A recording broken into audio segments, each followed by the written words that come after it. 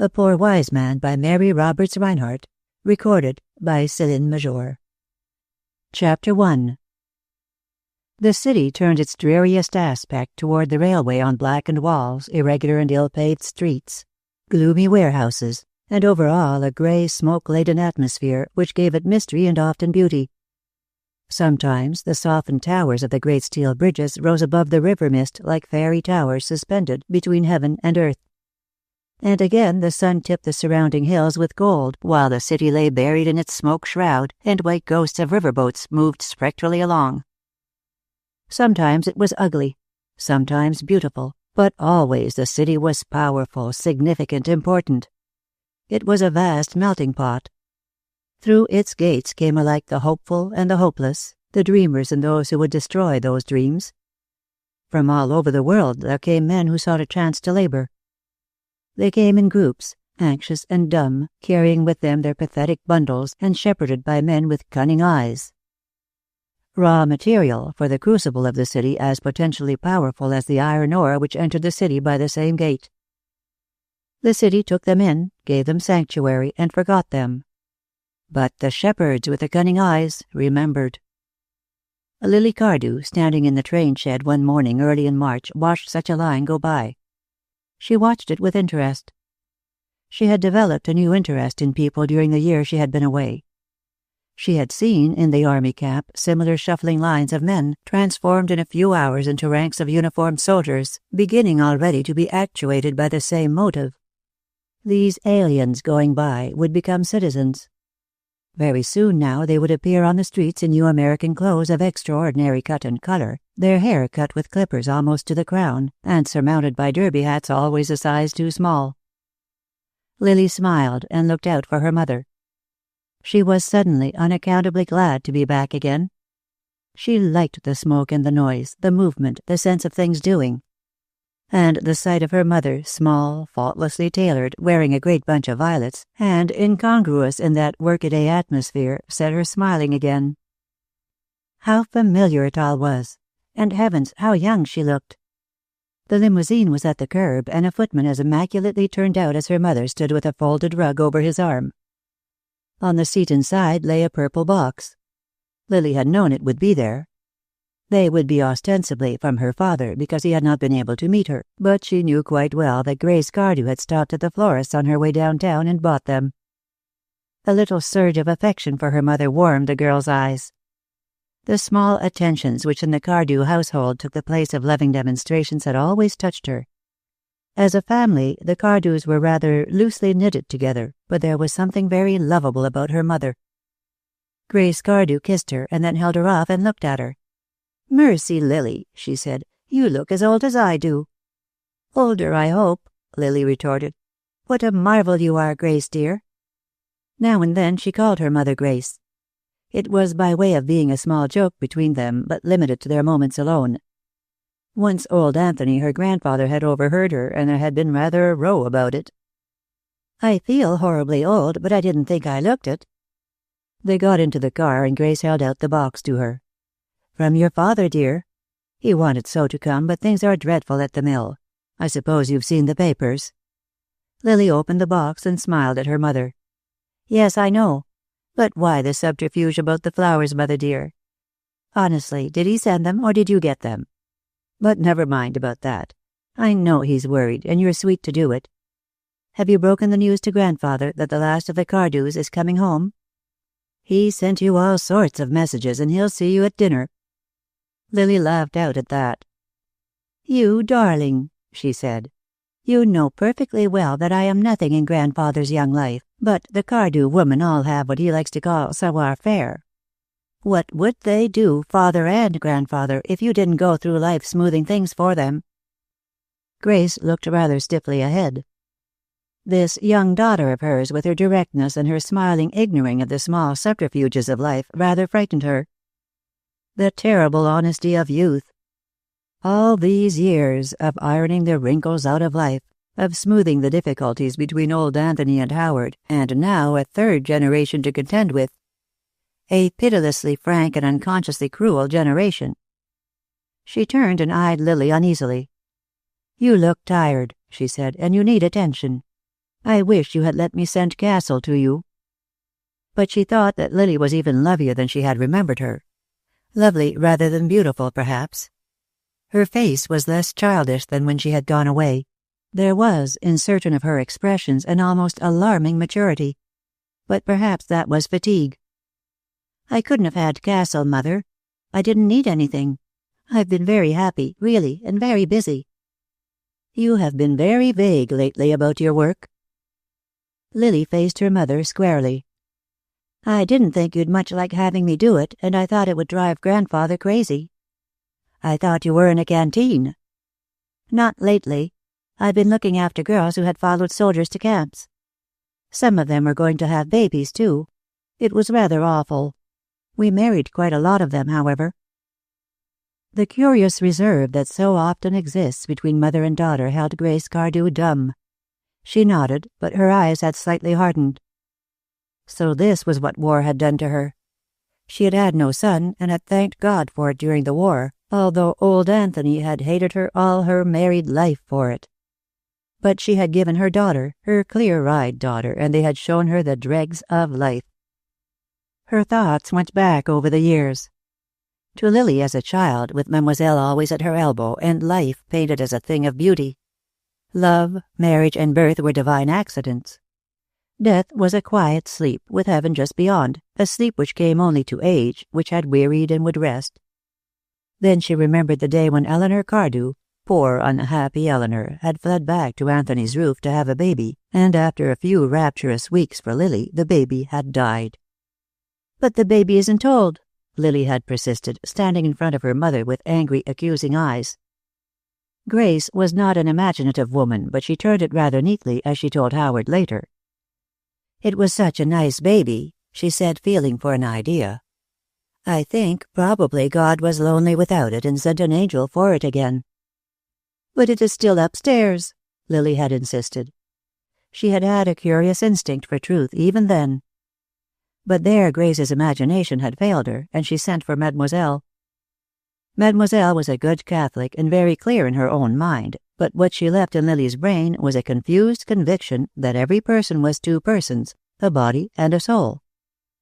Death was simply a split-up then.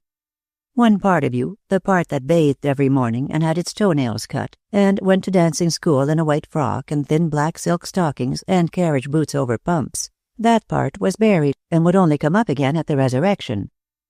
But the other part was all the time very happy and mostly singing. Lily did not like to sing. Then there were the matter of tears. People only cried when they hurt themselves. She had been told that again and again when she threatened tears over her music lesson. But when Aunt Eleanor had gone away she had found Mademoiselle, the deadly antagonist of tears, weeping.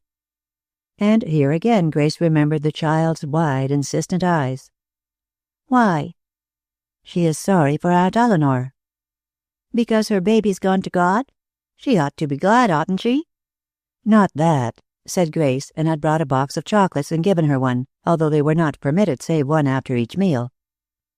Then Lily had gone away to school. How carefully the school had been selected. When she came back, however, there had been no more questions, and Grace had sighed with relief. The bad time was over anyhow. But Lily was rather difficult those days. She seemed, in some vague way, resentful. Her mother found her now and then in a frowning, half-defiant mood. And once, when Mademoiselle had ventured some jesting remark about young Alston Denslow, she was stupefied to see the girl march out of the room, her chin high, not to be seen again for hours. Grace's mind was subconsciously remembering those things even when she spoke. "I didn't know you were having to learn about that side of life," she said after a brief silence. "That side of life is life, Mother," Lily said gravely. But Grace did not reply to that. It was characteristic of her to follow her own line of thought. "I wish you wouldn't tell your grandfather. You know he feels strongly about some things. And he hasn't forgiven me yet for letting you go." Rather diffidently, Lily put her hand on her mother's. She gave her rare caresses shyly, with averted eyes, and she was always more diffident with her mother than with her father. Such spontaneous bursts of affection as she sometimes showed had been lavished on Mademoiselle. It was Mademoiselle she had hugged rapturously on her small feast days, Mademoiselle who never demanded affection and so received it. "Poor mother," she said. "I have made it hard for you, haven't I? Is he as bad as ever?" She had not pinned on the violets, but sat holding them in her hands, now and then taking a luxurious sniff. She did not seem to expect a reply. Between Grace and herself, it was quite understood that old Anthony Cardew was always as bad as could be. "There is some sort of trouble at the mill. Your father is worried." And this time it was Lily who did not reply. She said inconsequentially, "We're saved and it's all over. But sometimes I wonder if we were worth saving. It all seems such a mess, doesn't it?" She glanced out. They were drawing up before the house, and she looked at her mother whimsically. "The last of the Cardews returning from the wars," she said. "Only she is unfortunately a she, and she hasn't been any nearer the war than the state of Ohio." Her voice was gay enough, but she had a quick vision of the grim old house had she been the son they had wanted to carry on the name, returning from France. The Cardews had fighting traditions. They had fought in every war from the Revolution on. There had been a Cardew in Mexico in '48, and in that upper suite of rooms to which her grandfather had retired in wrath on his son's marriage, she remembered her sense of awe as a child on seeing on the wall the sword he had worn in the Civil War. He was a small man, and the scabbard was badly worn at the end, mute testimony to the long, forced marches of his youth. Her father had gone to Cuba in '98 and had almost died of typhoid fever there, contracted in the marshes of Florida.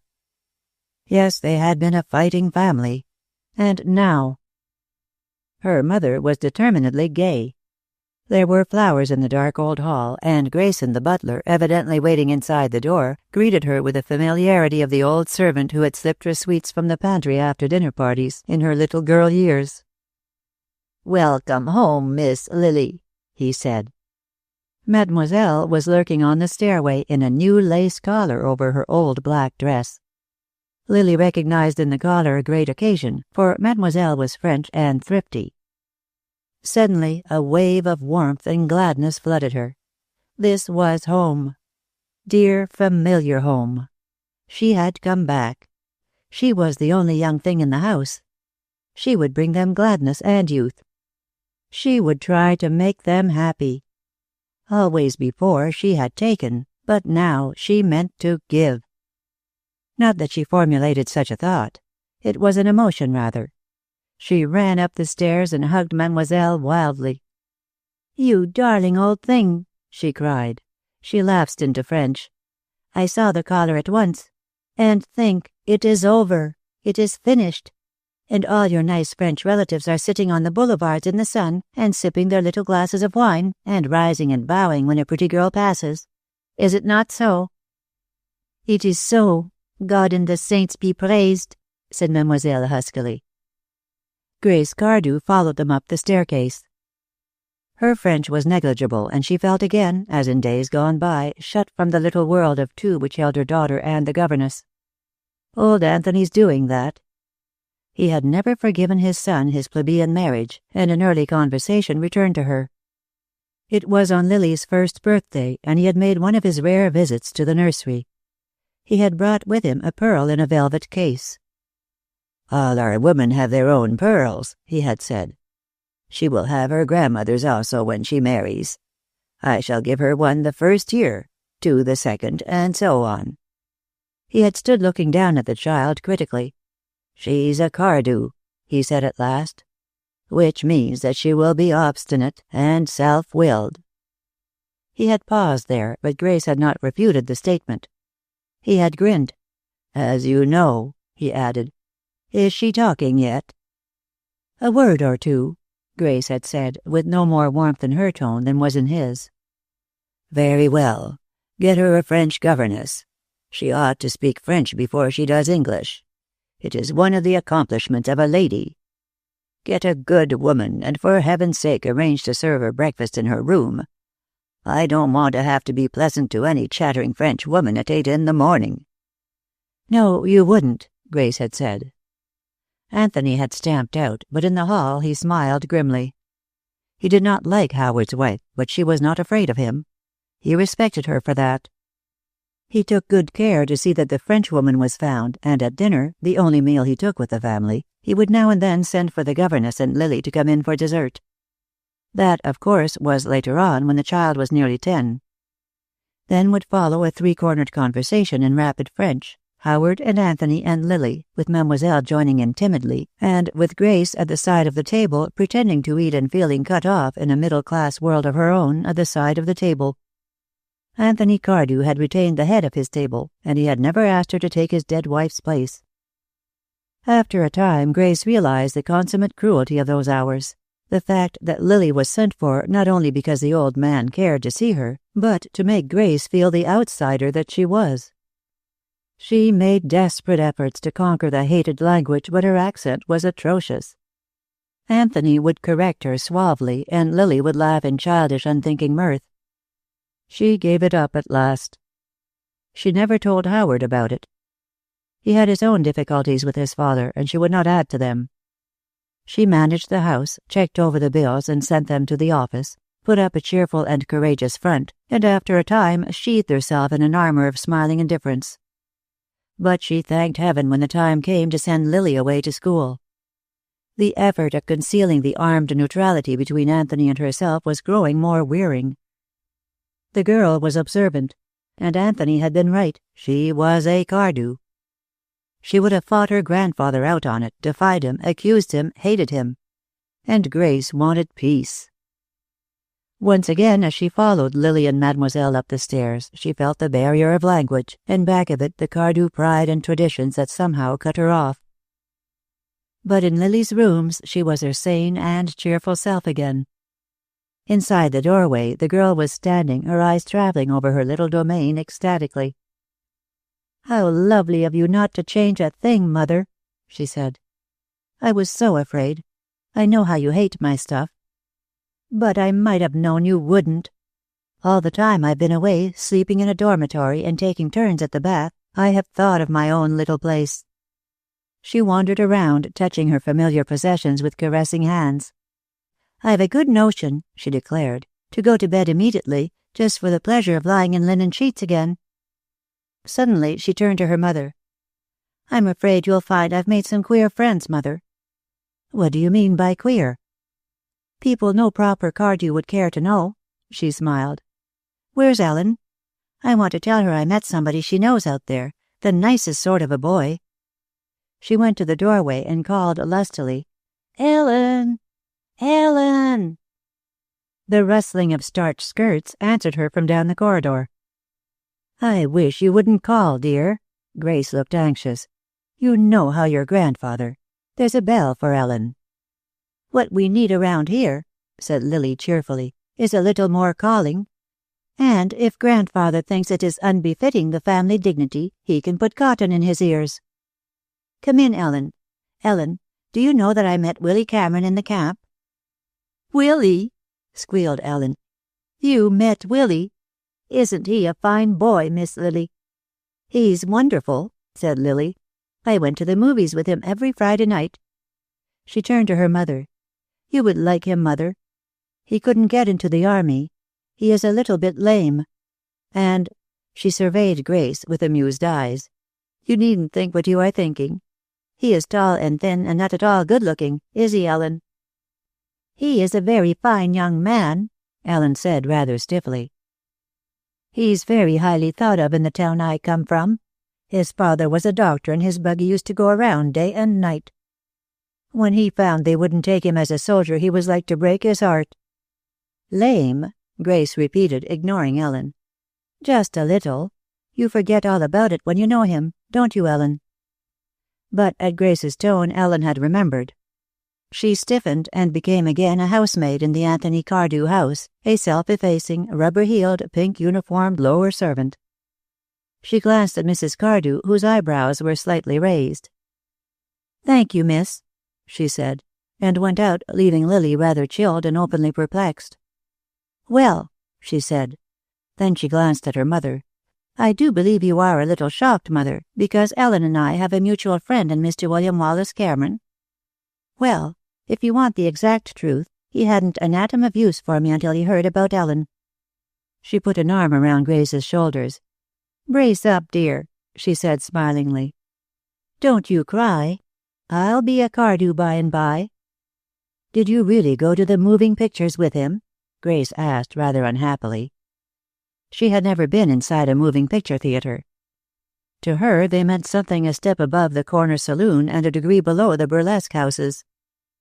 They were constituted of bad air and unchaperoned young women accompanied by youths who dangled cigarettes from a lower lip, all obviously of the lower class, including the cigarette, and of other women, sometimes drab, dragged of breast, and carrying children who should have been in bed hours before, or still others wandering in pairs, young, painted, and predatory.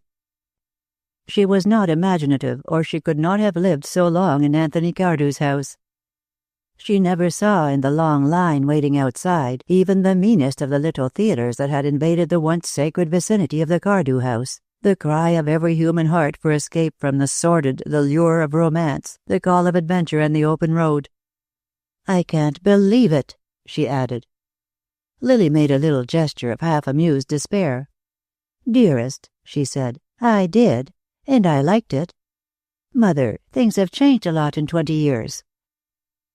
Sometimes I think that here in this house you don't realize that," she struggled for a phrase, "that things have changed," she ended lamely. "The social order and that sort of thing, you know, caste." She hesitated. She was young and inarticulate, and when she saw Grace's face, somewhat frightened. But she was not old Anthony's granddaughter for nothing. "This idea of being a Cardew," she went on, "that's ridiculous, you know. I'm only half Cardew anyhow. The rest is you, dear, and it's got being a Cardew beaten by quite a lot." Mademoiselle was deftly opening the girl's dressing case, but she paused now and turned. It was to Grace that she spoke, however. "They come home like that, all of them," she said. "In France also. But in time they see the wisdom of the old order and return. It is one of the fruits of war." Grace hardly heard her. "Lily," she asked, "you are not in love with this Cameron person, are you?" But Lily's easy laugh reassured her. "No, indeed," she said, "I am not. I shall probably marry beneath me, as you would call it, but not William Wallace Cameron. For one thing, he wouldn't have grandfather in his family." Some time later, Mademoiselle tapped at Grace's door and entered. Grace was reclining on a chaise longue, towels tucked about her neck and over her pillows, while Castle, her elderly English maid, was applying ice in a soft cloth to her face. Grace sat up. The towel, pinned around her hair like a coif, gave a placid, almost nun-like appearance to her still lovely face. "Well," she demanded, "go out for a minute, Castle." Mademoiselle waited until the maid had gone. "I have spoken to Ellen," she said, her voice cautious. "A young man who does not care for women, a clerk in a country pharmacy. What is that, Mrs. Cardew?" "It would be so dreadful, mademoiselle. Her grandfather." "But not handsome," insisted mademoiselle. "And lame. Also, I know the child. She is not in love. When that comes to her, we shall know it." Grace lay back, relieved, but not entirely comforted. "She is changed, isn't she, mademoiselle?" Mademoiselle shrugged her shoulders. "The phase," she said. She had got the word from old Anthony, who regarded any mental attitude that did not conform with his own as a condition that would pass. "The phase only. Now that she is back among familiar things, she will become again a daughter of the house." "Then you think this talk about marrying beneath her?" "She has had liberty," said mademoiselle, who sometimes lost an aspirate. "It is like wine to the young. It intoxicates. But it too passes. In my country." But Grace had for a number of years heard a great deal of mademoiselle's country. She settled herself on her pillows. "Call Castle, please," she said, "and do warn her not to voice those ideas of hers to her grandfather. In a country pharmacy, you say?" "And lame, and not fond of women," corroborated mademoiselle. "Ça ne pourrait pas être mieux, n'est-ce pas?" Chapter 2. Shortly after the Civil War, Anthony Cardew had left Pittsburgh and spent a year in finding a location for the investment of his small capital. That was in the very beginning of the epoch of steel. The iron business had already laid the foundations of its future greatness, but steel was still in its infancy. Anthony's father had been an ironmaster in a small way, with a monthly payroll of a few $100 and an abiding faith in the future of iron. But he had never dreamed of steel. But 65 saw the first steel rail rolled in America, and Anthony Cardew began to dream. He went to Chicago first, and from there to Michigan to see the first successful Bessemer converter. When he started east again, he knew what he was to make his life work. He was very young and his capital was small, but he had an abiding faith in the new industry. Not that he had dreamed then of floating steel battleships, but he did foresee steel in new and various uses. Later on, he was experimenting with steel cable at the very time Roebling made it a commercial possibility, and with it the modern suspension bridge and the elevator. He never quite forgave Roebling. That failure of his, the difference only of a month or so, was one of the few disappointments of his prosperous, self-centered, orderly life. That and Howard's marriage. And at the height of his prosperity, the realization that Howard's middle-class wife would never bear a son. The city he chose was a small city then, yet it already showed signs of approaching greatness. On the east side, across the river, he built his first plant, a small one, with the blast heated by passing through cast-iron pipes, with the furnace man testing the temperature with strips of lead and zinc, and the skip hoist a patient mule. He had ore within easy hauling distance, and he had fuel, and he had, as time went on, a rapidly increasing market. Labor was cheap and plentiful, too, and being American-born, was willing and intelligent. Perhaps Anthony Cardew's sins of later years were due to a vast impatience that the labor of the early 70s was no longer to be had. The Cardew fortune began in the 70s. Up to that time there was a struggle, but in the 70s Anthony did two things. He went to England to see the furnaces there and brought home a wife, a timid, tall Englishwoman of irreproachable birth who remained always an alien in the crude, busy new city. And he built himself a house, a brick house in Lower East Avenue, a house rather like his tall, quiet wife and run on English lines. He soon became the leading citizen. He was one of the committee to welcome the Prince of Wales to the city, and from the very beginning he took his place in the social life. He found it very raw at times, crude and new. He himself lived with dignity and elegant simplicity. He gave now and then lengthy, ponderous dinners, making out the lists himself and handing them over to his timid English wife in much of the manner in which he gave the wine list and the key to the wine cellar to the butler. And at the head of his table he let other men talk and listened. They talked, those industrial pioneers, especially after the women had gone. They saw the city the center of great business and great railroads. They talked of its coal, its river, and the great oil fields not far away which were then in their infancy. All of them dreamed a dream, saw a vision. But not all of them lived to see their dream come true. Old Anthony lived to see it. In the late 80s, his wife having been by that time decorously interred in one of the first great mausoleums west of the mountains, Anthony Cardew found himself already wealthy. He owned oil wells and coal mines. His mines supplied his coke ovens with coal, and his own river boats, as well as railroads in which he was a director, carried his steel. He labored ably and well, and not for wealth alone. He was one of a group of big-visioned men who saw that a nation was only as great as its industries. It was only in his later years that he loved power for the sake of power, and when, having outlived his generation, he had developed a rigidity of mind that made him view the forced compromises of the new regime as pusillanimous. He considered his son Howard's quiet strength weakness. "You have no stamina," he would say. "You have no moral fiber. For God's sake, make a stand, you fellows, and stick to it." He had not mellowed with age. He viewed with endless bitterness the passing of his own day and generation, and the rise to power of younger men, with their shilly-shallying, he would say. He was an aristocrat, an autocrat, and a survival. He tied Howard's hands in the management of the now vast mills, and then blamed him for the results. But he had been a great man. He had had 2 children, a boy and a girl. The girl had been the tragedy of his middle years, and Howard had been his hope. On the heights outside the city and overlooking the river, he owned a farm, and now and then, on Sunday afternoons in the 80s, he drove out there with Howard sitting beside him, a rangy boy in his teens, in the Victoria which Anthony considered the proper vehicle for Sunday afternoons. The farmhouse was in a hollow, but always on those excursions Anthony, fastidiously dressed, picking his way half irritably through briars and cornfields, would go to the edge of the cliffs and stand there looking down. Below was the muddy river, sluggish always, but a thing of terror in spring freshets.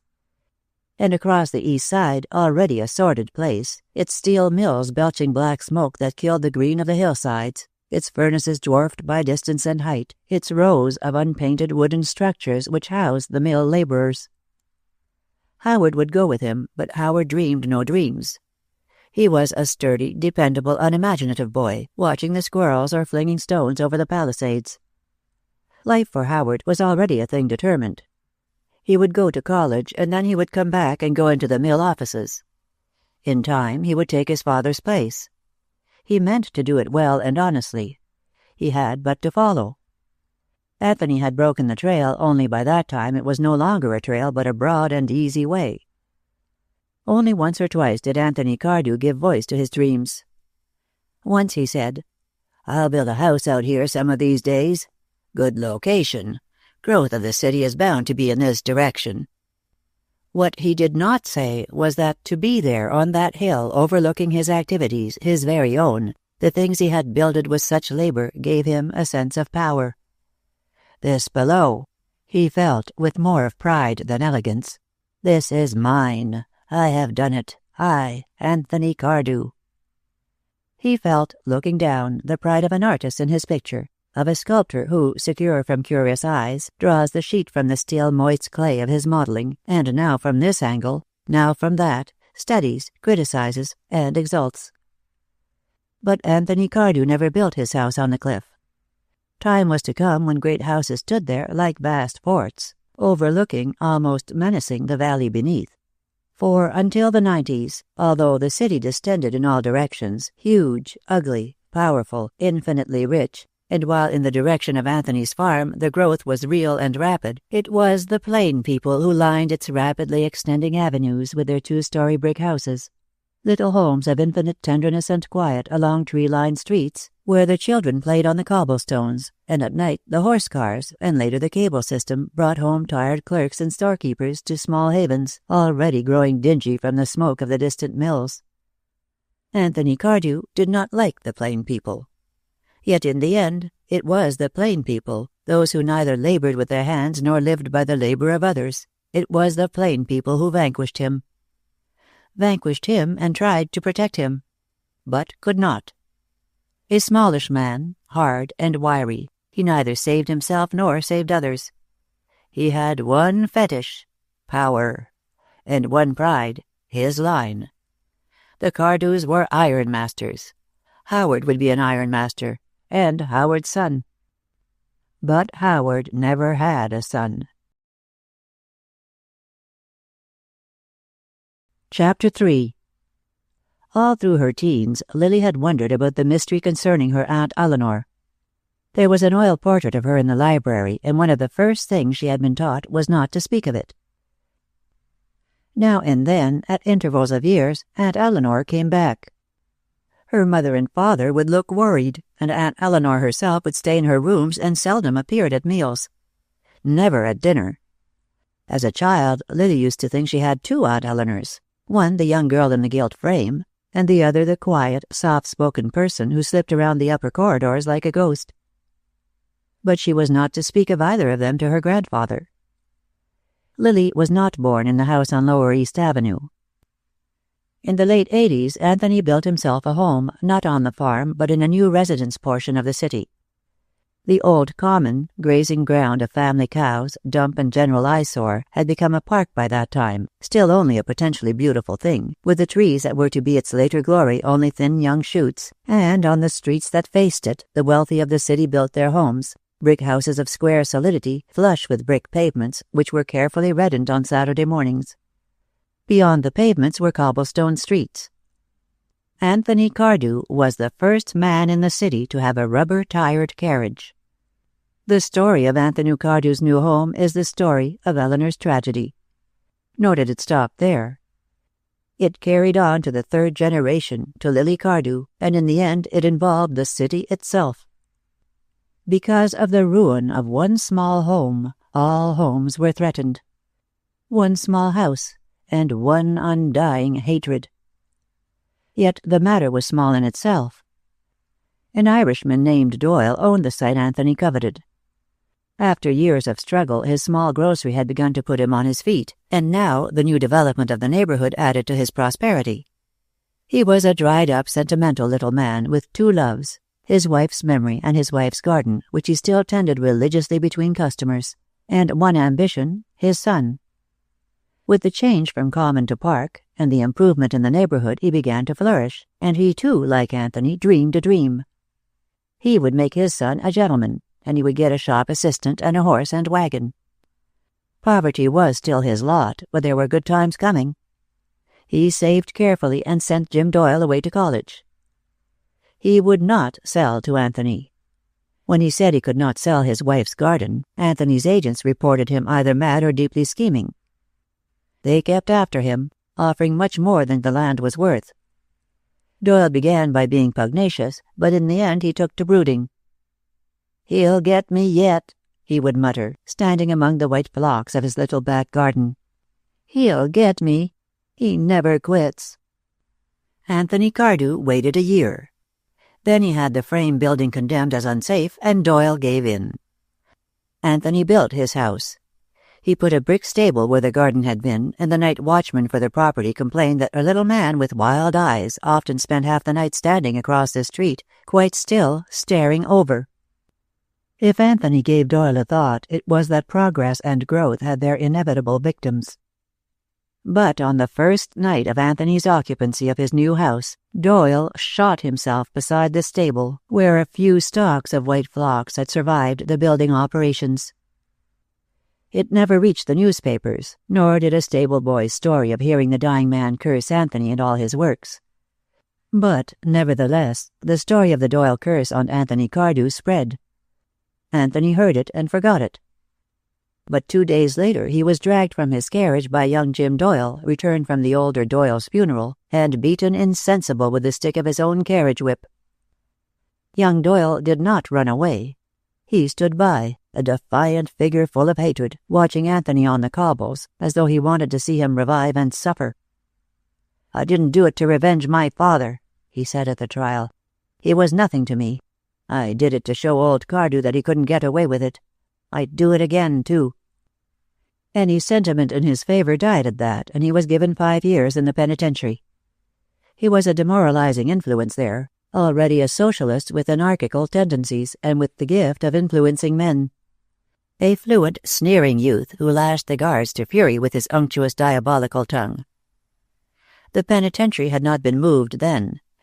It stood in the park, a grim gray thing of stone. Eleanor Cardew, a lonely girl always, used to stand in a window of the new house and watch the walls. Inside there were men who were shut away from all that greenery around them. Men who would look up at the sky or down at the ground, but never out and across as she could. She was always hoping some of them would get away. She hated the sentries, rifle on shoulder, who walked their monotonous beats back and forward along the top of the wall. Anthony's house was square and substantial, with high ceilings. It was paneled with walnut and furnished in walnut in those days. Its tables and bureaus were of walnut, with cold white marble tops. And in the parlor was a square walnut piano, which Eleanor hated because she had to sit there 3 hours each day, slipping on the top of the horsehair-covered stool to practice. In cold weather, her German governess sat in the frigid room with a shawl and mittens, waiting until the onyx clock on the mantelpiece showed that the 3 hours were over. Eleanor had never heard the story of old Michael Doyle or of his son Jim. But one night, she was 17 then, and Jim Doyle had served 3 years of his sentence, sitting at dinner with her father, she said, "Some convicts escaped from the penitentiary today, Father." "Don't believe it," said Anthony Cardew. "Nothing about it in the newspapers." "Fraulein saw the whole." Eleanor had an Alsatian governess. That was one reason why Eleanor's niece had a French one. "Hole? What do you mean by hole?" Eleanor shrank back a little. She had not minded dining with her father when Howard was at home, but Howard was at college. Howard had a way of good-naturedly ignoring his father's asperities, but Eleanor was a suppressed, shy little thing, romantic, aloof, and filled with undesired affections. "She said a hole," she affirmed diffidently. "She says they dug a tunnel and got out, last night." "Very probably," said Anthony Cardew, and he repeated thoughtfully, "Very probably." He did not hear Eleanor when she quietly pushed back her chair and said good night. He was sitting at the table, tapping on the cloth with fingertips that were slightly cold. That evening Anthony Cardew had a visit from the police, and considerable fiery talk took place in his library. As a result, there was a shake-up in city politics and a change in the penitentiary management, for Anthony Cardew had a heavy hand and a bitter memory. And a little cloud on his horizon grew and finally settled down over his life, turning it gray. Jim Doyle was among those who had escaped. For 3 months Anthony was followed wherever he went by detectives, and his house was watched at night. But he was a brave man, and the espionage grew hateful. Besides, each day added to his sense of security. There came a time when he impatiently dismissed the police and took up life again as before. Then one day he received a note in a plain white envelope. It said, "There are worse things than death," and it was signed J. Doyle. Doyle was not recaptured. Anthony had iron gratings put on the lower windows of his house after that, and he hired a special watchman. But nothing happened, and at last he began to forget. He was building the new furnaces up the river by that time. The era of structural steel for tall buildings was beginning, and he bought the rights of a process for making cement out of his furnace slag. He was achieving great wealth, although he did not change his scale of living. Now and then Fraulein braved the terrors of the library, small, neatly written lists in her hands. Miss Eleanor needed this or that. He would check up the lists, sign his name to them, and Eleanor and Fraulein would have a shopping excursion. He never gave Eleanor money. On one of the lists one day he found the word, added in Eleanor's hand, horse. "Horse?" he said, scowling up at Fraulein. "There are 6 horses in the stable now." "Miss Eleanor thought a riding horse." "Nonsense." Then he thought a moment. There came back to him a picture of those English gentlewomen from among whom he had selected his wife, quiet-voiced, hard-riding, high-colored girls who could hunt all day and dance all night. Eleanor was a pale little thing. Besides, every gentlewoman should ride. "She can't ride around here." Miss Eleanor thought, "There are bridle paths near the riding academy." It was odd, but at that moment Anthony Cardew had an odd sort of vision. He saw the little grocer lying stark and huddled among the flocks by the stable and the group of men that stooped over him. "I'll think about it," was his answer. But within a few days Eleanor was the owner of a quiet mare stabled at the academy, and was riding each day in the tan-bark ring between its whitewashed fences, while a mechanical piano gave an air of festivity to what was otherwise rather a solemn business. Within a week of that time, the riding academy had a new instructor, a tall, thin young man, looking older than he was, with heavy dark hair and a manner of repressed insolence. A man, the grooms said among themselves, of furious temper and cold eyes. And in less than 4 months Eleanor Cardew ran away from home and was married to Jim Doyle. Anthony received 2 letters from a distant city, a long, ecstatic but terrified one from his daughter, and 1 line on a slip of paper from her husband. The 1 line read, "I always pay my debts." Anthony made a new will, leaving Howard everything, and had Eleanor's rooms closed. Fraulein went away, weeping bitterly, and time went on. Now and then Anthony heard indirectly from Doyle. He taught in a boys' school for a time and was dismissed for his radical views. He did brilliant editorial work on a Chicago newspaper, but now and then he intruded his slant-eyed personal views, and in the end he lost his position. Then he joined the Socialist Party, and was making speeches containing radical statements that made the police of various cities watchful. But he managed to keep within the letter of the law. Howard Cardew married when Eleanor had been gone less than a year.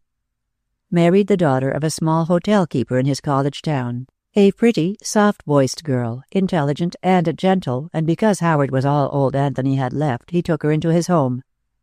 But for many years he did not forgive her. He had one hope, that she would give Howard a son to carry on the line.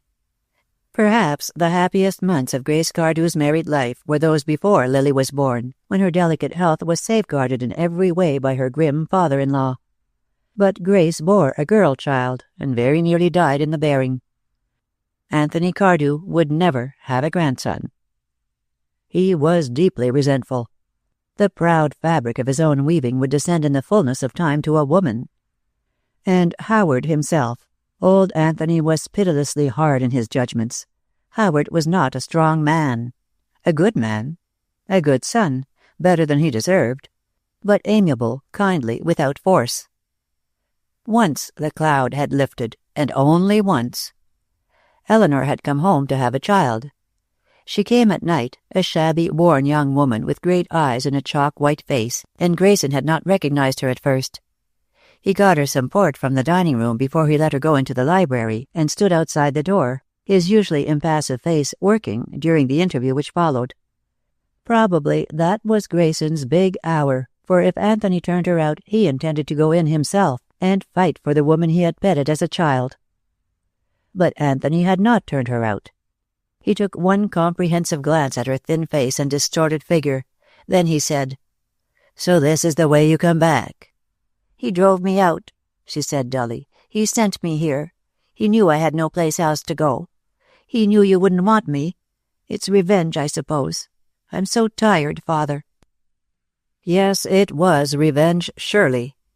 To send back to him this soiled and broken woman, bearing the mark he had put upon her, that was deviltry, thought out and shrewdly executed.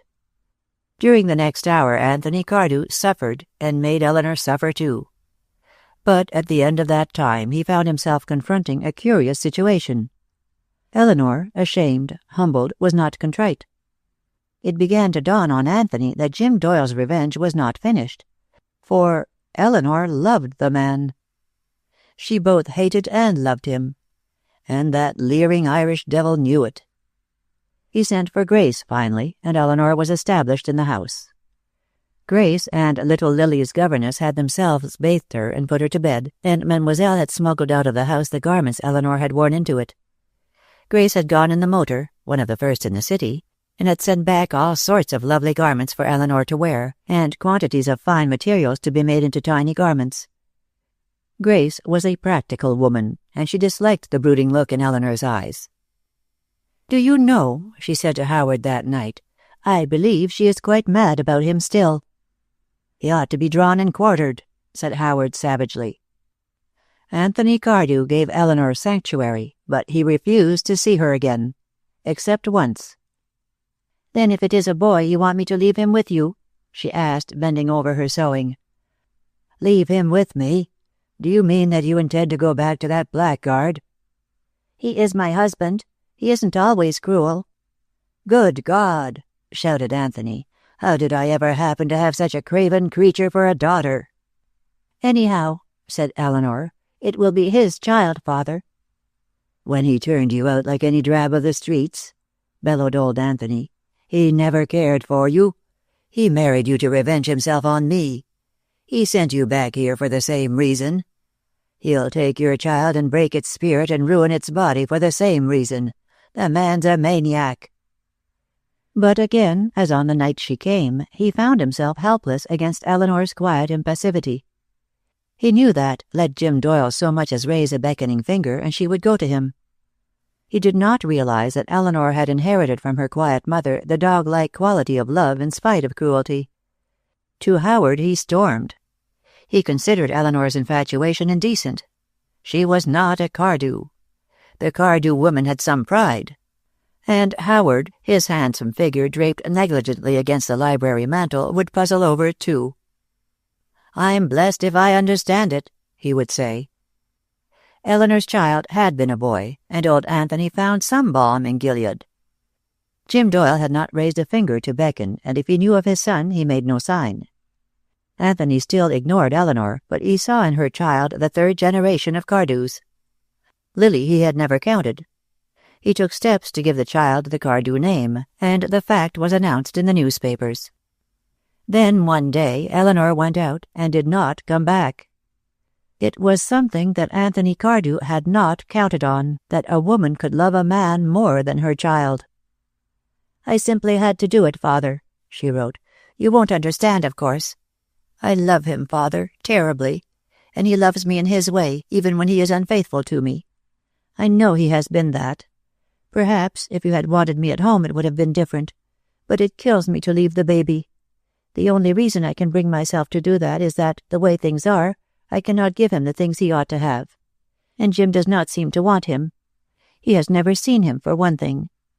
Besides, I am being honest, I don't think the atmosphere of the way we live would be good for a boy."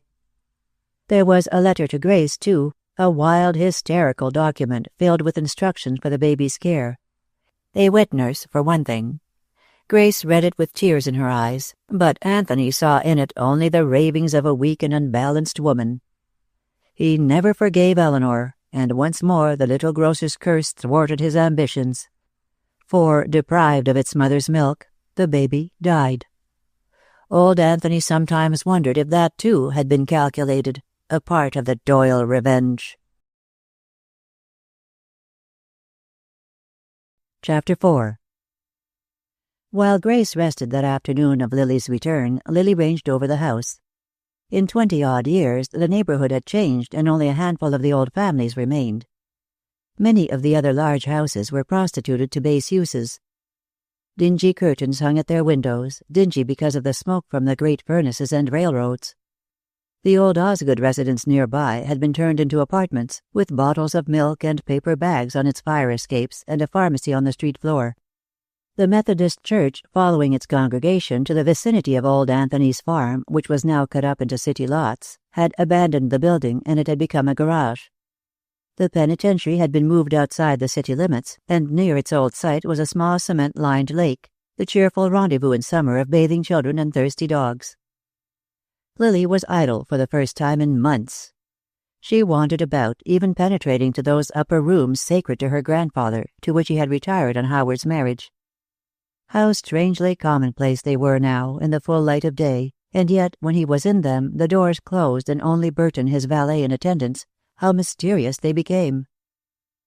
Increasingly in later years, Lily had felt and resented the domination of the old man. She resented her father's acquiescence in that domination, her mother's good-humored tolerance of it. She herself had accepted it, although unwillingly, but she knew, rather vaguely, that the Lily Cardew who had gone away to the camp, and the Lily Cardew who stood that day before her grandfather's throne-like chair under its lamp, were two entirely different people. She was uneasy rather than defiant. She meant to keep the peace. She had been brought up to the theory that no price was too great to pay for peace. But she wondered, as she stood there, if that were entirely true. She remembered something Willy Cameron had said about that very thing. "What's wrong with your grandfather?" he had said truculently and waving his pipe. "Is that everybody gets down and lets him walk on them. If everybody lets a man use them as doormats, you can't blame him for wiping his feet on them. Tell him that sometime and see what happens." "Tell him yourself," said Lily. He had smiled cheerfully. He had an engaging sort of smile. "Maybe I will," he said. "I am a rising young man, and my voice may someday be heard in the land. Sometimes I feel the elements of greatness in me, sweet child. You haven't happened to notice it yourself, have you?" He had gazed at her with solemn anxiety through the smoke of his pipe, and had grinned when she remained silent. Lily drew a long breath. All that delightful fooling was over. The hard work was over. The nights were gone when they would wander like children across the parade grounds, or past the bayonet school, with its rows of tripods upholding imitation enemies made of sacks stuffed with hay, and showing signs of mortal injury with their greasy entrails protruding. Gone, too, were the hours when Willie sank into the lowest abyss of depression over his failure to be a fighting man. "But you are doing your best for your country," she would say. "I'm not fighting for it or getting smashed up for it. I don't want to be a hero, but I'd like to have one good bang at them before I quit." Once she had found him in the hut with his head on the table. He said he had a toothache. Well, that was all over. She was back in her grandfather's house, and... "He'll get me too, probably," she reflected as she went down the stairs, "just as he's got all the others." Mademoiselle was in Lily's small sitting room while Castle was unpacking under her supervision. The sight of her uniforms made Lily suddenly restless. "How you could wear these things," cried Mademoiselle. "You who have always dressed like a princess." "I like them," said Lily briefly. "Mademoiselle, what am I going to do with myself now?" "Do?" Mademoiselle smiled. "Play as you deserve, chérie. Dance and meet nice young men. You are to make your debut this fall. Then a very charming young man and marriage." "Oh," said Lily rather blankly. "I've got to come out, have I? I'd forgotten people did such things. Please run along and do something else, Castle. I'll unpack." "That is very bad for discipline," Mademoiselle objected when the maid had gone. "And it is not necessary for Mr. Anthony Cardew's granddaughter." "It's awfully necessary for her," Lily observed cheerfully. "I have been buttoning my own shoes for some time, and I haven't developed a spinal curvature yet." She kissed Mademoiselle's perplexed face lightly. "Don't get to worrying about me," she added. "I'll shake down in time and be just as useless as ever. But I wish you'd lend me your sewing basket." "Why?" asked Mademoiselle suspiciously. "Because I am possessed with a mad desire to sew on some buttons." A little later, Lily looked up from her rather awkward but industrious labors with the needle and fixed her keen eyes upon Mademoiselle. "Is there any news about Aunt Eleanor?" she asked. "She is with him," said Mademoiselle shortly. "They are here now, in the city. How he dared to come back. Does Mother see her?" "No, certainly not." "Why certainly not? He is Aunt Eleanor's husband. She isn't doing anything wicked." "A woman who would leave a home like this," said Mademoiselle, "and a distinguished family, position, wealth, for a brute who beats her, and desert her child also." "Does he really beat her? I don't quite believe that, Mademoiselle." "It is not a subject for a young girl." "Because really," Lily went on, "there is something awfully big about a woman who will stick to one man like that. I am quite sure I would bite a man who struck me. But suppose I loved him terribly." Her voice trailed off. "You see, dear, I have seen a lot of brutality lately. An army camp isn't a Sunday school picnic, and I like strong men, even if they are brutal sometimes." Mademoiselle carefully cut a thread. "This? You were speaking to Ellen of a young man. Is he, what you term brutal?" Suddenly Lily laughed. "You poor dear," she said. "And Mother too, of course. You're afraid I'm in love with Willy Cameron. Don't you know that if I were, I'd probably never even mention his name?" "But he is brutal?" persisted Mademoiselle. "I'll tell you about him. He is a thin, blonde young man, tall and a bit lame. He has curly hair, and he puts pomade on it to take the curl out. He is frightfully sensitive about not getting in the army, and he is perfectly sweet and kind and as brutal as a June breeze. You'd better tell Mother, and you can tell her he isn't in love with me or I with him. You see, I represent what he would call the moneyed aristocracy of America, and he has the most fearful ideas about us." "An anarchist, then?" asked Mademoiselle, extremely comforted. "Not at all. He says he belongs to the plain people, the people in between. He is rather oratorical about them. He calls them the backbone of the country." Mademoiselle relaxed.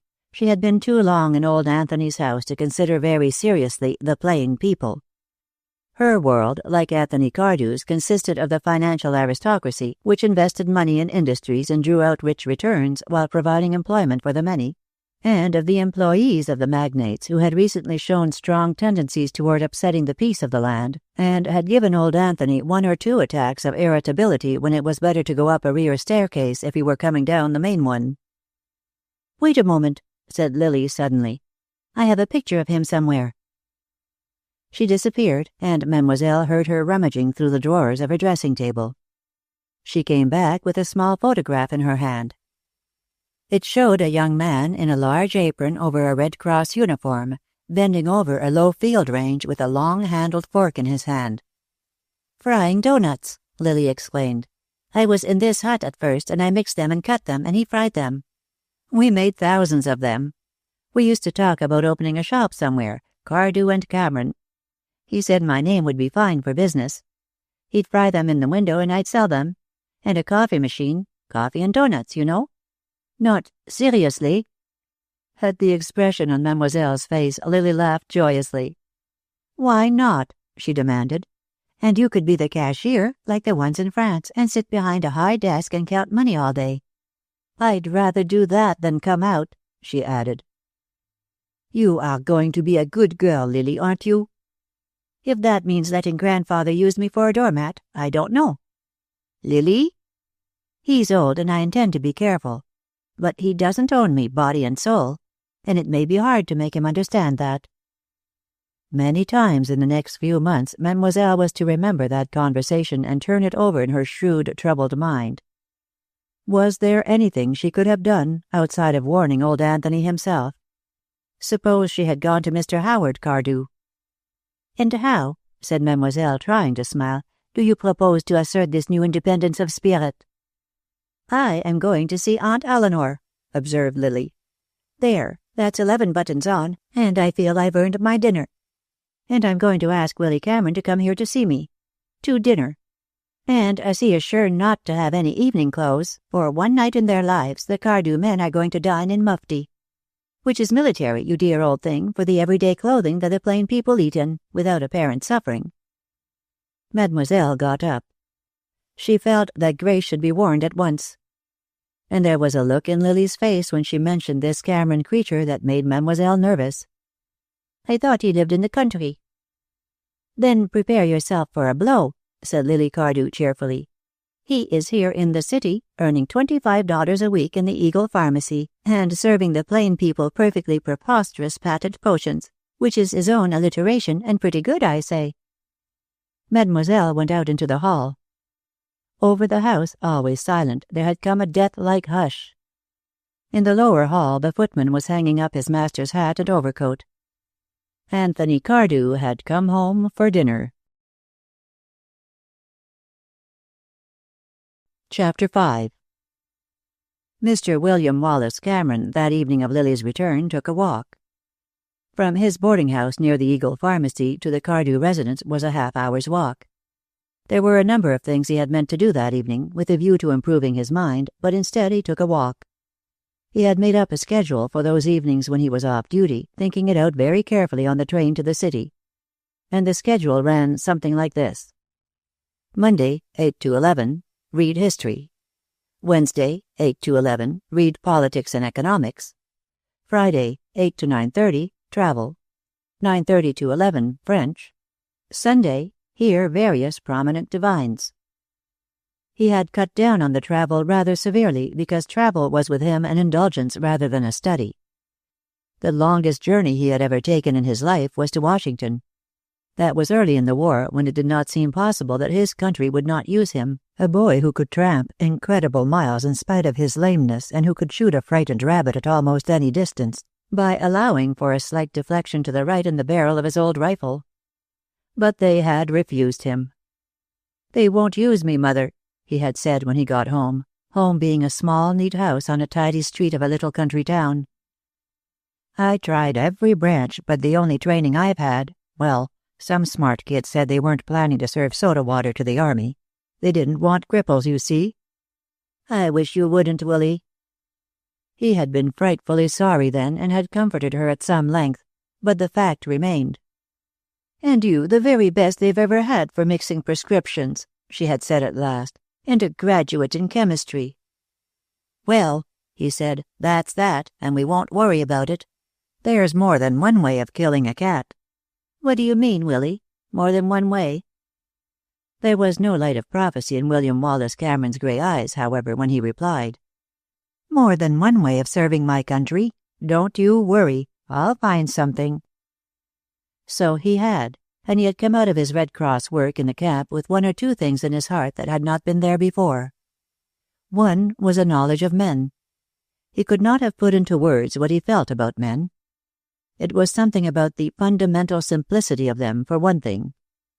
You got pretty close to them at night sometimes, especially when the homesick ones had gone to bed and the phonograph was playing in a corner of the long dim room. There were some shamefaced tears hidden under army blankets those nights, and Willy Cameron did some blinking on his own account. Then, under all the blasphemy, the talk about women, the surface sordidness of their daily lives and thoughts, there was one instinct common to all, one love, one hidden purity, and the key word to those depths was home. "Home," he said one day to Lily Cardew. "Mostly it's the home they've left, and maybe they didn't think so much of it then, but they do now. And if it isn't that, it's the home they want to have someday." He looked at Lily. Sometimes she smiled at the things he said, and if she had not been grave he would not have gone on. "You know," he continued, "there's mostly a girl someplace. All this talk about the nation. Now—" He settled himself on the edge of the pine table, where old Anthony Cardew's granddaughter had been figuring up her week's accounts, and lighted his pipe. "The nation's too big for us to understand. But what is the nation but a bunch of homes?" "Willie, dear," said Lily Cardew, "did you take any money out of the cigar box for anything this week?" $1.65 for lard," replied Willie, dear. "As I was saying, we've got to think of this country in terms of homes, not palaces like yours." "Good gracious," said Lily. "I don't live in a palace. Get my pocketbook, will you? I'm out $3 somehow, and I'd rather make it up myself than add these figures over again. Go on and talk, Willie. I love hearing you."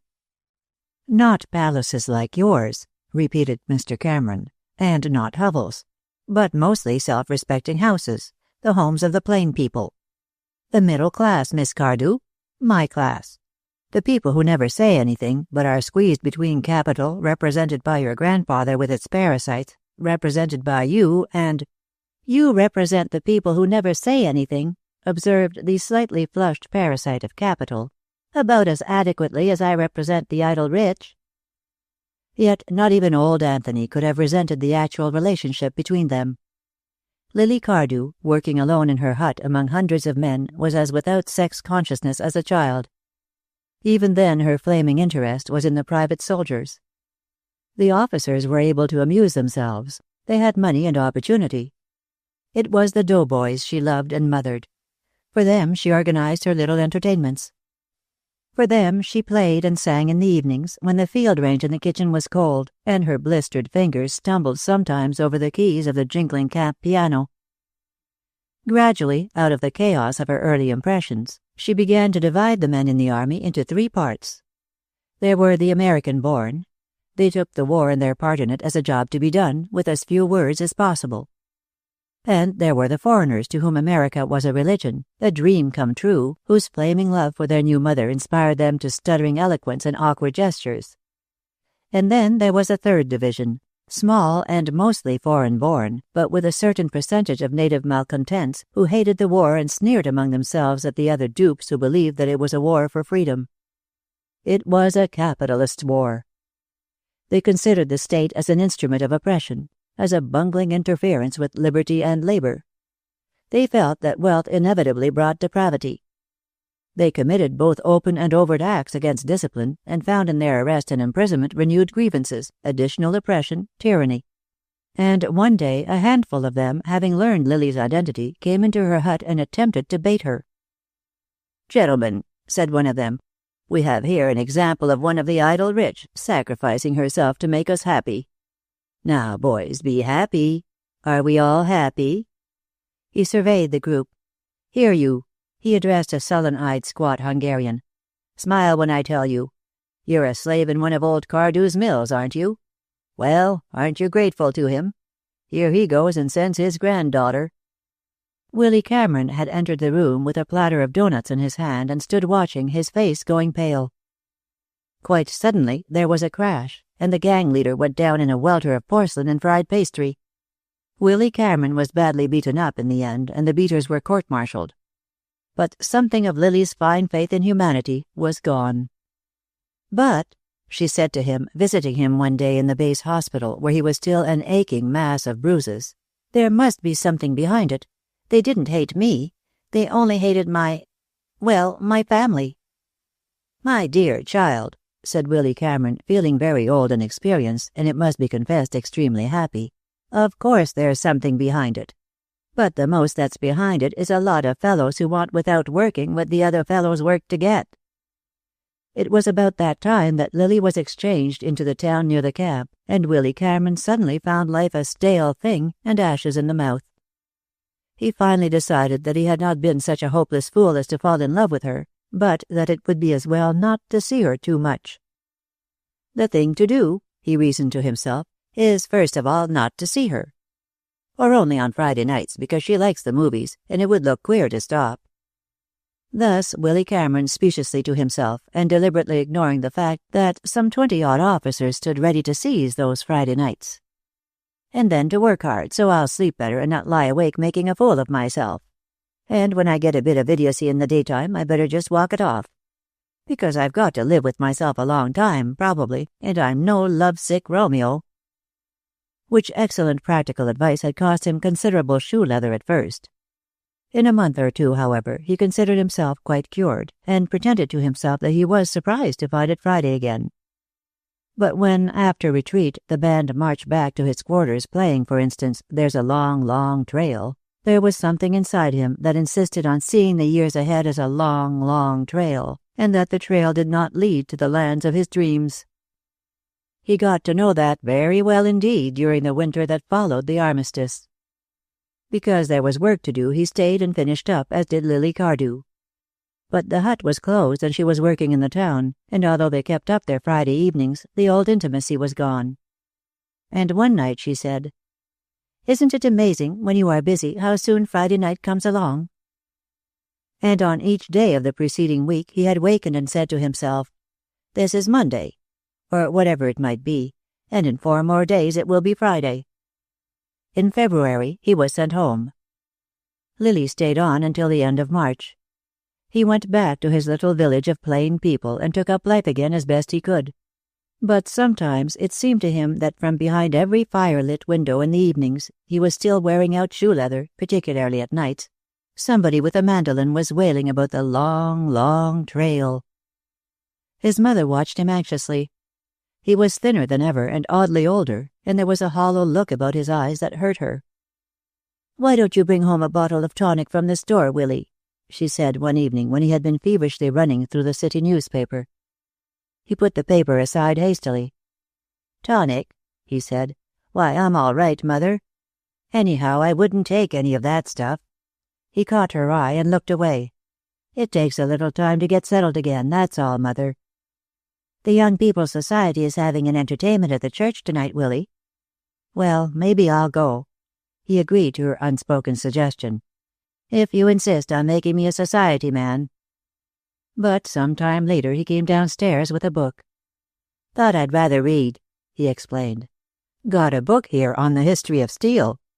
Talk about romances. Let me read some of it to you. You sit there and close your eyes and just listen to this.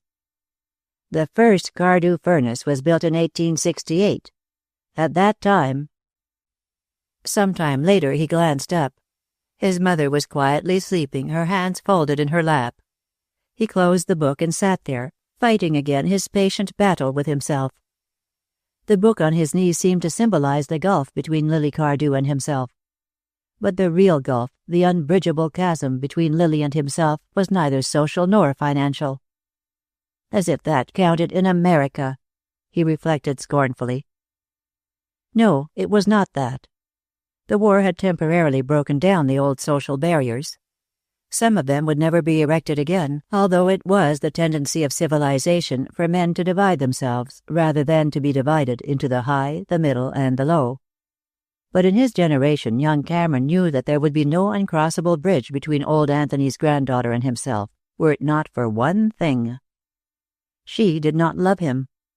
It hurt his pride to realize that she had never thought of him in any terms but that of a pleasant comradeship. Hardly even as a man. Men fought in wartime. They did not fry doughnuts and write letters home for the illiterate. Any one of those boys in the ranks was a better man than he was. All this talk about a man's soul being greater than his body, that was rot. A man was as good as the weakest part of him, and no more.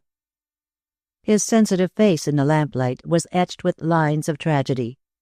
He put the book on the table, and suddenly flinging his arms across it, dropped his head on them. The slight movement awakened his mother. "Why, Willy," she said. After a moment he looked up. "I was almost asleep," he explained, more to protect her than himself. I wish that fool Nelson kid would break his mandolin, or his neck," he said irritably. He kissed her and went upstairs. From across the quiet street there came thin, plaintive, occasionally inaccurate, the strains of the long, long trail. There was the blood of Covenanters in Willy Cameron's mother, a high courage of sacrifice and an exceedingly shrewd brain. She lay awake that night, carefully planning, and when everything was arranged in orderly fashion in her mind, she lighted her lamp and carried it to the door of Willy's room. He lay diagonally across his golden oak bed, for he was very long, and sleep had rubbed away the tragic lines about his mouth. She closed his door and went back to her bed. "I've seen too much of it," she reflected without bitterness. She stared around the room. "Too much of it," she repeated, and crawled heavily back into bed, a determined little figure, rather chilled. The next morning she expressed a desire to spend a few months with her brother in California. "I coughed all last winter after I had the flu," she explained, "and James has been wanting me this long time. I don't want to leave you, that's all, Willy. If you were in the city it would be different." He was frankly bewildered and a little hurt, to tell the truth. He no more suspected her of design than of crime. "Of course you are going," he said heartily. "It's the very thing.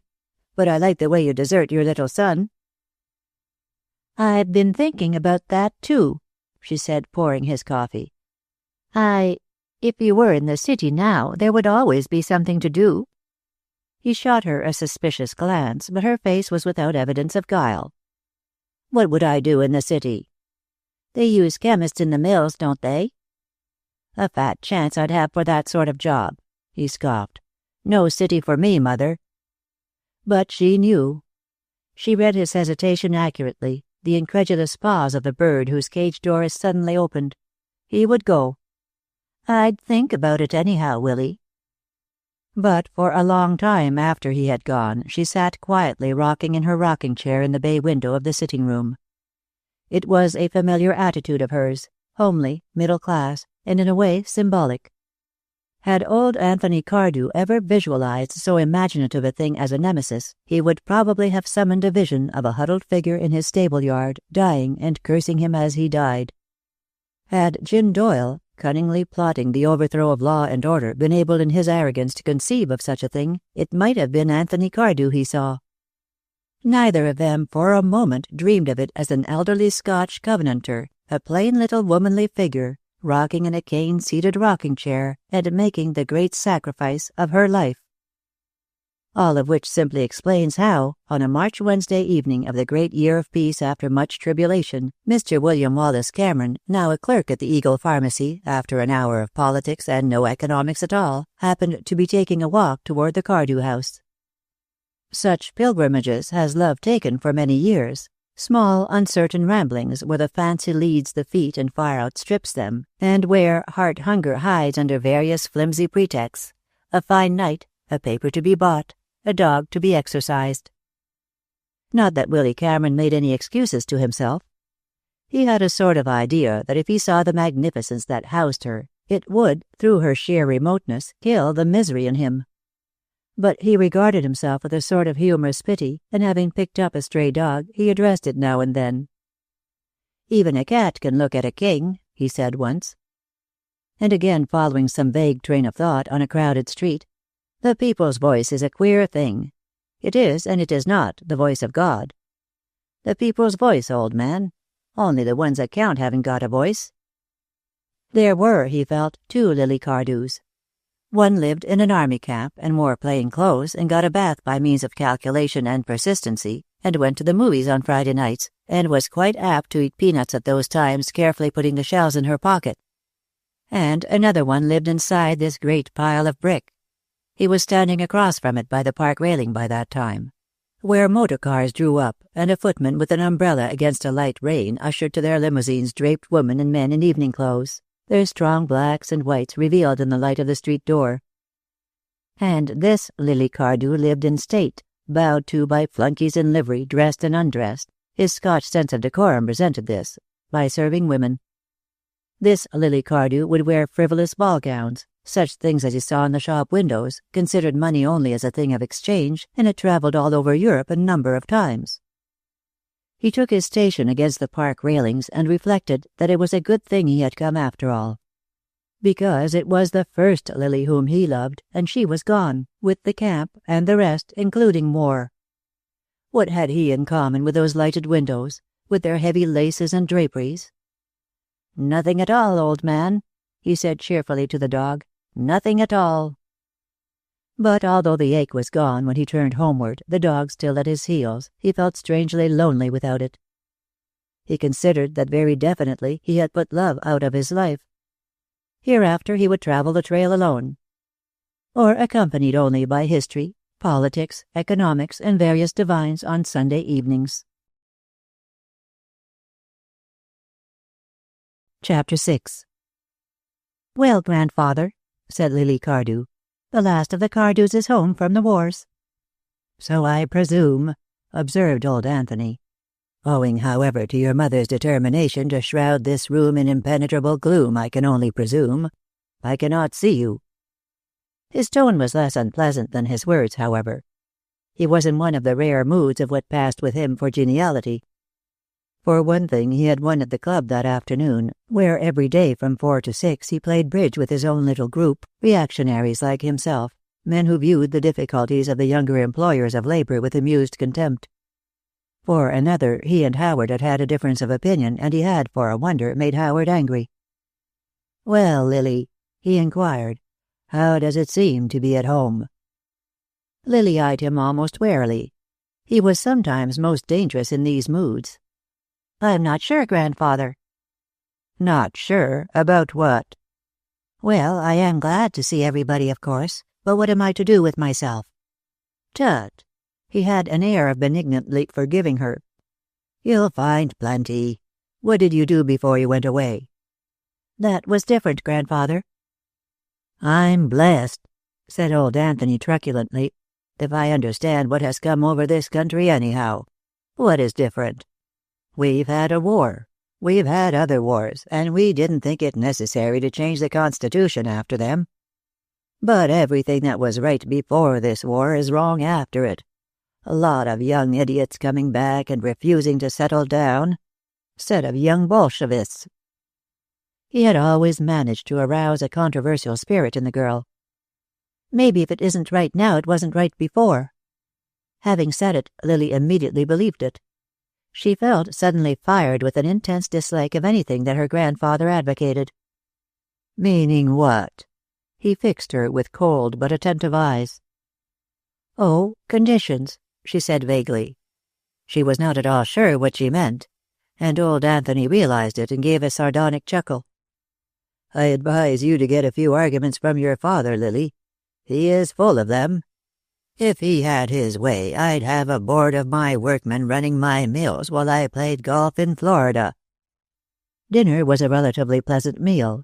In her gradual rehabilitation of the house, Grace had finally succeeded in doing over the dining room. Over the old walnut paneling she had hung loose folds of faded blue Italian velvet, with old silver candle sconces at irregular intervals along the walls. The great table and high-backed chairs were likewise Italian, and the old-fashioned white marble fireplace had been given an overmantel, also white, enclosing an old tapestry. For warmth of color there were always flowers, and that night there were red roses. Lily liked the luxury of it. She liked the immaculate dinner dress of the two men. She liked her mother's beautiful neck and arms. She liked the quiet service once more. She even liked herself moderately in a light frock and slippers. But she watched it all with a new interest and a certain detachment. She felt strange and aloof, not entirely one of them. She felt very keenly that no one of them was vitally interested in this wonder year of hers. They asked her perfunctory questions, but Grace's watchful eyes were on the service, Anthony was engrossed with his food, and her father, Her father was changed. He looked older and careworn.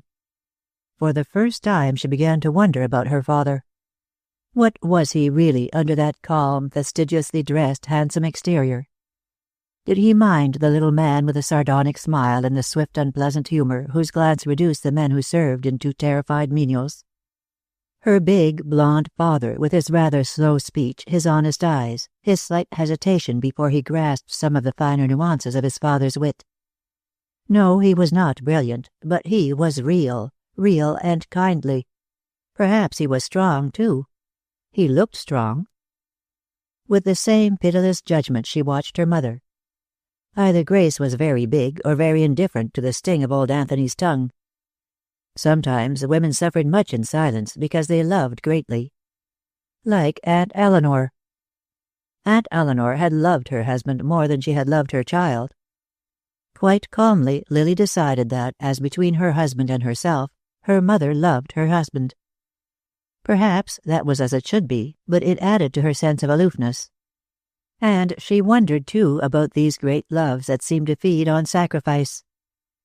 Anthony, who had a most unpleasant faculty of remembering things, suddenly bent forward and observed to her across the table, "I should be interested to know, since you regard present conditions as wrong, and I inferred wrong because of my mishandling of them, just what you propose to do to right them." "But I didn't say they were wrong, did I?" "Don't answer a question with a question. It's a feminine form of evasion because you have no answer and no remedy. Yet, heaven save the country, women are going to vote." He pushed his plate away and glanced at Grace. "Is that the new chef's work?" "Yes. Isn't it right?" "Right. The food is impossible." "He came from the club." "Send him back," ordered Anthony. And when Grace observed that it was difficult to get servants, he broke into a cold fury. What had come over the world, anyhow? Time was when a gentleman's servants stayed with the family until they became pensioners, and their children took their places. Now— Grace said nothing. Her eyes sought Howard's and seemed to find some comfort there. And Lily, sorry for her mother, said the first thing that came into her head. "The old days of caste are gone, grandfather. And service in your sense of the word went with them." "Really?" He eyed her. "Who said that? Because I dare say it is not original." "A man I knew at camp." "What man?" "His name was Willy Cameron." "Willy Cameron? Was this, person qualified to speak? Does he know anything about what he chooses to call caste?" "He thinks a lot about things." "A little less thinking and more working wouldn't hurt the country any," observed old Anthony. He bent forward. "As my granddaughter and the last of the Cardews," he said, "I have a certain interest in the sources of your political opinions.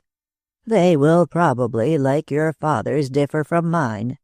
You may not know that your father has not only opinions but ambitions." She saw Grace stiffen, and Howard's warning glance at her. But she saw, too, the look in her mother's eyes, infinitely loving and compassionate. Dear little mother, she thought. He is her baby, really, not I. She felt a vague stirring of what married love at its best must be for a woman, its strange complex of passion and maternity. She wondered if it would ever come to her. She rather thought not. But she was also conscious of a new attitude among the three at the table, her mother's tense watchfulness, her father's slightly squared shoulders, and across from her, her grandfather, fingering the stem of his wineglass and faintly smiling. "It's time somebody went into city politics for some purpose other than graft," said Howard. "I am going to run for mayor, Lily. I probably won't get it." "You can see," said old Anthony, "why I am interested in your views, or perhaps I should say in Willy Cameron's. Does your father's passion for uplift, for instance, extend to you?" "Why won't you be elected, father?" "Partly because my name is Cardew." Old Anthony chuckled. "What?" he exclaimed. "After the bathhouse and gymnasium you have built at the mill? And the laundries for the women, which I believe they do not use? Surely, Howard, you would not accuse the dear people of ingratitude." "They are beginning to use them, sir." Howard, in his 40s, still addressed his father as Sir. "Then you admit your defeat beforehand. You are rather a formidable antagonist." "Antagonist?" Anthony repeated in mock protest. "I am a quiet onlooker at the game. I am amused, naturally. You must understand," he said to Lily, "that this is a matter of a principle with your father. He believes that he should serve. My whole contention is that the people don't want to be served. They want to be bossed. They like it. It's all they know. And they're suspicious of a man who puts his hand into his own pocket instead of into theirs." He smiled and sipped his wine. "Good wine, this," he observed. "I'm buying all I can lay my hands on against the approaching drought." Lily's old distrust of her grandfather revived. Why did people sharpen like that with age? Age should be mellow, like old wine. And what was she going to do with herself? Already the atmosphere of the house began to depress and worry her. She felt a new, almost violent impatience with it. It was so unnecessary. She went to the pipe organ which filled the space behind the staircase and played a little, but she had never been very proficient, and her own awkwardness annoyed her. In the dining room she could hear the men talking, Howard quietly, his father in short staccato barks. She left the organ and wandered into her mother's morning room, behind the drawing room where Grace sat with the coffee tray before her. "I'm afraid I'm going to be terribly on your hands, Mother," she said. "I don't know what to do with myself, so how can you know what to do with me?" "It is going to be rather stupid for you at first, of course," Grace said. "Lent, and then so many of the men are not at home. Would you like to go south?" "Why, I've just come home." "We can have some luncheons, of course. Just informal ones. And there will be small dinners. You'll have to get some clothes. I saw Suzette yesterday. She has some adorable things." "I'd love them. Mother, why doesn't he want Father to go into politics?" Grace hesitated. "He doesn't like change, for one thing. But I don't know anything about politics. Suzette says." "Will he try to keep him from being elected?" "He won't support him. Of course I hardly think he would oppose him. I really don't understand about those things." "You mean you don't understand him?" "Well, I do, Mother. He has run everything, including Father, for so long." "Lily." "I must, Mother. Why, out at the camp—" She checked herself. "All the papers say the city is badly governed, and that he is responsible. And now he is going to fight his own son. The more I think about it, the more I understand about Aunt Eleanor." "Mother, where do they live?" Grace looked apprehensively toward the door. "You are not allowed to visit her." "You do?" "That's different, and I only go once or twice a year." "Just because she married a poor man, a man whose father—" "Not at all. That is all dead and buried.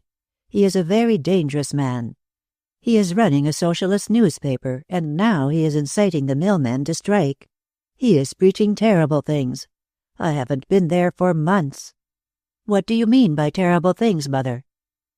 "Your father says it amounts to a revolution. I believe he calls it a general strike. I don't really know much about it." Lily pondered that. "Socialism isn't a revolution, Mother, is it? But even then, is all this because Grandfather drove his father to—" "I wish you wouldn't, Lily. Of course it is not that. I dare say he believes what he preaches. He ought to be put into jail. Why the country lets such men go around preaching sedition, I don't understand." Lily remembered something else Willy Cameron had said and promptly repeated it. "We had a muzzled press during the war," she said. "And now we've got free speech. And one's as bad as the other. She must love him terribly, Mother," she added. But Grace harked back to Suzette, and the last of the Cardews harked with her. Later on, people dropped in, and Lily made a real attempt to get back into her old groove, but that night when she went upstairs to her bedroom, with its bright fire, its bed neatly turned down, her dressing gown and slippers laid out, the shaded lamps shining on the gold and ivory of her dressing table, she was conscious of a sudden homesickness. Homesickness for her bare little room in the camp barracks, for other young lives, noisy, chattering, often rather silly, occasionally unpleasant, but young. radiantly, vitally young. The great house with its stillness and decorum oppressed her. There was no youth in it, save hers. She went to her window and looked out. Years ago, like Eleanor, she had watched the penitentiary walls from that window with their endlessly pacing sentries, and had grieved for those men who might look up at the sky or down at the earth, but never out and across, to see the spring trees, for instance, or the children playing on the grass. She remembered the story about Jim Doyle's escape, too. He had dug a perilous way to freedom. Vaguely she wondered if he were not again digging a perilous way to freedom. Men seemed always to be wanting freedom, only they had so many different ideas of what freedom was. At the Cap it had meant breaking bounds, balking the military police, doing forbidden things generally. Was that, after all, what freedom meant, to do the forbidden thing? Those people in Russia, for instance, who stole and burned and appropriated women in the name of freedom. Were law and order, then, irreconcilable with freedom? After she had undressed, she rang her bell, and Castle answered it. "Please find out if Ellen has gone to bed," she said. "If she has not, I would like to talk to her." The maid looked slightly surprised. "If it's your hair, Miss Lily, Mrs. Cardew has asked me to look after you until she has engaged a maid for you." "Not my hair," said Lily cheerfully. "I rather like doing it myself. I just want to talk to Ellen." It was a bewildered and rather scandalized Castle who conveyed the message to Ellen. Chapter 7. "I wish you'd stop whistling that thing," said Miss Boyd irritably. "It makes me low in my mind." "Sorry," said Willy Cameron. "I do it because I'm low in my mind." "What are you low about?" Miss Boyd had turned toward the rear of the counter, where a mirror was pasted to a card above a box of chewing gum, and was carefully adjusting her hairnet. "Lady friend turned you down?" Willy Cameron glanced at her. "I'm low because I haven't got a lady friend, Miss Boyd." He held up a sheet of prescription paper and squinted at it. "Also because the medical profession writes with its feet, apparently. I have done everything to this except dip it in acid. I've had it pinned to the wall and tried glancing at it as I went past. Sometimes you can surprise them that way. But it does no good. I'm going to take it home and dream on it, like bride's cake. They're awful, aren't they? When I get into the legislature," said Willy Cameron, "I'm going to have a bill passed compelling doctors to use typewriters. Take this now. Read upside down, it's horse liniment. Read upside up, it's poison. And it's for internal use." "What do you mean you haven't got a lady friend?" "The exact and cruel truth." He smiled at her, and had Miss Boyd been more discerning, she might have seen that the smile was slightly forced. Also that his eyes were somewhat sunken in his head, which might, of course, have been due to too much political economy and history and the eminent divines on Sunday evenings. Miss Boyd, however, was not discerning, and moreover she was summoning her courage to a certain point. "Why don't you ask me to go to the movies some night?" she said. "I like the movies, and I get sick of going alone." "My dear child," observed Willy Cameron, "if that young man in the sack suit who comes in to see you every day were 3 inches shorter and 20 pounds lighter, I'd ask you this minute." "Oh, him," said Miss Boyd with a self-conscious smile. "I'm through with him. He's a Bolshevik." "He has the Bolshevist possessive eye," agreed Willy Cameron readily. "Does he know you are through with him? Because that's important, too. You may know it, and I may know it, but if he doesn't know it—" "Why don't you say right out you don't want to take me?" Willy Cameron's chivalrous soul was suddenly shocked. To his horror he saw tears in Miss Boyd's eyes. "I'm just a plain idiot, Miss Edith," he said. "I was only fooling. It will mean a lot to me to have a nice girl to go with to the movies, or anywhere else. We'll make it tonight, if that suits you, and I'll take a look through the neighborhood at noon and see what's worthwhile." The Eagle Pharmacy was a small one in a quiet neighborhood. During the entire day, and for 3 evenings a week, Mr. William Wallace Cameron ran it almost single-handed, having only the preoccupied assistance of Miss Boyd in the candy and fancy goods. At the noon and dinner hours, and 4 evenings a week, he was relieved by the owner, Mr. Davis, a tired little man with large projecting ears and worried childlike eyes, who was nursing an invalid wife at home. The pathetic little man carrying home with unbounded faith day after day bottles of liquid foods and beef capsules and making wistful comments on them when he returned. "She couldn't seem to keep that last stuff down, Mr. Cameron," he would say. "I'll try something else." And he would stand before his shelves, eyes upturned, searching, eliminating, choosing. Miss Boyd attended to the general merchandise, sold stationery and perfumes, candy and fancy soaps, and in the intervals surveyed the world that lay beyond the plate-glass windows with shrewd, sophisticated young eyes. "The new doctor across the street is getting busier," she would say. Or, "The people in 42 have got a Ford. They haven't got room for a garage, either. Probably have to leave it out at nights." Her sophistication was kindly in the main.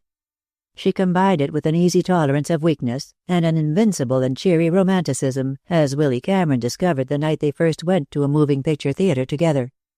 She frankly wept and joyously laughed, and now and then, delighted at catching some film subtlety and fearful that he would miss it, she would nudge him with her elbow. "What do you think of that?" she would say. "Do you get it? He thinks he's getting her, Alice Joyce, you know, on the telephone, and it's a private wire to the gang." She was rather quiet after that particular speech. Then she added, "I know a place that's got a secret telephone." But he was absorbed in the picture and made no comment on that. She seemed rather relieved. Once or twice she placed an excited hand on his knee. He was very uncomfortable until she removed it, because he had a helpless sort of impression that she was not so unconscious of it as she appeared. Time had been, and not so long ago, when he might have reciprocated her little advance in the spirit in which it was offered, might have taken the hand and held it, out of the sheer joy of youth and proximity. But there was nothing of the philanderer in the Willy Cameron who sat beside Edith Boyd that night in body, while in spirit he was in another state, walking with his slight limp over crisp snow and sodden mud, but through magic lands, to the little moving picture theater at the camp. Would he ever see her again? Ever again? And if he did, what good would it be? He roused himself when they started toward her home. The girl was chattering happily. She adored Douglas Fairbanks.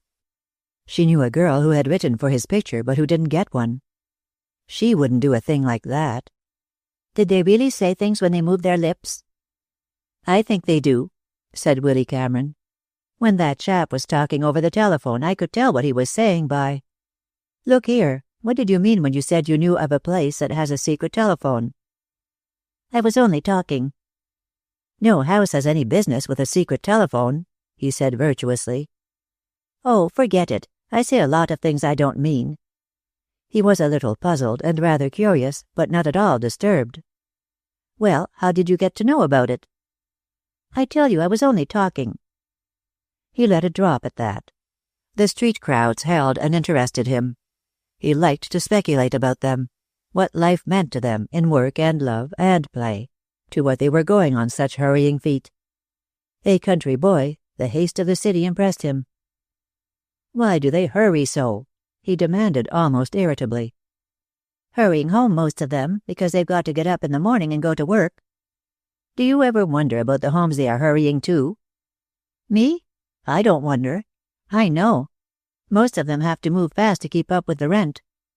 "I don't mean houses," he explained patiently. "I mean, a house isn't a home." "You bet it isn't." "It's the families I'm talking about. In a small town you know all about people, who they live with and all that." He was laboriously talking down to her. "But here..." He saw that she was not interested. Something he had said started an unpleasant train of thought in her mind. She was walking faster and frowning slightly. To cheer her, he said, "I am keeping an eye out for the large young man in the sack suit, you know. If he jumps me, just yell for the police, will you? Because I'll probably not be able to." "I wish you'd let me forget him." "I will. The question is, will he?" But he saw that the subject was unpleasant. "We'll have to do this again. It's been mighty nice of you to come. You'll have to ask me the next time." "I certainly will. But I think I'd better let your family look me over first, just so they'll know that I don't customarily steal the silver spoons when I'm asked out to dinner. or anything like that. We're just folks. So am I, awfully, folks. And pretty lonely folks at that. Something like that pup that has adopted me, only worse. He's got me, but I haven't anybody. You'll not be lonely long. She glanced up at him. That's cheering. Why? Well, you are the sort that makes friends, she said rather vaguely. That crowd that drops into the shop on the evenings you're there, they're crazy about you. They like to hear you talk. Great Scott! I suppose I've been orating all over the place. No, but you've got ideas. You give them something to think about when they go home. I wish I had a mind like yours. He was so astonished that he stopped dead on the pavement. My Scottish blood, he said despondently. A Scot is always a reformer and a preacher in his heart. I used to orate to my mother, but she liked it. She is a Scot, too. Besides, it put her to sleep. But I thought I'd outgrown it. You don't make speeches. I didn't mean that. But he was very crestfallen during the remainder of the way and rather silent. He wondered that night before he went to bed if he had been didactic to Lily Cardew. He had aired his opinions to her at length, he knew. He groaned as he took off his coat in his cold little room at the boarding-house which lodged and fed him, both indifferently, for the sum of $12 per week. Jinx, the little hybrid dog, occupied the seat of his one comfortable chair. He eyed the animal somberly. Hereafter, old man, he said, when I feel a spell of oratory coming on, you will have to be the audience. He took his dressing-gown down from a nail behind the door and commenced to put it on. Then he took it off again and wrapped the dog in it. I can read in bed, which you can't, he observed. Only I can't help thinking, with all this town to pick from, you might have chosen a fellow with 2 dressing-gowns and 2 chairs. He was extremely quiet all the next day. Miss Boyd could hear him behind the partition with its "Please keep out" sign, fussing with bottles and occasionally whistling to himself. Once it was the "long, long trail," and a moment later he appeared in his doorway grinning. "Sorry," he said. "I've got into the habit of thinking to the fool thing. Won't do it again." "You must be thinking hard." "I am," he replied grimly and disappeared. She could hear the slight unevenness of his steps as he moved about, but there was no more whistling. Edith Boyd leaned both elbows on the top of a showcase and fell into a profound and troubled thought. Mostly her thoughts were of Willy Cameron, but some of them were for herself. Up dreary and sordid bypaths her mind wandered. She was facing ugly facts for the first time, and a little shudder of disgust shook her. He wanted to meet her family. He was a gentleman, and he wanted to meet her family. Well, he could meet them all right, and maybe he would understand then that she had never had a chance. In all her young life, no man had ever proposed letting her family look him over. Hardly ever had they visited her at home, and when they did, seemed always glad to get away. She had met them on street corners and slipped back alone, fearful of every creak of the old staircase, and her mother's querulous voice calling to her, "Edie, where have you been all this time?" And she had lied. How she had lied. "I'm through with all that," she resolved. "It wasn't any fun anyhow. I'm sick of hating myself." Some time later, Willy Cameron heard the telephone ring, and taking pad and pencil started forward. But Miss Boyd was at the telephone conducting a personal conversation. "No, I think not. Look here, Lou. I've said no twice." There was a rather lengthy silence while she listened. Then, "You might as well have it straight, Lou. I'm through." "No, I'm not sick. I'm just through. I wouldn't. What's the use?" Willy Cameron, retreating into his lair, was unhappily conscious that the girl was on the verge of tears. He puzzled over the situation for some time. His immediate instinct was to help any troubled creature, and it had dawned on him that this composed young lady who manicured her nails out of a pasteboard box during the slack portion of every day was troubled. In his abstraction he commenced again his melancholy refrain, and a moment later she appeared in the doorway. "Oh, for mercy's sake, stop," she said. She was very pale. "Look here, Miss Edith, you come in here and tell me what's wrong." Here's a chair. Now sit down and talk it out.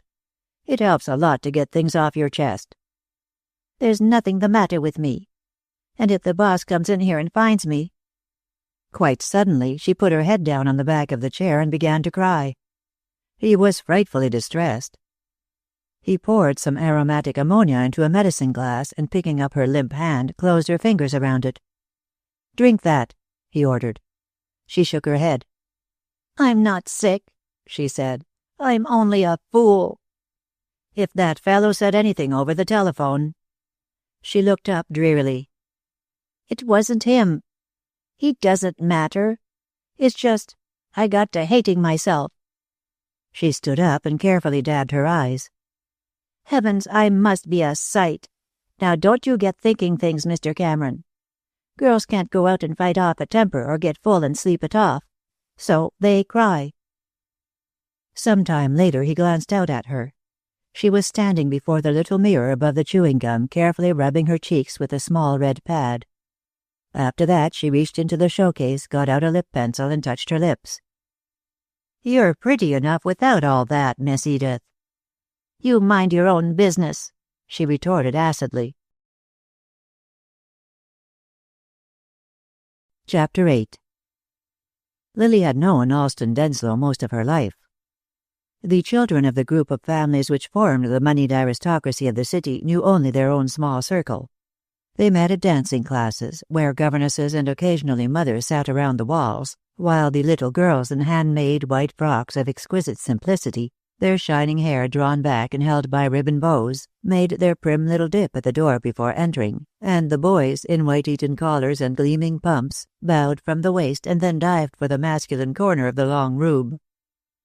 No little girl ever intruded on that corner, although now and then a brave spirit among the boys would wander, with assumed unconsciousness but ears rather pink, to the opposite corner where the little girls were grouped like white butterflies milling in the sun.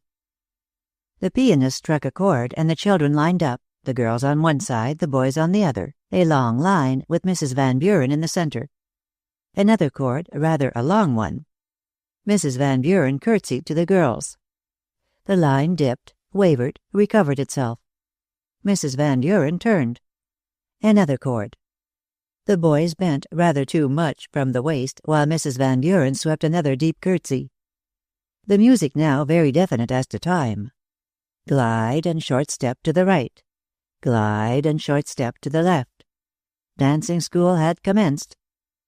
Outside were long lines of motors waiting. The governesses chatted and sometimes embroidered. Mademoiselle tatted.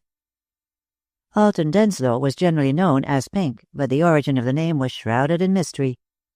As Pink, he had learned to waltz at the dancing class, at a time when he was more attentive to the step than to the music that accompanied it. As Pink Denslow, he had played on a scrub team at Harvard, and got 2 broken ribs for his trouble, and as Pink he now paid intermittent visits to the Denslow Bank between the hunting season in October and polo at Eastern Fields and in California. At 23 he was still the boy of the dancing class, very careful at parties to ask his hostess to dance, and not noticeably upset when she did, having arranged to be cut in on the end of the second round. Pink could not remember when he had not been in love with Lily Cardew. There had been other girls, of course, times when Lily seemed far away from Cambridge, and some other fair charmer was near. But he had always known there was only Lily. Once or twice he would have become engaged had it not been for that.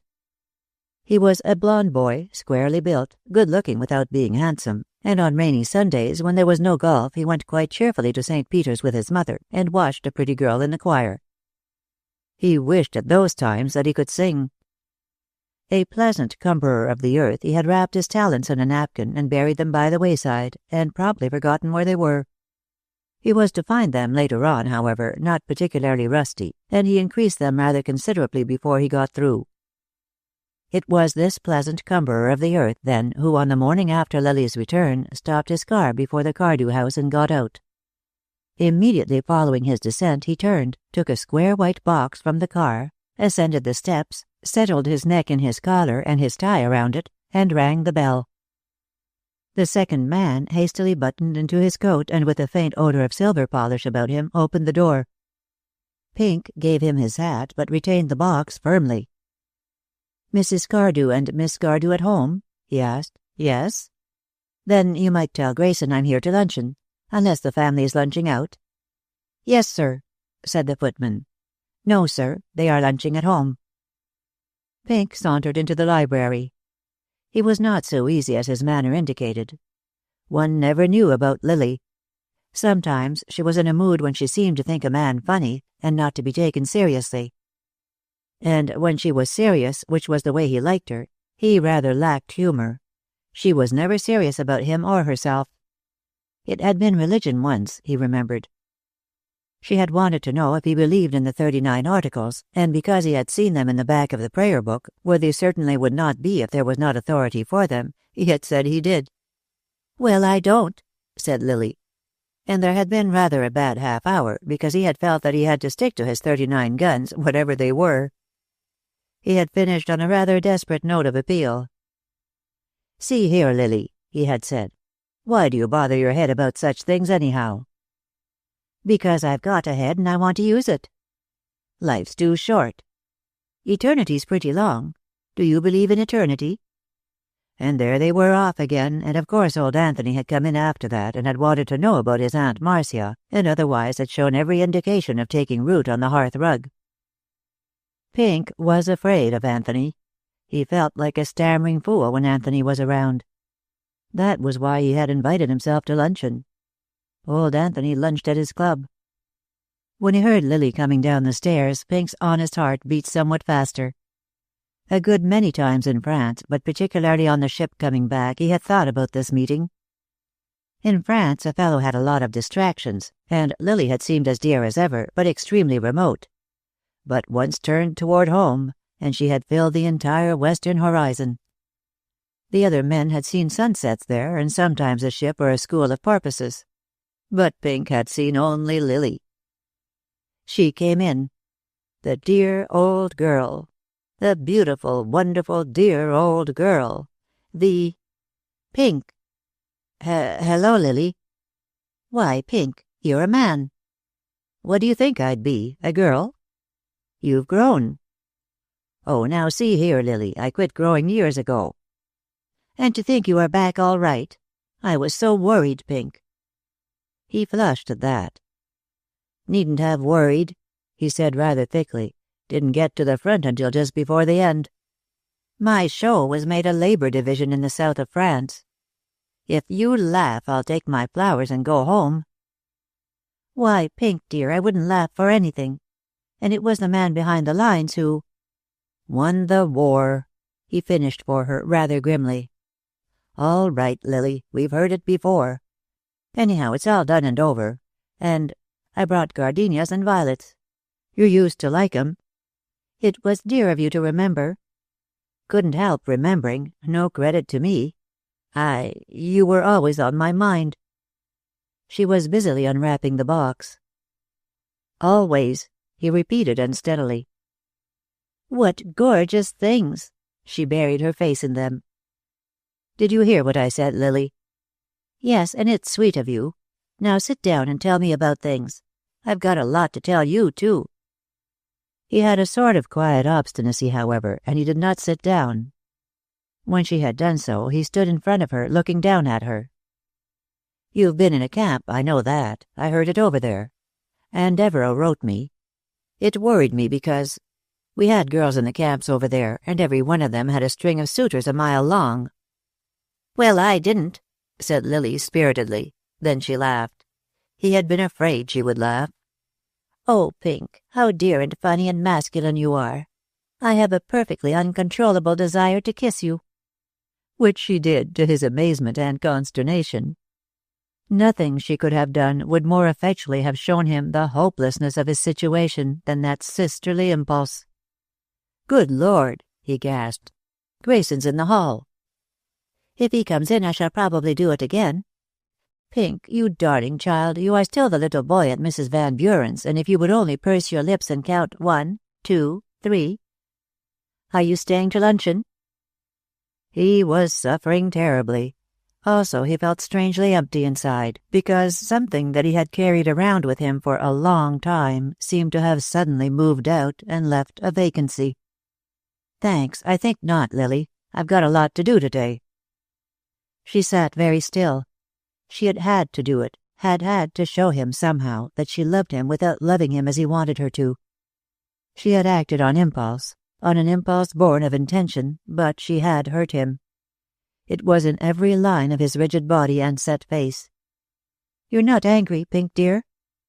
"There's nothing to be angry about," he said stolidly. "Things have been going on with me, and staying where they've always been with you. That's all. I'm not very keen, you know, and I used to think. Your people like me. I mean, they wouldn't. Everybody likes you, Pink."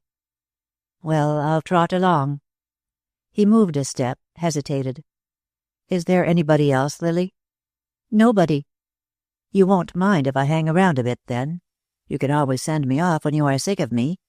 Which you couldn't if you were fool enough to marry me." "Whoever does marry you, dear, will be a lucky woman." In the end he stayed to luncheon and managed to eat a very fair one. But he had little lapses into silence, and Grace Cardew drew her own shrewd conclusions.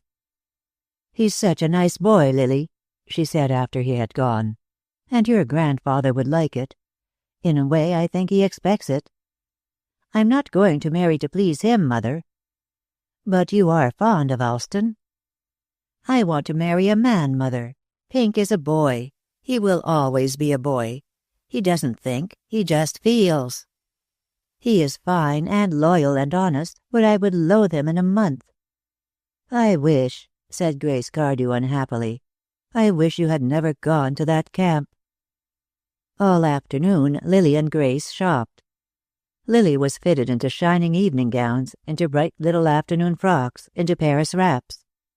The Cardew name was whispered through the shops, and great piles of exotic things were brought in for Grace's critical eye. Lily's own attitude was joyously carefree.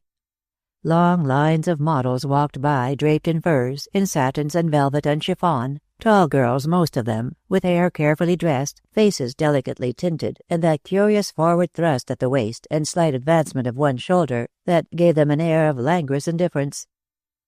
"The only way I could get that twist," Lily confided to her mother, "would be to stand that way and be done up in plaster of Paris. It is the most abandoned thing I ever saw." Grace was shocked and said so. Sometimes, during the few hours since her arrival, Lily had wondered if her year's experiences had coarsened her. There were so many times when her mother raised her eyebrows.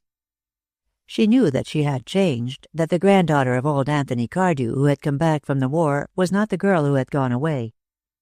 She had gone away amazingly ignorant. What little she had known of life she had learned away at school.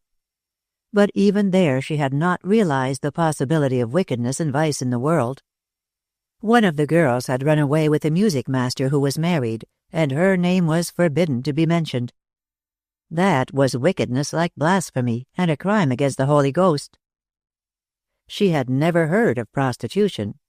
Near the camp there was a district with a bad name, and the girls of her organization were forbidden to so much as walk in that direction. It took her a long time to understand, and she suffered horribly when she did. There were the depths of wickedness, then, and of abasement like that in the world. It was a bad world, a cruel, sordid world. She did not want to live in it. She had had to reorganize all her ideas of life after that. At first she was flamingly indignant. God had made his world clean and beautiful, and covered it with flowers and trees that grew, cleanly begotten, from the earth. Why had he not stopped there? Why had he soiled it with passion and lust? It was a little Red Cross nurse who helped her finally. "Very well," she said, "I see what you mean. But trees and flowers are not God's most beautiful gift to the world." "I think they are." "No, it is love." "I am not talking about love," said Lily, flushing. "Oh, yes, you are. You have never loved, have you? You are talking of one of the many things that go to make up love, and out of that one phase of love comes the most wonderful thing in the world. He gives us the child." And again, "All bodies are not whole, and not all souls. It is wrong to judge life by its exceptions or love by its perversions, Lily." It had been the little nurse finally who cured her, for she secured Lily's removal to that shady house on a by-street where the tragedies of unwise love and use sought sanctuary. There were prayers there, morning and evening. They knelt, those girls, in front of their little wooden chairs, and by far the great majority of them quite simply laid their burdens before God, and with an equal simplicity felt that He would help them out. "We have erred and strayed from thy ways like lost sheep. We have followed too much the devices and desires of our own hearts. We have offended against thy holy laws. Restore thou those who are penitent, according to thy promises. And grant, O most merciful Father, that we may hereafter live a godly, righteous, and sober life." After a time, Lily learned something that helped her. The soul was greater and stronger than the body and the mind. The body failed. It sinned, but that did not touch the unassailable purity and simplicity of the soul. The soul which lived on was always clean. For that reason, there was no hell. Lily rose and buttoned her coat. Grace was fastening her sables and making a delayed decision in satins. "Mother, I've been thinking it over. I am going to see Aunt Eleanor." Grace waited until the saleswoman had moved away. "I don't like it, Lily." "I was thinking, while we were ordering all that stuff. She is a Cardew, Mother. She ought to be having that sort of thing. And just because Grandfather hates her husband, she hasn't anything." "That is rather silly, dear. They are not in want. I believe he is quite flourishing." "She is Father's sister, and she is a good woman. We treat her like a leper." Grace was weakening. "If you take the car, your grandfather may hear of it." "I'll take a taxi." Grace followed her with uneasy eyes. For years she paid a price for peace, and not a small price. She had placed her pride on the domestic altar and had counted it a worthy sacrifice for Howard's sake, and she had succeeded.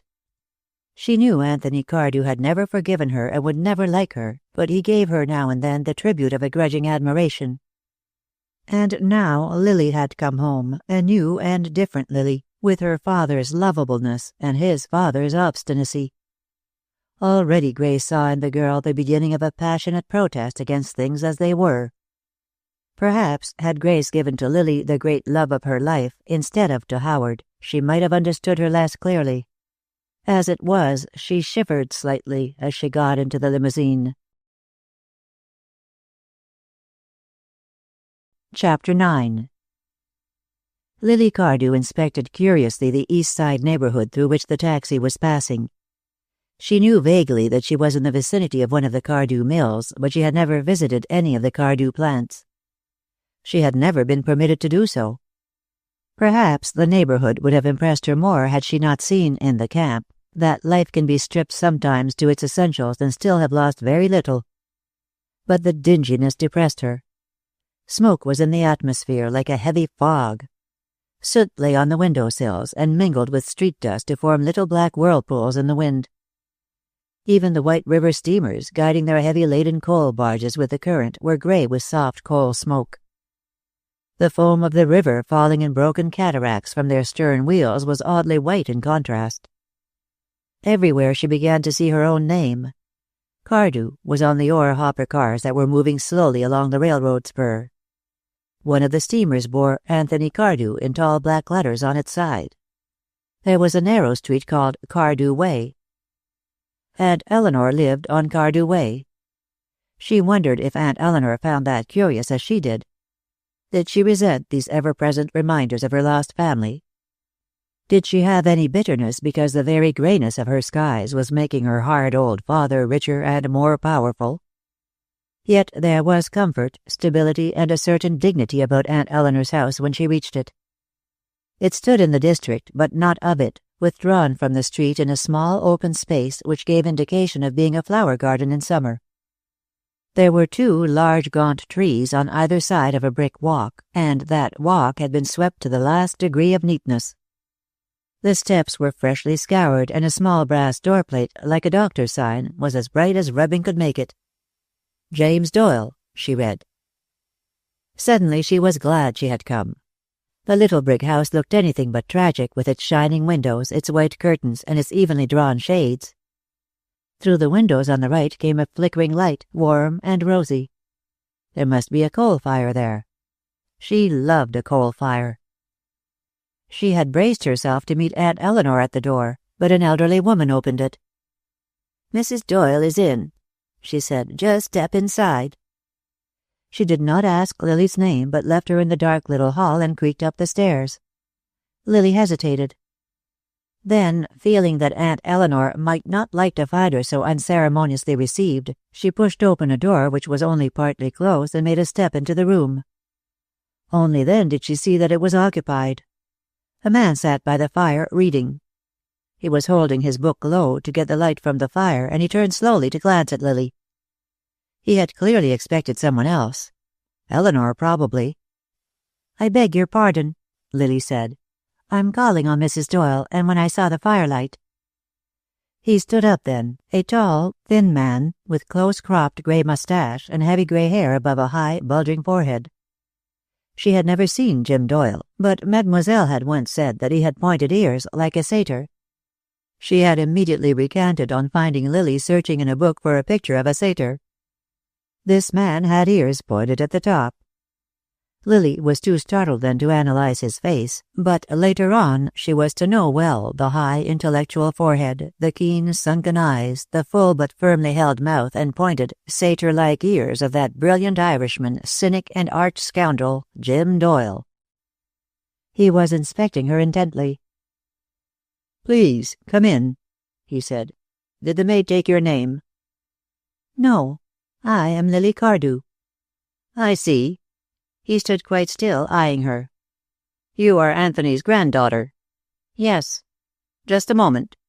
He went out, closing the door behind him, and she heard him going quickly up the stairs. A door closed above, and a weight settled down on the girl's heart. He was not going to let her see Aunt Eleanor. She was frightened, but she was angry too. She would not run away. She would wait until he came down, and if he was insolent, well, she could be haughty. She moved to the fire and stood there, slightly flushed, but very straight. She heard him coming down again almost immediately. He was outside the door, but he did not come in at once. She had a sudden impression that he was standing there, his hand on the knob, outlining what he meant to say to her when he showed the door to a hated Cardew. Afterwards she came to know how right that impression was. He was never spontaneous. He was a man who debated everything, calculated everything beforehand. When he came in, it was slowly, and with his head bent, as though he still debated within himself. Then, "I think I have a right to ask what Anthony Cardew's granddaughter is doing in my house." "Your wife's niece has come to call on her, Mr. Doyle." "Are you quite sure that is all?" "I assure you that is all," Lily said haughtily. "It had not occurred to me that you would be here." "I dare say. Still, strangely enough, I do spend a certain amount of time in my home." Lily picked up her muff. "If you have forbidden her to come down, I shall go." "Wait," he said slowly. "I haven't forbidden her to see you. I asked her to wait. I wanted a few moments. You see, it is not often that I have a Cardew in my house, and I am a selfish man." She hated him.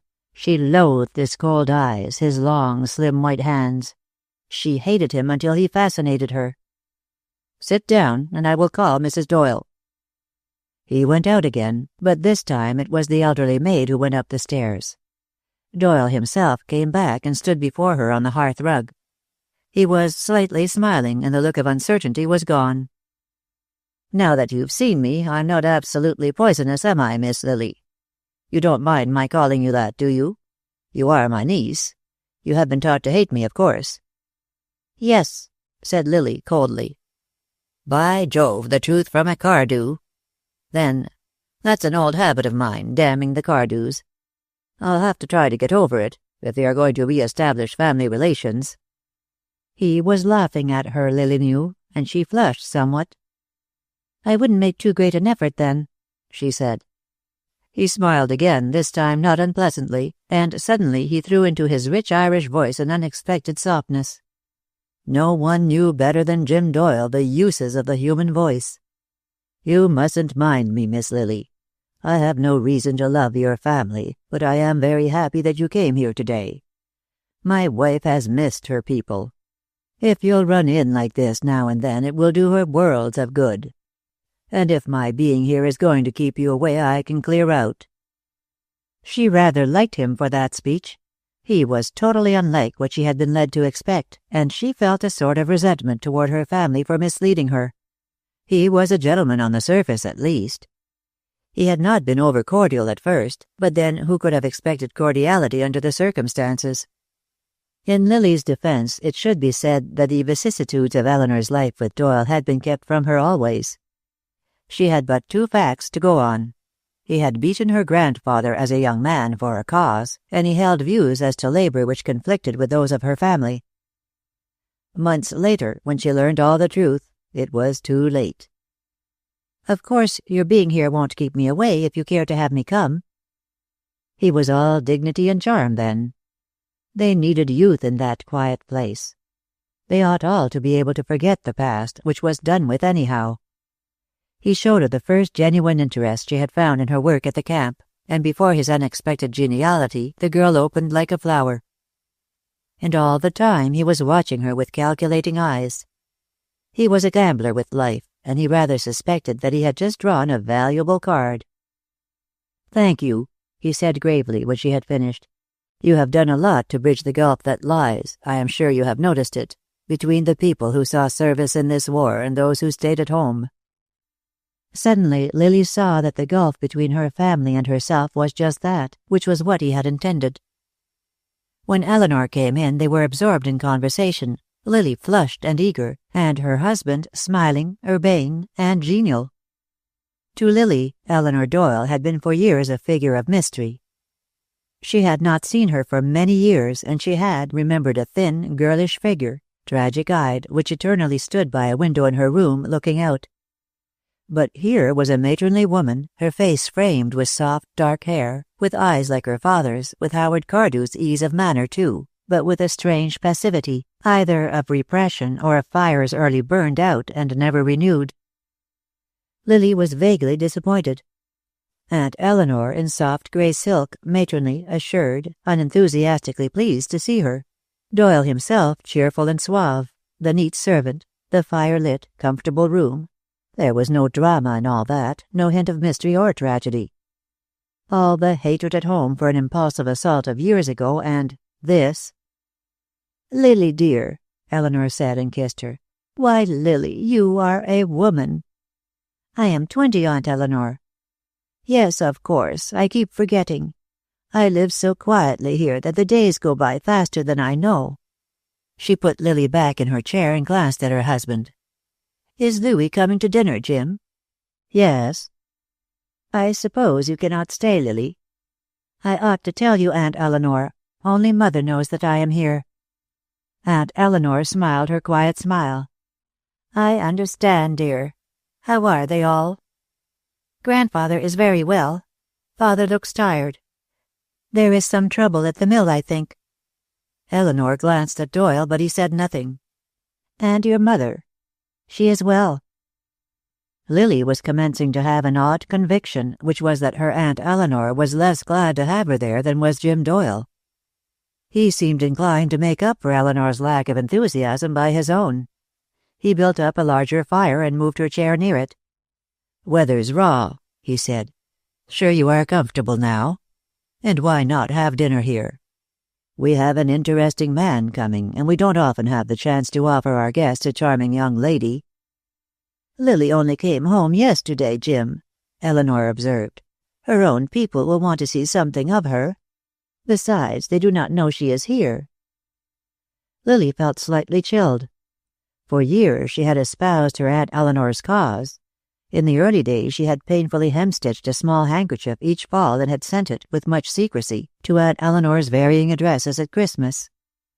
She had felt a childish resentment of Eleanor Doyle's martyrdom. And now... Her father and grandfather are dining out tonight. Had Lily looked up, she would have seen Doyle's eyes fixed on his wife, ugly and menacing. "Dining out?" Lily glanced at him in surprise. "There is a dinner tonight for the..." He checked himself. "The steel manufacturers are having a meeting," he finished. "I believe to discuss me, among other things. Amazing the amount of discussion my simple opinions bring about." Eleanor Doyle, unseen, made a little gesture of despair and surrender. "I hope you will stay, Lily," she said. "You can telephone if you like. I don't see you often, and there is so much I want to ask you." In the end, Lily agreed. She would find out from Grayson if the men were really dining out, and if they were, Grayson would notify her mother that she was staying. She did not quite know herself why she had accepted, unless it was because she was bored and restless at home. Perhaps, too, the lure of doing a forbidden thing influenced her subconsciously, the thought that her grandfather would detest it. She had not forgiven him for the night before. Jim Doyle left her in the back hall at the telephone and returned to the sitting room, closing the door behind him. His face was set and angry. "I thought I told you to be pleasant." "I tried, Jim. You must remember I hardly know her." She got up and placed her hand on his arm, but he shook it off. "I don't understand, Jim, and I wish you wouldn't. What good is it?" "I've told you what I want. I want that girl to come here, and to like coming here. That's plain, isn't it? But if you're going to sit with a frozen face, she'll be useful. Useful as hell to a preacher." "I can't use my family that way." "You and your family? Now listen, Eleanor. This isn't a matter of the Cardews and me. It may be nothing, but it may be a big thing. I hardly know yet." His voice trailed off. He stood with his head bent, lost in those eternal calculations with which Eleanor Doyle was so familiar.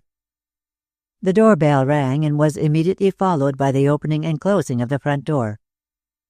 From her station at the telephone, Lily Cardew saw a man come in, little more than a huge black shadow, which placed a hat on the stand and then, striking a match, lighted the gas overhead. In the illumination he stood before the mirror, smoothing back his shining black hair. Then he saw her, stared, and retreated into the sitting room. "Got company, I see." "My niece, Lily Cardew," said Doyle dryly. The gentleman seemed highly amused. Evidently he considered Lily's presence in the house in the nature of a huge joke. He was conveying this by pantomime, in deference to the open door, when Doyle nodded toward Eleanor. "It's customary to greet your hostess, Louis." "Easiest thing I do," boasted the new arrival cheerily. "'Lo, Mrs. Doyle. Is our niece going to dine with us?" "I don't know yet, Mr. Akers," she said without warmth. Louis Akers knew quite well that Eleanor did not like him, and the thought amused him, the more so since as a rule women liked him rather too well. Deep in his heart he respected Jim Doyle's wife, and sometimes feared her. He respected her because she had behind her traditions of birth and wealth, things he professed to despise but secretly envied. He feared her because he trusted no woman, and she knew too much. She loved Jim Doyle, but he had watched her, and he knew that sometimes she hated Doyle also. He knew that could be because there had been women he had both loved and hated himself. Eleanor had gone out, and Akers sat down. "Well," he said in a lowered tone, "I've written it." Doyle closed the door and stood again with his head lowered, considering.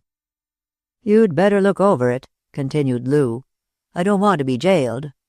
You're better at skating over thin ice than I am. And I've been thinking over the prohibition matter, Jim. In a sense, you're right. It will make them sullen and angry, but they won't go the limit without booze. I'd advise caching a lot of it somewhere to be administered when needed." Doyle returned to his old place on the hearth rug, still thoughtful. He had paid no attention to Akers' views on prohibition, nor to the paper laid upon the desk in the center of the room. "Do you know that girl in the hall will be worth $40 million some day?" "Some money," said Akers calmly. "Which reminds me, Jim, that I've got to have a raise, and pretty soon." "You've got plenty, if you'd leave women alone." "Tell them to leave me alone, then," said Akers, stretching out his long legs. "All right, we'll talk about that after dinner. What about this $40 million?" Doyle looked at him quickly. Akers' speech about women had crystallized the vague plans which Lily's arrival had suddenly given rise to. He gave the young man a careful scrutiny from his handsome head to his feet and smiled. It had occurred to him that the Cardew family would loathe a man of Louis Acres' type with an entire and wholehearted loathing. "You might try to make her have a pleasant evening," he suggested dryly.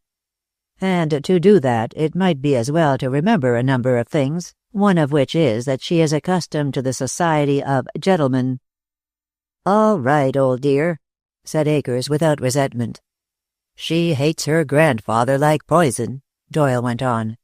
"She doesn't know it, but she does. A little education, and it is just possible. Get Olga. I'm no kindergarten teacher. You haven't seen her in the light yet." Louis Acres smiled and carefully settled his tie. Like Doyle, Acres loved the game of life, and he liked playing for high stakes. He had joined forces with Doyle because the game was dangerous and exciting, rather than because of any real conviction. Doyle had a fanatic faith with all his calculation, but Louis Acres had only calculation and ambition. A practicing attorney in the city, a specialist in union law openly, a Red in secret, he played his triple game shrewdly and with zest. Doyle turned to go, then stopped and came back. "I was forgetting something," he said slowly. "What possessed you to take that Boyd girl to the Searing building the other night? Who told you that? Weslowski saw you coming out." "I had left something there," Acres said sullenly. "That's the truth, whether you believe it or not. I wasn't there 2 minutes." "You're a fool, Louis," Doyle said coldly. "You'll play that game once too often. What happens to you is your own concern, but what may happen to me is mine. And I'll take mighty good care it doesn't happen." Doyle was all unction and hospitality when he met Lily in the hall. At dinner he was brilliant, witty, the gracious host. Acres played up to him. At the foot of the table Eleanor sat, outwardly passive, inwardly puzzled, and watched Lily. She knew the contrast the girl must be drawing between the bright little meal with its simple service and clever talk, and those dreary formal dinners at home when old Anthony sometimes never spoke at all, or again used his caustic tongue like a scourge. Eleanor did not hate her father. He was simply no longer her father. As for Howard, she had had a childish affection for him, but he had gone away early to school and she hardly knew him. But she did not want his child here, drinking in as she was, without clearly understanding what they meant, Doyle's theories of unrest and revolution. "You will find that I am an idealist in a way," he was saying. "That is, if you come often. I hope you will, by the way. I am perpetually dissatisfied with things as they are, and wanting them changed. With the single exception of my wife," he bowed to Eleanor, "and this little party, which is delightful." "Are you a socialist?" Lily demanded in her direct way. "Well, you might call it that. I go a bit further." "Don't talk politics, Jim," Eleanor hastily interposed. He caught her eye and grinned. "I'm not talking politics, my dear." He turned to Lily, smiling. "For one thing, I don't believe that anyone should have a lot of money so that a taxicab could remain ticking away fabulous sums while a charming young lady dines at her leisure." He smiled again. "Would it be a lot?" Lily asked. "I thought I'd better keep him because—" She hesitated. "Because this neighborhood is unlikely to have a cab stand. You were entirely right, but I can see that you won't like my idealistic community. You see, in it everybody will have enough, and nobody will have too much." "Don't take him too seriously, Miss Cardew," said Acres, bending forward. "You and I know that there isn't such a thing as too much."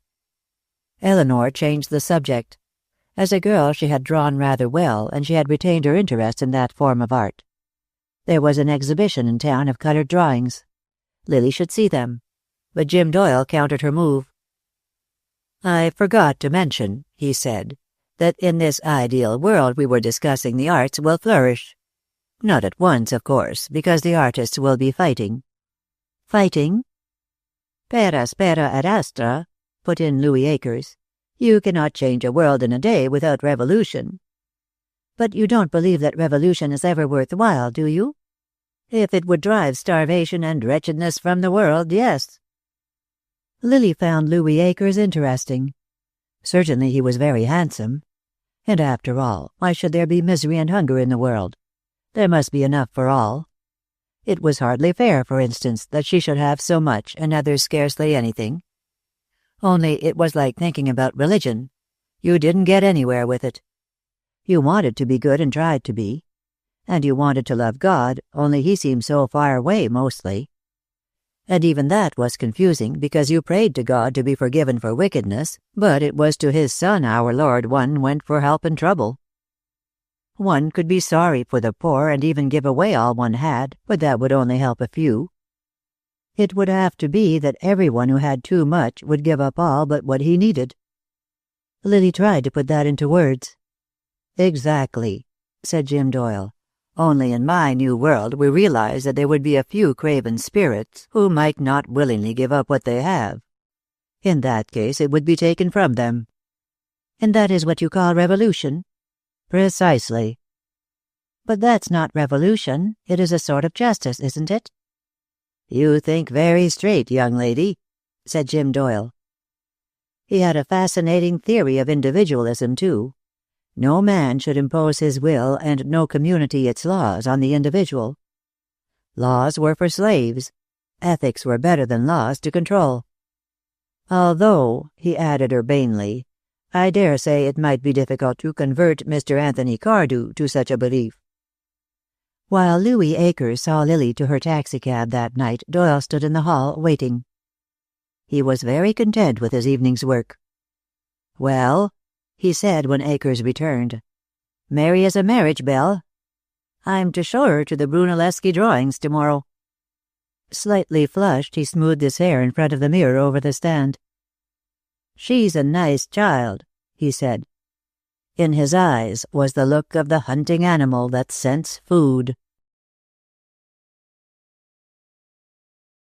Chapter 10. Lily did not sleep very well that night. She was repentant, for one thing, for her mother's evening alone, and for the anxiety in her face when she arrived. "I've been so worried," she said. "I was afraid your grandfather would get back before you did." "I'm sorry, Mother dear. I know it was selfish. But I've had a wonderful evening." "Wonderful?" "All sorts of talk," Lily said, and hesitated. After all, her mother would not understand, and it would only make her uneasy. "I suppose it is rank hearsay to say it, but I like Mr. Doyle." "I detest him." "But you don't know him, do you?" "I know he is stirring up all sorts of trouble for us. Lily, I want you to promise not to go back there." There was a little silence. A small feeling of rebellion was rising in the girl's heart. "I don't see why. She is my own aunt." "Will you promise?" "Please don't ask me, Mother.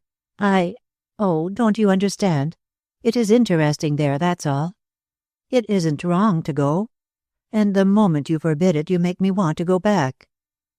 "Were there any other people there to dinner?" Grace asked, with sudden suspicion. "Only one man, a lawyer named Akers." The name meant nothing to Grace Cardew. "A young man?" "Not very young. In his 30s, I should think." Lily hesitated again. She had meant to tell her mother of the engagement for the next day, but Grace's attitude made it difficult. To be absolutely forbidden to meet Louis Akers at the gallery, and to be able to give no reason beyond the fact that she had met him at the Doyle house, seemed absurd. "A gentleman? I hardly know," Lily said frankly. "In your sense of the word, perhaps not, Mother. But he is very clever." Grace Cardew sighed and picked up her book. She never retired until Howard came in. And Lily went upstairs, uneasy and a little defiant. She must live her own life somehow, have her own friends, think her own thoughts. The quiet tyranny of the family was again closing down on her. It would squeeze her dry in the end, as it had her mother and Aunt Eleanor. She stood for a time by her window, looking out at the city. Behind her was her warm, luxurious room, her deep, soft bed. Yet all through the city there were those who did not sleep warm and soft. Close by, perhaps, in that deteriorated neighborhood, there were children that very night going to bed hungry. Because things had always been like that, should they always be so? Wasn't Mr. Doyle right after all? Only he went very far. You couldn't, for instance, take from a man the thing he had earned.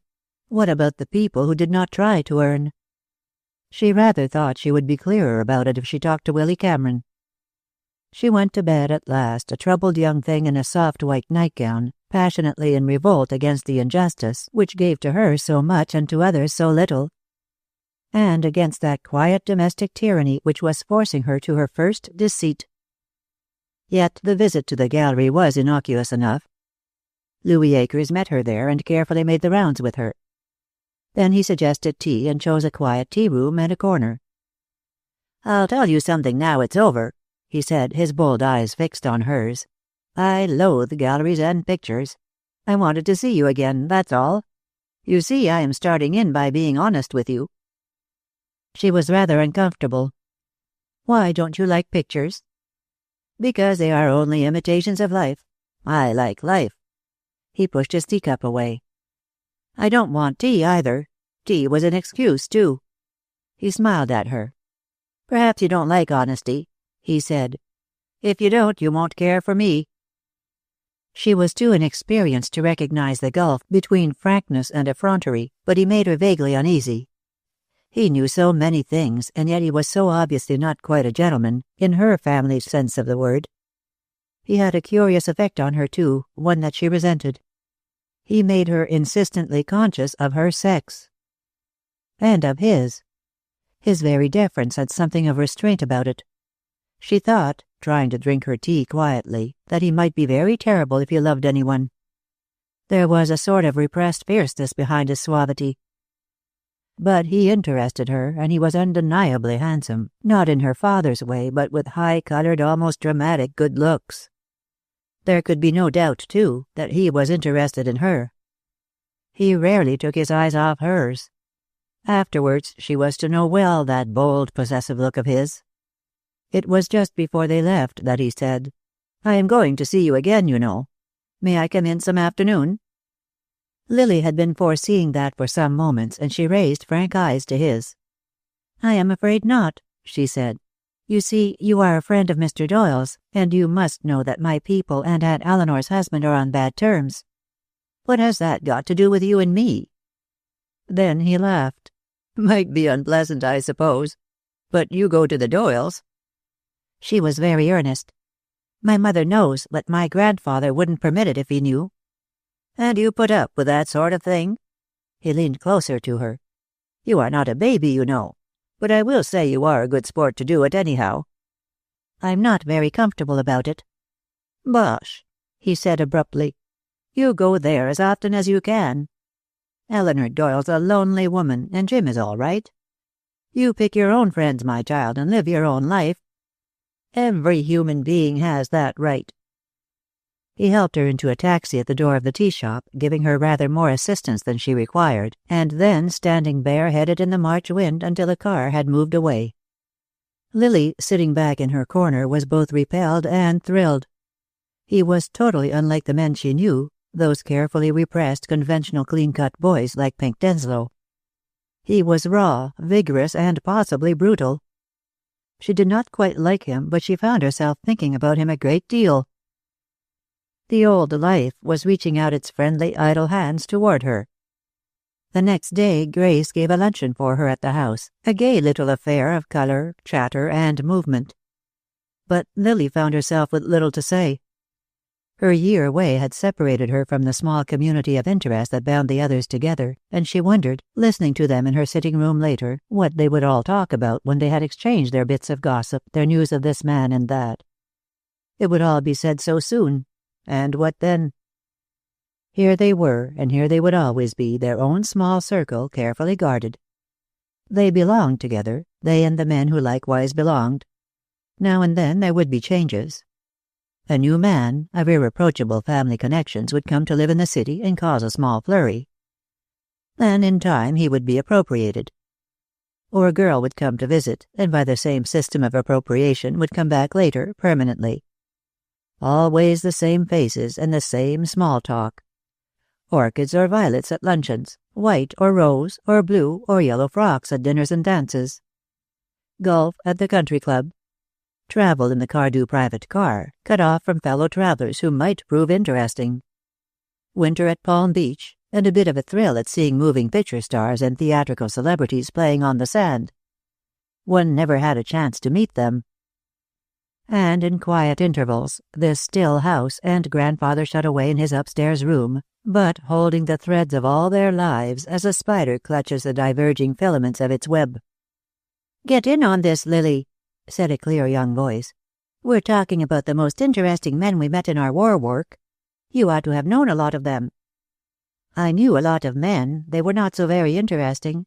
There was a little nurse." "Men, Lily dear." "There was one awfully nice boy.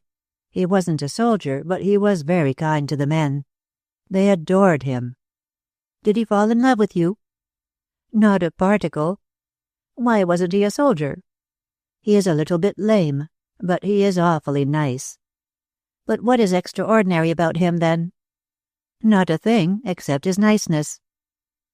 But they were surfeited with nice young men. They wanted something dramatic, and Willy Cameron was essentially undramatic. Besides, it was quite plain that, with unconscious cruelty, his physical handicap made him unacceptable to them. "Don't be ridiculous, Lily. You're hiding someone behind this kind person. You must have met somebody worthwhile." "Not in the camp. I know a perfectly nice socialist, but he was not in the army. Not a socialist, really. Much worse. He believes in having a revolution." That stirred them somewhat. She saw their interested faces turn toward her. "With the bomb under his coat, of course, Lily." "He didn't bulge." "Good looking?" "Well, rather." "How old is he, Lily?" one of them asked suspiciously. "Almost 50, I should say." "Good heavens!" Their interest died. She could have revived it, she knew, if she mentioned Louis Akers. He would have answered to their prime requisite in an interesting man. He was both handsome and young. But she felt curiously disinclined to mention him. The party broke up. By ones and twos, luxuriously dressed little figures went down the great staircase, where Grayson stood in the hall and the footman on the doorstep signaled to the waiting cars. Mademoiselle, watching from a point of vantage in the upper hall, felt a sense of comfort and well-being after they had all gone. This was as it should be. Lily would take up life again where she had left it off, and all would be well. It was now the 6th day, and she had not yet carried out that absurd idea of asking Ellen's friend to dinner. Lily was, however, at that exact moment in process of carrying it out. "Telephone for you, Mr. Cameron." "Thanks, coming," sang out Willy Cameron. Edith Boyd sauntered toward his doorway. "It's a lady." "Woman," corrected Willy Cameron. "The word lady is now obsolete since your sex has entered the economic world." He put on his coat. "I said lady, and that's what I mean," said Edith. "May I speak to Mr. Cameron?" she mimicked. "Regular Newport accent." Suddenly Willy Cameron went rather pale. If it should be Lily Cardew, but then of course it wouldn't be. She had been home for 6 days, and if she had meant to call. "Hello?" he said. It was Lily. Something that had been like a band around his heart suddenly loosened to fasten about his throat. His voice sounded strangled and strange. "Why, yes," he said in the unfamiliar voice. "I'd like to come, of course." Edith Boyd watched and listened with a slightly strained look in her eyes. "To dinner? But I don't think I'd better come to dinner." "Why not, Willy?" Mr. William Wallace Cameron glanced around. There was no one about save Miss Boyd, who was polishing the nails of one hand on the palm of the other. "May I come in a business suit?" "Why, of course. Why not?" "I didn't know," said Willy Cameron. "I didn't know what your people would think. That's all." "Tomorrow at 8, then." "Thanks." He hung up the receiver and walked to the door, where he stood looking out and seeing nothing. She had not forgotten. He was going to see her. Instead of standing across the street by the park fence, waiting for a glimpse of her which never came, he was to sit in the room with her. There would be 8 from 11 was 3 hours of her. What a wonderful day it was. Spring was surely near. He would like to be able to go and pick up Jinx and then take a long walk through the park. He needed movement. He needed to walk off his excitement, or he felt that he might burst with it. 8 o'clock, said Edith. "I wish you joy waiting until 8 for supper." He had to come back a long, long way to her. "May I come in a business suit?" she mimicked him. "My evening clothes have not arrived yet. My valet's bringing them up to town tomorrow." Even through the radiant happiness that surrounded him like a mist, he caught the bitterness under her raillery. It puzzled him. "It's a young lady I knew at camp. I was in an army camp, you know." "Is her name a secret?" "Why, no. It is Cardew, Miss Lily Cardew." "I believe you not." "But it is," he said, genuinely concerned. "Why in the world should I give you a wrong name?" Her eyes were fixed on his face. "No, you wouldn't. But it makes me laugh because, well, it was crazy anyhow." "What was crazy?" "Something I had in my mind. Just forget it. I'll tell you what will happen, Mr. Cameron. You'll stay here about 6 weeks. Then you'll get a job at the Cardew Mills. They use chemists there, and you will be—" She lifted her fingertips and blew along them delicately. "Gone, like that," she finished. Sometimes Willy Cameron wondered about Miss Boyd. The large young man, for instance, whose name he had learned was Louis Akers, did not come any more. Not since that telephone conversation. But he had been distinctly a grade above that competent young person, Edith Boyd, if there were such grades these days. Fluent and prosperous looking, and probably able to offer a girl a good home. But she had thrown him over. He had heard her doing it, and when he had once ventured to ask her about Akers, she had cut him off curtly. "I was sick to death of him, that's all," she had said. But on the night of Lily's invitation he was to hear more of Louis Akers. It was his evening in the shop. One day he came on at 7:30 in the morning and was off at 6, and the next day he came at 10 and stayed until 11 at night. The evening business was oddly increasing. Men wandered in, bought a tube of shaving cream or a toothbrush, and sat or stood around for an hour or so. Clerks whose families had gone to the movies, bachelors who found their lodging houses dreary, a young doctor or two, coming in after evening office hours to leave a prescription and remaining to talk and listen. Thus they satisfied their gregarious instinct while within easy call of home. The wealthy had their clubs. The workmen of the city had their balls and sometimes their saloons. But in between was that vast, unorganized male element which was neither and had neither. To them the neighborhood pharmacy, open in the evening, warm and bright, gave them a rendezvous. They gathered there in thousands the country over. During the war they fought their daily battles there with newspaper maps. After the war, the League of Nations, local politics, a bit of neighborhood scandal, washed down with soft drinks from the soda fountain, furnished the evening's entertainment. The Eagle Pharmacy had always been the neighborhood club, but with the advent of Willy Cameron it was attaining a new popularity. The roundsman on the beat dropped in, the political boss of the ward named Hendricks, Dr. Smalley, the young physician who lived across the street, and others. Back of the store proper was a room with the prescription desk at one side and reserve stock on shelves around the other 3. Here were a table and half a dozen old chairs, a war map, still showing with colored pins the last positions before the great Allied advance, and an ancient hat rack, which had held from time immemorial an umbrella with 3 broken ribs and a pair of arctics of unknown ownership. "Going to watch this boy?" Hendricks confided to Dr. Smalley a night or 2 after Lily's return, meeting him outside. "He sure can talk." Dr. Smalley grinned. "He can read my writing, too, which is more than I can do myself. What do you mean, watch him?" But whatever his purposes, Mr. Hendricks kept them to himself.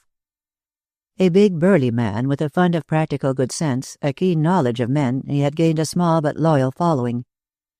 He was a retired master plumber with a small income from careful investments, and he had a curious, almost fanatic love for the city. "I was born here," he would say boastfully. "And I've seen it grow from 50,000 to what it's got now. Some folks say it's dirty, but it's home to me all right." But on the evening of Lily's invitation, the drugstore forum found Willy Cameron extremely silent. He had been going over his weaknesses, for the thought of Lily always made him humble, and one of them was that he got carried away by things and talked too much. He did not intend to do that the next night at the Cardews. "Something scared him off," said Mr. Hendricks to Dr. Smalley after a half-hour of almost taciturnity, while Willy Cameron smoked his pipe and listened. "Watch him rise to this, though." And aloud, "Why don't you fellows drop the League of Nations, which none of you knows a damn about anyhow, and get to the thing that's coming in this country?" "I'll bite," said Mr. Clary, who sold life insurance in the daytime, and sometimes utilized his evenings in a similar manner. "What's coming to this country?" "Revolution." The crowd laughed. "All right," said Mr. Hendricks. "Laugh while you can. I saw the chief of police today, and he's got a line of conversation that makes a man feel like taking his savings out of the bank and burying them in the backyard." Willy Cameron took his pipe out of his mouth, but remained dumb. Mr. Hendricks nudged Dr. Smalley, who rose manfully to the occasion. "What does he say?" "Says the Russians have got a lot of paid agents here. Not all Russians, either. Some of our Americans are in it. It's to begin with a general strike." "In this town?" "All over the country. But this is a good field for them. The crust's pretty thin here, and whereas that's the case there is likely to be earthquakes and eruptions. The chief says they're bringing in a bunch of gunmen, wobblies, and Bolshevists from every industrial town on the map. Did you get that, Cameron? Gunmen." "Any of you men here dissatisfied with this form of government?" inquired Willy rather truculently. "Not so you could notice it," said Mr. Clary. "And once the Republican Party gets in, then there will never be a revolution." "Why?" "That's why," said Willy Cameron. "Of course you are worthless now. You aren't organized. You don't know how many you are or how strong you are. You can't talk. You sit back and listen until you believe that this country is only capital and labor. You get squeezed in between them. You see labor getting more money than you and howling for still more. You see both capital and labor raising prices until you can't live on what you get. There are 100 times as many of you as represent capital and labor combined, and all you do is loaf here and growl about things being wrong. Why don't you do something? You ought to be running this country, but you aren't. You're lazy. You don't even vote. You leave running the country to men like Mr. Hendricks here." Mr. Hendricks was cheerfully unirritated. "All right, son," he said. "I do my bit and like it. Go on. Don't stop to insult me. You can do that any time." "I've been buying a seditious weekly since I came," said Willy Cameron. "It's preaching a revolution, all right. I'd like to see its foreign language copies. They'll never overthrow the government, but they may try. Why don't you fellows combine to fight them? Why don't you learn how strong you are? 9/10 of the country and milling like sheep with a wolf around." Mr. Hendricks winked at the doctor. "What'd I tell you?" whispered Hendricks. "Got them, hasn't he? If he'd suggest arming them with pop bottles and attacking that gang of anarchists at the cobbler's down the street, they'd do it this minute." "All right, son," he offered. "We'll combine. Anything you say goes. And we'll get the Jim Doyle, Waslowski, Louis Akers outfit first. I know a first-class brick wall." "Akers?" said Willy Cameron. "Do you know him?" "I do," said Hendricks. "But that needn't prejudice you against me any. He's a bad actor and as smooth as butter. Do you know what their plan is? They expect to take the city. This city. Mr. Hendricks' voice was lost in fury. "Talk," said the roundsman. "Where'd the police be, I'm asking?" "The police," said Mr. Hendricks, evidently quoting, "are as filled with sedition as a whale with corset bones. Also the army. Also the state constabulary." "The hell they are," said the roundsman aggressively. But Willy Cameron was staring through the smoke from his pipe at the crowd. "They might do it for a while," he said thoughtfully. "There's a tremendous foreign population in the mill towns around, isn't there? Does anybody in the crowd own a revolver? Or know how to use it if he has one?" "I've got one," said the insurance agent. "Don't know how it would work. Found my wife nailing oilcloth with it the other day." "Very well. If we're a representative group, they wouldn't need a battery of 8-inch guns, would they?"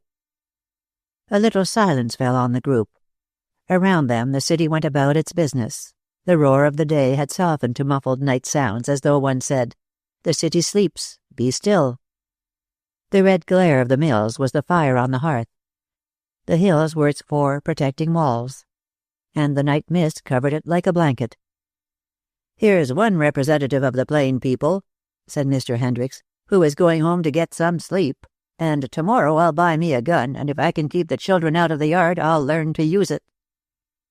For a long time after he went home that night, Willy Cameron paced the floor of his upper room, paced it until an irate boarder below hammered on his chandelier.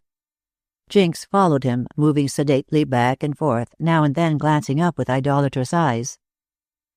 Willy Cameron's mind was active and not particularly coordinate. The Cardews and Lily, Edith Boyd and Louis Akers, the plain people, an army marching to the city to loot and burn and rape, and another army meeting it, saying, "You shall not pass. Abraham Lincoln, Russia, Lily." His last thought, of course, was of Lily Cardew. He had neglected to cover Jinx, and at last the dog leaped on the bed and snuggled close to him.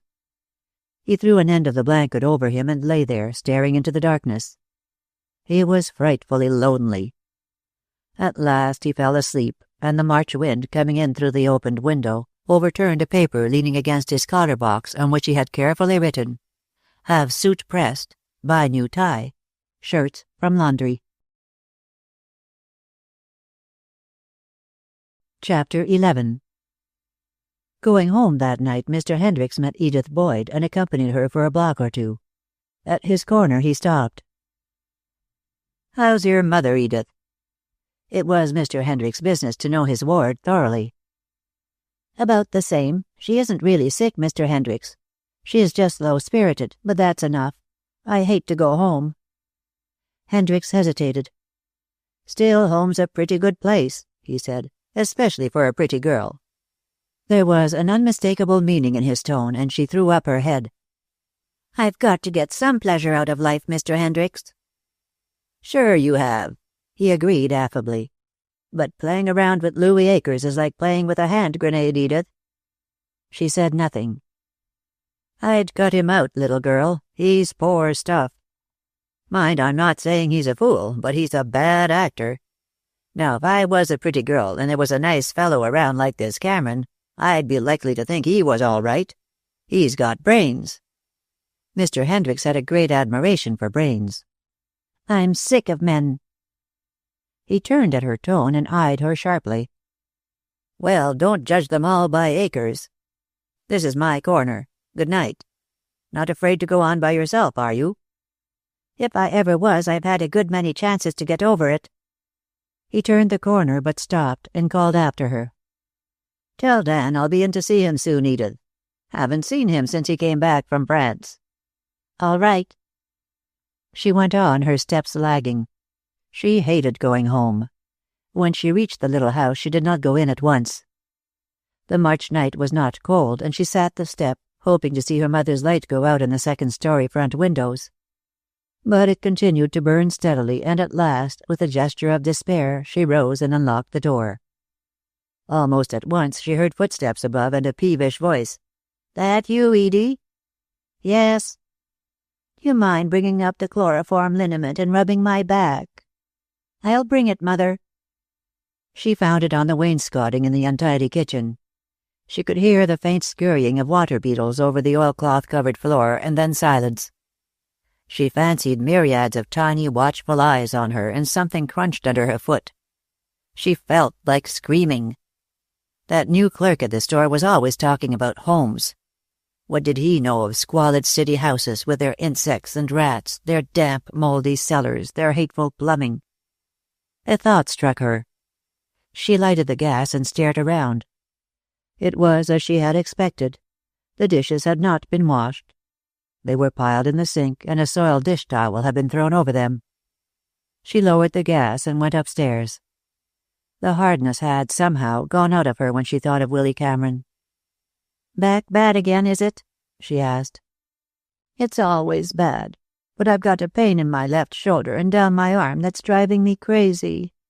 I couldn't wash the dishes." "Never mind the dishes, I'm not tired. Now crawl into bed and let me rub you." Mrs. Boyd complied. She was a small, thin woman in her early 50s who had set out to conquer life and had been conquered by it.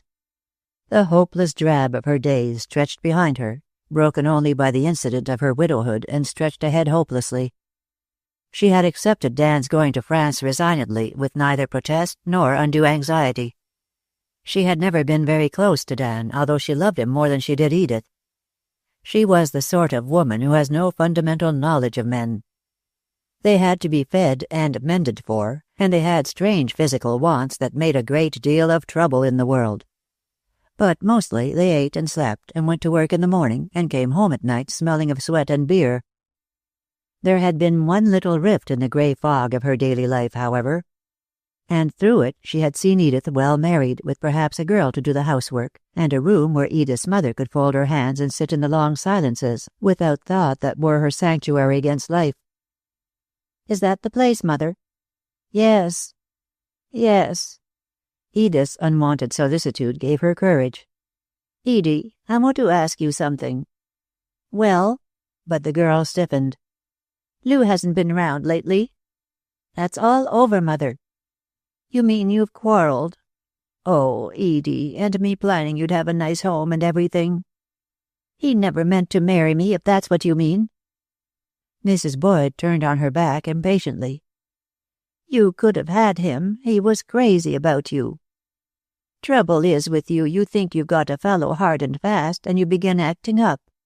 Then, first thing you know—" Some of that strange new tolerance persisted in the girl. "Listen, Mother," she said. "I give you my word, Lou'd run a mile if he thought any girl wanted to marry him.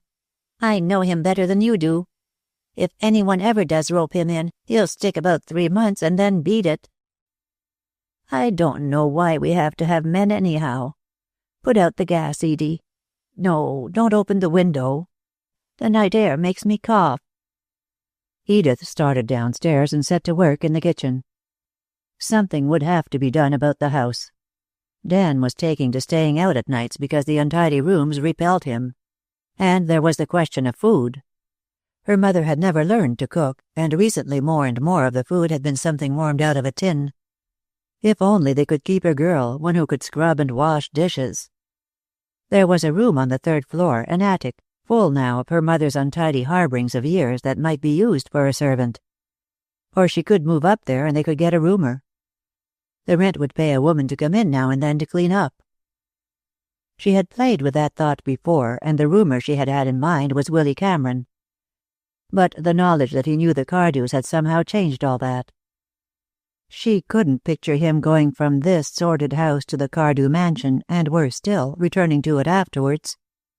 She saw him there, at the Cardews, surrounded by bowing flunkies, a picture of wealth gained from the movies, and by women who moved indolently, trailing through long vistas of ballroom and conservatory in low gowns without sleeves, and draped with robes of pearls.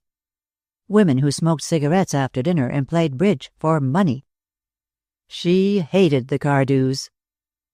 On her way to her room, she paused at her mother's door. "Asleep yet, Mother?" "No. Feel like I'm not going to sleep at all." "Mother," she said, with a desperate catch in her voice, "we've got to change things around here. It isn't fair to Dan, for one thing. We've got to get a girl to do the work, and to do that we'll have to rent a room." She heard the thin figure twist impatiently. "I've never yet been reduced to taking roomers, and I'm not going to let the neighbors begin looking down on me now. Now listen, Mother." "Go on away, Edie." "But suppose we could get a young man, a gentleman, who would be out all but 3 evenings a week. I don't know, but Mr. Cameron at the store isn't satisfied where he is. He's got a dog, and they haven't any yard. We've got a yard." "I won't be bothered with any dog," said the querulous voice from the darkness. With a gesture of despair, the girl turned away. What was the use, anyhow? Let them go on, then, her mother and Dan. Only let them let her go on, too. She had tried her best to change herself, the house, the whole rotten mess. But they wouldn't let her. Her mood of disgust continued the next morning. When at 11 o'clock Louis Akers sauntered in for the first time in days, she looked at him somberly but without disdain. Lou or somebody else, what did it matter? so long as something took her for a little while away from the sordidness of home, its stale odors, its untidiness, its querulous inmates. "What's got into you lately, Edith?" he inquired, lowering his voice. "You used to be the best little pal ever. Now, the other day when I called up—" "Had the headache," she said laconically. "Well? Want to play around this evening?" She hesitated. Then she remembered where Willy Cameron would be that night, and her face hardened. Had anyone told Edith that she was beginning to care for the lame young man in the rear room, with his exaggerated chivalry toward women, his belief in home, and his sentimental whistling, she would have laughed. But he gave her something that the other men she knew robbed her of, a sort of self-respect. It was perhaps not so much that she cared for him, as that he enabled her to care more for herself. But he was going to dinner with Lily Cardew. "I might, depending on what you have got to offer." "I've got a car now, Edith. I'm not joking. There was a lot of outside work, and the organization came over. I've been after it for 6 months. We can have a ride and supper somewhere. How's the young man with the wooden leg?" "If you want to know, I'll call him out and let him tell you." "Quick, aren't you?" He smiled down at where she stood, firmly entrenched behind a showcase. "Well, don't fall in love with him, that's all. I'm a bad man when I'm jealous." He sauntered out, leaving Edith gazing thoughtfully after him. He did not know, nor would have cared had he known, that her acceptance of his invitation was a complex of disgust of home, of the call of youth, and of the fact that Willy Cameron was dining at the Cardews that night. Chapter 12. Howard Cardew was in his dressing room sitting before the fire. His man had put out his dinner clothes and retired, and Howard was sitting before the fire rather listlessly. In Grace's room adjoining he could hear movements and low voices. Before Lily's return, now and then when he was tired, Grace and he had dined by the fire in her boudoir. It had been very restful. He was still in love with his wife, although, as in most marriages, there was one who gave more than the other. In this case, it was Grace who gave and Howard who received. But he loved her. He never thought of other women. Only his father had never let him forget her weaknesses. Sometimes he was afraid that he was looking at Grace with his father's eyes rather than his own. He had put up a hard fight with his father, not about Grace. That was over and done with, although it had been bad while it lasted. But his real struggle had been to preserve himself, to keep his faiths and his ideals and even his personality. In the inessentials he had yielded easily and so bought peace. Or perhaps a truce of a sort. But for the essentials he was standing with a sort of dogged conviction that if he lowered his flag it would precipitate a crisis. He was not brilliant, but he was intelligent, progressive, and kindly. He knew that his father considered him both stupid and obstinate. There was going to be a strike. The quarrel now was between Anthony's curt "let them strike" and his own conviction that a strike at this time might lead to even worse things. The men's demands were exorbitant. No business, no matter how big, could concede them and live. But Howard was debating another phase of the situation. Not all the mills would go down. A careful canvass of some of the other independent concerns had shown the men 80, 90, even 100% loyal. Those were the smaller plants, where there had always been a reciprocal good feeling between the owners and the men. There the men knew the owners, and the owners knew the men who had been with them for years. But the Cardew mills would go down. There had been no liaison between the Cardews and the workmen. The very magnitude of the business forbade that. And for many years, too, the Cardews had shown a gross callousness to the welfare of the laborers. Long ago he had urged on his father the progressive attitude of other steel men, but Anthony had jeered, and when Howard had forced the issue and gained concessions, it was too late. The old grievances remained in too many minds. To hate the Cardews had become a habit. Their past sins would damn them now. The strike was wrong, a wicked thing. It was without reason and without aim. The men were knocking a hole in the boat that floated them. But there was a tap at his door, and he called, "Come in." From her babyhood, Lily had had her own peculiar method of signaling that she stood without, a delicate rapid tattoo of fingernails on the panel. He watched smilingly for her entrance. "Well," she said, "thank goodness you haven't started to dress. I tried to get here earlier, but my hair wouldn't go up. I want to make a good impression tonight." "Is there a dinner on? I didn't know it." "Not a dinner, a young man. I came to see what you are going to wear." "Really? Well, I haven't a great variety. The ordinary dinner dress of a gentleman doesn't lend itself to any extraordinary ornamentation. If you like, I'll pin on that medal from the Iron and Steel. Who's coming, Lily?" "Grayson says grandfather's dining out." "I believe so." "What a piece of luck. I mean, you know what he'd say if I asked him not to dress for dinner." "Am I to gather that you are asking me?" "You wouldn't mind, would you? He hasn't any evening clothes." "Look here, Lily," said her father, sitting upright. "Who is coming here tonight? And why should he upset the habits of the entire family?" "Willy Cameron. You know, father. And he has the queerest ideas about us. Honestly. And I want him to like us, and it's such a good chance with grandfather out." He ignored that.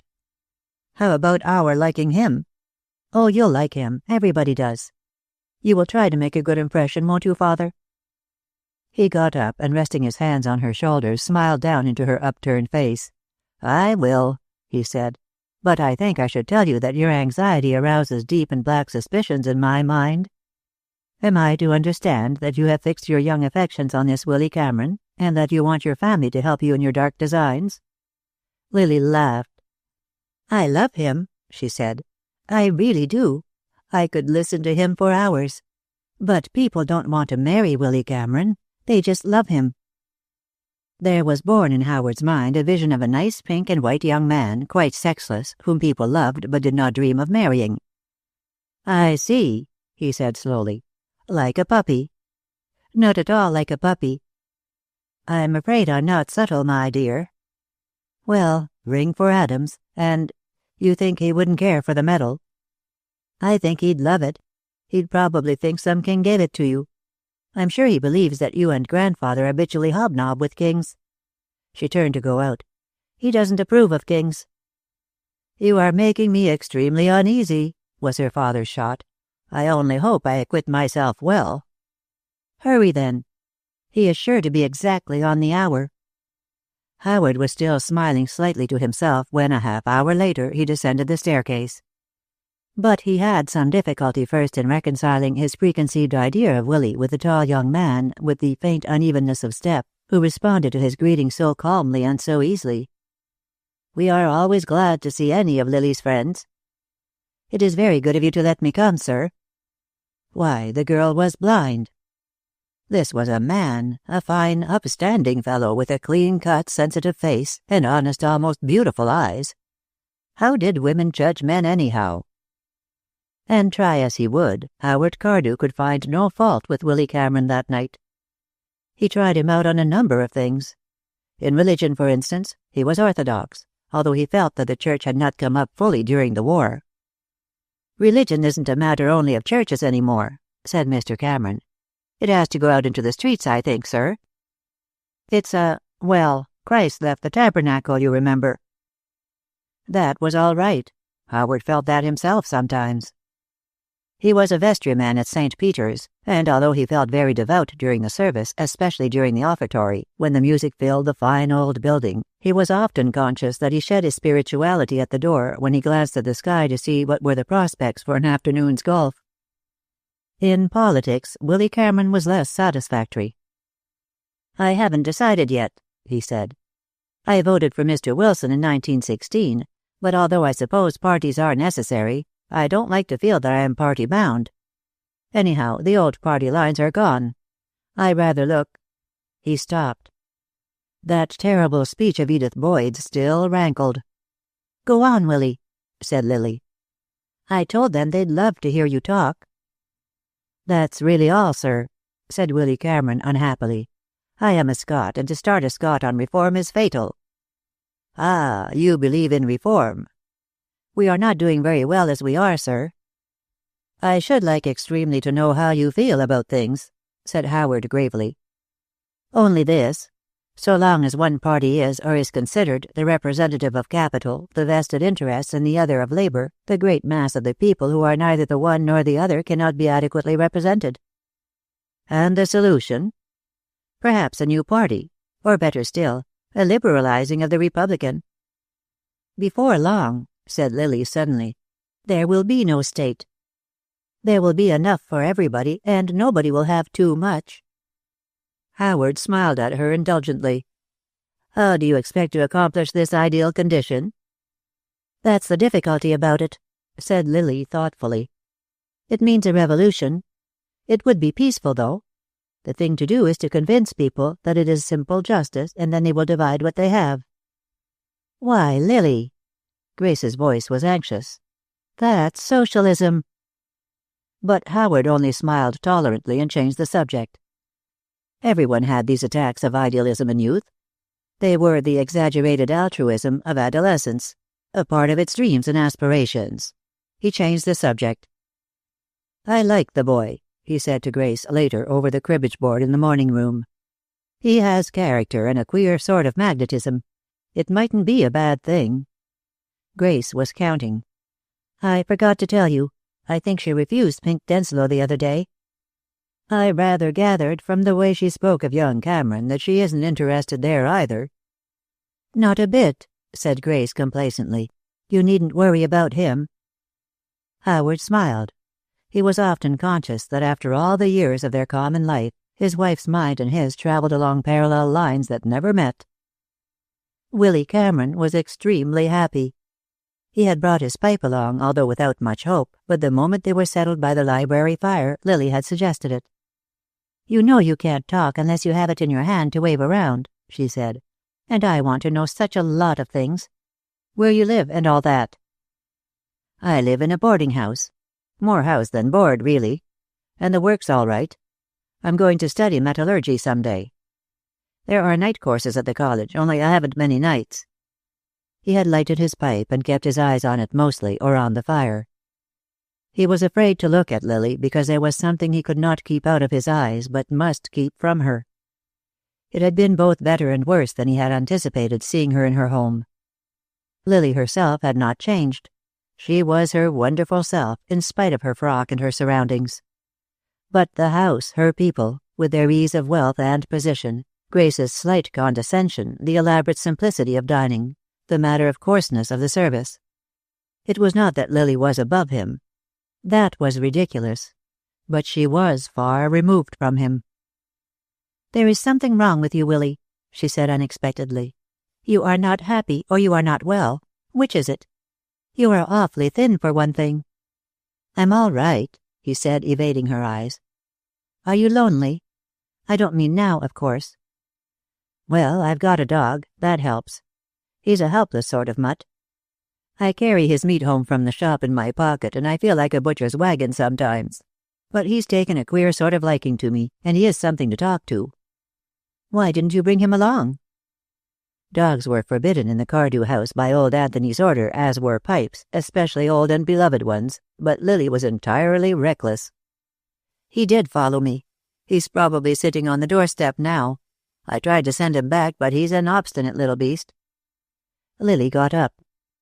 I am going to bring him in, she said, and if you'll ring that bell, we'll get him some dinner. I'll get him while you ring. Half an hour later, Anthony Cardew entered his house. He had spent a miserable evening. Some young whippersnapper who employed a handful of men had undertaken to show him where he, Anthony Cardew, was a clog in the wheel of progress. Not in so many words, but he had said, Tempora mutantor, Mr. Cardew. And the wise employer meets those changes halfway. You young fools want to go all the way. Not at all. We'll meet them halfway and stop. Bah, said Anthony Cardew, and had left the club in a temper. The club was going to the dogs, along with the rest of the world. There was only a handful of straight-thinking men like himself left in it. Lot of young cravens letting their men dominate them and intimidate them. So he slammed into his house, threw off his coat and hat, and sniffed. A pungent, acrid odor was floating through a partly closed door. Anthony Cardew flung open the door and entered. Before the fire, on a deep velvet couch, sat his granddaughter. Beside her was a thin young man in a grey suit, and the thin young man was waving an old pipe about and saying, "Tempora mutantor, Lily, the wise employer." "I am afraid, sir," said Anthony in a terrible voice, "that you are not acquainted with the rules of my house. I object to pipes. There are cigars in the humidor behind you." "Very sorry, Mr. Cardew," Willy Cameron explained. "I didn't know. I'll put it away, sir." But Anthony was not listening. His eyes had traveled from an empty platter on the hearth rug to a deep chair where Jinx, both warm and fed at the same time, and extremely distended with meat, lay sleeping. Anthony put out a hand and pressed the bell beside him. "I want you to meet Mr. Cameron, grandfather." Lily was rather pale, but she had the Cardew poise. "He was in the camp when I was." Grayson entered on that, however, and Anthony pointed to Jinx. "Put that dog out," he said, and left the room, his figure rigid and uncompromising. "Grayson," Lily said, white to the lips, "that dog is to remain here. He's perfectly quiet. And will you find Ellen and ask her to come here?" "Haven't I made enough trouble?" asked Willy Cameron unhappily. "I can see her again, you know." "She's crazy to see you, Willy, and besides—" Grayson had gone after a moment's hesitation. "Don't you see?" she said. "The others have always submitted. I did too. But I can't keep it up, Willy. I can't live here and let him treat me like that. Or my friends. I know what will happen. I'll run away like Aunt Eleanor." "You must not do that, Lily." He was very grave. "Why not? They think she is unhappy. She isn't. She ran away and married a man she cared about. I may call you up some day and ask you to marry me," she added less tensely. "You would be an awfully good husband, you know." She looked up at him, still angry, but rather amused with this new conceit. "Don't." She was startled by the look on his face. "You see," he said painfully, "what only amuses you in that idea is, well, it doesn't amuse me, Lily." "I only meant—" She was very uncomfortable. "You are so real and dependable and kind, and I know what you mean. Like Jinx there. I'm sorry, I didn't mean that. But you must not talk about marrying me unless you mean it. You see, I happen to care." "Willy!" "It won't hurt you to know, although I hadn't meant to tell you. And of course, you know I am not asking you to marry me. Only I'd like you to feel that you can count on me always. The one person a woman can count on is the man who loves her." And after a little silence, "You see, I know you are not in love with me. I cared from the beginning, but I always knew that." "I wish I did." She was rather close to tears. She had not felt at all like that with Pink. But although she knew he was suffering, his quietness deceived her. She had the theory of youth about love, that it was a violent thing, tempestuous and passionate. She thought that love demanded, not knowing that love gives first and then asks. She could not know how he felt about his love for her, that it lay in a sort of cathedral shrine in his heart. There were holy days when saints left their niches and were shown in city streets, but until that holy day came, they remained in the church. "You will remember that, won't you?" "I'll remember, Willy. I won't be a nuisance, you know. I've never had any hope, so I won't make you unhappy. And don't be unhappy about me, Lily. I would rather love you, even knowing I can't have you, than be loved by anybody else." Perhaps, had he shown more hurt, he would have made it seem more real to her. But he was frightfully anxious not to cause her pain. "I'm really very happy loving you," he added, and smiled down at her reassuringly.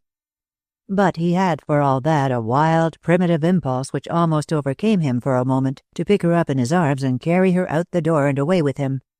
Somewhere, anywhere. Away from that grim old house and that despotic little man, to liberty and happiness and William Wallace Cameron. Ellen came in, divided between uneasiness and delight, and inquired painstakingly about his mother and his uncle in California and the Presbyterian minister. But she was uncomfortable and uneasy and refused to sit down, and Willy watched her furtively slipping out again with a slight frown. It was not right somehow, this dividing of the world into classes, those who served and those who were served. But he had an idea that it was those below who made the distinction nowadays. It was the masses who insisted on isolating the classes. They made kings, perhaps that they might someday reach up and pull them off their thrones. At the top of the stairs Ellen found Mademoiselle, who fixed her with cold eyes. "What were you doing down there?" she demanded. "Miss Lily sent for me to see that young man I told you about." "How dare you go down, and into the library?" "I have just told you," said Ellen, her face setting. "She sent for me." "Why didn't you say you were in bed?" "I'm no liar, mademoiselle. Besides, I guess it's no crime to see a boy I've known all his life, and his mother and me like sisters." "You are a fool," said mademoiselle, and turning clumped back in her bedroom slippers to her room. Ellen went up to her room. Heretofore she had given her allegiance to Mademoiselle and Mrs. Cardew, and in a more remote fashion to Howard. But Ellen, crying angry tears in her small white bed that night, sensed a new division in the family, with Mademoiselle and Anthony and Howard and Grace on one side, and Lily standing alone, fighting valiantly for the right to live her own life, to receive her own friends and the friends of her friends, even though one of these latter might be a servant in her own house. Yet Ellen, with the true snobbishness of the servants' hall, disapproved of Lily's course while she admired it. "But they're all against her," Ellen reflected. "The poor thing. And just because of Willy Cameron. Well, I'll stand by her if they throw me out for it." In her romantic head there formed strange, delightful visions. Lily eloping with Willy Cameron, assisted by herself. Lily in the little Cameron house, astounding the neighborhood with her clothes and her charm, and being sponsored by Ellen. The excitement of the village, and the visits to Ellen to learn what to wear for a first call, and were cards necessary. Into Ellen's not very hard-working but monotonous life had come its first dream of romance. Chapter 13. For 3 weeks Lily did not see Louis Acres, nor did she go back to the house on Cardew Way.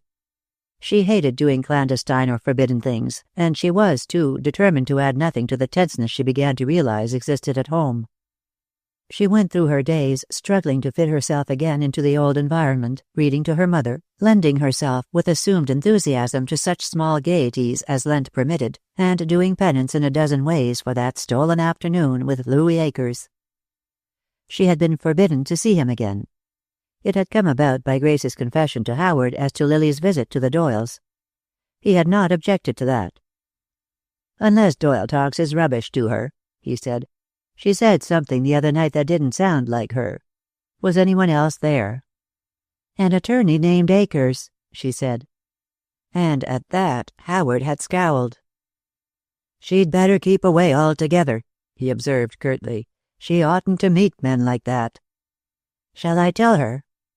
"I'll tell her," he said, and tell her he did, not too tactfully, and manlike shielding her by not telling her his reasons. "He's not the sort of man I want you to know," he finished. "That ought to be sufficient. Have you seen him since?" Lily flushed, but she did not like to lie. "I had tea with him one afternoon. I often have tea with men, father. You know that." "You knew I wouldn't approve, or you would have mentioned it." Because he felt that he had been rather ruthless with her, he stopped in at the jeweler's next morning and sent her a tiny jeweled watch. Lily was touched and repentant. She made up her mind not to see Louis Acres again, and found a certain relief in the decision. She was conscious that he had a peculiar attraction for her, a purely emotional appeal. He made her feel alive. Even when she disapproved of him, she was conscious of him. She put him resolutely out of her mind, to have him reappear in her dreams, not as a lover, but as someone dominant and insistent, commanding her to do absurd, inconsequential things. Now and then she saw Willy Cameron, and they had gone back, apparently, to the old friendly relationship. They walked together, and once they went to the moving pictures, to Grace's horror. But there were no peanuts to eat, and instead of the jingling camp piano there was an orchestra, and it was all strangely different. Even Willy Cameron was different. He was very silent, and on the way home he did not once speak of the plain people. Louis Akers had both written and telephoned her, but she made excuses and did not see him, and the last time he had hung up the receiver abruptly. She felt an odd mixture of relief and regret. Then, about the middle of April, she saw him again. Spring was well on by that time. Before the Doyle house on Cardew Way, the 2 horse chestnuts were showing great red-brown buds, ready to fall into leaf with the first warm day, and Eleanor, assisted by Jenny the elderly maid, was finishing her spring house-cleaning. The Cardew mansion showed window boxes at each window, filled by the florist with spring flowers, to be replaced later by summer ones. A potted primrose sat behind the plate glass of the Eagle Pharmacy among packets of flower seeds and spring tonics, its leaves occasionally nibbled by the pharmacy cat out of some atavistic craving survived through long generations of city streets. The children's playground near the lily furnace was ready. Howard Cardew himself had overseen the locations of the swings and shoot the chutes. And at Friendship an army of workers was sprinkling and tamping the turf of the polo field. After 2 years of war, there was to be polo again that spring and early summer. The Cherry Hill hunt team was still intact, although some of the visiting outfits had been badly shot to pieces by the war. But the war was over. It lay behind, a nightmare to be forgotten as soon as possible. It had left its train of misery and debt, but spring had come. On a pleasant Monday, Lily motored out to the field with Pink Denslow. It had touched her that he still wanted her, and it had offered an escape from her own worries. She was fighting a sense of failure that day. It seemed impossible to reconcile the warring elements at home. Old Anthony and his son were quarreling over the strike, and Anthony was jibing constantly at Howard over the playground. It was not so much her grandfather's irritability that depressed her as his tyranny over the household, and his attitude toward her mother roused her to bitter resentment. The night before, she had left the table after one of his scourging speeches, only to have what amounted to a scene with her mother afterward. "But I cannot sit by while he insults you, Mother. It is just his way. I don't mind, really. Oh, Lily, don't destroy what I have built up so carefully. It hurts your father so." "Sometimes," Lily said slowly, "he makes me think that Eleanor's husband was right. He believes a lot of things." "What things?" Grace had asked suspiciously. Lily hesitated. "Well, a sort of socialism for one thing, only it isn't exactly that. It's individualism, really, or I think so. The sort of thing that this house stifles." Grace was too horrified for speech. "I don't want to hurt you, Mother, but don't you see? He tyrannizes over all of us, and it's bad for our souls. Why should he bellow at the servants? Or talk to you the way he did tonight?" She smiled faintly. "We're all drowning, and I want to swim, that's all. Mr. Doyle." "You are talking nonsense," said Grace sharply. "You have got a lot of ideas from that wretched house, and now you think they are your own. Lily, I warn you, if you insist on going back to the Doyles, I shall take you abroad." Lily turned and walked out of the room, and there was something suggestive of old Anthony in the pitch of her shoulders. Her anger did not last long, but her uneasiness persisted. Already she knew that she was older in many ways than Grace. She had matured in the past year more than her mother in 20, and she felt rather like a woman obeying the mandates of a child. But on that pleasant Monday she was determined to be happy. "Old world begins to look pretty, doesn't it?" said Pink, breaking in on her thoughts. "Lovely." "It's not a bad place to live in, after all," said Pink, trying to cheer his own rather unhappy humor. "There is always spring to expect when we get low in winter. And there are horses and dogs and blossoms on the trees and all that." What he meant was, if there isn't love. "You are perfectly satisfied with things just as they are, aren't you?" Lily asked, half enviously. "Well, I'd change some things." He stopped. He wasn't going to go around sighing like a furnace. "But it's a pretty good sort of place. I'm for it." "Have you sent your ponies out?" "Only 2. I want to show you one I bought from the government almost for nothing. Remount man piped me off. Light in flesh, rather, but fast. Handy, light mouth. All he needs is a bit of training." They had been in the open country for some time, but now they were approaching the Cardew's Friendship plant. The furnaces had covered the fields with a thin deposit of reddish ore dust. Such blighted grass as grew had already lost its fresh green, and the trees showed stunted blossoms. The one oasis of freshness was the polo field itself, carefully irrigated by underground pipes. The field, with its stables and grandstand, had been the gift of Anthony Cardew, thereby promoting much discussion with his son. For Howard had wanted the land for certain purposes of his own, to build a clubhouse for the men of the plant with a baseball field. Finding his father obdurate in that, he had urged that the field be thrown open to the men and their families, save immediately preceding and during the polo season. But he had failed there, too. Anthony Cardew had insisted, and with some reason, that to use the grounds for band concerts and baseball games, for picnics and playgrounds, would ruin the turf for its legitimate purpose. Howard had subsequently found other land, and out of his own private means had carried out his plans, but the location was less desirable. And he knew what his father refused to believe, that the polo ground, taking up space badly needed for other purposes, was a continual grievance. Suddenly Pink stared ahead. "I say," he said, "have they changed the rule about that sort of thing?" He pointed to the field.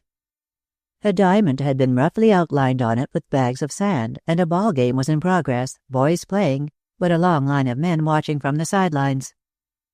"I don't know, but it doesn't hurt anything." "Ruins the turf, that's all." He stopped the car and got out. "Look at this sign. It says ball playing or any trespassing forbidden on these grounds. I'll clear them off." "I wouldn't, Pink. They may be ugly." But he only smiled at her reassuringly and went off. She watched him go with many misgivings, his sturdy young figure, his careful dress, his air of the young aristocrat, easy, domineering, unconsciously insolent. They would resent him, she knew, those men and boys. And after all, why should they not use the field? There was injustice in that sign. Yet her liking and real sympathy were with Pink.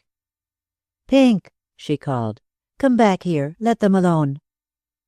He turned toward her, a face slightly flushed with indignation and set with purpose. "Sorry, can't do it, Lily. This sort of thing's got to be stopped." She felt, rather hopelessly, that he was wrong, but that he was right, too. The grounds were private property.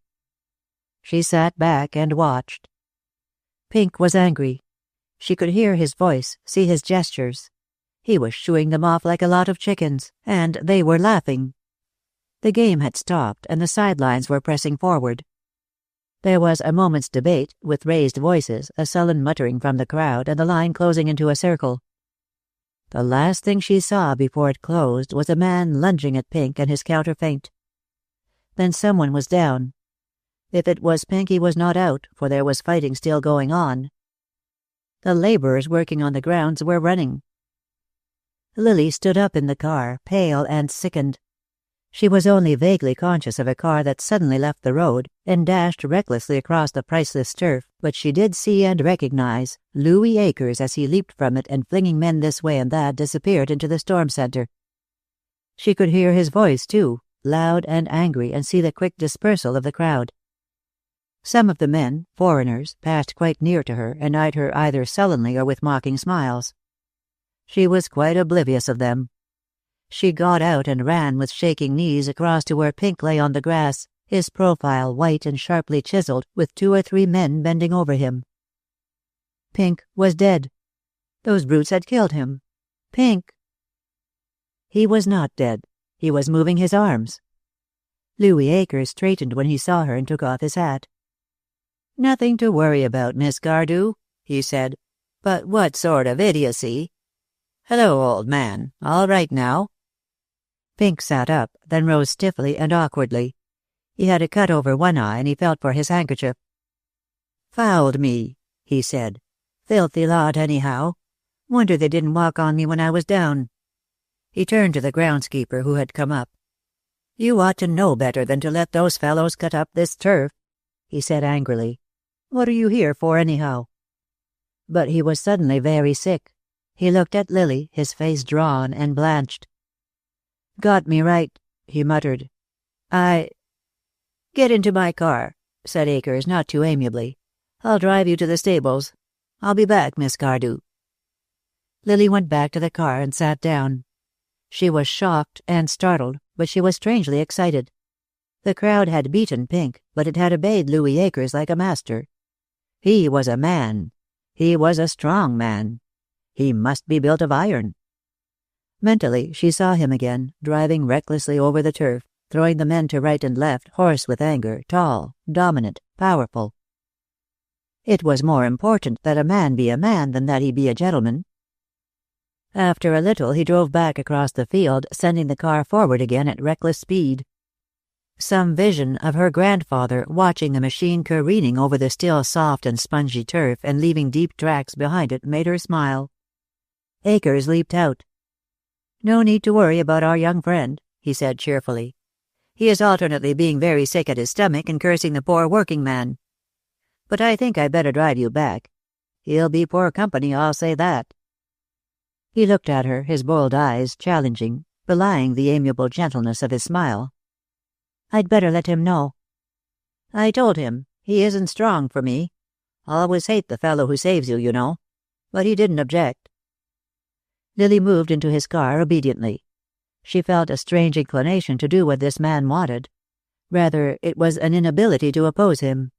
He went on, big, strong, and imperious. And he carried one along. It was easy and queer. But she did unconsciously what she had never done with Pink or any other man. She sat as far away from him on the wide seat as she could. He noticed that and smiled ahead, over the wheel. He had been infuriated over her avoidance of him, but if she was afraid of him... "Bully engine in this car. Never have to change a gear." "You certainly made a road through the field." "They'll fix that all right. Are you warm enough?" "Yes, thank you." "You have been treating me very badly, you know, Miss Cardew." "I have been frightfully busy." "That's not true, and you know it. You've been forbidden to see me, haven't you?" "I have been forbidden to go back to Cardew Way." "They don't know about me, then?" "There isn't very much to know, is there?" "I wish you wouldn't fence with me," he said impatiently. "I told you once I was frank. I want you to answer one question. If this thing rested with you, would you see me again?" "I think I would, Mr. Akers," she said honestly. Had she ever known a man like the one beside her, she would not have given him that opportunity. He glanced sharply around and then suddenly stopped the car and turned toward her. "I'm crazy about you, and you know it," he said. And roughly, violently, he caught her to him and kissed her again and again. Her arms were pinned to her sides, and she was helpless. After a brief struggle to free herself, she merely shut her eyes and waited for him to stop. "I'm mad about you," he whispered. Then he freed her. Lily wanted to feel angry, but she felt only humiliated and rather soiled. There were men like that then, men who gave way to violent impulses, who lost control of themselves and had to apologize afterwards. She hated him, but she was sorry for him too. He would have to be so humble. She was staring ahead, white and waiting for his explanation, when he released the brake and started the car forward slowly. "Well?" he said with a faint smile. "You will have to apologize for that, Mr. Akers." "I'm damned if I will. That man back there, Denslow, he's the sort who would kiss a girl and then crawl about it afterwards. I won't. I'm not sorry. A strong man can digest his own sins. I kissed you because I wanted to. It wasn't an impulse. I meant to when we started. And you're only doing the conventional thing and pretending to be angry. You're not angry. Good God, girl, be yourself once in a while." "I'm afraid I don't understand you." Her voice was haughty. "And I must ask you to stop the car and let me get out." "I'll do nothing of the sort, of course. Now get this straight, Miss Cardew. I haven't done you any harm. I may have a brutal way of showing that I'm crazy about you, but it's my way. I'm a man, and I'm no hand-kisser." And when she said nothing, "You think I'm unrestrained, and I am in a way. But if I did what I really want to do, I'd not take you home at all. I'd steal you. You've done something to me. God knows what." "Then I can only say I'm sorry," Lily said slowly. She felt strangely helpless and rather maternal. With all his strength, this sort of man needed to be protected from himself. She felt no answering thrill whatever to his passion, but as though, having told her he loved her, he had placed a considerable responsibility in her hands. "I'll be good now," he said. "Mind, I'm not sorry, but I don't want to worry you." He made no further overtures to her during the ride, but he was neither sulky nor sheepish. He feigned an anxiety as to the threatened strike, and related at great length and with extreme cleverness of invention his own efforts to prevent it. "I've a good bit of influence with the AFL," he said. "Dawes in bad with them, but I'm still solid. But it's coming, sure as shooting, and they'll win, too." He knew women well, and he saw that she was forgiving him. But she would not forget. He had a cynical doctrine, to the effect that a woman's first kiss of passion left an ineradicable mark on her, and he was quite certain that Lily had never been kissed so before. Driving through the park, he turned to her. "Please forgive me," he said, his mellow voice contrite and supplicating. "You've been so fine about it that you make me ashamed." "I would like to feel that it wouldn't happen again, that's all." "That means you intend to see me again. But never is a long word. I'm afraid to promise. You go to my head, Lily Cardew." They were halted by the traffic, and it gave him a chance to say something he had been ingenuously formulating in his mind. "I've known lots of girls. I'm no saint. But you are different. You're a good woman. You could do anything you wanted with me if you cared to." And because she was young and lovely, and because he was always the slave of youth and beauty, he meant what he said. It was a lie, but he was lying to himself also, and his voice held unmistakable sincerity. But even then he was watching her, weighing the effect of his words on her. He saw that she was touched. He was very well pleased with himself on his way home. He left the car at the public garage and walked, whistling blithely, to his small bachelor apartment. He was a self-indulgent man, and his rooms were comfortable to the point of luxury. In the sitting-room was a desk, as clean and orderly as Doyle's was untidy. Having put on his dressing-gown, he went to it, and with a sheet of paper before him sat for some time thinking. He found his work irksome at times. True, it had its interest. He was the liaison between organized labor, which was conservative in the main, and the radical element both in and out of the organization. He played a double game, and his work was always the same: to fan the discontent latently smoldering in every man's soul into a flame. And to do this he had not Doyle's fanaticism. Personally, Louis Akers found the world a pretty good place. He hated the rich because they had more than he had, but he scorned the poor because they had less. And he liked the feeling of power he had when, on the platform, men swayed to his words like wheat to a wind. Personal ambition was his fetish, as power was Anthony Cardew's.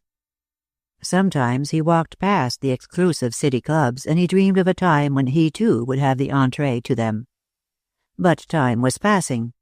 He was 33 years old when Jim Doyle crossed his path, and the clubs were as far away as ever. It was Doyle who found the weak place in his armor, and who taught him that when one could not rise, it was possible to pull others down. But it was Weslowski, the Americanized Pole, who had put the thing in a more appealing form. "Our friend Doyle to the contrary," he said cynically, "we cannot hope to contend against the inevitable. The few will always govern the many in the end. It will be the old cycle: autocracy, anarchy, and then democracy.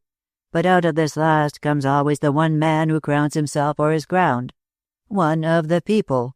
You or myself, it may be." The Pole had smiled and shrugged his shoulders. Akers did not go to work immediately. He sat for some time, a cigarette in his hand, his eyes slightly narrowed. He believed that he could marry Lily Cardew. It would take time and all his skill, but he believed he could do it. His mind wandered to Lily herself, her youth and charm, her soft red mouth, the feel of her warm young body in his arms. He brought himself up sharply. Where would such a marriage take him? He pondered the question pro and con. On the one hand, the Cardews; on the other, Doyle and a revolutionary movement. A revolution would be interesting and exciting, and there was strong in him the desire to pull down. But revolution was troublesome. It was violent and bloody. Even if it succeeded, it would be years before the country would be stabilized. This other now. He sat low in his chair, his long legs stretched out in his favorite position, and dreamed. He would not play the fool like Doyle. He would conciliate the family. In the end, he would be put up at the clubs. He might even play polo. His thoughts wandered to Pink Denslow at the polo grounds, and he grinned. Young fool, he reflected, if I can't beat his time. He ordered dinner to be sent up and mixed himself a cocktail, using the utmost care in its preparation. Drinking it, he eyed himself complacently in the small mirror over the mantel. Yes, life was not bad. It was damned interesting. It was a game. No, it was a race where a man could so hedge his bets that he stood to gain whoever won. When there was a knock at the door, he did not turn. "Come in," he said. But it was not the waiter. It was Edith Boyd. He saw her through the mirror and so addressed her. "Hello, sweetie," he said, then he turned. "You oughtn't to come here, Edith. I've told you about that." "I had to see you, Lou." "Well, take a good look, then," he said. Her coming fitted in well with the complacence of his mood. Yes, life was good, so long as it held power, and drink, and women. He stooped to kiss her, but although she accepted the caress, she did not return it. "Not mad at me, Miss Boyd, are you?" "No, Lou. I'm frightened." Chapter 14. On clear Sundays, Anthony Cardew played golf all day. He kept his religious observances for bad weather, but at such times as he attended service, he did it with the decorum and dignity of a Cardew, who bowed to his God, but to nothing else. He made the responses properly and with a certain unction, and sat during the sermon with a vigilant eye on the choir boys who wriggled. Now and then, however, the eye wandered to the great stained-glass window which was a memorial to his wife. It said beneath, "In Memoriam, Lillian Lethbridge Cardew." He thought there was too much yellow in John the Baptist. On the Sunday afternoon following her ride into the city with Louis Akers, Lily found herself alone. Anthony was golfing, and Grace and Howard had motored out of town for luncheon. In a small office near the rear of the hall, the second man dozed, waiting for the doorbell. There would be people in for tea later, as always on Sunday afternoons. Girls and men walking through the park or motoring up in smart cars. The men a trifle bored because they were not golfing or riding, the girls chattering about the small inessentials which somehow they made so important. Lily was wretchedly unhappy. For one thing, she had begun to feel that Mademoiselle was exercising over her a sort of gentle espionage, and she thought her grandfather was behind it. Out of sheer rebellion she had gone again to the house on Cardew Way, to find Eleanor out and Jim Doyle writing at his desk. He had received her cordially, and had talked to her as an equal. His deferential attitude had soothed her wounded pride, and she had told him something, very little, of the situation at home. "Then you are still forbidden to come here?" "Yes, as if what happened years ago matters now, Mr. Doyle." He eyed her. "Don't let them break your spirit, Lily," he had said. "Success can make people very hard. I don't know myself what success would do to me. Plenty, probably." He smiled. "It isn't the past your people won't forgive me, Lily. It's my failure to succeed in what they call success." "It isn't that," she had said hastily. "It is, they say you are inflammatory. Of course they don't understand. I have tried to tell them, but—" "There are fires that purify," he had said smilingly. She had gone home discontented with her family's lack of vision and with herself. She was in a curious frame of mind. The thought of Louis Akers repelled her, but she thought of him constantly. She analyzed him clearly enough. He was not fine and not sensitive. He was not even kind. Indeed, she felt that he could be both cruel and ruthless. And if she was the first good woman he had ever known, then he must have had a hateful past. The thought that he had kissed her turned her hot with anger and shame at such times, but the thought recurred. Had she had occupation, perhaps she might have been saved, but she had nothing to do.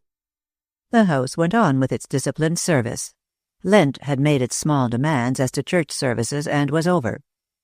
The weather was bad, and the golf links still soggy with the spring rains. Her wardrobe was long ago replenished, and that small interest gone. And somehow there had opened a breach between herself and the little intimate group that had been hers before the war. She wondered sometimes what they would think of Louis Akers.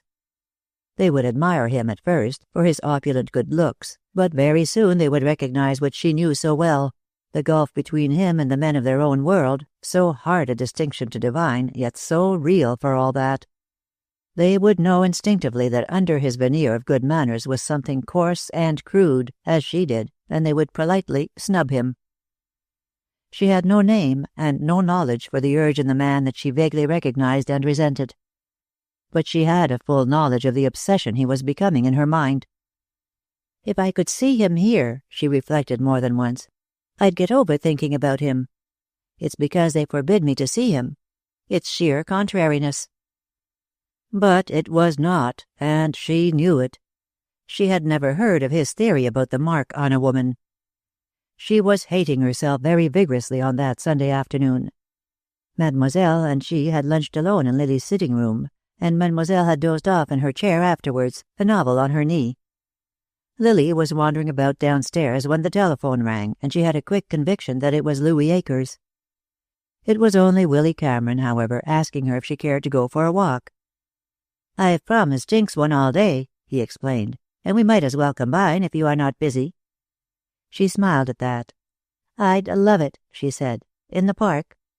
"Wait a moment." Then, "Yes, Jinx says the park is right." His wholesome nonsense was good for her. She drew a long breath. "You are precisely the person I need today," she said, "and come soon, because I shall have to be back at 5. When he came he was very neat indeed, and most scrupulous as to his heels being polished. He was also slightly breathless. "Had to sew a button on my coat," he explained. "Then I found I'd sewn in one of my fingers and had to start all over again." Lily was conscious of a change in him. He looked older, she thought, and thinner. His smile, when it came, was as boyish as ever, but he did not smile so much, and seen in full daylight he was shabby. He seemed totally unconscious of his clothes, however. "What do you do with yourself, Willy?" she asked. "I mean, when you are free." "Read and study. I want to take up metallurgy pretty soon. There's a night course at the college." "We use metallurgists in the mill. When you are ready, I know Father would be glad to have you." He flushed at that. "Thanks," he said. "I'd rather get in wherever I go by what I know and not who I know." She felt considerably snubbed, but she knew his curious pride. After a time, when he threw a stick into the park lake and Jinx retrieved it, he said, "What do you do with yourself these days, Lily?" "Nothing. I've forgotten how to work, I'm afraid. And I'm not very happy, Willy. I ought to be, but I'm just not." "You've learned what it is to be useful," he observed gravely, "and now it hardly seems worthwhile just to live and nothing else. Is that it?" "I suppose." "Isn't there anything you can do?"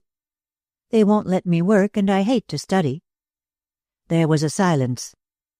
Willy Cameron sat on the bench, bent and staring ahead. Jinx brought the stick, and receiving no attention, insinuated a dripping body between his knees.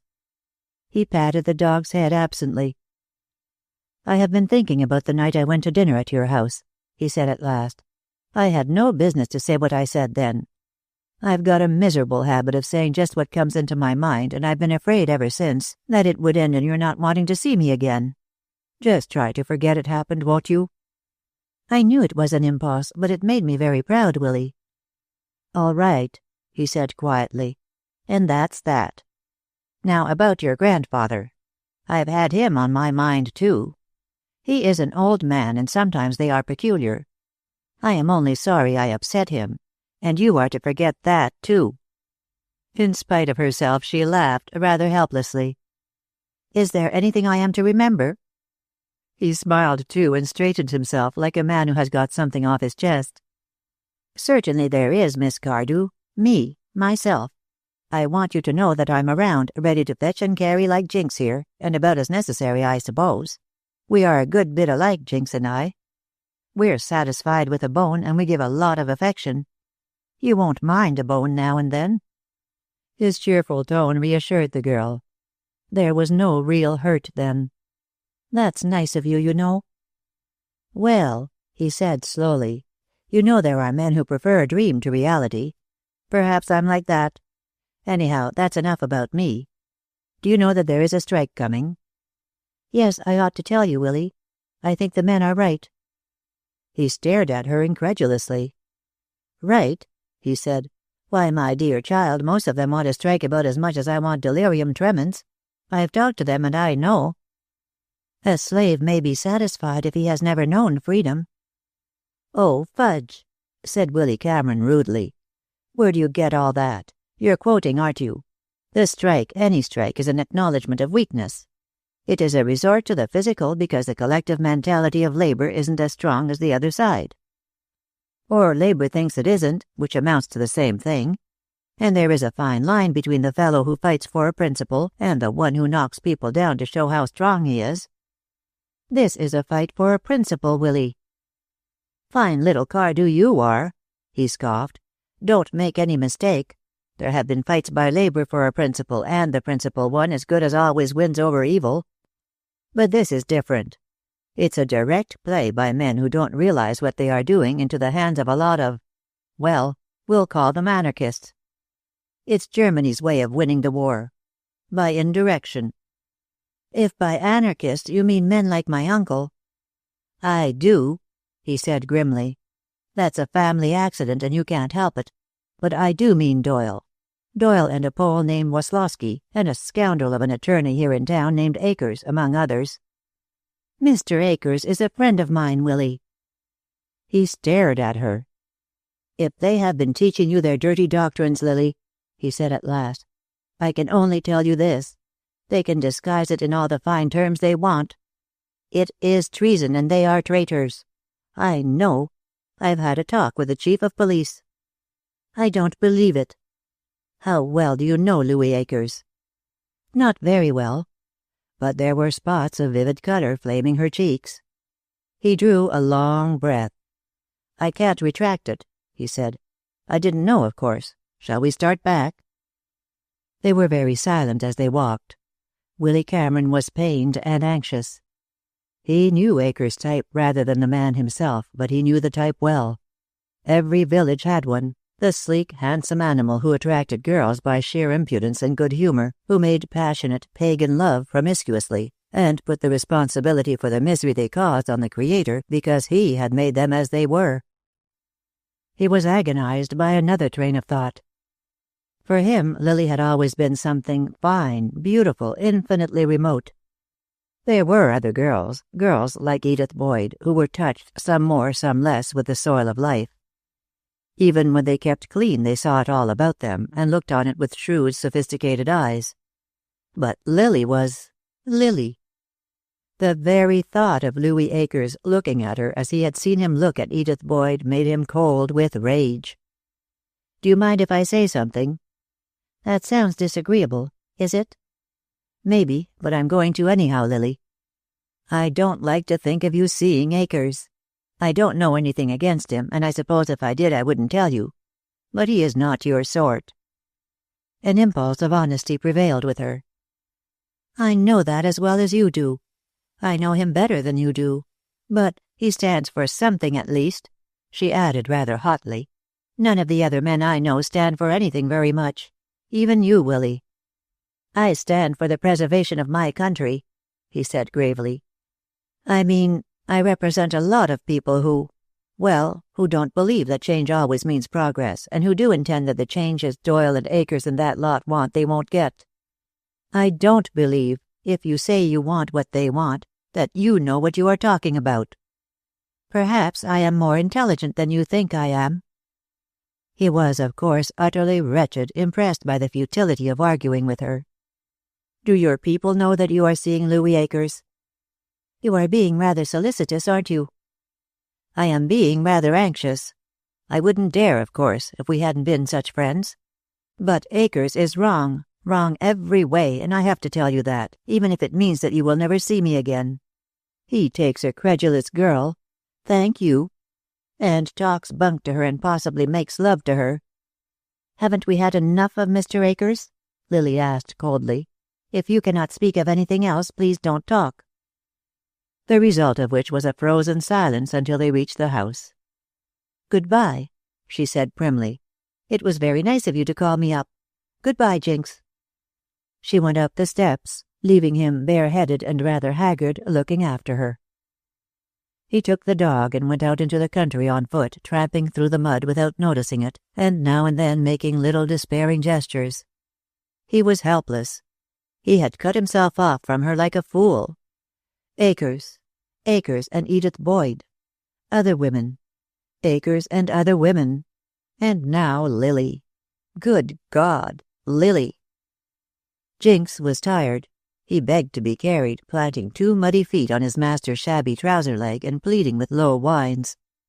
Willy Cameron stooped and, gathering up the little animal, tucked him under his arm. When it commenced to rain, he put him under his coat and plunged his head through the mud and went toward home. Lily had entered the house in a white fury, but a moment later she was remorseful. For one thing, her own anger bewildered her. After all, he had meant well, and it was like him to be honest, even if it cost him something he valued. She ran to the door and looked around for him, but he had disappeared. She went in again, remorseful and unhappy. What had come over her to treat him like that? He had looked almost stricken. "Mr. Akers is calling, Miss Cardew," said the footman. "He is in the drawing-room." Lily went in slowly. Louis Akers had been waiting for some time. He had lounged into the drawing-room with an ease assumed for the servant's benefit and had immediately lighted a cigarette. That done, and the servant departed, he had carefully appraised his surroundings. He liked the stiff formality of the room. He liked the servant in his dark maroon livery. He liked the silence and decorum. Most of all, he liked himself in these surroundings. He wandered around, touching a bowl here, a vase there, eyeing carefully the ancient altar cloth that lay on a table, the old needlework tapestry on the chairs. He saw himself fitted into this environment, a part of it, coming down the staircase, followed by his wife, and getting into his waiting limousine, sitting at the head of his table while the important men of the city listened to what he had to say. It would come as sure as God made little fishes. And Doyle was a fool. He, Louis Akers, would marry Lily Cardew and block that other game. But he would let the Cardews know who it was who had blocked it and saved their skins. They'd have to receive him after that. They would cringe to him. Then, unexpectedly, he had one of the shocks of his life. He had gone to the window, and through it he saw Lily and Willy Cameron outside. He clutched at the curtain and cursed under his breath apprehensively. But Willy Cameron did not come in. Akers watched him up the street with calculating, slightly narrowed eyes. The fact that Lily Cardew knew the clerk at the Eagle Pharmacy was an unexpected complication. His surprise was lost in anxiety. But Lily, entering the room a moment later, rather pale and unsmiling, found him facing the door, his manner easy, his head well up, and drawn to his full and rather overwhelming height. She found her poise entirely gone, and it was he who spoke first. "I know," he said. "You didn't ask me, but I came anyhow." She held out her hand rather primly. "It is very good of you to come." "Good. I couldn't stay away." He took her outstretched hand, smiling down at her, and suddenly made an attempt to draw her to him. "You know that, don't you?" "Please." He let her go at once. He had not played his little game so long without learning its fine points. There were times to woo a woman with a strong arm, and there were other times that required other methods. "Right-o," he said. "I'm sorry. I have been thinking about you so much that I dare say I have got farther in our friendship than I should. Do you know that you haven't been out of my mind since that ride we had together? Really? Would you like some tea?" "Thanks, yes. Do you dislike my telling you that?" She rang the bell and then stood facing him. "I don't mind, no. But I am trying very hard to forget that ride, and I don't want to talk about it." "When a beautiful thing comes into a man's life, he likes to remember it." "How can you call it beautiful?" Isn't it rather fine when two people, a man and a woman, suddenly find a tremendous attraction that draws them together, in spite of the fact that everything else is conspiring to keep them apart? I don't know, she said uncertainly. It just seemed all wrong somehow. An honest impulse is never wrong. I don't want to discuss it, Mr. Akers. It is over. While he was away from her, her attraction for him loomed less than the things she promised, of power and gratified ambition. But he found her with her gentle aloofness exceedingly appealing, and with the tact of the man who understands women, he adapted himself to her humor. "You are making me very unhappy, Miss Lily," he said. "If you'll only promise to let me see you now and then, I'll promise to be as mild as dishwater. Will you promise?" She was still struggling, still remembering Willy Cameron, still trying to remember all the things that Louis Akers was not. "I think I ought not to see you at all." "Then," he said slowly, "you are going to cut me off from the one decent influence in my life?" She was still revolving that in her mind when tea came. Akers, having shot his bolt, watched with interest the preparation for the little ceremony, the old Georgian teaspoons, the Crown Derby cups, the bell-shaped Queen Anne teapot, beautifully chased, the old pierced sugar basin. Almost his gaze was proprietary. And he watched Lily, her casual handling of those priceless treasures, her taking for granted of service and beauty, her acceptance of quality because she had never known anything else, watched her with possessive eyes. When the servant had gone, he said, "You are being very nice to me, in view of the fact that you did not ask me to come. And also remembering that your family does not happen to care about me." "They are not at home." "I knew that, or I should not have come. I don't want to make trouble for you, child." His voice was infinitely caressing. "As it happens, I know your grandfather's Sunday habits, and I met your father and mother on the road going out of town at noon. I knew they had not come back." "How do you know that?" He smiled down at her.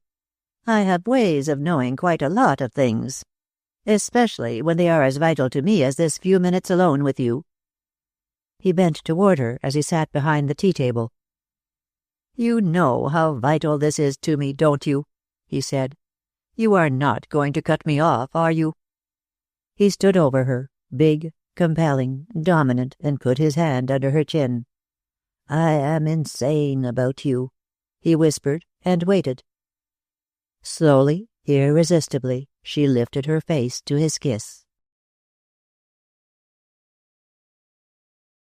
Chapter 15. On the first day of May, William Wallace Cameron moved his trunk, the framed photograph of his mother, 11 books, an alarm clock, and Jinx to the Boyd house. He went for 2 reasons. First, after his initial call at the dreary little house, he began to realize that something had to be done in the Boyd family. The second reason was his dog. He began to realize that something had to be done in the Boyd family as soon as he had met Mrs. Boyd. "I don't know what's come over the children," Mrs. Boyd said fretfully. She sat rocking persistently in the dreary little parlor. Her chair inched steadily along the dull carpet, and once or twice she brought up just as she was about to make a gradual exit from the room. "They act so queer lately." She hitched the chair into place again. Edith had gone out. It was her idea of an evening call to serve cakes and coffee, and a strong and acrid odor was seeping through the doorway. "There's Dan come home from the war, and when he gets back from the mill he just sits and stares ahead of him. He won't even talk about the war, although he's got a lot to tell. It takes some time for the men who were over to get settled down again, you know." "Well, there's Edith," continued the querulous voice. "You'd think the cat had got her tongue, too. I tell you, Mr. Cameron, there are meals here when if I didn't talk there wouldn't be a word spoken." Mr. Cameron looked up. It had occurred to him lately, not precisely that a cat had got away with Edith's tongue, but that something undeniably had got away with her cheerfulness. There were entire days in the store when she neglected to manicure her nails, and stood looking out past the fading primrose in the window to the street. But there were no longer any shrewd comments on the passers-by. "Of course the house isn't very cheerful," sighed Mrs. Boyd. "I'm a sick woman, Mr. Cameron. My back hurts most of the time. It just aches and aches." "I know," said Mr. Cameron. "My mother has that sometimes. If you like, I'll mix you up some liniment, and Miss Edith can bring it to you." "Thanks, I've tried most everything. Edith wants to rent a room so we can keep a hired girl, but it's hard to get a girl. They want all the money on earth, and they eat something awful. That's a nice, friendly dog of yours, Mr. Cameron."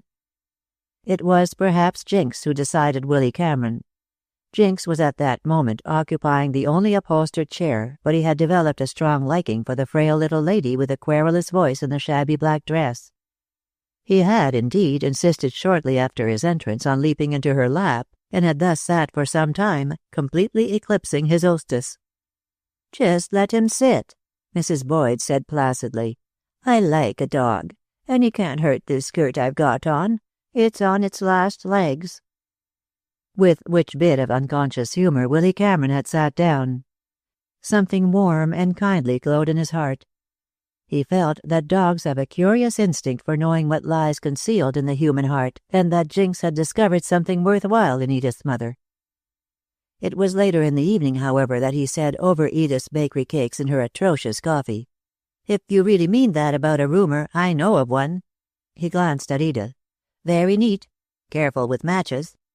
Hard to get up in the morning, but interesting, highly intelligent, and a clever talker. That's his one fault. When he is interested in a thing, he spouts all over the place." "Really?" said Mrs. Boyd. "Well, talk would be a change here. He sounds kind of pleasant. Who is he?" "This paragon of beauty and intellect sits before you," said Willy Cameron. "You'll have to excuse me. I didn't recognize you by the description," said Mrs. Boyd unconsciously. "Well, I don't know. I'd like to have this dog around." Even Edith laughed at that. She had been very silent all evening, sitting most of the time with her hands in her lap and her eyes on Willy Cameron. Rather like Jinx's eyes they were, steady, unblinking, loyal, and with something else in common with Jinx which Willy Cameron never suspected. "I wouldn't come if I were you," she said unexpectedly. "Why, Edie, you've been thinking of asking him right along." "We don't know how to keep a house," she persisted to him. "We can't even cook. You know that's rotten coffee. I'll show you the room if you like, but I won't feel hurt if you don't take it. I'll be worried if you do." Mrs. Boyd watched them perplexedly as they went out, the tall young man with his uneven step, and Edith, who had changed so greatly in the last few weeks and blew hot one minute and cold the next. Now that she had seen Willy Cameron, Mrs. Boyd wanted him to come. He would bring new life into the little house. He was cheerful. He was not glum like Dan or discontented like Edie. And the dog. She got up slowly and walked over to the chair where Jinx sat, eyes watchfully on the door. "Nice, Jinx," she said, and stroked his head with a thin, stringy hand. "Nice doggy." She took a cake from the plate and fed it to him, bit by bit. She felt happier than she had for a long time, since her children were babies and needed her. "I meant it," said Edith on the stairs. "You stay away. We're a poor lot, and we're unlucky, too. Don't get mixed up with us." "Maybe I'm going to bring you luck." "The best luck for me would be to fall down these stairs and break my neck." He looked at her anxiously, and any doubts he might have had, born of the dreariness, the odors of stale food and of the musty cellar below, of the shabby room she proceeded to show him, died in an impulse to somehow, some way, lift this small group of people out of the slough of despondency which seemed to be engulfing them all. "Why, what's the matter with the room?" he said. "Just wait until I've got busy in it. I'm a paper hanger and a painter and—" "You're a dear, too," said Edith.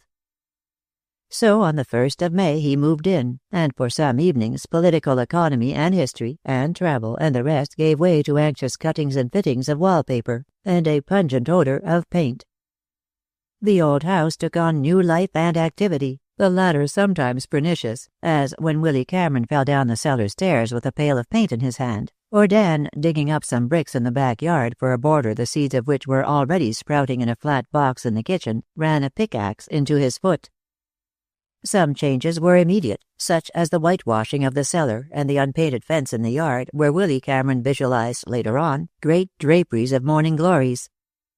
He papered the parlor and coaxed Mrs. Boyd to wash the curtains, although she protested that, with the mill smoke, it was useless labor.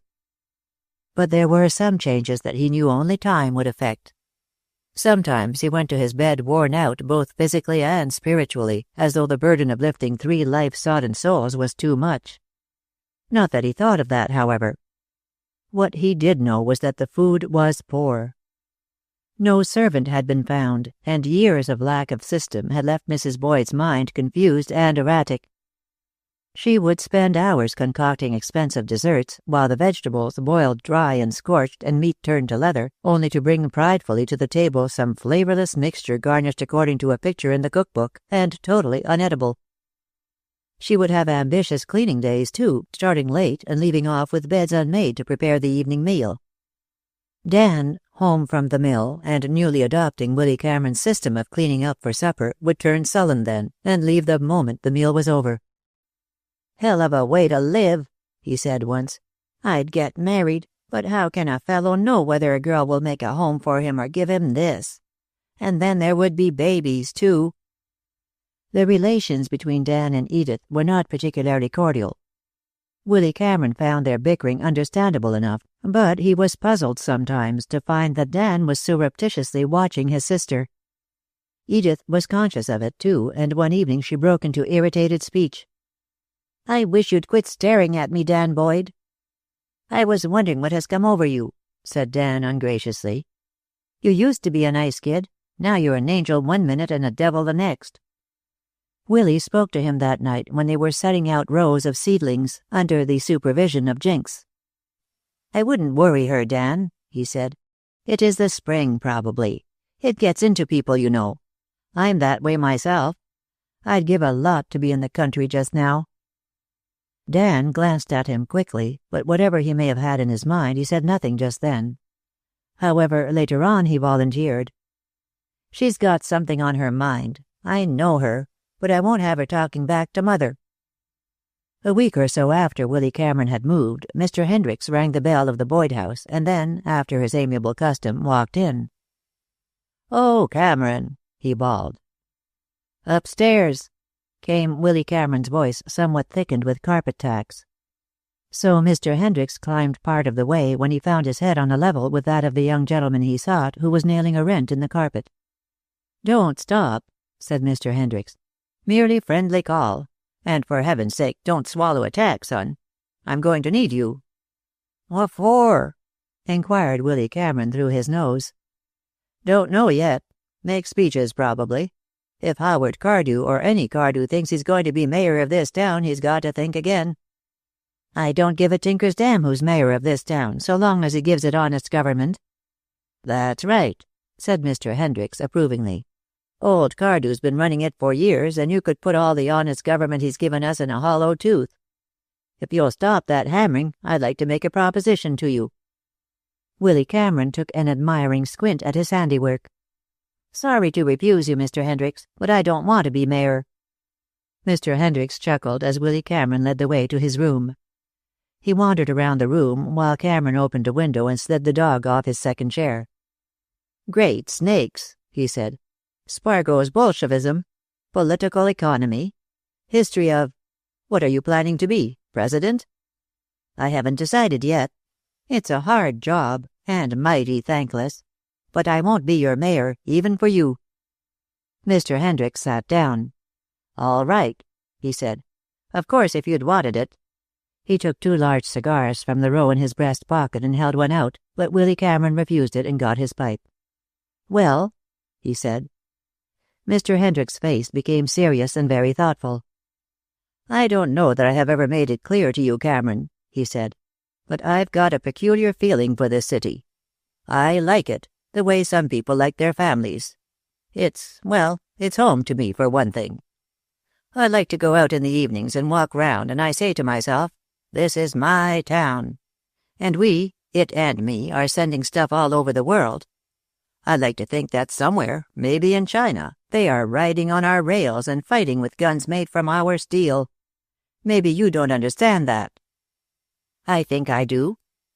"Well, that's the way I feel about it, anyhow. And this Bolshevist stuff gets under my skin. I've got a home and a family here. I started in to work when I was 13, and all I've got I've made and saved right here. It isn't much, but it's mine." Willy Cameron was lighting his pipe. He nodded. Mr. Hendricks bent forward and pointed a finger at him. "And to govern this city, who do you think the labor element is going to put up and probably elect? We're an industrial city, son, with a big labor vote, and if it stands together, they're being swindled into putting up as an honest candidate one of the dirtiest radicals in the country, that man Akers." He got up and closed the door. "I don't want Edith to hear me," he said. "He's a friend of hers. But he's a bad actor, son. He's wrong with women, for one thing. And when I think that's all he's got to oppose him is Howard Cardew." Mr. Hendricks got up and took a nervous turn about the room. "Maybe you know that Cardew has a daughter?" "Yes." "Well, I heard a good many things, one way and another, and my wife likes a bit of gossip. She knows them both by sight, and she ran into them one day in the tea-room of the St. Elmo, sitting in a corner, and the girl had her back to the room. I don't like the look of that, Cameron." Willy Cameron got up and closed the window. He stood there with his back to the light for a full minute. Then, "I think there must be some mistake about that, Mr. Hendricks. I have met her. She isn't the sort of girl who would do clandestine things." Mr. Hendricks looked up quickly. He had made it his business to study men, and there was something in Willy Cameron's voice that caught his attention and turned his shrewd mind to speculation. "Maybe," he conceded. "Of course, anything a Cardew does is likely to be magnified in this town. If she's as keen as the men in her family, she'll get wise to him pretty soon." Willy Cameron came back then, but Mr. Hendricks kept his eyes on the tip of his cigar. "We've got to lick Cardew," he said, "but I'm cursed if I want to do it with Akers." When there was no comment, he looked up. Yes, the boy had had a blow. Mr. Hendricks was sorry. If that was the way the wind blew, it was hopeless. It was more than that. It was tragic. "Sorry I said anything, Cameron. Didn't know you knew her." "That's all right. Of course, I don't like to think she is being talked about." "The Cardews are always being talked about. You couldn't drop her a hint, I suppose." "She knows what I think about Louis Akers." He made a violent effort and pulled himself together.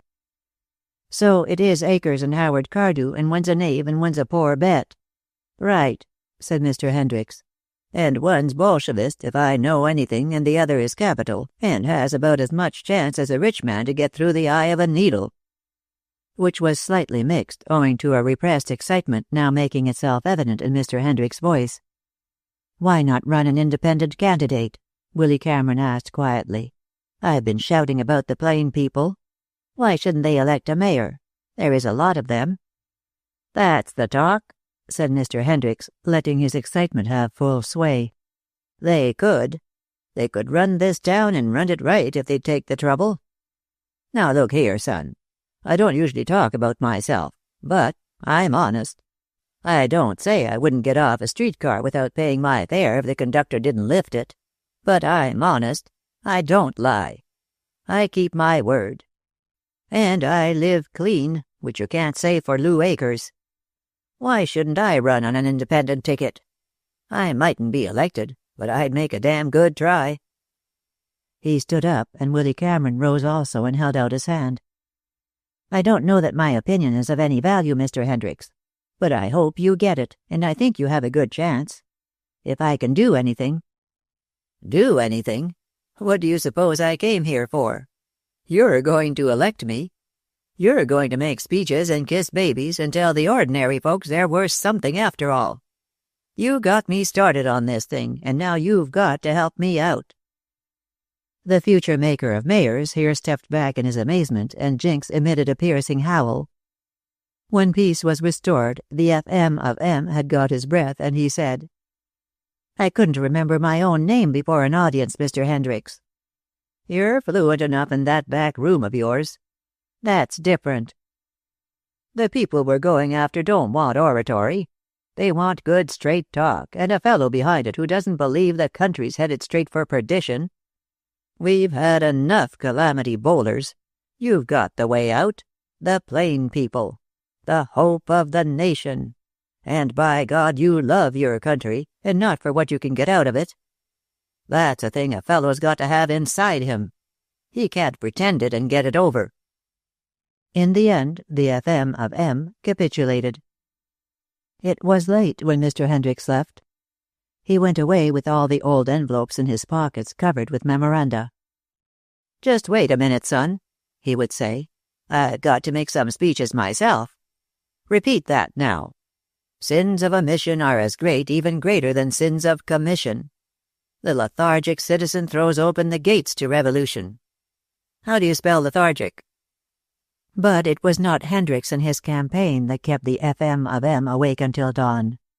He sat in front of his soft coal fire, and when it died to gray-white ash he still sat there, unconscious of the chill of the spring night. Mostly he thought of Lily, and of Louis Akers, big and handsome, of his insolent eyes and his self-indulgent mouth. Into that curious whirlpool that is the mind came now and then other visions. His mother asleep in her chair, the men in the War Department who had turned him down, a girl at home who had loved him and made him feel desperately unhappy because he could not love her in return. Was love always like that? If it was what he intended, why was it so often without reciprocation? He took to walking about the room according to his old habit, and obediently Jinx followed him. It was 4 by his alarm clock when Edith knocked at his door. She was in a wrapper flung over her nightgown, and with her hair flying loose she looked childish and very small.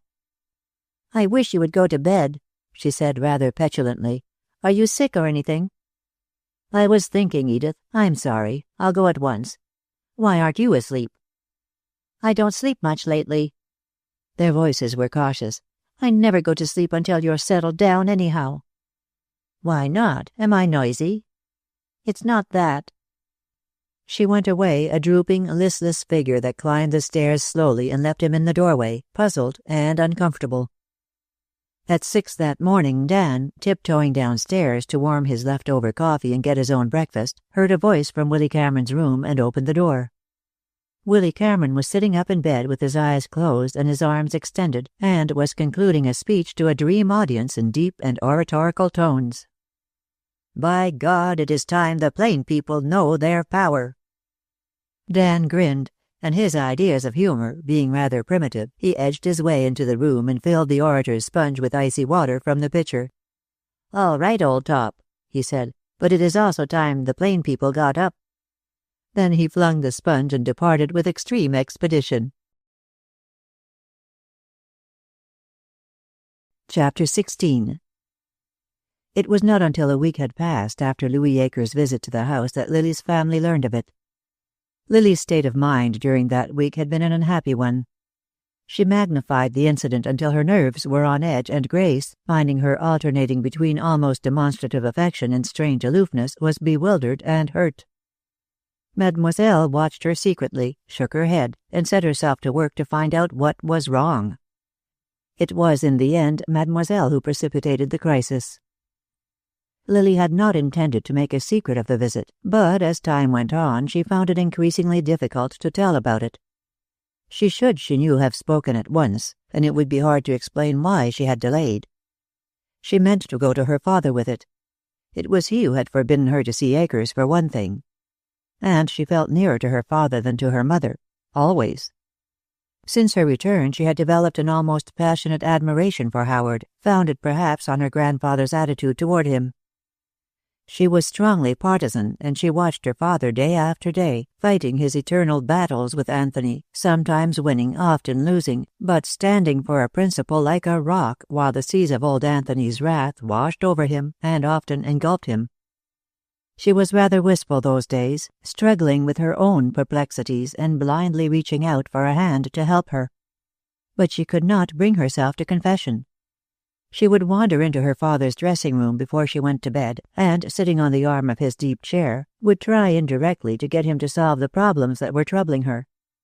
But he was inarticulate and rather shy with her. He had difficulty sometimes, after her long absence at school and camp, in realizing her as the little girl who had once begged for his neckties to make into doll frocks. Once she said, "Could you love a person you didn't entirely respect, Father?" "Love is founded on respect, Lily." She pondered that. She felt that he was wrong. "But it does happen, doesn't it?"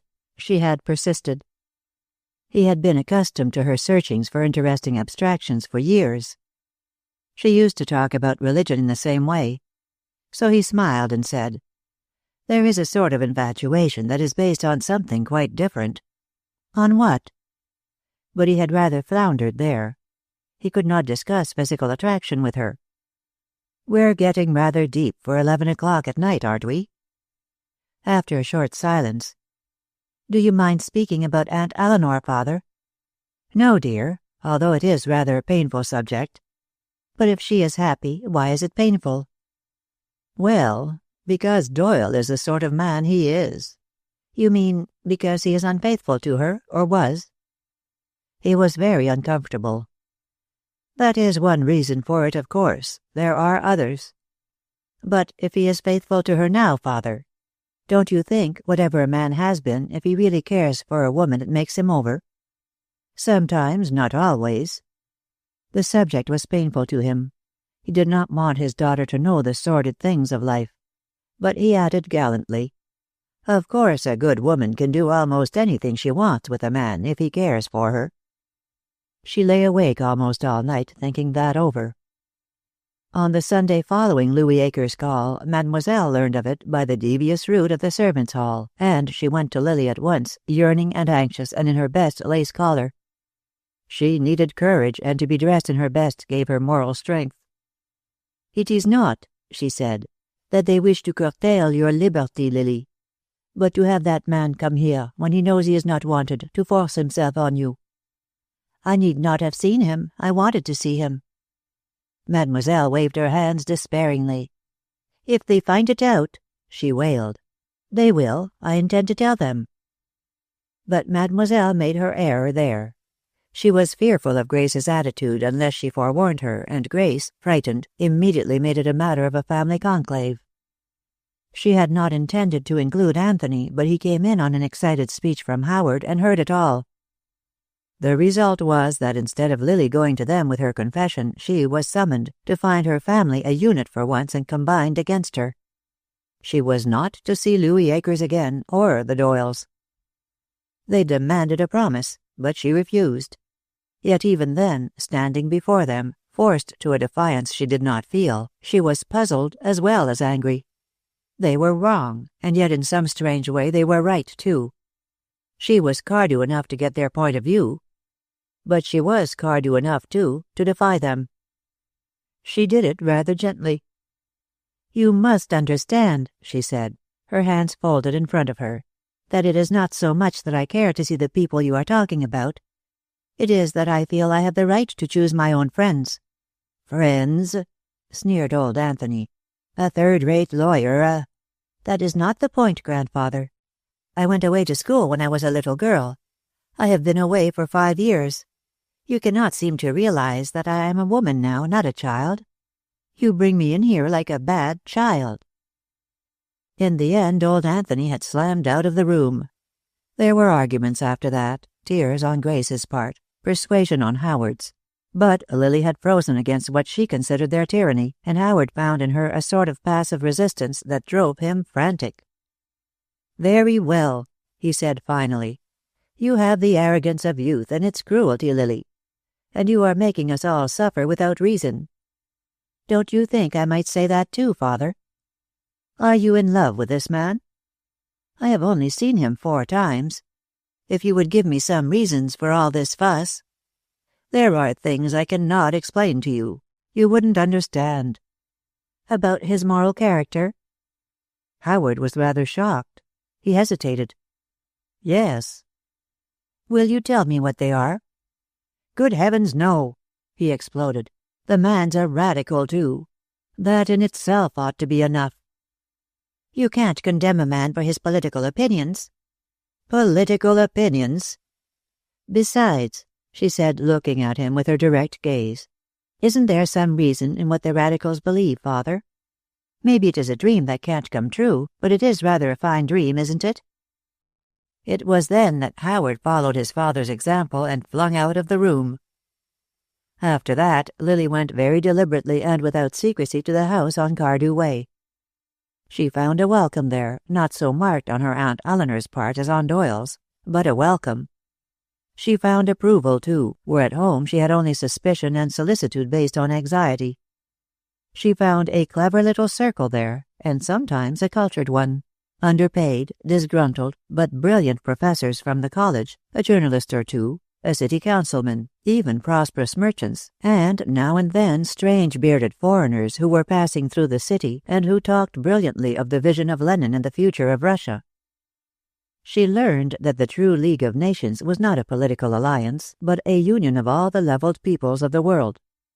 She had no curiosity as to how this leveling was to be brought about. All she knew was that these brilliant dreamers made her welcome, and that instead of the dinner chat at home, small personalities, old Anthony's comments on his food, her father's heavy silence, here was world talk, vast in its scope, idealistic, intoxicating. Almost always Louis Akers was there. It pleased her to see how the other men listened to him, deferred to his views, laughed at his wit. She did not know the care exercised in selecting the groups she was to meet, the restraints imposed on them. And she could not know that from her visits the Doyle establishment was gaining a prestige totally new to it, an almost respectability. Because of those small open forums, sometimes noted in the papers, those innocuous gatherings, it was possible to hold in that very room other meetings, not open and not innocuous, where practical plans took the place of discontented yearnings, and where the talk was more often of fighting than of brotherhood. She was, by the 1st of May, frankly infatuated with Louis Akers, yet with a curious knowledge that what she felt was infatuation only. She would lie wide-eyed at night and rehearse painfully the weaknesses she saw so clearly in him. But the next time she saw him she would yield to his arms, passively but without protest. She did not like his caresses, but the memory of them thrilled her. She was following the first uncurbed impulse of her life. Guarded and more or less isolated from other youth, she had always lived a strong inner life, purely mental, largely interrogative. She had had strong childish impulses, sometimes of pure affection, occasionally of sheer contrariness, but always her impulses had been curbed. "Do be a little lady," Mademoiselle would say. She had got somehow to feel that impulse was wrong. It ranked with disobedience. It partook of the nature of sin. People who did wicked things did them on impulse, and were sorry ever after, but then it was too late. As she grew older, she added something to that. Impulses of the mind led to impulses of the body, and impulse was wrong. Passion was an impulse of the body, therefore it was sin. It was the one sin one could not talk about, so one was never quite clear about it. However, one thing seemed beyond dispute. It was predominatingly a masculine wickedness. Good women were beyond and above it. Its victims sometimes, like those girls at the camp or its toys, like the sodden creatures in the segregated district who hung, smiling their tragic smiles around their doorways in the late afternoons. But good women were not like that. If they were, then they were not good. They did not lie awake, remembering the savage clasp of a man's arms, knowing all the time that this was not love but something quite different. Or, if it was love, that it was painful and certainly not beautiful. Sometimes she thought about Willy Cameron. He had had very exalted ideas about love. He used to be rather oratorical about it. "It's the fundamental principle of the universe," he would say, waving his pipe wildly. "But it means suffering, dear child. It feeds on martyrdom and fattens on sacrifice. And as the HC of L doesn't affect either commodity, it lives forever." "What does it do, Willie, if it hasn't any martyrdom and sacrifice to feed on? Do you mean to say that when it is returned and everybody is happy, it dies?" "Practically," he had said. "It then becomes domestic contentment, and expresses itself in the shape of butcher's bills and roast chicken on Sundays." But that had been in the old carefree days, before Willie had thought he loved her, and before she had met Louis. She made a desperate effort one day to talk to her mother. She wanted, somehow, to be set right in her own eyes. But Grace could not meet her even halfway. She did not know anything about different sorts of love, but she did know that love was beautiful if you met the right man and married him. But it had to be someone who was your sort, because in the end marriage was only a sort of glorified companionship. The moral in that, so obviously pointed at Louis Akers, invalidated the rest of it for Lily. She was in a state of constant emotional excitement by that time, and it was only a night or two after that she quarreled with her grandfather. There had been a dinner party, a heavy, pompous affair, largely attended, for although spring was well advanced, the usual May hejera to the country or the coast had not yet commenced. Industrial conditions in and around the city were too disturbed for the large employers to get away, and following Lent there had been a sort of sporadic gaiety covering a vast uneasiness. There was to be no polo after all. Lily, doing her best to make the dinner a success, found herself contrasting it with the gatherings at the Doyle house, and found it very dull. These men, with their rigidity of mind, invited because they held her grandfather's opinions, or because they kept their own convictions to themselves, seemed to her of a bygone time. She did not see in them a safe counterpoise to a people which, in its reaction from the old order, was ready to swing to anything that was new. She saw only a dozen or so elderly gentlemen, immaculate and prosperous, peering through their glasses after a world which had passed them by. They were very grave that night. The situation was serious. The talk turned inevitably to the approaching strike, and from that to a possible attempt on the part of the radical element toward violence. The older men pooh-poohed that, but the younger ones were uncertain. Isolated riotings, yes, but a coordinated attempt against the city, no. Labor was greedy, but it was law-abiding. Ah, but it was being fired by incendiary literature. Then what were the police doing? They were doing everything. They were doing nothing. The governor was secretly a radical. Nonsense. The governor was saying little, but was waiting and watching. A general strike was only another word for revolution. No. It would be attempted, perhaps, but only to demonstrate the solidarity of labor. After a time, Lily made a discovery. She found that even into that carefully selected gathering had crept a surprising spirit, based on the necessity for a concession. A few men who shared her father's convictions and went even further. One or two even, who cautiously for fear of old Anthony's ears voiced a belief that before long invested money would be given a fixed return, all surplus profits to be divided among the workers, the owners, and the government. "What about the lean years?" someone asked. The government's share of all business was to form a contingent fund for such emergencies, it seemed. Lily listened attentively. Was it because they feared that if they did not voluntarily divide their profits they would be taken from them? Enough for all, and to none too much. Was that what they feared? Or was it a sense of justice, belated but real? She remembered something Jim Doyle had said.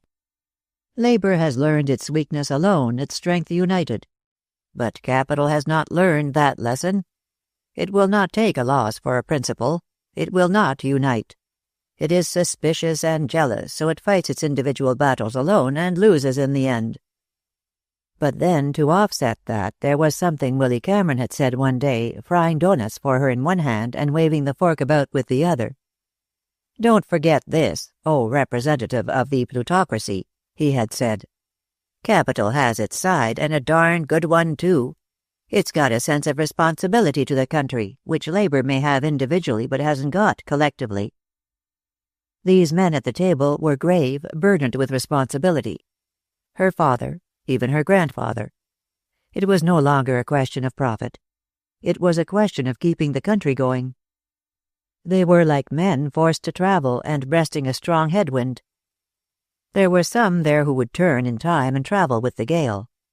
But there were others, like her grandfather, obstinate and secretly frightened, who would refuse. Who would, to change the figure, sit like misers over their treasure, an eye on the window of life for thieves. She went upstairs, perplexed and thoughtful. Some time later she heard the family ascending, the click of her mother's high heels on the polished wood of the staircase, her father's sturdy tread, and a moment or two later her grandfather's slow, rather weary step. Suddenly she felt sorry for him, for his age, for his false gods of power and pride, for the disappointment she was to him.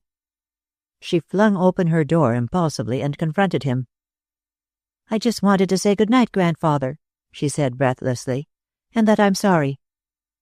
"Sorry for what?" "Sorry," she hesitated, "because we see things so differently." Lily was almost certain that she caught a flash of tenderness in his eyes, and certainly his voice had softened. "You looked very pretty tonight," he said. But he passed on, and she had again the sense of rebuff with which she met all her small overtures at that time. However, he turned at the foot of the upper flight. "I would like to talk to you, Lily. Will you come upstairs?" She had been summoned before to those mysterious upper rooms of his, where entrance was always by request, and generally such requests presaged trouble. But she followed him light-heartedly enough then. His rare compliment had pleased and touched her. The lamp beside his high-backed, almost throne-like chair was lighted, and in the dressing-room beyond his valet was moving about preparing for the night. Anthony dismissed the man and sat down under the lamp. "You heard the discussion downstairs tonight, Lily. Personally, I anticipate no trouble, but if there is any, it may be directed at this house." He smiled grimly. "I cannot rely on my personal popularity to protect me, I fear. Your mother obstinately refuses to leave your father, but I have decided to send you to your great-aunt Caroline." "Aunt Caroline? She doesn't care for me, Grandfather. She never has." "That is hardly pertinent, is it? The situation is this. She intends to open the Newport house early in June, and at my request she will bring you out there. Next fall we will do something here. I haven't decided just what." There was a sudden, wild surge of revolt in Lily. She hated Newport. Great-aunt Caroline was a terrible person. She was like Anthony, domineering and cruel, and with even less control over her tongue. "I need not point out the advantages of the plan," said Anthony suavely. "There may be trouble here, although I doubt it. But in any event you will have to come out, and this seems an excellent way." "Is it a good thing to spend a lot of money now, Grandfather, when there is so much discontent?" Old Anthony had a small jagged vein down the center of his forehead, and in anger or his rare excitements it stood out like a scar. Lily saw it now, but his voice was quiet enough. "I consider it vitally important to the country to continue its social life as before the war." "You mean to show we are not frightened?" "Frightened? Good God, nobody's frightened. It will take more than a handful of demagogues to upset this government. Which brings me to a subject you insist on reopening by your conduct.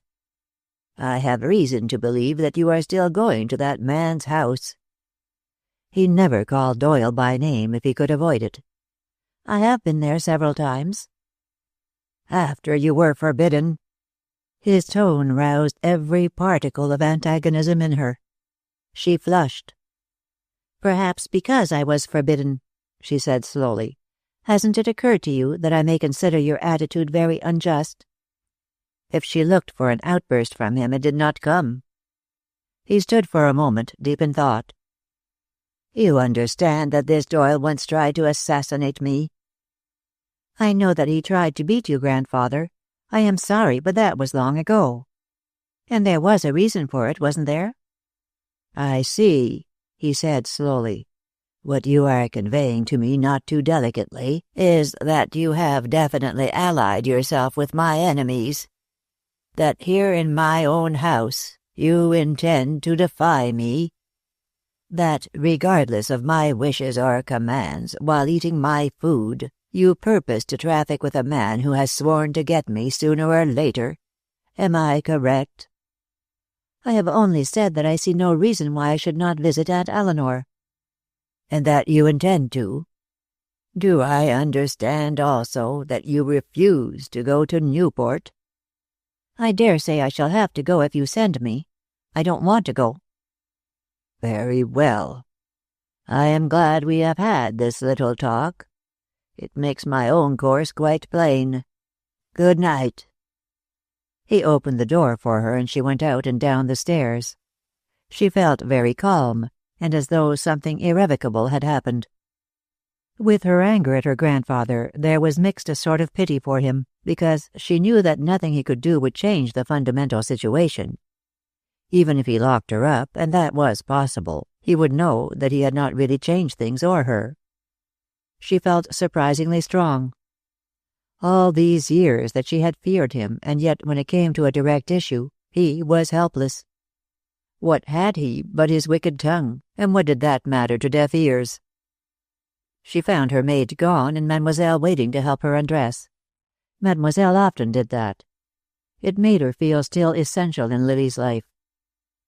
"A long séance?" she said. "Your mother told me tonight. It is Newport." "He wants me to go." "Unhook me, mademoiselle, and then run off and go to bed. You ought not to wait up like this." "Newport," said mademoiselle, deftly slipping off the white and silver that was Lily's gown. "It will be wonderful, dear. And you will be a great success. You are very beautiful." "I am not going to Newport, mademoiselle." Mademoiselle broke into rapid expostulation in French. Every girl wanted to make her debut at Newport. Here it was all industry, money, dirt. Men who slaved in offices daily. At Newport was gathered the real leisure class of America, those who knew how to play, who lived. But Lily, taking off her birthday pearls before the mirror of her dressing table, only shook her head. "I am not going," she said. "I might as well tell you, for you'll hear about it later. I have quarreled with him very badly. I think he intends to lock me up." "C'est impossible!" cried mademoiselle. But a glance at Lily's set face in the mirror told her it was true. She went away very soon, sadly troubled. There were bad times coming. The old peaceful quiet days were gone, for age and obstinacy had met youth and the arrogance of youth, and it was to be battle. Chapter 17. But there was a truce for a time. Lily came and went without interference and without comment. Nothing more was said about Newport.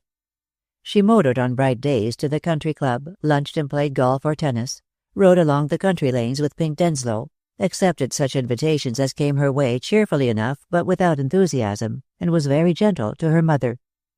But mademoiselle found her tense and restless, as though she were waiting. And there were times when she disappeared for an hour or two in the afternoons, preferring no excuses, and came back flushed and perhaps a little frightened. On the evenings that followed those small excursions she was particularly gentle to her mother. Mademoiselle watched and waited for the blow she feared was about to fall. She felt sure that the girl was seeing Louis Akers, and that she would ultimately marry him. In her despair she fell back on Willy Cameron and persuaded Grace to invite him to dinner. It was meant to be a surprise for Lily, but she had telephoned at 7 o'clock that she was dining at the Doyles'. It was that evening that Willy Cameron learned that Mr. Hendricks had been right about Lily. He and Grace dined alone, for Howard was away at a political conference, and Anthony had dined at his club. And in the morning room after dinner, Grace found herself giving him her confidence. "I have no right to burden you with our troubles, Mr. Cameron," Grace said, "but she is so fond of you, and she has great respect for your judgment. If you could only talk to her about the anxiety she is causing. These Doyles, or rather Mr. Doyle, the wife is Mr. Cardew's sister, are putting all sorts of ideas into her head. And she has met a man there, a Mr. Akers, and I'm afraid she thinks she is in love with him, Mr. Cameron." He met her eyes gravely. "Have you tried not forbidding her to go to the Doyles'?" "I have forbidden her nothing. It is her grandfather." "Then it seems to be Mr. Cardew who needs to be talked to, doesn't it?" he said. "I wouldn't worry too much, Mrs. Cardew.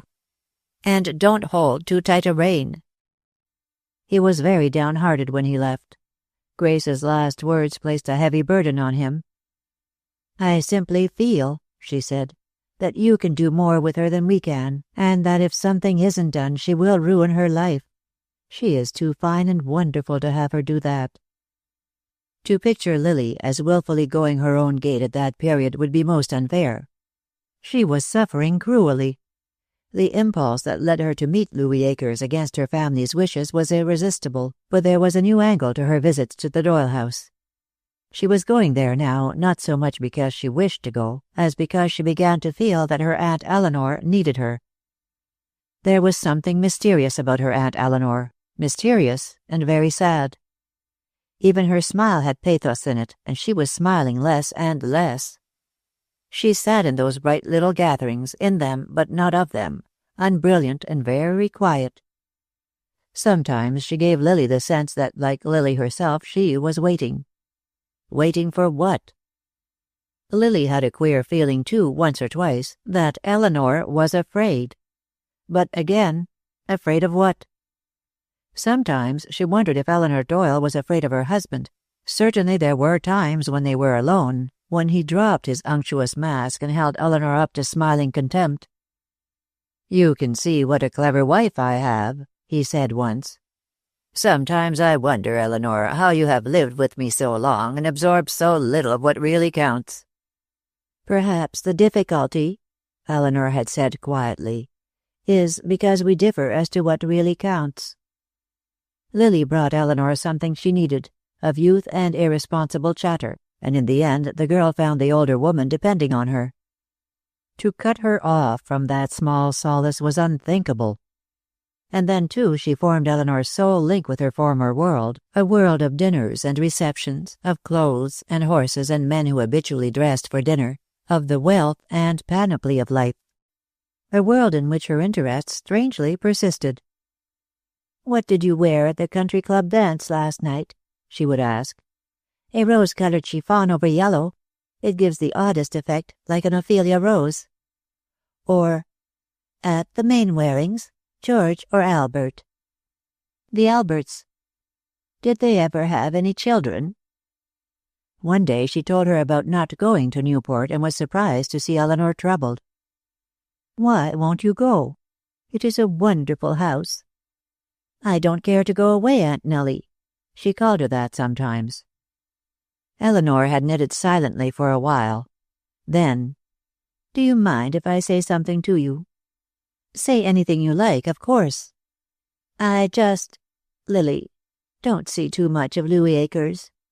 Don't let him carry you off your feet. He is good-looking, but if you marry him you will be terribly unhappy."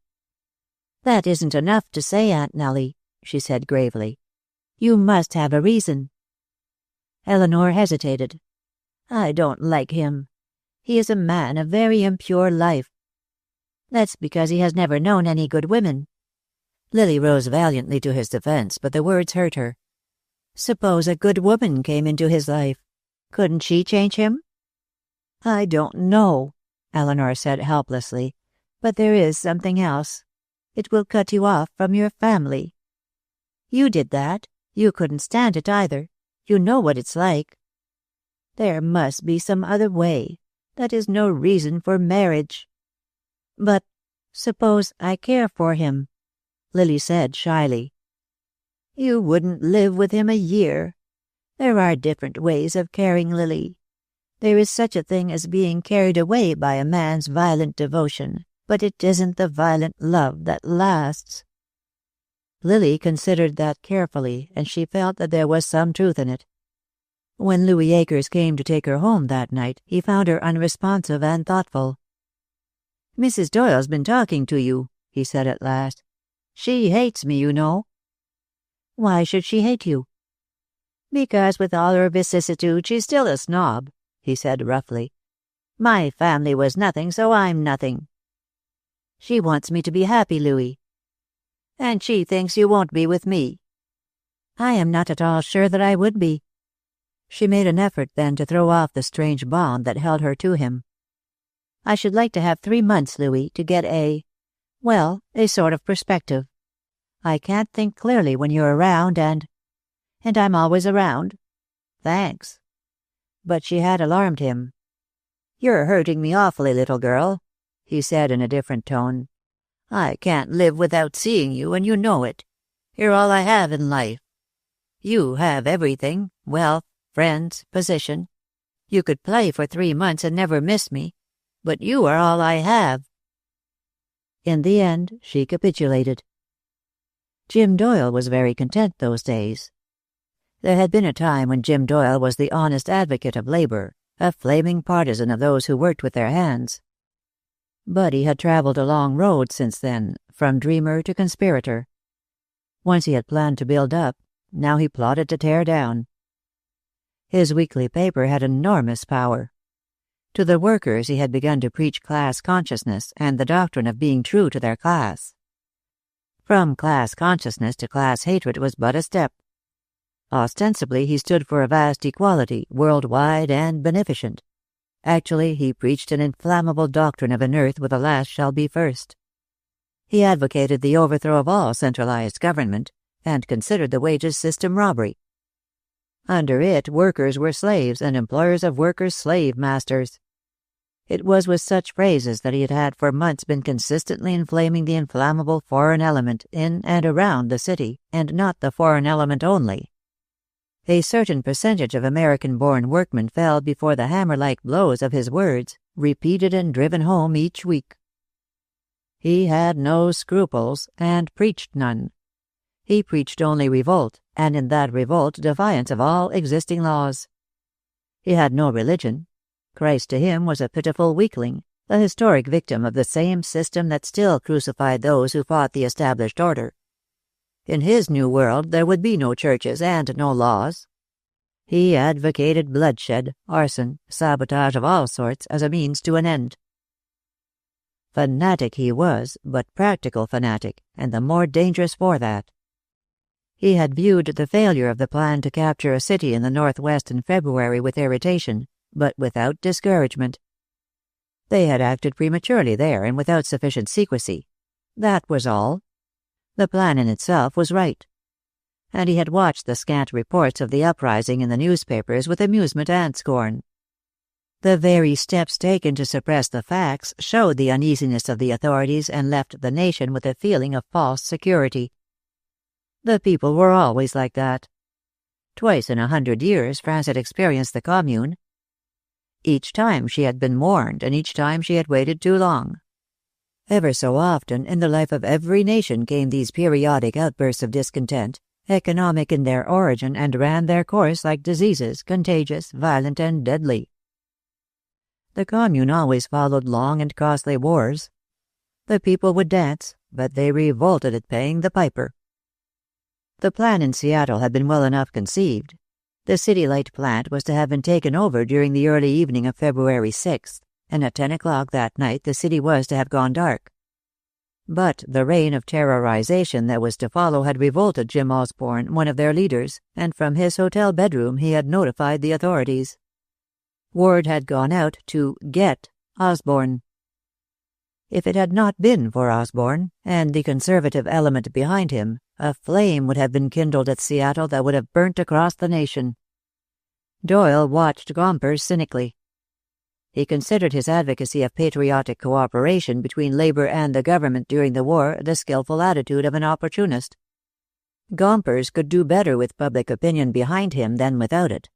He was an opportunist, riding the wave which would carry him farthest. Playing both ends against the middle and the middle himself. He saw Gompers, watching the release of tension that followed the armistice and seeing the great child he had fathered, grown now and conscious of its power. Watching it, fully aware that it had become stronger than he. Gompers, according to Doyle, had ceased to be a leader and become a follower into strange and difficult paths. The war had made labor's day. No public move was made without consulting organized labor, and a certain element in it had grown drunk with power. To this element Doyle appealed. It was Doyle who wrote the carefully prepared incendiary speeches which were learned verbatim by his agents for delivery. For Doyle knew one thing, and knew it well. Labor, thinking along new lines, must think along the same lines. Be taught the same doctrines. Be pushed in one direction. There were then two Doyles. One, the poser, flaunting his outrageous doctrines with a sardonic grin, gathering about him a small circle of the intelligentsia, and too openly heterodox to be dangerous. And the other, secretly plotting against the city, wary, cautious, practical and deadly, waiting to overthrow the established order and substitute it for chaos. It was only incidental to him that old Anthony should go with the rest. But he found a saturnine pleasure in being old Anthony's nemesis. He meant to be that. He steadily widened the breach between Lily and her family, and he watched the progress of her affair with Louis Akers with relish. He had not sought this particular form of revenge, but fate had thrust it into his hands, and he meant to be worthy of the opportunity. He was in no hurry. He had an extraordinary patience, and he rather liked sitting back and watching the slow development of his plans. It was like chess. It was deliberate and inevitable. One made a move, and then sat back waiting and watching while the other side countered it, or fell, with slow agonizing, into the trap. A few days after Lily had had her talk with Eleanor, Doyle found a way to widen the gulf between Lily and her grandfather. Eleanor seldom left the house, and Lily had done some shopping for her. The two women were in Eleanor's bedroom opening small parcels when he knocked and came in. "I don't like to disturb the serenity of this happy family group," he said, "but I am inclined to think that a certain gentleman, standing not far from a certain young lady's taxicab, belongs to a certain department of our great city government, and from his unflattering lack of interest in me, that he—" Eleanor half rose, terrified. "Not the police, Jim." "Sit down," he said in a tone Lily had never heard him use before. And to Lily, more gently, "I am not altogether surprised. As a matter of fact, I have known it for some time. Your esteemed grandfather seems to take a deep interest in your movements these days." "Do you mean that I am being followed?" "I'm afraid so. You see, you are a very important person, and if you will venture in the slums which surround the Cardew mills, you should be protected. At any time, for instance, Aunt Eleanor and I may despoil you of those pearls you wear so casually and—" "Don't talk like that, Jim," Eleanor protested. She was very pale. "Are you sure he is watching Lily?" He gave her an ugly look. "Who else?" he inquired suavely. Lily sat still, frozen with anger. So this was her grandfather's method of dealing with her. He could not lock her up, but he would know day by day and hour by hour what she was doing. She could see him reading carefully his wicked little notes on her day. Perhaps he was watching her mail, too. Then, when he had secured a hateful total, he would go to her father, and together they would send her away somewhere. Away from Louis Akers. If he was watching her mail, too, he would know that Louis was in love with her. They would rake up all the things that belonged in the past he was done with, and recite them to her. As though they mattered now. She went to the window and looked out. Yes, she had seen the detective before. He must have been hanging around for days, his face unconsciously impressing itself upon her. When she turned, "Louis is coming to dinner, isn't he?" "Yes." "If you don't mind, Aunt Nellie, I think I'll dine out with him somewhere. I want to talk to him alone." "But the detective—" "If my grandfather uses low and detestable means to spy on me, Aunt Nellie, he deserves what he gets, doesn't he?"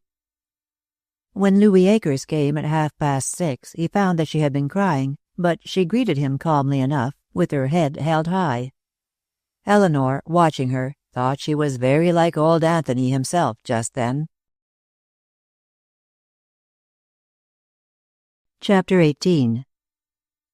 Willy Cameron came home from a night class in metallurgy the evening after the day Lily had made her declaration of independence, and let himself in with his night key. There was a light in the little parlor, and Mrs. Boyd's fragile silhouette against the window shade. He was not surprised at that. She had developed a maternal affection for him stronger than any she showed for either Edith or Dan.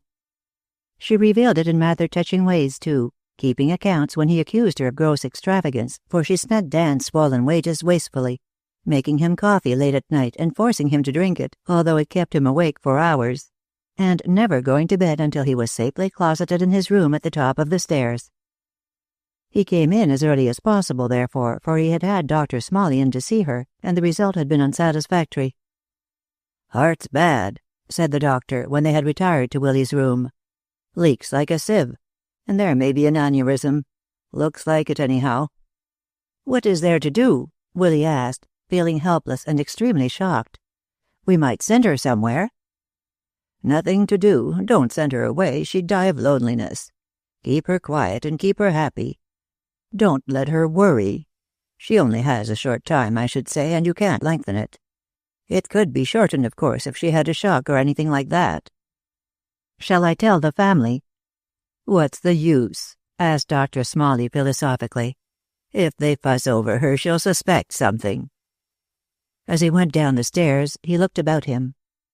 The hall was fresh with new paper and white paint, and in the yard at the rear, visible through an open door, the border of annuals was putting out its first blossoms. "Nice little place you've got here," he observed. "I think I see the fine hand of Miss Edith, eh?" "Yes," said Willy Cameron gravely. He had made renewed efforts to get a servant after that, but the invalid herself balked him. When he found an applicant, Mrs. Boyd would sit, very much the grande dame, and question her, although she always ended by sending her away. "She looked like the sort that would be running out at nights," she would say. Or, "She wouldn't take telling, and I know the way you like your things, Willy. I could see by looking at her that she couldn't cook at all." She cherished the delusion that he was improving and gaining flesh under her ministrations, and there was a sort of jealousy in her care for him. She wanted to yield to no one the right to sit proudly behind one of her heavy, tasteless pies and say, "Now I made this for you, Willy, because I know country boys like pies. Just see if that crust isn't nice." "You don't mean to say you made it?" "I certainly did." And to please her, he would clear his plate. He rather ran to digestive tablets those days, and Edith, surprising him with one at the kitchen sink one evening, accused him roundly of hypocrisy. "I don't know why you stay anyhow," she said, staring into the yard where Jinx was burying a bone in the heliotrope bed. "The food's awful. I'm used to it, but you're not." "You don't eat anything, Edith." "I'm not hungry. Willy, I wish you'd go away. What right we got to tie you up with us anyhow? We're a poor lot. You're not comfortable, and you know it. Do you know where she is now?" She, in the vernacular of the house, was always Mrs. Boyd. "She forgot to make your bed, and she's doing it now." He ran up the stairs, and forcibly putting Mrs. Boyd in a chair, made up his own bed, awkwardly, and with an eye on her chest, which rose and fell alarmingly. It was after that he warned Edith. "She's not strong," he said. "She needs care and, well, to be happy. That's up to the three of us. For one thing, she must not have a shock.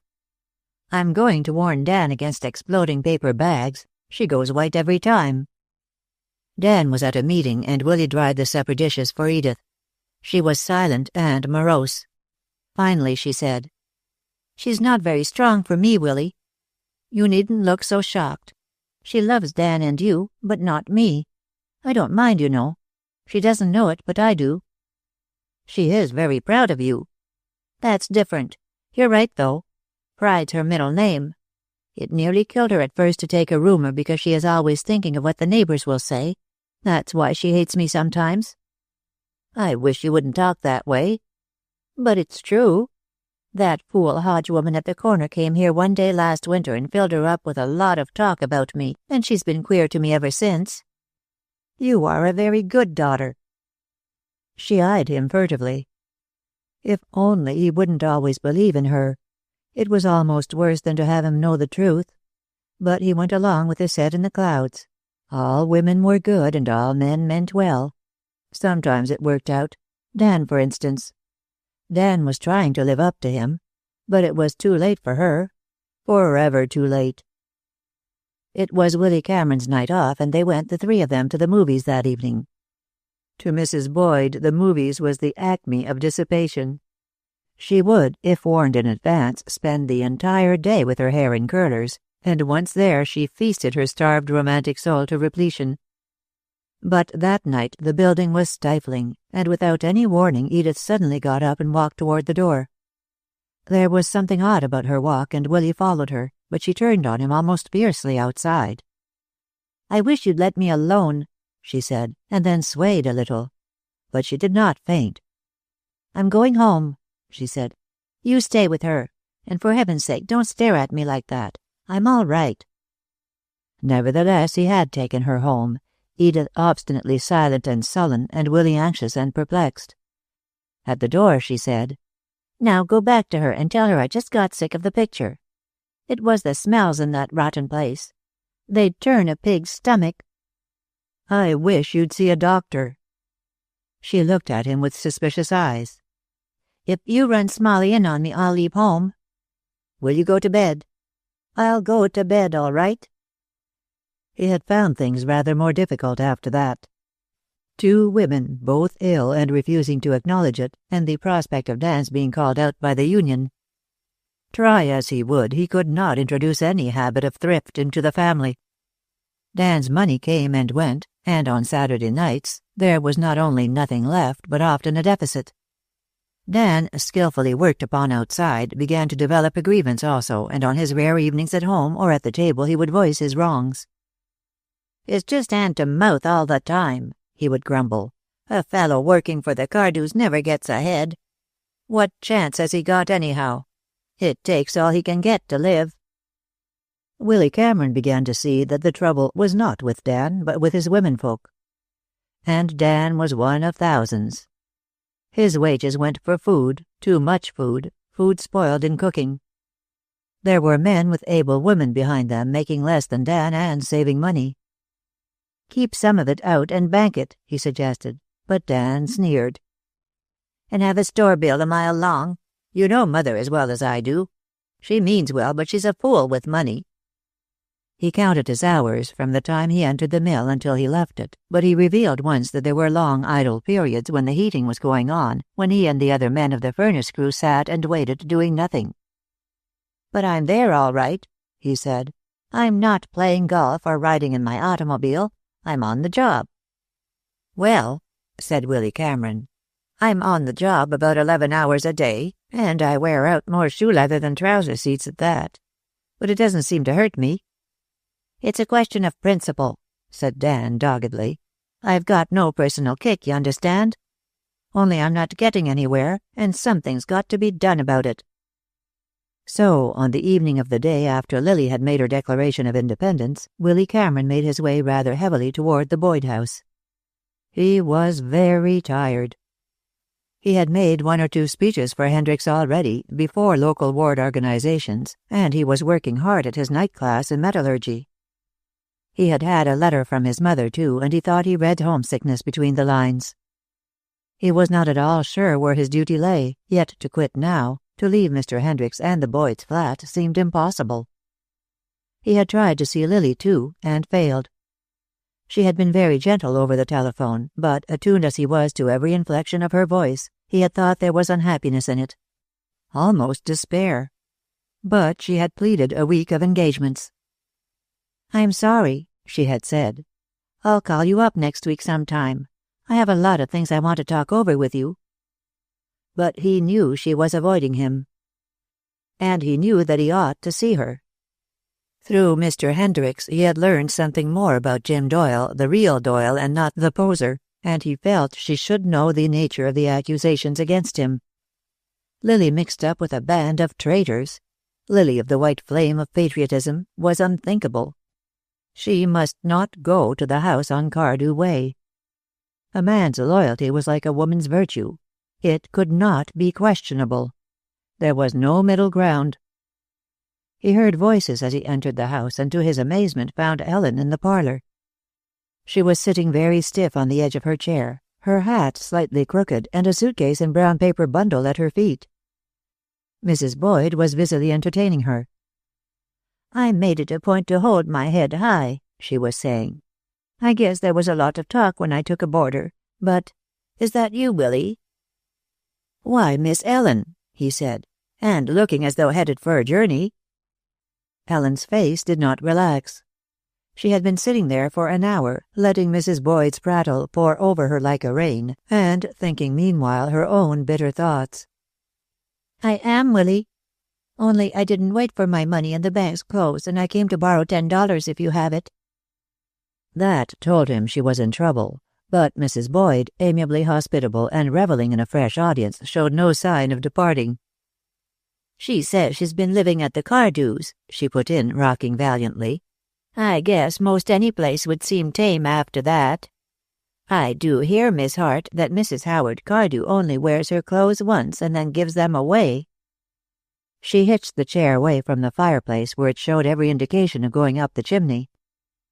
"I call that downright wasteful," she offered.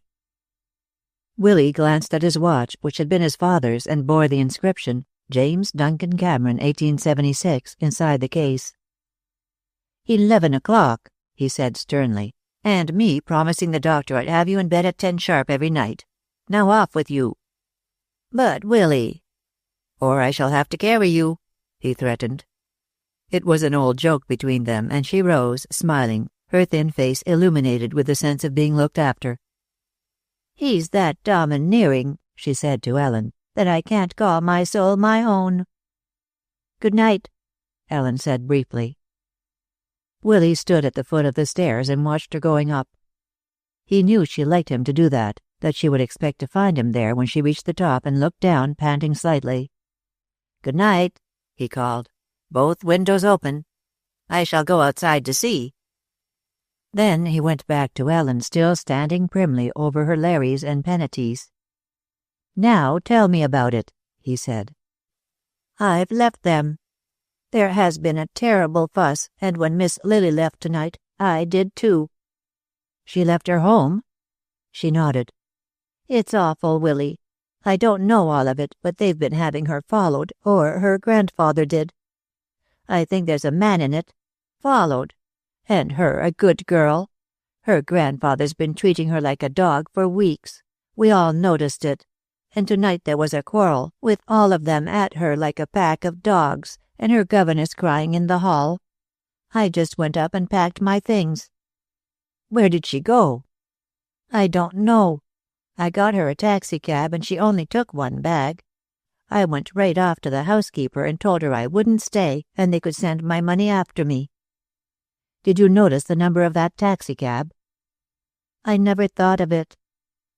He saw it all with terrible distinctness. The man was Akers, of course. Then, if she had left her home rather than give him up, she was really in love with him.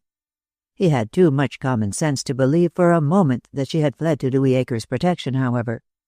That was the last thing she would do. She would have gone to a hotel, or to the Doyle house. "She shouldn't have left home, Ellen." "They drove her out, I tell you," Ellen cried irritably. "At least, that's what it amounted to. There are things no high-minded girl will stand. Can you lend me some money, Willy?" He felt in his pocket, producing a handful of loose money. "Of course you can have all I've got," he said. "But you must not go tonight, Miss Ellen. It's too late. I'll give you my room and go in with Dan Boyd." And he prevailed over her protests in the end. It was not until he saw her settled there, hiding her sense of strangeness under an impassive mask, that he went downstairs again and took his hat from its hook.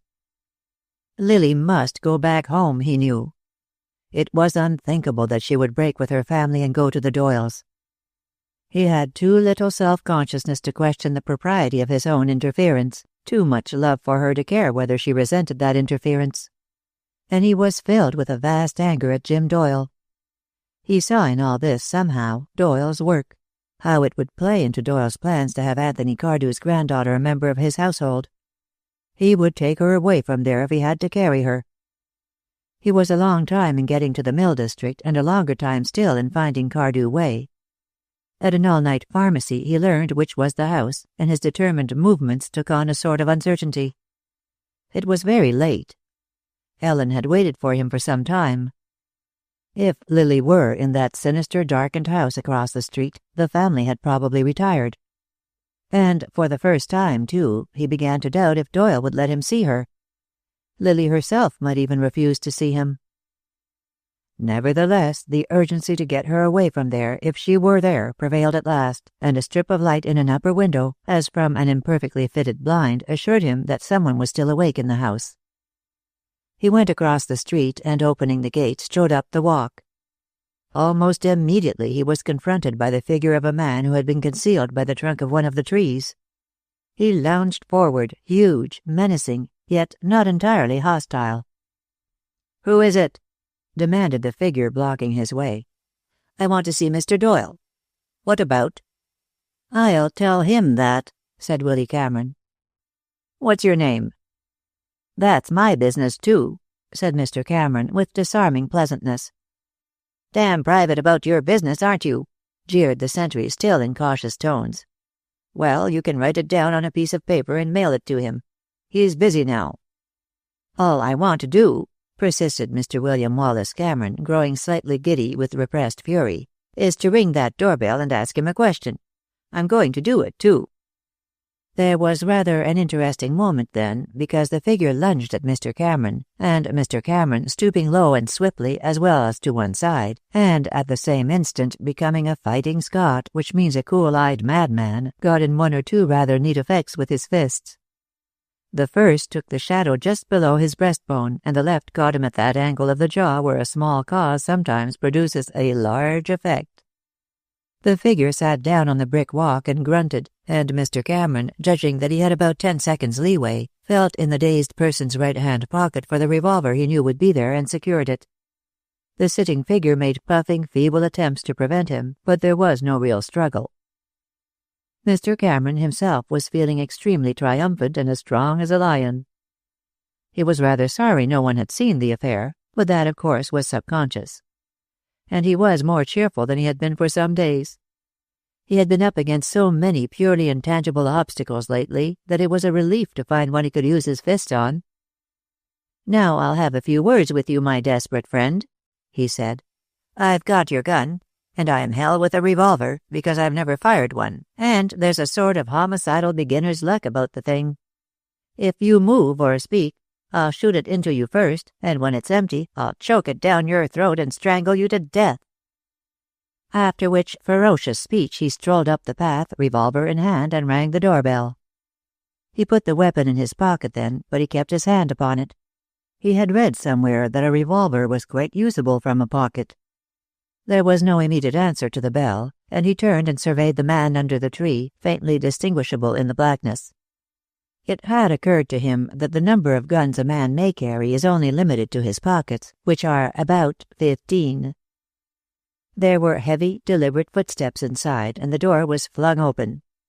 No glare of light followed it, however. There was a man there, alarmingly tall, who seemed to stare at him, and then beyond him into the yard. "Well?" "Are you Mr. Doyle?" "I am." "My name is Cameron, Mr. Doyle. I have had a small difference with your watchdog, but he finally let me by." "I'm afraid I don't understand. I have no dog." "The sentry you posted, then." Mr. Cameron disliked fencing. "Ah," said Mr. Doyle urbanely. "You have happened on one of my good friends, I see. I have many enemies, Mr. Cameron. Was that the name? And my friends sometimes like to keep an eye on me. It is rather touching." He was smiling, Mr. Cameron knew, and his anger rose afresh. "Very touching," said Mr. Cameron. "But if he bothers me going out, you may be short one friend. Mr. Doyle, Miss Lily Cardew left her home tonight. I want to know if she is here." "Are you sent by her family?" "I have asked you if she is here." Jim Doyle apparently deliberated. "My niece is here, although just why you should interest yourself." "May I see her?" "I regret to say she has retired." "I think she would see me." A door opened into the hall, throwing a shaft of light on the wall across and letting out the sounds of voices. "Shut that door," said Doyle, wheeling sharply. It was closed at once.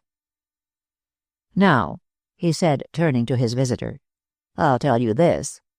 My niece is here." He emphasized the "my." "She has come to me for refuge, and I intend to give it to her. You won't see her tonight, and if you come from her people you can tell them she came here of her own free will, and that if she stays it will be because she wants to. Joe," he called into the darkness. "Yes," came a sullen voice after a moment's hesitation. "Show this gentleman out." All at once Willy Cameron was staring at a closed door, on the inner side of which a bolt was being slipped. He felt absurd and futile, and not at all like a lion. With the revolver in his hand, he went down the steps. "Don't bother about the gate, Joe," he said. "I like to open my own gates. And don't try any tricks, Joe. Get back to your kennel." Fearful mutterings followed that, but the shadow retired, and he made an undisturbed exit to the street. Once on the streetcar, the entire episode became unreal and theatrical, with only the drag of Joe's revolver in his coat pocket to prove its reality.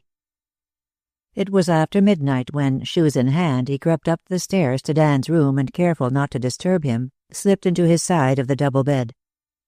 He did not sleep at all. He lay there, facing the fact that Lily had delivered herself voluntarily into the hands of the enemy of her house, and not only of her house, an enemy of the country. That conference that night was a sinister one. Brought to book about it, Doyle might claim it as a labor meeting. Organizers planning a strike did indeed hold secret conferences, but they did not post armed guards. They opened business offices and brought in the pressmen and shouted their grievances for the world to hear. This was different. This was anarchy. And in every city it was going on, this rallying of the malcontents, the idlers, the envious, and the dangerous to the red flag. Organized labor gathered together the workmen, but men like Doyle were organizing the riffraff of the country. They secured a small percentage of idealists and pseudo-intellectuals, and taught them a so-called internationalism which under the name of brotherhood was nothing but a raid on private property, a scheme of pillage and arson. They allied with themselves imported laborers from Europe, men with everything to gain and nothing to lose, and by magnifying real grievances and inflaming them with imaginary ones, were building out of this material the rank and file of an anarchist army. And against it, what? On toward morning he remembered something and sat bolt upright in bed. Edith had once said something about knowing of a secret telephone. She had known Louis Akers very well. He might have told her what he knew or have shown her in some braggart moment. A certain type of man was unable to keep a secret from a woman. But that would imply... For the first time he wondered what Edith's relations with Louis Akers might have been. Chapter 19. The surface peace of the house on Cardew Way, the even tenor of her days there, the feeling she had of sanctuary did not offset Lily's clear knowledge that she had done a cruel and impulsive thing. Even her grandfather, whose anger had driven her away, she remembered now as a feeble old man fighting his losing battle in a changing world, and yet with a sort of mistaken heroism hoisting his colors to the end. She had determined that first night in Eleanor's immaculate guest room to go back the next day. They had been right at home by all the tenets to which they adhered so religiously. She had broken the unwritten law not to break bread with an enemy of her house. She had done what they had expressly forbidden, done it over and over. On top of all this, old Anthony had said after reading the tale of her delinquencies from some notes in his hand, "You dined last night openly at the St. Elmo Hotel with this same Louis Akers, a man openly my enemy and openly of impure life." "I do not believe he is your enemy." "He is one of the band of anarchists who have repeatedly threatened to kill me." "Oh, Lily, Lily," said her mother. But it was to her father, standing grave and still, that Lily replied, "I don't believe that, father. He is not a murderer. If you would let him come here—" "Never in this house," said old Anthony, savagely crushing notes in his hand. "He will come here over my dead body." "You have no right to condemn a man unheard." "Unheard? I tell you I know all about him. The man is an anarchist, a rake, a dog." "Just a moment, father," Howard had put in quietly. "Lily, do you care for this man? I mean by that, do you want to marry him?" "He has asked me. I have not given him an answer yet. I don't want to marry a man my family will not receive. It wouldn't be fair to him." Which speech drove old Anthony into a frenzy, and led him to a bitterness of language that turned Lily cold and obstinate. She heard him through, with her father vainly trying to break in and save the situation, then she said coldly, "I am sorry you feel that way about it," and turned and left the room.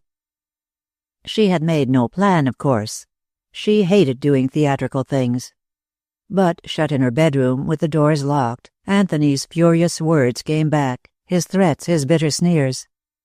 She felt strangely alone, too. In all the great house she had no one to support her. Mademoiselle, her father and mother, even the servants were tacitly aligned with the opposition. Except Ellen. She had felt lately that Ellen, in her humble way, had espoused her cause. She had sent for Ellen. In spite of the warmth of her greeting, Lily had felt a reserve in Aunt Eleanor's welcome. It was as though she was determinedly making the best of a bad situation. "I had to do it, Aunt Eleanor," she said, when they had gone upstairs. There was a labor conference, Doyle had explained, being held below. "I know," said Eleanor. "I understand. I'll pin back the curtains so you can open your windows. The night air is so smoky here. I am afraid Mother will grieve terribly." "I think she will," said Eleanor with her quiet gravity. "You are all she has." "She has Father. She cares more for him than for anything in the world. Would you like some ice water, dear?" Some time later, Lily roused from the light sleep of emotional exhaustion. She had thought she heard Willy Cameron's voice. But that was absurd, of course, and she lay back to toss uneasily for hours. Out of all her thinking, there emerged at last her real self, so long overlaid with her infatuation. She would go home again and make what amends she could. They were wrong about Louis Akers, but they were right, too. Lying there, as the dawn slowly turned her windows to gray, she saw him with a new clarity. She had a swift vision of what life with him would mean. Intervals of passionate loving, of boyish dependence on her, and then a new face. Never again was she able to see him with such clearness. He was incapable of loyalty to a woman, even though he loved her. He was born to be a wanderer in love, an experimenter in passion. She even recognized in him an incurable sensuous curiosity about women that would be quite remote from his love for her. He would see nothing wrong with his infidelities so long as she did not know and did not suffer. And he would come back to her from them, watchful for suspicion, relieved when he did not find it, and bringing her small gifts which would be actually burnt offerings to his own soul. She made up her mind to give him up. She would go home in the morning, make her peace with them all, and never see Louis Akers again. She slept after that, and at 10 o'clock Eleanor wakened her with the word that her father was downstairs. Eleanor was very pale. It had been a shock to her to see her brother in her home after all these years, and a still greater one when he had put his arm around her and kissed her. "I am so sorry, Howard," she had said. The sight of him had set her lips trembling.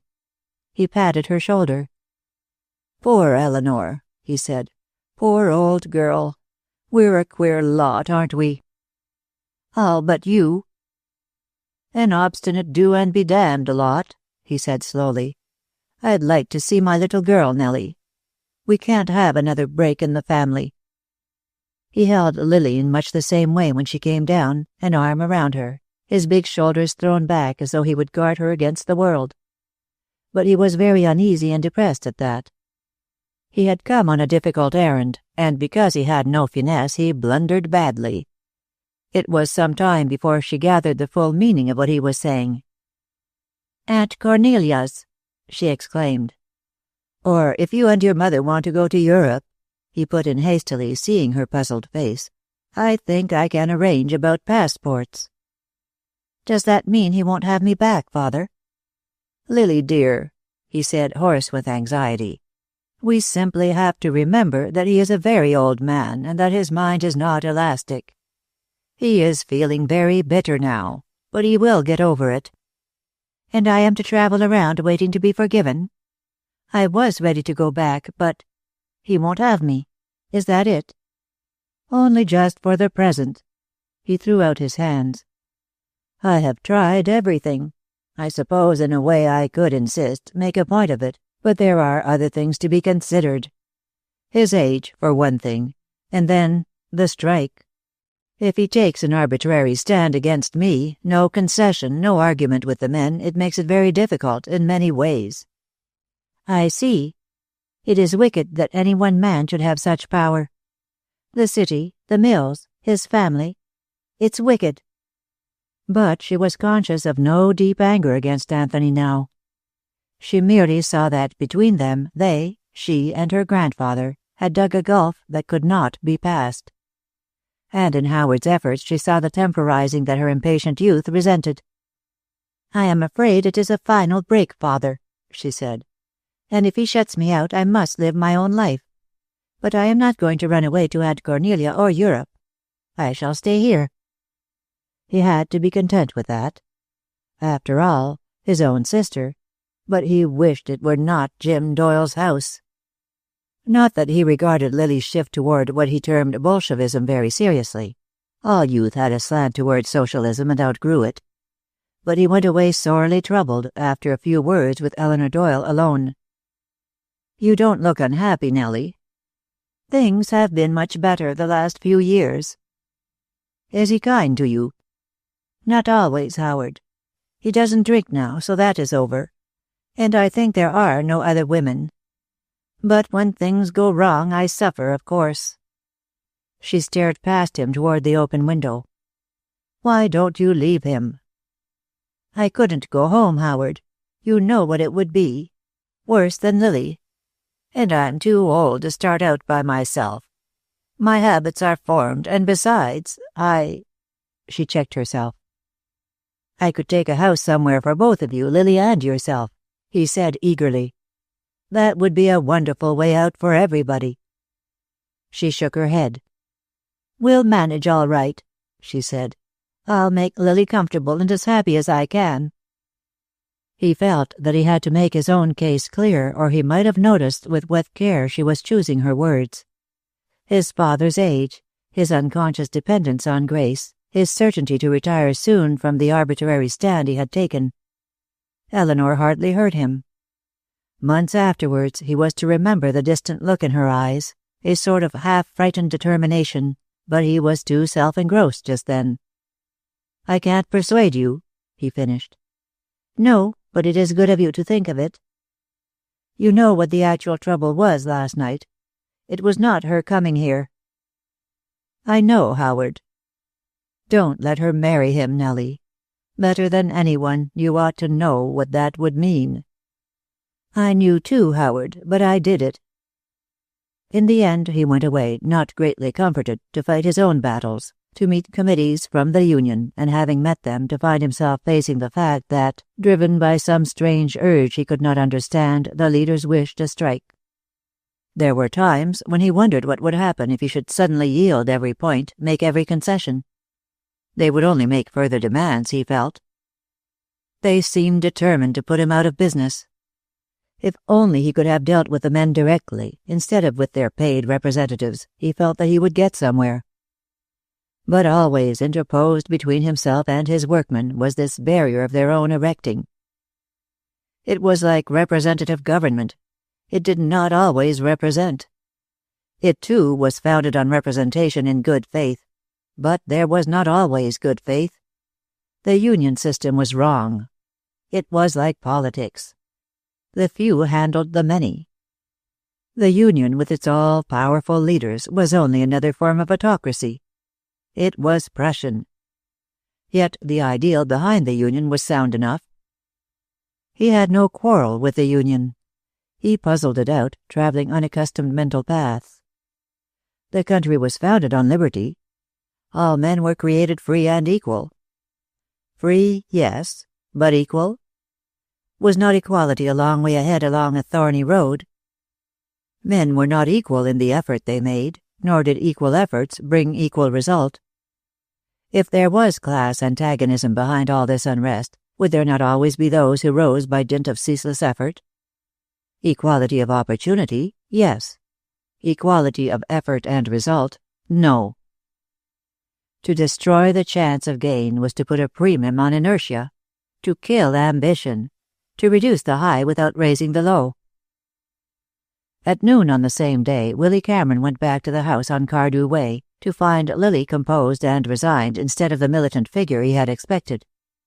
He asked her to go home, and she told him then that she had no longer a home to go to. "I meant to go, Willy," she finished.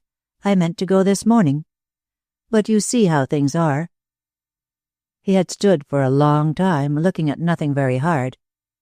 "I see," he said finally.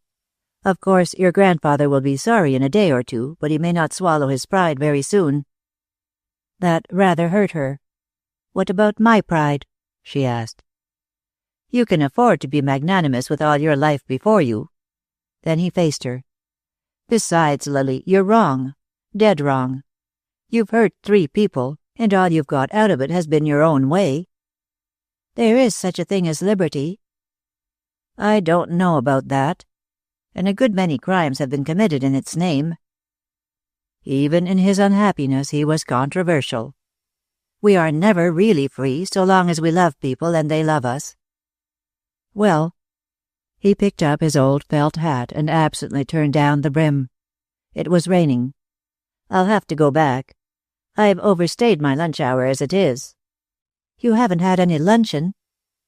"I wasn't hungry," he had said, and had gone away, his coat collar turned up against the shower. Lily had had a presentiment that he was taking himself out of her life, that he had given her up as a bad job.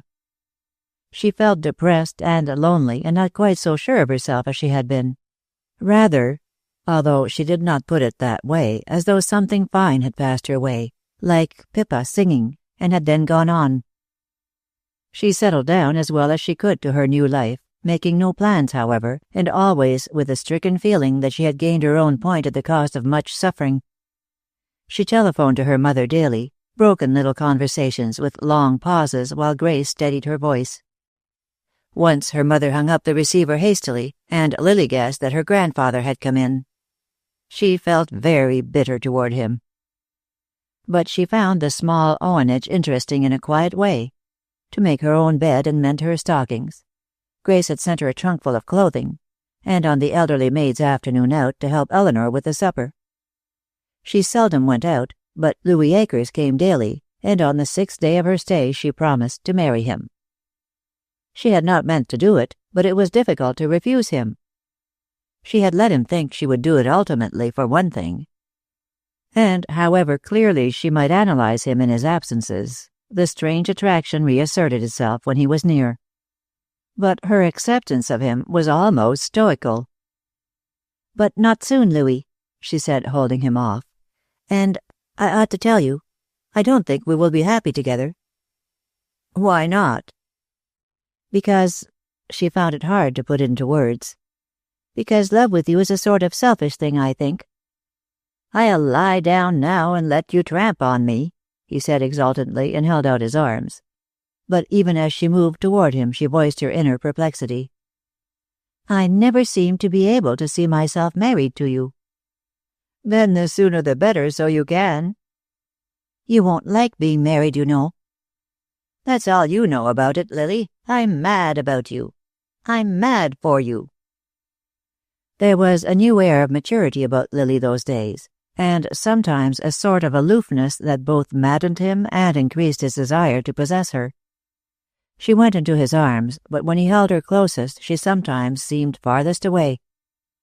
"I want you now." "I want to be engaged a long time, Louis. We have so much to learn about each other." He thought that rather childish. But whatever had been his motive in the beginning, he was desperately in love with her by that time, and because of that he frightened her sometimes. He was less sure of himself, too, even after she had accepted him, and to prove his continued dominance over her he would bully her.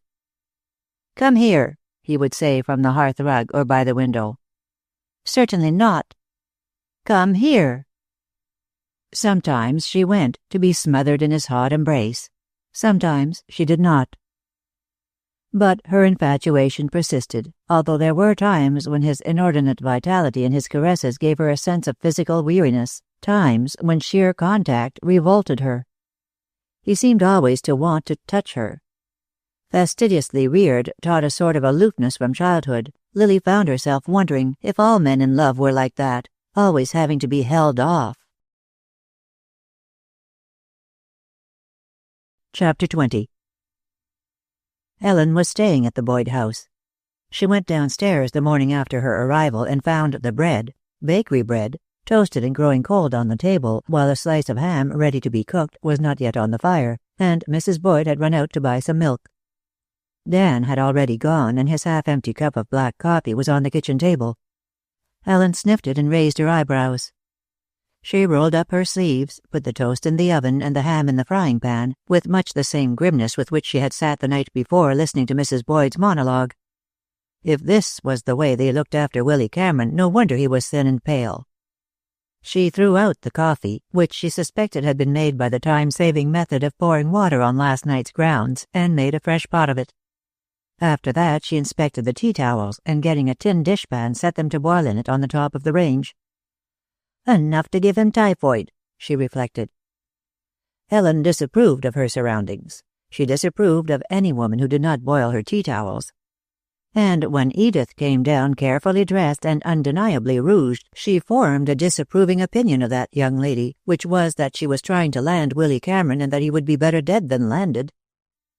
She met Edith's stare of surprise with one of thinly veiled hostility. "Hello," said Edith. "When did you blow in, and where from?" "I came to see Mr. Cameron last night, and he made me stay." "A friend of Willy's? Well, I guess you needn't pay for your breakfast by cooking it. Mother's probably run out for something. She never has anything in the house, and is talking somewhere. I'll take that fork." But Ellen proceeded to turn the ham. "I'll do it," she said. "You might spoil your hands." But Edith showed no offense. "All right," she acceded indifferently. "If you're going to eat it, you'd better cook it. We're rotten housekeepers here." "I should think if you're going to keep boarders, somebody would learn to cook." "Mr. Cameron's mother is the best housekeeper in town, and he was raised on good food and plenty of it." Her tone was truculent. Ellen's world, the world of short hours and easy service, of the decorum of the Cardew servants' hall, of luxury and dignity and good pay, had suddenly gone to pieces about her. She was feeling very bitter, especially toward a certain chauffeur who had prophesied the end of all service. He had made the statement that before long all people would be equal. There would be no above and below stairs, no servants' hall. "They'll drive their own cars then, damn them," he had said once, "if they can get any to drive, and answer their own bills, if they've got any to ring, and get up and cook their own breakfast." "Which you won't have any to cook," Grayson had said irritably from the head of the long table. "Just a word, my man. That sort of talk is forbidden here. One word more and I go to Mr. Cardew." The chauffeur had not sulked, however.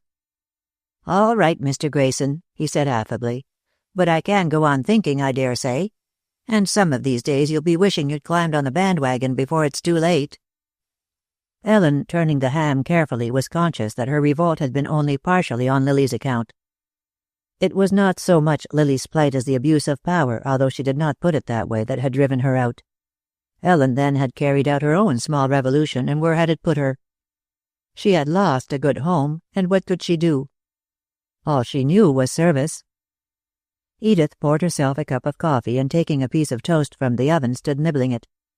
The crumbs fell on the not-over-clean floor. "Why don't you go into the dining room to eat?" Ellen demanded. "Got out of the wrong side of the bed, didn't you?" Edith asked. "Willy's bed, I suppose. I'm not hungry, and I always eat breakfast like this. I wish he would hurry. We'll be late." Ellen stared. It was her first knowledge that this girl, this painted hussy, worked in Willy's pharmacy, and her suspicions increased. She had a quick vision, as she had once had of Lily, of Edith in the Cameron house. Edith reading or embroidering on the front porch while Willy's mother slaved for her. Edith on the same porch in the evening with all the boys in town around her. She knew the type, the sort that set an entire village by the ears and in the end left home and husband and ran away with a traveling salesman. Ellen had already got Willy married and divorced when Mrs. Boyd came in. She carried the milk pail, but her lips were blue and she sat down in a chair and held her hand to her heart. "I'm that short of breath," she gasped. "I declare I could hardly get back." "I'll give you some coffee right off." When Willy Cameron had finished his breakfast, she followed him into the parlor. His pallor was not lost on her, or his sunken eyes. He looked badly fed, shabby, and harassed, and he bore the marks of his sleepless night on his face. "Are you going to stay here?" she demanded. "Why, yes, Miss Ellen." "Your mother would break her heart if she knew the way you're living." I'm very comfortable. We've tried to get a He changed color at that. In the simple life of the village at home, a woman whose only training was the town standard of good housekeeping might go into service in the city and not lose caste. But she was never thought of as a servant.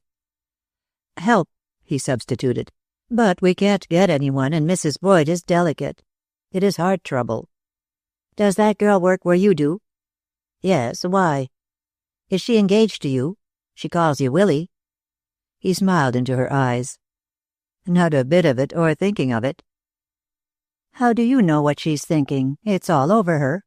It's Willy this and Willy that.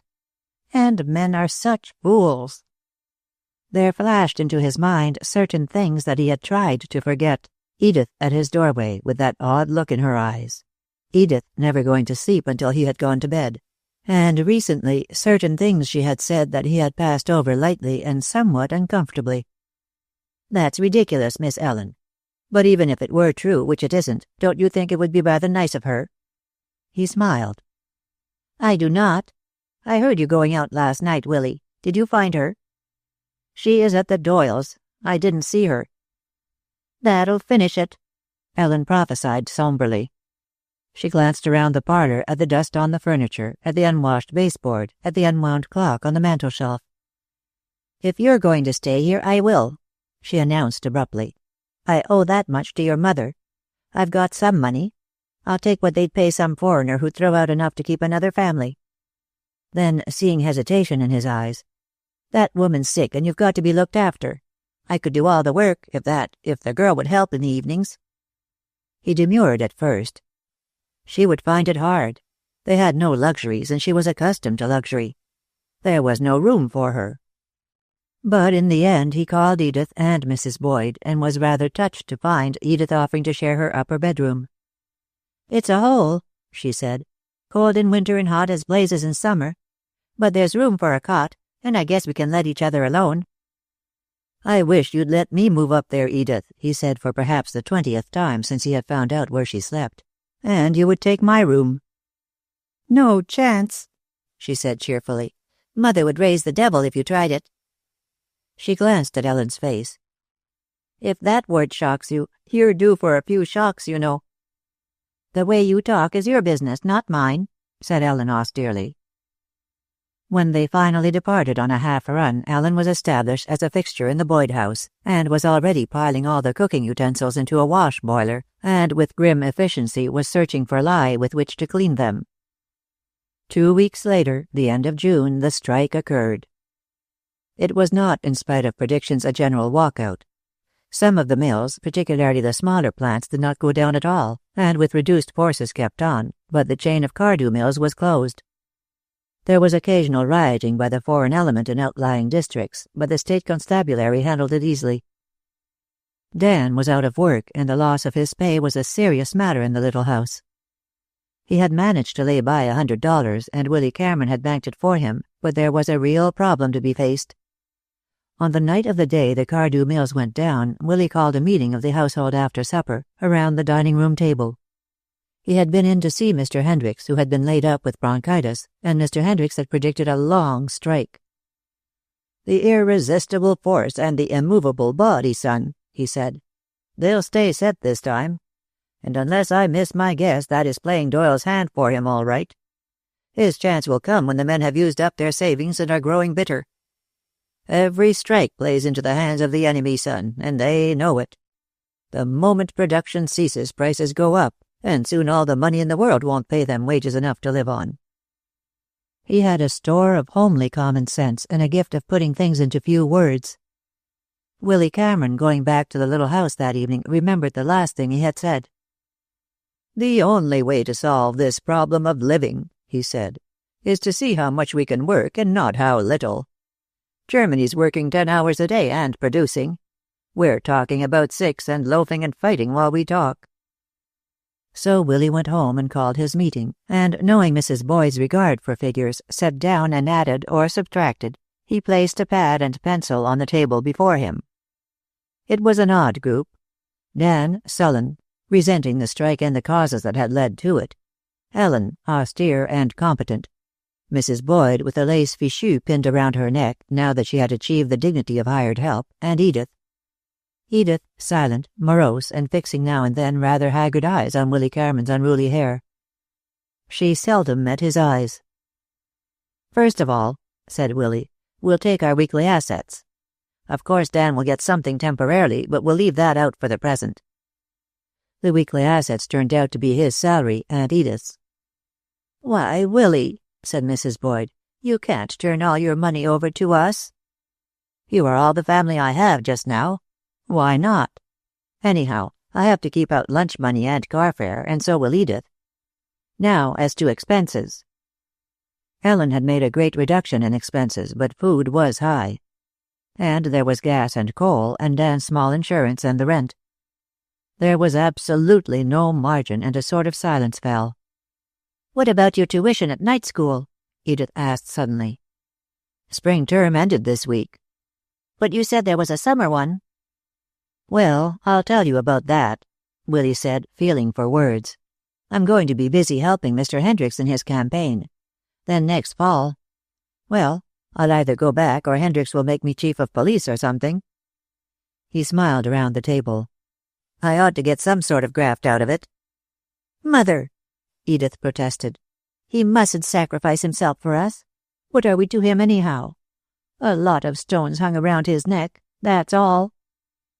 It was after Willy had declared that this was his home now, and he had a right to help keep it going, and after Ellen had observed that she had some money laid by and would not take any wages during the strike, that the meeting threatened to become emotional. Mrs. Boyd shed a few tears, and as she never by any chance carried a handkerchief, let them flow over her fichu. And Dan shook Willy's hand and Ellen's, and said that if he'd had his way he'd be working, and not sitting round like a stiff letting other people work for him. But Edith got up and went into the little back garden, and did not come back until the meeting was both actually and morally broken up. When she heard Dan go out, and Ellen and Mrs. Boyd go upstairs, chatting in a new amiability brought about by trouble and sacrifice, she put on her hat and left the house. Ellen, rousing on her cot in Edith's upper room, heard her come in some time later and undress and get into bed. Her old suspicion of the girl revived, and she sat upright. "Where I come from, girls don't stay out alone until all hours," she said. "Oh, let me alone." Ellen fell asleep, and in her sleep she dreamed that Mrs. Boyd had taken sick and was moaning. The moaning was terrible. It filled the little house. Ellen wakened suddenly. It was not moaning. It was strange, heavy breathing, strangling, and it came from Edith's bed. "Are you sick?" she called, and getting up, her knees hardly holding her, she lighted the gas at its unshaded bracket on the wall and ran to the other bed. Edith was lying there, her mouth open, her lips bleached and twisted. Her stertorous breathing filled the room, and over all was the odor of carbolic acid. "Edith, for God's sake!" The girl was only partially conscious. Ellen ran down the stairs and into Willy's room. "Get up," she cried, shaking him. "That girl's killed herself." "Lily!" "No, Edith. Carbolic acid." Even then he remembered her mother. "Don't let her hear anything. It will kill her," he said, and ran up the stairs. Almost immediately he was down again, searching for alcohol. He found a small quantity and poured that down the swollen throat. He roused Dan then and sent him running madly for Dr. Smiley, with a warning to bring him past Mrs. Boyd's door quietly, and to bring an intubation set with him in case her throat should close. Then, on one of his innumerable journeys up and down the stairs, he encountered Mrs. Boyd herself, in her nightgown, and terrified. "What's the matter, Willy?" she asked. "Is it a fire?" "Edith is sick. I don't want you to go up. It may be contagious. It's her throat." And from that Mrs. Boyd deduced diphtheria.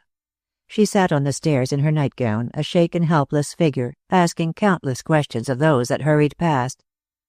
But they reassured her, and after a time she went downstairs and made a pot of coffee. Ensconced with it in the lower hall, and milk bottle in hand, she waylaid them with it as they hurried up and down. Upstairs the battle went on. There were times when the paralyzed muscles almost stopped lifting the chest walls, when each breath was a new miracle. Her throat was closing fast, too, and at 8 o'clock came a brisk young surgeon, and with Willy Cameron's assistance an operation was performed. After that, and for days, Edith breathed through a tube in her neck. The fiction of diphtheria was kept up, and Mrs. Boyd, having a childlike faith in medical men, betrayed no anxiety after the first hour or two.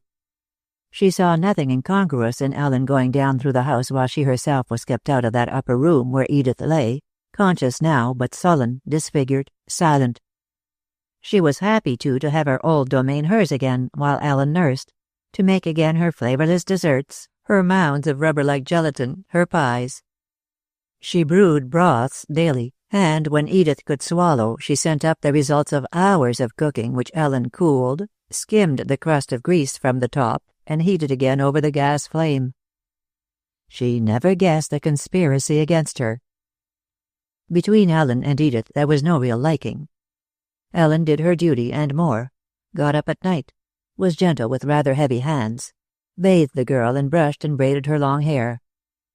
But there were hours during that simulated quarantine when a brooding silence held in the sick room, and when Ellen, turning suddenly, would find Edith's eyes on her full of angry distrust.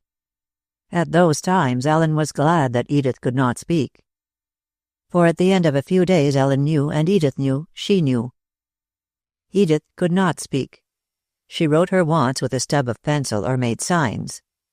One day she motioned toward a mirror and Ellen took it to her.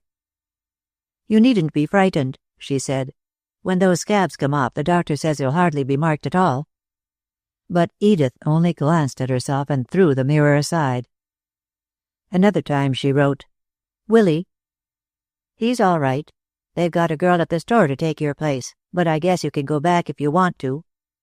Then, seeing the hunger in the girl's eyes, "He's out a good bit these nights. He's making speeches for that Mr. Hendricks. As if he could be elected against Mr. Cardew." The confinement told on Ellen. She would sit for hours wondering what had become of Lily. Had she gone back home? Was she seeing that other man? Perhaps her valiant loyalty to Lily faded somewhat during those days because she began to guess Willy Cameron's secret. If a girl had no eyes in her head and couldn't see that Willy Cameron was the finest gentleman who ever stepped in shoe leather, that girl had something wrong about her. Then, sometimes, she wondered how Edith's condition was going to be kept from her mother. She had measured Mrs. Boyd's pride by that time, her almost terrible respectability. She rather hoped that the sick woman would die some night, easily and painlessly in her sleep, because death was easier than some things.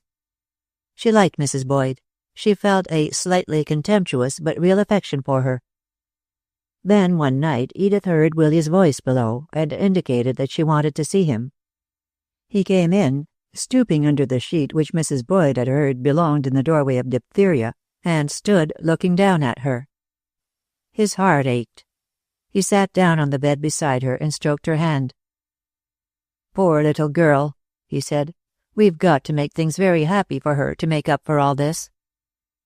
But Edith freed her hand, and, reaching out for paper and pencil stub, wrote something and gave it to Ellen.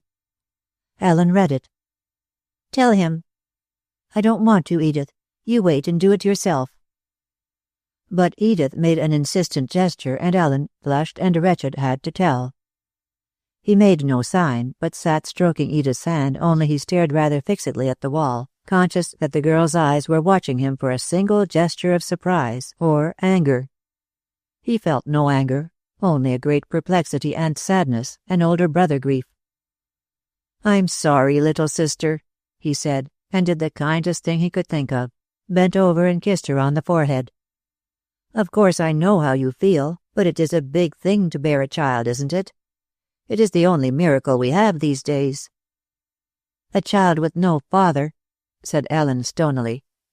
"Even then," he persisted, "it's a big thing. We would have this one come under happier circumstances if we could, but we will welcome and take care of it anyhow. A child's a child and mighty valuable. And," he added, "I appreciate your wanting me to know Edith." He stayed a little while after that, but he read aloud, choosing a humorous story, and laughing very hard at all the proper places. In the end he brought a faint smile to Edith's blistered lips, and a small lift to the cloud that hung over her now, day and night. He made a speech that night, and into it he put all of his aching, anxious soul. Edith and Dan and Lily were behind it. Akers, and Doyle. It was at a meeting in the hall over the city market, and the audience a New Men's Nonpartisan Association. "Sometimes," he said, "I am asked what it is that we want, we men who are standing behind Hendricks as an independent candidate." He was supposed to bring Mr. Hendricks' name in as often as possible. "I answer that we want honest government, law and order, an end to this conviction that the country is owned by the unions and the capitalists, a fair deal for the plain people, which is you and I, my friends. But I answer still further, we want one thing more, a greater thing, and that thing we shall have. All through this great country tonight are groups of men hoping and planning for an incredible thing.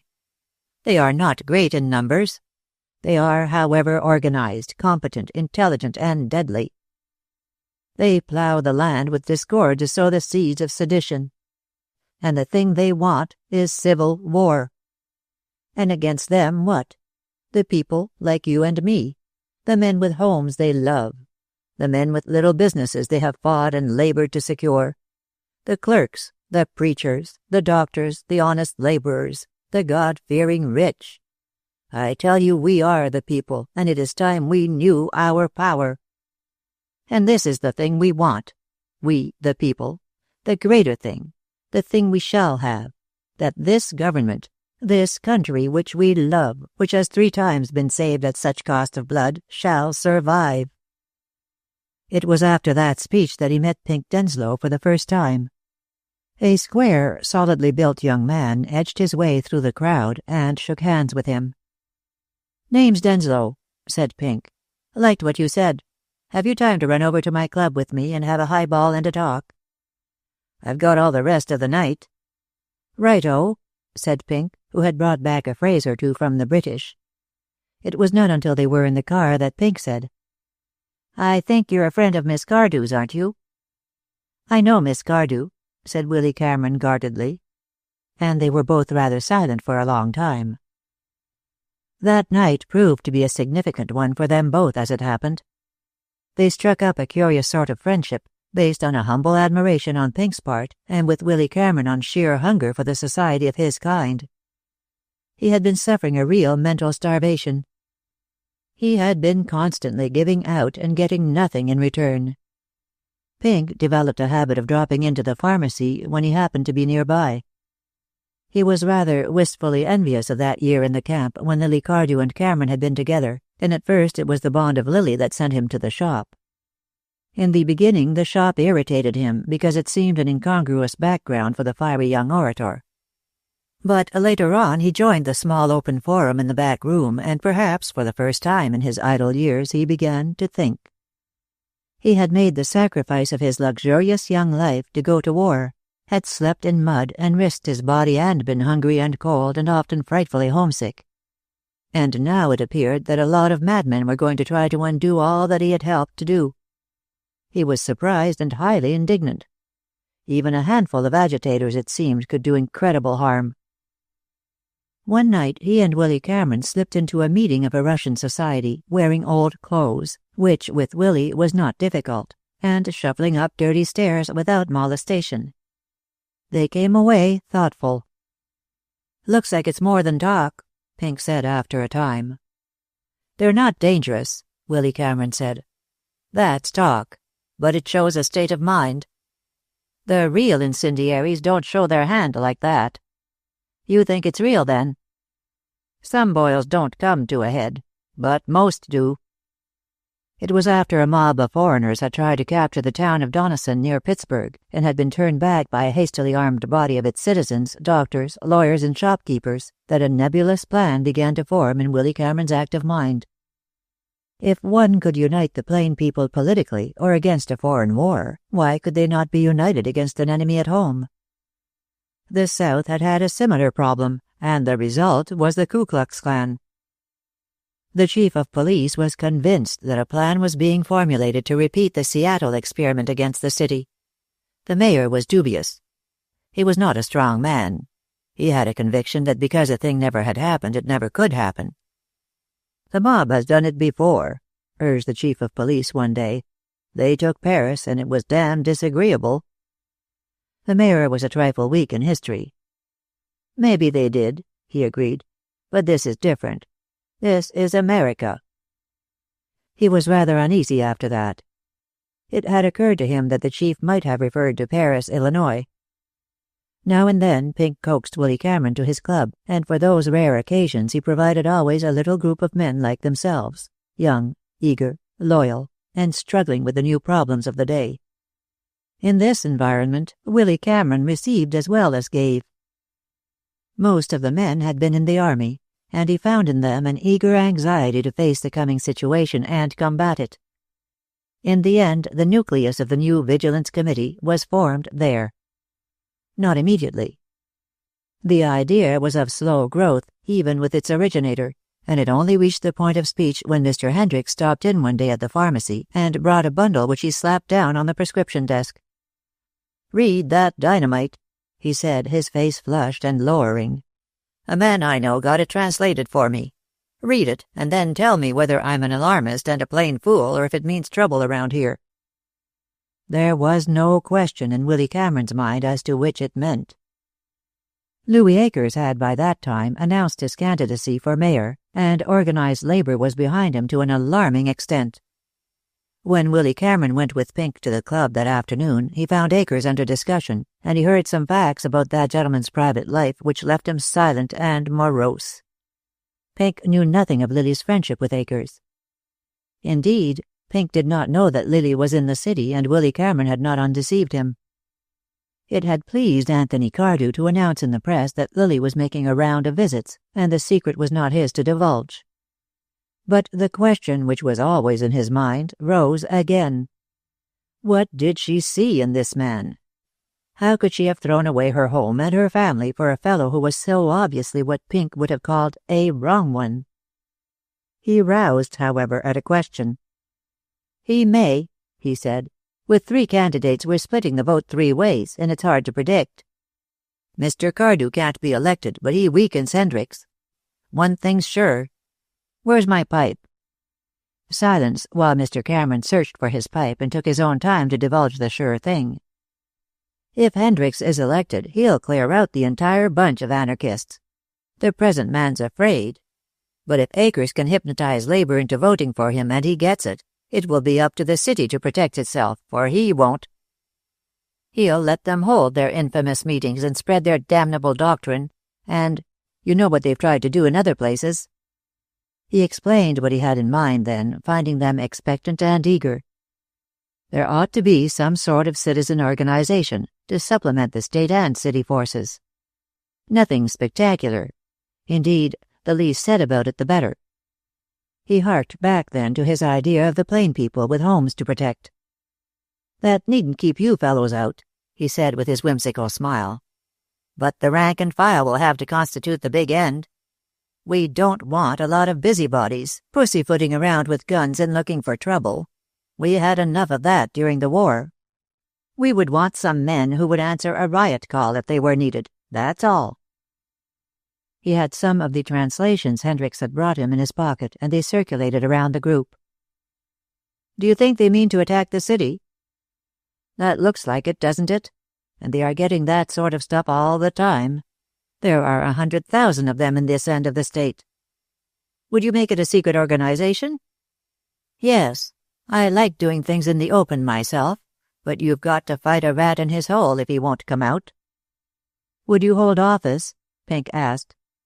Willy Cameron smiled.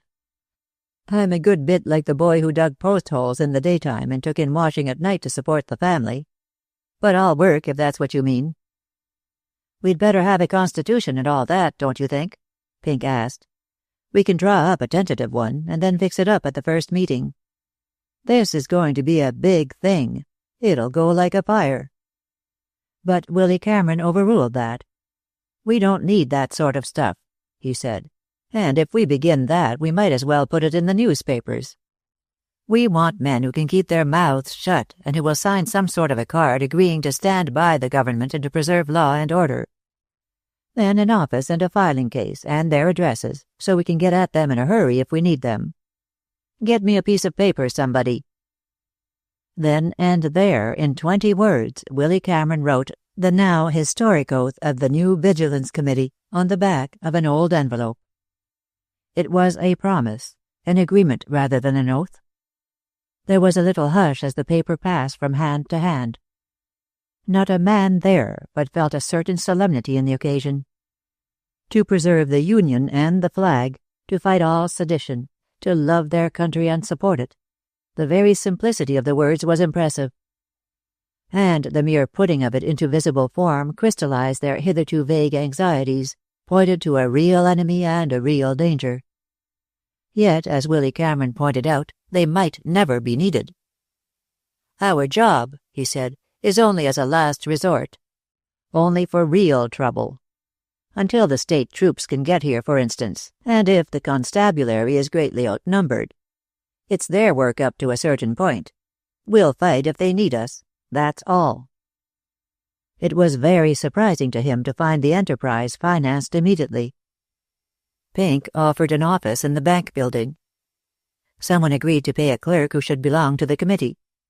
It was practical, businesslike, and done.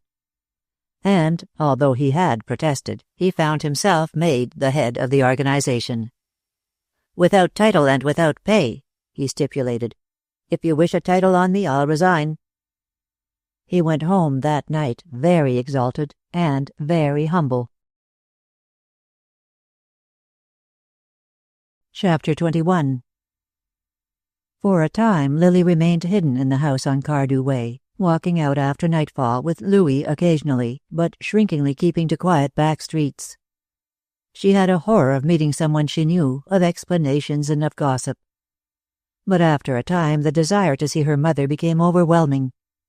She took to making little flying visits home at an hour when her grandfather was certain to be away, going in a taxicab and reaching the house somewhat breathless and excited. She was driven by an impulse toward the old familiar things. She was homesick for them all, for her mother, for Mademoiselle, for her own rooms, for her little toilet table, for her bed and her reading lamp, for the old house itself. She was still an alien where she was. Eleanor Doyle was a perpetual enigma to her. Now and then she thought she had penetrated behind the gentle mask that was Eleanor's face, only to find beyond it something inscrutable. There was a dead line in Eleanor's life across which Lily never stepped.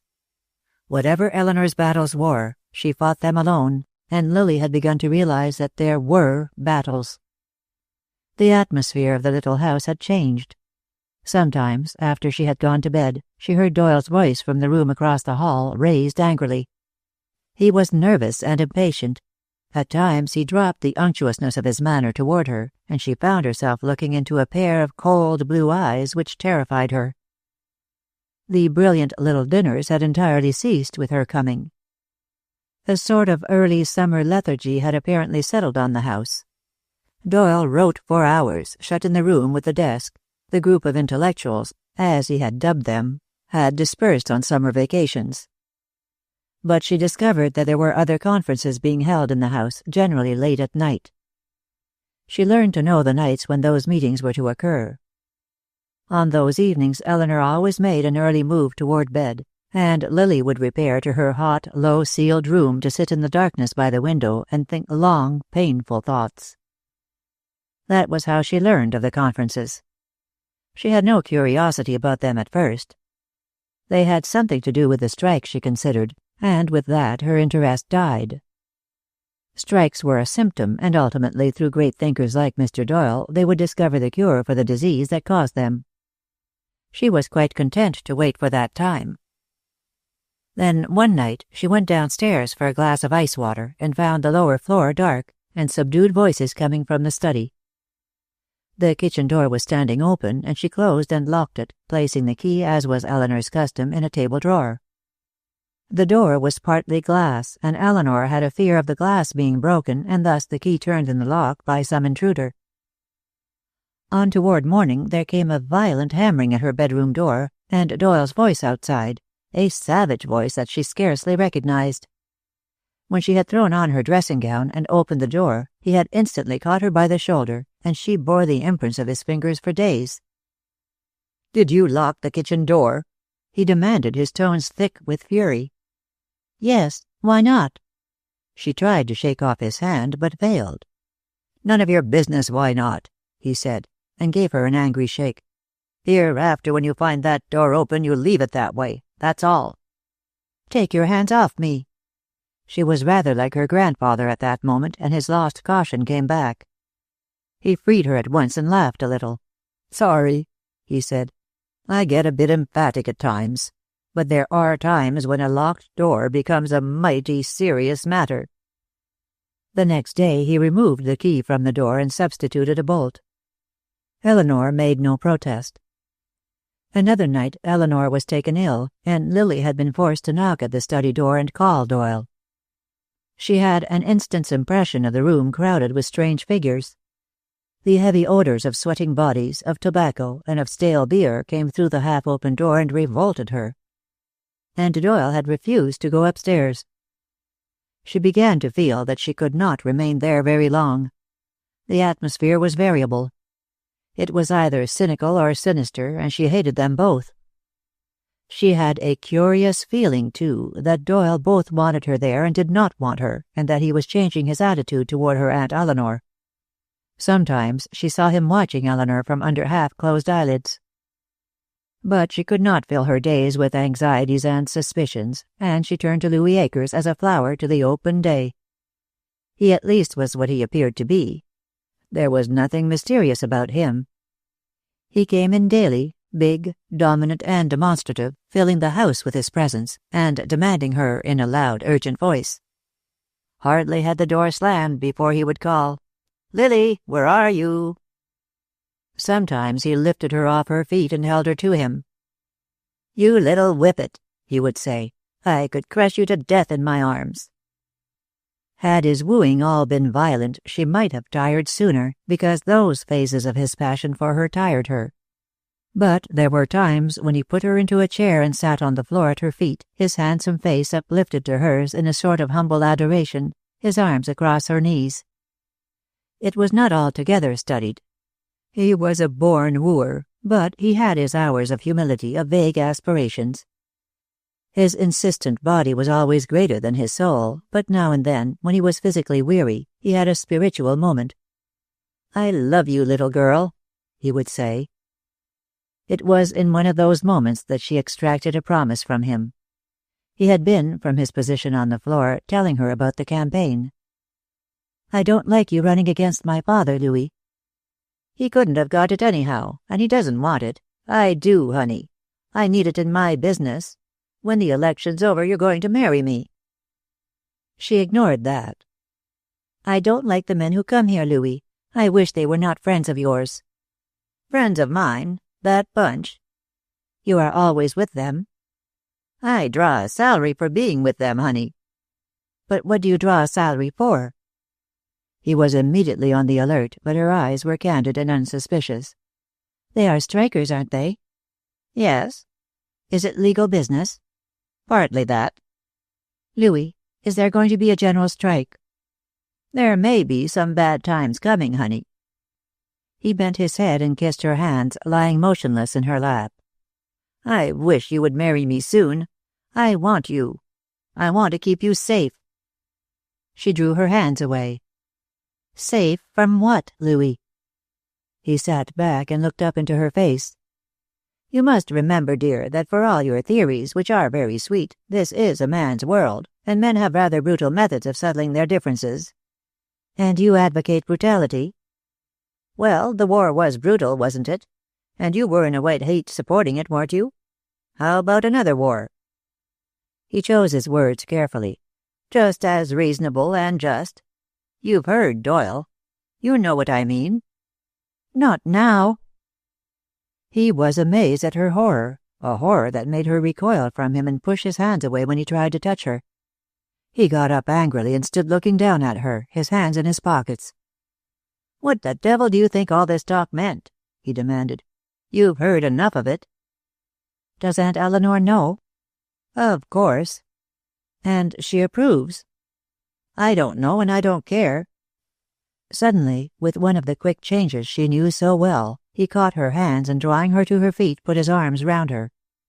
"All I know is that I love you, and if you say the word, I'll cut the whole business." "You would?" He amended his offer somewhat.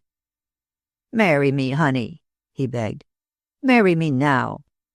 Do you think I'll let anything in God's world come between us? Marry me, and I'll do more than leave them. He was whispering to her, stroking her hair. I'll cut the whole outfit. And on the day I go into your house as your husband, I'll tell your people some things they want to know. That's a promise. What will they do to you? Your people? The others. He drew himself to his full height and laughed. They'll try to do plenty, old girl, he said, but I'm not afraid of them, and they know it. Marry me, Lily, he urged. Marry me now, and we'll beat them out, you and I. He gave her a sense of power over him and over evil. She felt suddenly an enormous responsibility, that of a human soul waiting to be uplifted and led aright. You can save me, honey, he whispered, and kneeling suddenly, he kissed the toe of her small shoe. He was strong, but he was weak, too. He needed her. I'll do it, Louis, she said. You will be good to me, won't you? I'm crazy about you. The mood of exaltation upheld her through the night and into the next day. Eleanor eyed her curiously and with some anxiety. It was a long time since she had been a girl going about star-eyed with power over a man, but she remembered that lost time well. At noon, Louis came in for a hasty luncheon, and before he left, he drew Lily into the little study and slipped a solitaire diamond on her engagement finger. To Lily, the moment was almost a holy one, but he seemed more interested in the quality of the stone and its appearance on her hand than in its symbolism. Got you cinched now, honey. Do you like it? It makes me feel that I don't belong to myself any longer. Well, you've passed into good hands, he said, and laughed his great vibrant laugh. Costing me money already, you might. A little of her exaltation died then. But perhaps men were like that, shyly covering the things they felt deepest. She was rather surprised when he suggested keeping the engagement a secret. Except the Doyles, of course, he said. I'm not taking any chances on losing you, child. Not Mother? Not unless you want to be kidnapped and taken home. It's only a matter of a day or two anyhow. I want more time than that. A month anyhow. And he found her curiously obstinate and determined. She did not quite know herself why she demanded delay, except that she shrank from delivering herself into hands that were so tender and might be so cruel. It was instinctive, purely. A month, she said, and stuck to it. He was rather sulky when he went away, and he had told her the exact amount he had paid for her ring. Having forced him to agree to the delay, she found her mood of exaltation returning. As always, it was when he was not with her that she saw him most clearly, and she saw his real need for her. She had a sense of peace, too, now that at last something was decided. Her future, for better or worse, would no longer be that helpless waiting which had been hers for so long. And out of her happiness came a desire to do things, to pat children on the head, to give alms to beggars, and to see Willy Cameron. She came downstairs that afternoon, dressed for the street. "I am going out for a little while, Aunt Nellie," she said, "and when I come back I want to tell you something. Perhaps, I can guess. Perhaps you can." She was singing to herself as she went out the door. Eleanor went back heavy-hearted to her knitting. It was very difficult always to sit by and to wait, never to raise a hand, just to wait and watch and pray. Lily was rather surprised when she reached the Eagle Pharmacy to find Pink Denslow coming out. It gave her a little pang, too. He looked so clean and sane and normal, so much a part of her old life. And it hurt her, too, to see him flush with pleasure at the meeting. "Why, Lily," he said, and stood there gazing at her, hat in hand, the sun on his gleaming, carefully brushed hair. He was quite inarticulate with happiness. When did you get back?" "I have not been away, Pink. I left home. It's a long story. I am staying with my aunt, Mrs. Doyle." "Mrs. Doyle? You are staying there?" "Why not? My father's sister." His young face took on a certain sternness. If you knew what I suspect about Doyle, Lily, you wouldn't let the same roof cover you." But he added rather wistfully, "I wish I might see you sometimes." Lily's head had gone up a trifle.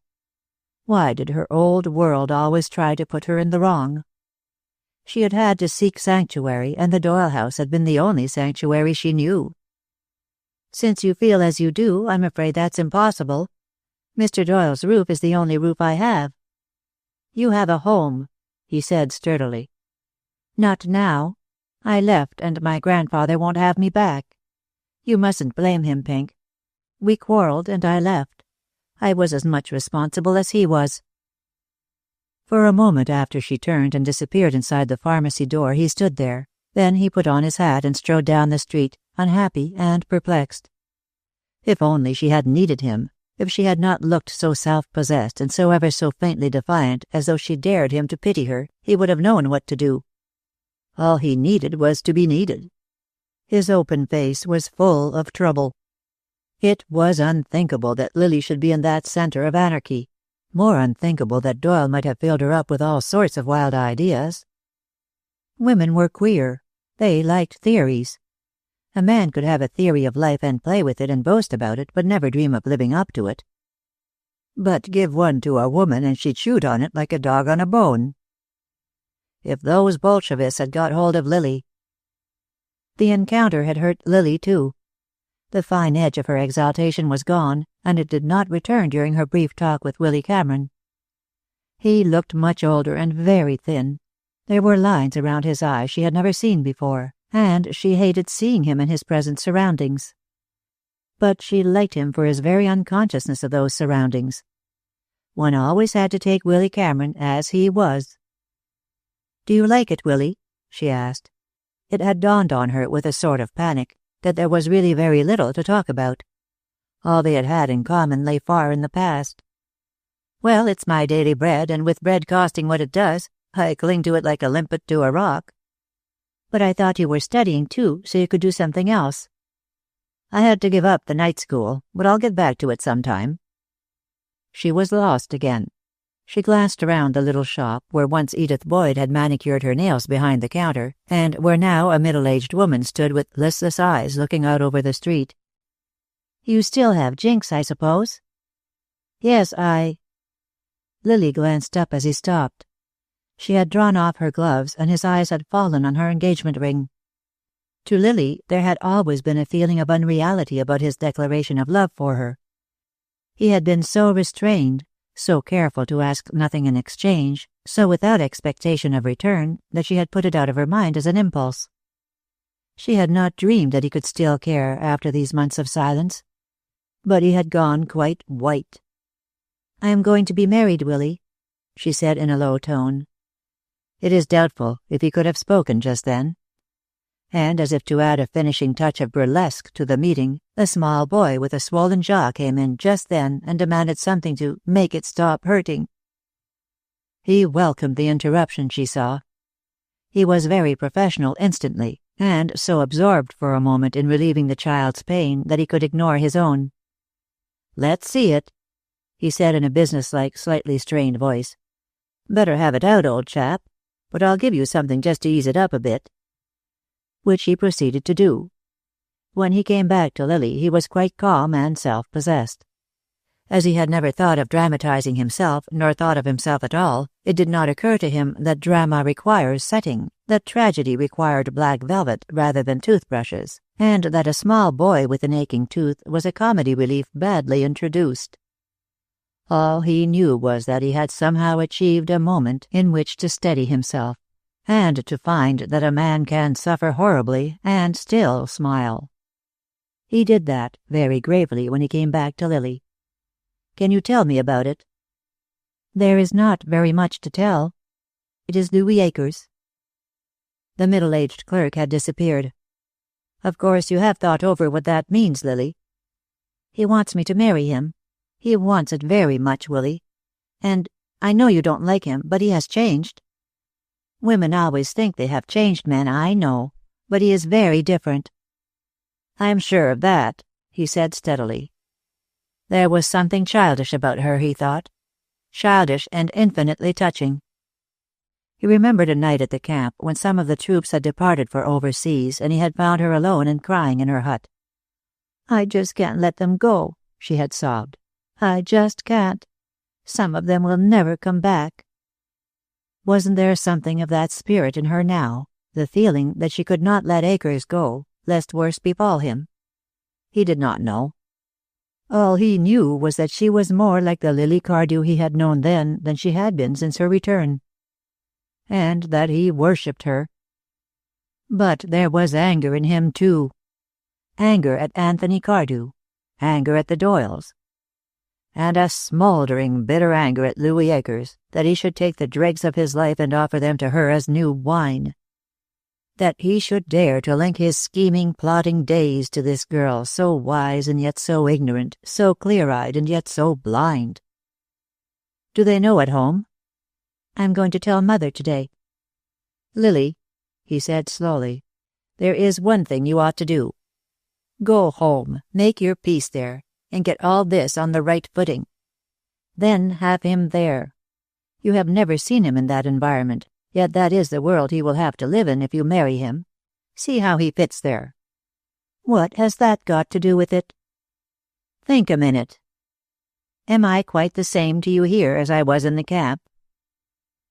He saw her honest answer in her eyes. Chapter 22. The new movement was growing rapidly and with a surprising catholicity of range.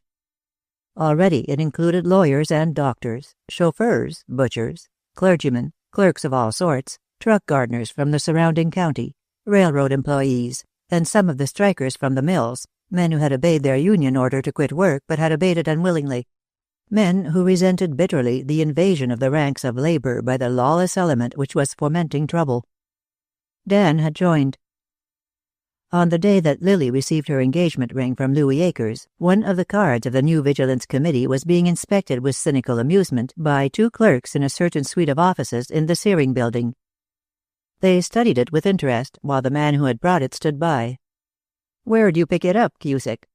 "One of our men brought it into the store, said you might want to see it."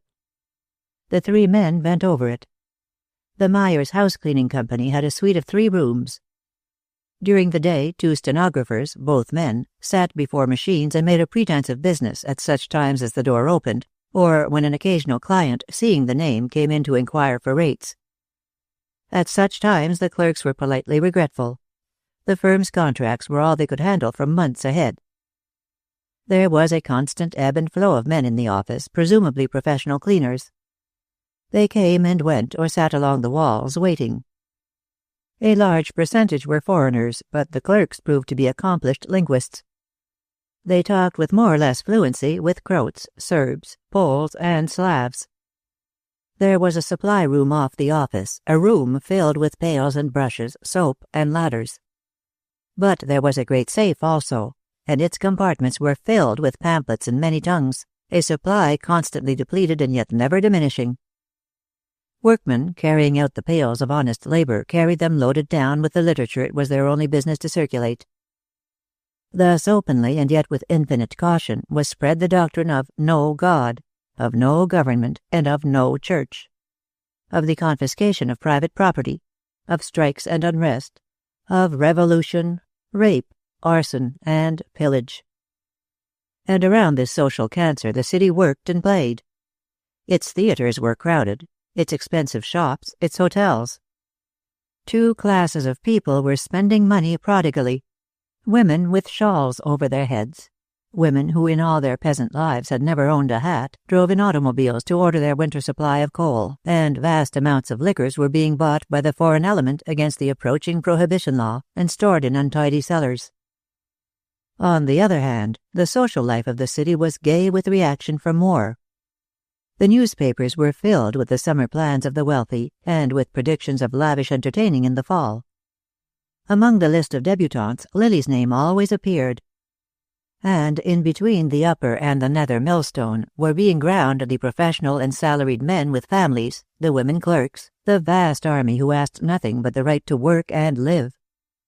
They went through their days doggedly, with little anxious lines around their eyes, suffering 1,000 small deprivations, bewildered, tortured with apprehension of tomorrow, and yet patiently believing that, as things could not be worse, they must soon commence to improve. "It's bound to clear up soon," said Joe Wilkinson over the back fence one night late in June to Willy Cameron. Joe supported a large family of younger brothers and sisters in the house next door, and was employed in a department store. "I figure it's this way. Both sides need each other, don't they? Something like marriage, you know? It'll all be over in 6 months. Only I'm thanking heaven just now it's summer because our kids are hell on shoes." "I hope so," said Willy Cameron. "What are you doing over there, anyhow?" "Wait and see," said Joe cryptically. "If you think you're going to be the only Central Park in this vicinity, you've got to think again." He hesitated and glanced around, but the small Wilkinsons were searching for worms in the overturned garden mold. "How's Edith?" he asked. "She's all right, Joe." "Seeing anybody yet?" "Not yet. In a day or so she'll be downstairs." "You might tell her I've been asking about her." There was something in Joel's voice that caught Willy Cameron's attention. He thought about Joe a great deal that night. Joe was another one who must never know about Edith's trouble. The boy had little enough, and if he had built a dream about Edith Boyd, he must keep his dream. He was rather discouraged that night, was Willy Cameron, and he began to think that dreams were the best things in life. They were a sort of sanctuary to which one fled to escape realities. Perhaps no reality was ever as beautiful as one's dream of it. Lily had passed very definitely out of his life. Sometimes, during his rare leisure, he walked to Cardew Way through the warm night and past the Doyle house, but he never saw her, and because it did not occur to him that she might want to see him, he never made an attempt to call. Always after those futile excursions he was inclined to long silences, and only Jinx could have told how many hours he sat in his room at night, in the second-hand easy-chair he had bought, pipe in hand and eyes on nothing in particular, lost in a dream world where the fields bore a strong resemblance to the parade ground of an army camp, and through which field he and Lily wandered like children, hand in hand. But he had many things to think of. So grave were the immediate problems of food and rent, of Mrs. Boyd and Edith, that a little of his fine frenzy as to the lurking danger of revolution departed from him. The meetings in the back room at the pharmacy took on a political bearing, and Hendricks was generally the central figure. The ward felt that Mr. Hendricks was already elected and called him Mr. Mayor. At the same time, the steel strike pursued a course of comparative calm. At Friendship and at Baxter there had been rioting and a fatality or two, but the state constabulary had the situation well in hand. On a Sunday morning, Willy Cameron went out to Baxter on the trolley and came home greatly comforted. The cool-eyed efficiency of the state police reassured him. He compared them, disciplined, steady, calm with the calmness of their dangerous calling, with the rabble of foreigners who shuffled along the sidewalks, and he felt that his anxiety had been rather absurd. He was still making speeches, and now and then his name was mentioned in the newspapers. Mrs. Boyd, now mostly confined to her room, spent much time in searching for these notices, and then in painfully cutting them out and pasting them in a book. On those days when there was nothing about him she felt thwarted, and was liable to sharp remarks on newspapers in general, and on those of the city in particular. Then, just as he began to feel that the strike would pass off like other strikes, and that Doyle and his crowd, having plowed the field for sedition, would find it planted with healthier grain, he had a talk with Edith. She came downstairs for the first time one Wednesday evening early in July, the scars on her face now only faint red blotches, and he placed her, a blanket over her knees, in the small parlor. Dan had brought her down and had made a real effort to be kind, but his suspicion of the situation made it difficult for him to dissemble, and soon he went out. Ellen was on the doorstep, and through the open window came the shrieks of numerous little Wilkinsons wearing out expensive shoe leather on the brick pavement. They sat in the dusk together, Edith very quiet, Willy Cameron talking with a sort of determined optimism. After a time he realized that she was not even listening. "I wish you'd close the window," she said at last. "Those crazy Wilkinson kids make such a racket. I want to tell you something." "All right." He closed the window and stood looking down at her. "Are you sure you want me to hear it?" he asked gravely. "Yes, it is not about myself. I've been reading the newspapers while I've been shut away up there, Willy. It kept me from thinking. And if things are as bad as they say, I'd better tell you, even if I get into trouble doing it. I will, probably. Murder's nothing to them. Who are them? You get the police to search the Myers House Cleaning Company in the Searing Building. Don't you think you'd better tell me more than that? The police will want something definite to go on. She hesitated. I don't know very much. I met somebody there once or twice at night. And I know there's a telephone hidden in the drawer of the desk in the back room. I swore not to tell, but that doesn't matter now. Tell them to examine the safe, too. I don't know what's in it. Dynamite, maybe. What makes you think the company is wrong? A hidden telephone isn't much to go on. When a fellow's had a drink or two, he's likely to talk, she said briefly. And before that sordid picture, Willy Cameron was silent. After a time, he said, You won't tell me the name of the man you met there? No, don't ask me, Willy. That's between him and me. He got up and took a restless turn or two about the little rooms. Edith's problem had begun to obsess him. Not for long would it be possible to keep her condition from Mrs. Boyd. He was desperately at a loss for some course to pursue. Have you ever thought, he said at last, that this man, whoever he is, ought to marry you? Edith's face set like a flint. I don't want to marry him, she said. I wouldn't marry him if he was the last man on earth. He knew very little of Edith's past. In his own mind he had fixed on Louis Akers, but he could not be sure. I won't tell you his name either, Edith added shrewishly. Then her voice softened. I will tell you this, Willy, she said wistfully. I was a good girl until I knew him. I'm not saying that to let myself out. It's the truth. You're a good girl now, he said gravely. Some time after, he got his hat and came in to tell her he was going out. I'll tell what you've told me to Mr. Hendricks, he said, and we may go on and have a talk with the chief of police. If you are right, it may be important. After that, for an hour or two, Edith sat alone, save when Ellen now and then looked in to see if she was comfortable. Edith's mind was chaotic. She had spoken on impulse, a good impulse at that. But suppose they trapped Louis Akers in the Searing Building? Ellen went now and then to the Cardew house and brought back with her the news of the family.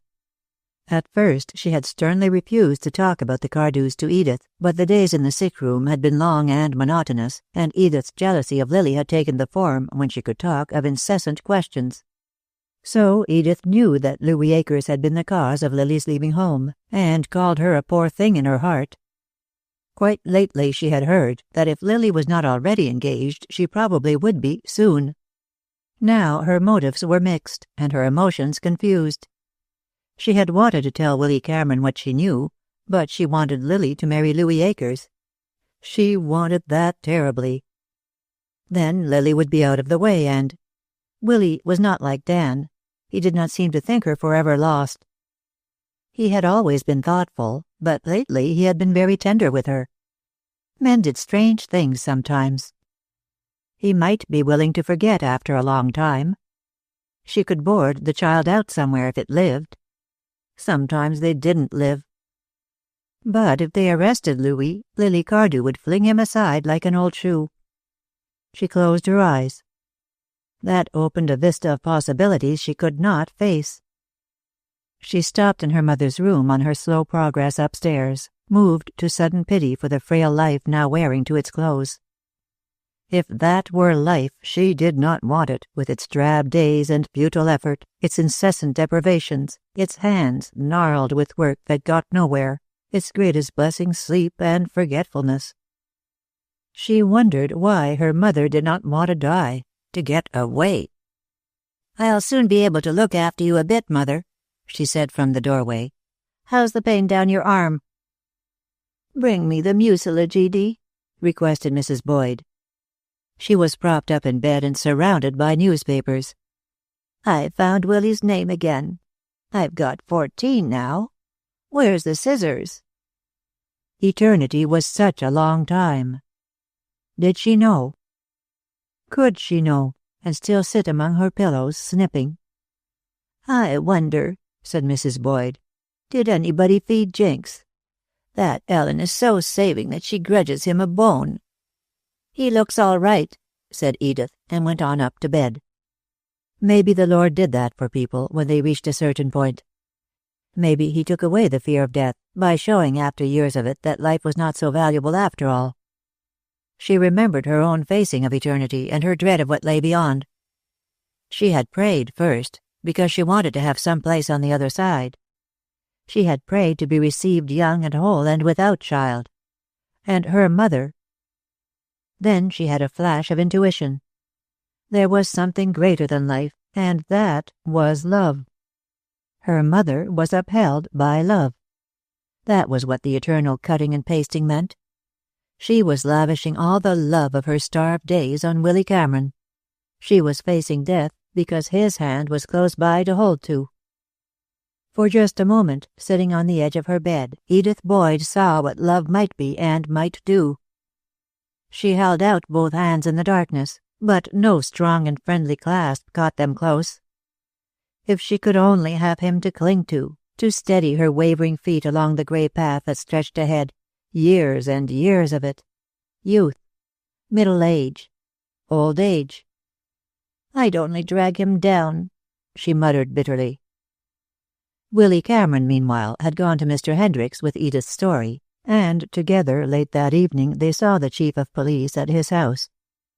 Both Willy Cameron and Mr. Hendricks advocated putting a watch on the offices of the Myers House Cleaning Company, and thus ultimately getting the heads of the organization. But the chief was unwilling to delay. "Every day means more of their infernal propaganda," he said. "And if this girl's telling a straight story, the thing to do is to get the outfit now. Those clerks, for instance. We'll get some information out of them. That sort always squeals. They're a cheap lot." "Going to ball it up, of course," Mr. Hendricks said disgustedly on the way home. "Won't wait, because if Akers gets in, he's out, and he wants to make a big strike first. I'll drop in tomorrow evening and tell you what's happened." He came into the pharmacy the next evening with a bundle of red-bound pamphlets under his arm and a look of disgust on his face. "What did I tell you, Cameron?" he demanded, breathing heavily. "Yes, they got them all right. Got a safe full of stuff so inflammable that, since I've read some of it, I'm ready to blow up myself. It's worse than that first lot I showed you. They got the 2 clerks and a half-dozen foreigners, too. And that's all they got. They won't talk." "Talk? Sure they'll talk. They say they're employed by the Myers House Cleaning Company, that they never saw the inside of the vault, and they're squealing louder than 2 pigs under a gate about false arrest. They'll have to let them go, son. Here, you can do most everything. Can you read Croatian? No? Well, here's something in English to cut your wisdom teeth on. Overthrowing the government is where these fellows start." It was intelligent, that propaganda. Willy Cameron thought he saw behind it Jim Doyle and other men like Doyle, men who knew the discontents of the world and would fatten by them. Men who, secretly envious of the upper classes and unable to attain to them, would pull all men to their own level or lower. Men who cloaked their own jealousies with the garb of idealism. Intelligent it was, dangerous and imminent. The pamphlet spoke of the day. It was a Prussian phrase. The revolution was Prussian. And, like the Germans, they offered loot as a reward. They appealed to the ugliest passions in the world, to lust and greed and idleness. At a signal, the mass was to arise, overthrow its masters and rule itself. Mr. Hendricks stood in the doorway of the pharmacy and stared out at the city he loved. "Just how far does that sort of stuff go, Cameron?" he asked. "Will our people take it up? Is the American nation going crazy?" "Not a bit of it," said Willy Cameron stoutly. "They're about as able to overthrow the government as you are to shove over the St. Elmo Hotel." "I could do that with a bomb." "No, you couldn't. But you could make a fairly sizable hole in it. It's the hole we don't want." Mr. Hendricks went away, vaguely comforted. Chapter 23. To old Anthony, the early summer had been full of humiliations which he carried with an increased arrogance of bearing that alienated even his own special group at his club. "Confound the man," said Judge Peterson, holding forth on the golf links one Sunday morning while Anthony Cardew, hectic with rage, searched for a lost ball and refused to drop another. "He'll hold us up all morning for that ball, just as he tries to hold up all progress." He lowered his voice. "What's happened to the granddaughter, anyhow?" Senator Lovell lighted a cigarette. "Turned Bolshevist," he said briefly. The judge gazed at him. "That's a pretty serious indictment, isn't it?" "Well, that's what I hear. She's living in Jim Doyle's house. I guess that's the answer. Hey, Cardew, do you want these young cubs behind us to play through, or are you going to show some sense and come on?" Howard, fighting his father tooth and nail, was compelled to a reluctant admiration of his courage. But there was no cordiality between them. They were in accord again as to the strike, although from different angles. Both of them knew that they were fighting for very life. Both of them felt that the strikers' demands meant the end of industry, meant that the man who risked money in a business would eventually cease to control that business, although if losses came it would be he and not the workmen who bore them. Howard had gone as far as he could in concessions, and the result was only the demand for more. The Cardews, father and son, stood now together, their backs against a wall, and fought doggedly. But only anxiety held them together. His father was now backing Howard's campaign for the mayoralty, but he was rather late with his support, and in private he retained his cynical attitude. He had not come over at all until he learned that Louis Akers was an opposition candidate. At that his wrath knew no bounds, and the next day he presented a large check to the campaign committee. Mr. Hendricks, hearing of it, was moved to a dry chuckle. "Can't you hear him?" he demanded. "He'd stalk into headquarters as important as an office boy who's been sent to the bank for money, and he'd slam down his check and say just 2 words. "Which would be?" inquired Willy Cameron. "Buy quoted Mr. Hendricks. "The old boy doesn't know that things have changed since the 80s. This city has changed, my lad. It's voting now the way it thinks, right or wrong. That's why these foreign language papers can play the devil with us. The only knowledge the poor wretches have got of us is what they're given to read, and most of it stinks of sedition. Queer thing, this thinking. A fellow can think himself into murder." The strike was going along quietly enough. There had been rioting through the country, but not of any great significance. It was in reality a sort of trench warfare, with each side dug in and waiting for the other to show himself in the open. The representatives of the press, gathered in the various steel cities, with automobiles arranged to take them quickly to any disturbance that might develop, found themselves with little news for the telegraph, and time hung heavy on their hands. On an evening in July, Howard found Grace dressing for dinner, and realized with a shock that she was looking thin and much older. He kissed her, and then held her off and looked at her. "You've got to keep up your courage, dear," he said. "I don't think it will be long now." "Have you seen her?" "No, but something has happened. Don't look like that, Grace. It's not—" "She hasn't married that man?" "No, not that. It only touches her indirectly. But she can't stay there. Even Eleanor—" He checked himself. "I'll tell you after dinner." Dinner was very silent, although Anthony delivered himself of one speech rather at length. "So far as I can make out, Howard," he said, "this man Hendricks is getting pretty strong. He has a young fellow talking for him who gets over pretty well. It's my judgment that Hendricks had better be bought off. He goes around shouting that he's a plain man, after the support of the plain people. Although I'm damned if I know what he means by that." Anthony Cardew was no longer comfortable in his own house. He placed the blame for it on Lily, and spent as many evenings away from home as possible. He considered that life was using him rather badly. Tied to the city in summer by a strike, his granddaughter openly gone over to his enemy, his own son, so long his tool and his creature, merely staying in his house to handle him, an income tax law that sent him to his lawyers with new protests almost daily. A man was no longer master even in his own home. His employees would not work for him. His family disobeyed him. His government held him up and shook him. In the good old days. "I'm going out," he said as he rose from the table. "Grace, that chef is worse than the last. You'd better send him off." "I can't get anyone else. I've tried for weeks. There are no servants anywhere." "Try New York." "I have tried. It is useless." No cooks either, no servants. Even Anthony recognized that, with the exception of Grayson, the servants in his house were vaguely hostile to the family. They gave grudging service, worked short hours, and the only class of labor to which the high cost of food was a negligible matter demanded wages he considered immoral. "I don't know what the world's coming to," he snarled. "Well, I'm off. Thank God there are still clubs for a man to go to." "I want to have a talk with you, Father." "I don't want to talk." "You needn't. I want you to listen, and I want Grace to hear, too." In the end, he went unwillingly into the library, and when Grayson had brought liqueurs and coffee and had gone, Howard drew the card from his pocket.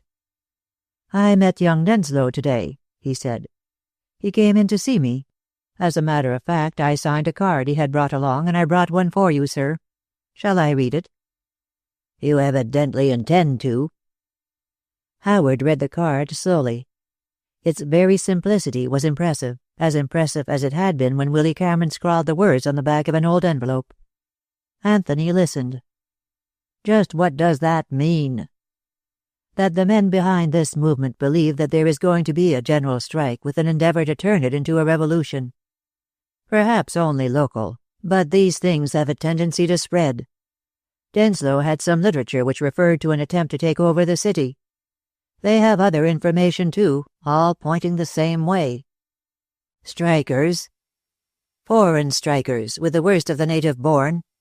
Their plans are fairly comprehensive. They mean to dynamite the waterworks, shut down the gas and electric plants, and cut off all food supplies.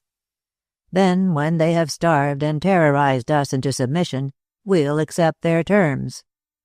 "What terms?" "Well, the rule of the mob, I suppose. They intend to take over the banks, for one thing." "I don't believe it. It's incredible." "They meant to do it in Seattle." "And didn't. Don't forget that." "They may have learned some things from Seattle," Howard said quietly. "We have the state troops." "What about a half-dozen similar movements in the state at the same time? Or rioting in other places, carefully planned to draw the troops and constabulary away?" In the end, old Anthony was impressed, if not entirely convinced. But he had no faith in the plain people and said so. "They'll see property destroyed and never lift a hand," he said. "Didn't I stand by in Pittsburgh during the railroad riots and watch them smile while the yards burned? Because the railroads meant capital to them, and they hate capital." "Precisely," said Howard. "But after 24 hours they were fighting like demons to restore law and order. It is," he fingered the card, "to save that 24 hours that this organization is being formed. It is secret.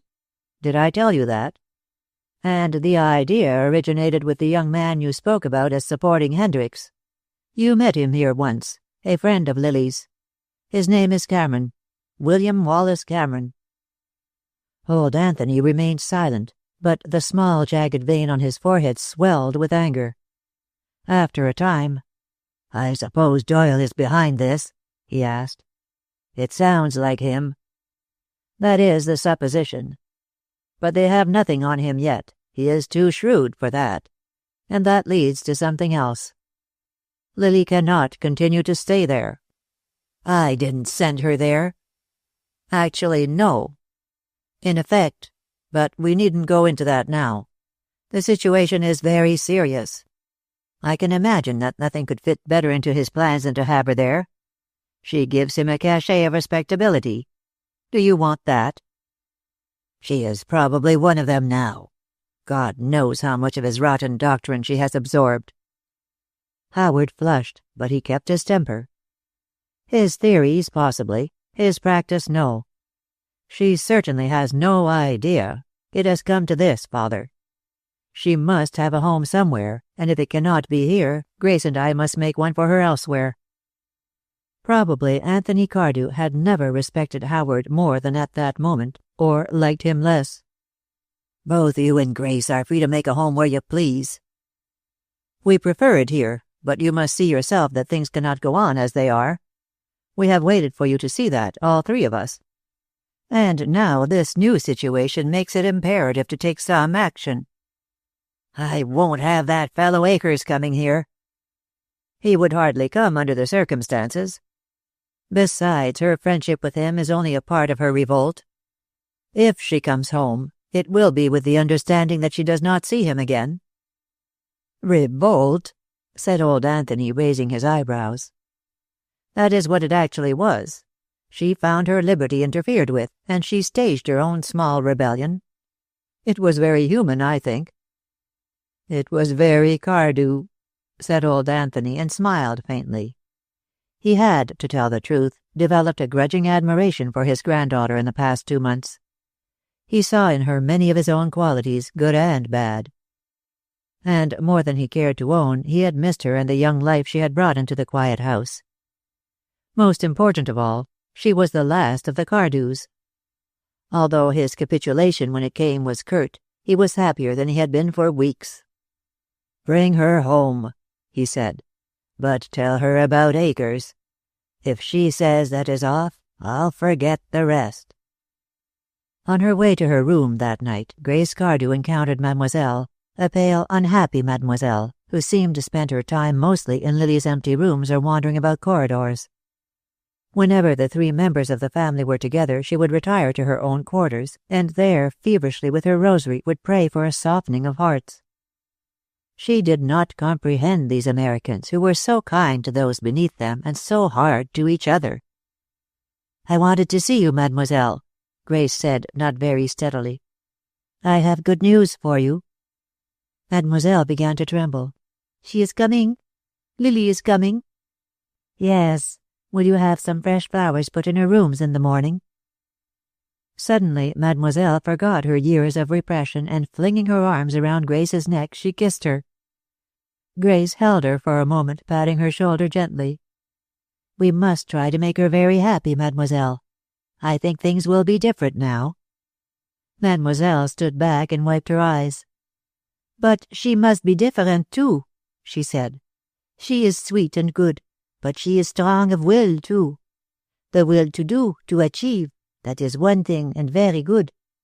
But the will to go one's own way, that is another. The young are always headstrong, Mademoiselle." But alone later on, her rosary on her knee, Mademoiselle wondered. If youth were the indictment against Lily, was she not still young? It took years or suffering, or sometimes both, to break the will of youth and chasten its spirit. God grant Lily might not have suffering. It was Grace's plan to say nothing to Lily, but to go for her herself, and thus save her the humiliation of coming back alone. All morning housemaids were busy in Lily's rooms. Rugs were shaken, floors waxed and rubbed, the silver frames and vases in her sitting room polished to refulgence.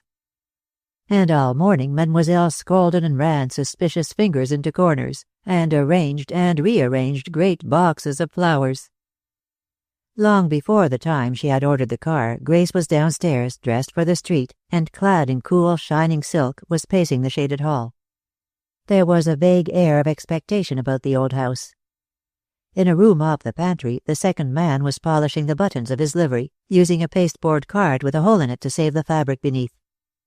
Grayson pottered about in the drawing-room, alert for the parlour-maid's sins of omission. The telephone in the library rang, and Grayson answered it, while Grace stood in the doorway. "A message from Miss Lily," he said. "Mrs. Doyle has telephoned that Miss Lily is on her way here." Grace was vaguely disappointed. She had wanted to go to Lily with her good news, to bring her home bag and baggage, to lead her into the house and to say, in effect, that this was home, her home. She had felt that they and not Lily should take the first step. She went upstairs and, taking off her hat, smoothed her soft dark hair. She did not want Lily to see how she had worried. She eyed herself carefully for lines.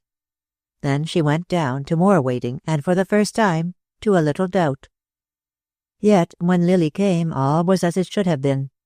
There was no doubt about her close embrace of her mother, her happiness at seeing her. She did not remove her gloves, however, and after she had put Grace in a chair and perched herself on the arm of it, there was a little pause. Each was preparing to tell something. Each hesitated. Because Grace's task was the easier, it was she who spoke first. "I was about to start over when you telephoned, dear," she said. We want you to come home to us again." There was a queer, strained silence. "Who wants me?" Lily asked unsteadily. "All of us. Your grandfather, too. He expects to find you here tonight. I can explain to your Aunt Eleanor over the telephone, and we can send for your clothes." Suddenly, Lily got up and walked the length of the room. When she came back, her eyes were filled with tears, and her left hand was bare. "It nearly kills me to hurt you," she said, "but what about this?" She held out her hand. Grace seemed frozen in her chair. At the sight of her mother's face, Lily flung herself on her knees beside the chair. "Mother, mother," she said, "you must know how I love you. Love you both. Don't look like that. I can't bear it." Grace turned away her face. "You don't love us. You can't. Not if you are going to marry that man." "Mother," Lily begged desperately, "let me come home. Let me bring him here. I'll wait if you'll only do that. He is different. I know all that you want to say about his past. He has never had a real chance in all his life. He won't belong at first, but he's a man, Mother, a strong man. And it's awfully important. He can do so much if he only will. And he says he will if I marry him." "I don't understand you," Grace said coldly. "What can a man like that do but wreck all our lives?" Resentment was rising fast in Lily, but she kept it down. "I'll tell you about that later," she said, and slowly got to her feet. "Is that all, Mother?" "You won't see him? I can't bring him here? Isn't there any compromise? Won't you meet me halfway?" "When you say halfway, you mean all the way, Lily." "I wanted you so," Lily said drearily. "I need you so just now. I am going to be married, and I have no one to go to. Aunt Eleanor doesn't understand either. Every way I look, I find, I suppose I can't come back at all, then." "Your grandfather's condition was that you never see this Louis Akers again." Lily's resentment left her. Anger was a thing for small matters, trivial affairs. This that was happening, an irrevocable break with her family, was as far beyond anger as it was beyond tears. She wondered dully if any man were worth all this. Perhaps she knew, subconsciously, that Louis Akers was not. All her exaltation was gone, and in its stead was a sort of dogged determination to see the thing through now at any cost, to remake Louis into the man he could be, to build her own house of life, and having built it, to live in it as best she could. "That is a condition I cannot fulfill, Mother. I am engaged to him." "Then you love him more than you do any of us, or all of us." "I don't know. It is different," she said vaguely. She kissed her mother very tenderly when she went away, but there was a feeling of finality in them both. Mademoiselle, waiting at the top of the stairs, heard the door close and could not believe her ears. Grace went upstairs, her face a blank before the servants, and shut herself in her room. And in Lily's boudoir, the roses spread a heavy funereal sweetness over the empty room. Chapter 24. The strike had been carried on with comparatively little disorder. In some cities there had been rioting, but half-hearted and easily controlled. Almost without exception, it was the foreign and unassimilated element that broke the peace. Alien women spat on the state police and flung stones at them. Here and there property was destroyed. A few bomb outrages filled the newspapers with great scareheads and sent troops and a small army of Secret Service men here and there. In the American Federation of Labor, a stocky little man grimly fought to oppose the radical element, which was slowly gaining ground and at the same time to retain his leadership. The great steel companies, united at last by a common danger and a common fate if they yielded, stood doggedly and courageously together, waiting for a return of sanity to the world. The world seemed to have gone mad. Everywhere in the country production was reduced by the cessation of labor, and as a result the cost of living was mounting. And every strike lost in the end. Labor had yet to learn that to cease to labor may express a grievance, but that in itself it righted no wrongs. Rather, it turned that great weapon, public opinion, without which no movement may succeed, against it. And that to stand behind the country in war was not enough. It must stand behind the country in peace. It had to learn, too, that a chain is only as strong as its weakest link. The weak link in the labor chain was its radical element. Rioters were arrested with union cards in their pockets. In vain the unions protested their lack of sympathy with the unruly element. The vast respectable family of union labor found itself accused of the sins of the minority, and lost standing thereby. At Friendship the unruly element was very strong. For a time it held its meetings in a hall. When that was closed it resorted to the open air. On the 15th of July it held an incendiary meeting on the unused polo field, and the next day awakened to the sound of hammers, and to find a high wooden fence reinforced with barbed wire being built around the field with the state police on guard over the carpenters. In a few days the fence was finished, only to be partly demolished the next night, secretly and noiselessly. But no further attempts were made to hold meetings there. It was rumored that meetings were being secretly held in the woods near the town, but the rendezvous was not located. On the restored fence around the polo grounds a red flag was found one morning, and 2 nights later the guard at the padlocked gate was shot through the heart from ambush. Then, about the 1st of August, out of a clear sky, sporadic riotings began to occur. They seemed to originate without cause, and to end as suddenly as they began. Usually they were in the outlying districts, but 1 or 2 took place in the city itself. The rioters were not all foreign strikers from the mills. They were garment workers, hotel waiters, a rabble of the discontented from all trades. The riots were to no end, apparently.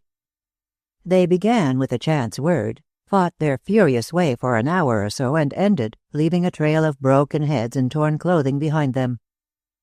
On toward the end of July, one such disturbance grew to considerable size. The police were badly outnumbered, and a surprising majority of the rioters were armed with revolvers, with wooden bludgeons, lengths of pipe, and short wicked iron bars. Things were rather desperate until the police found themselves suddenly and mysteriously reinforced by a cool-headed number of citizens, led by a tall, thin man who limped slightly, and who disposed his heterogeneous support with few words and considerable skill. The same thin young man, stopping later in an alleyway to investigate an arm badly bruised by an iron bar, overheard a conversation between 2 roundsmen, met under a lamp-post after the battle for comfort and a little conversation. "Can you beat that, Henry?" said one. "Where the hell'd they come from?" "Search me," said Henry. "Do you see the skinny fellow? Limped, too. Do you notice that? Probably hurt in France. But he hasn't forgotten how to fight, I'll tell the world." The outbreaks puzzled the leaders of the Vigilance Committee. Willy Cameron was inclined to regard them as without direction or intention, purely as manifestations of hate, and as such contrary to the plans of their leaders. And Mr. Hendricks, nursing a black eye at home after the recent outburst, sized up the situation shrewdly. "You can boil a kettle too hard," he said, "and then the lid pops off. Doyle and that outfit of his have been burning the fire a little high, that's all.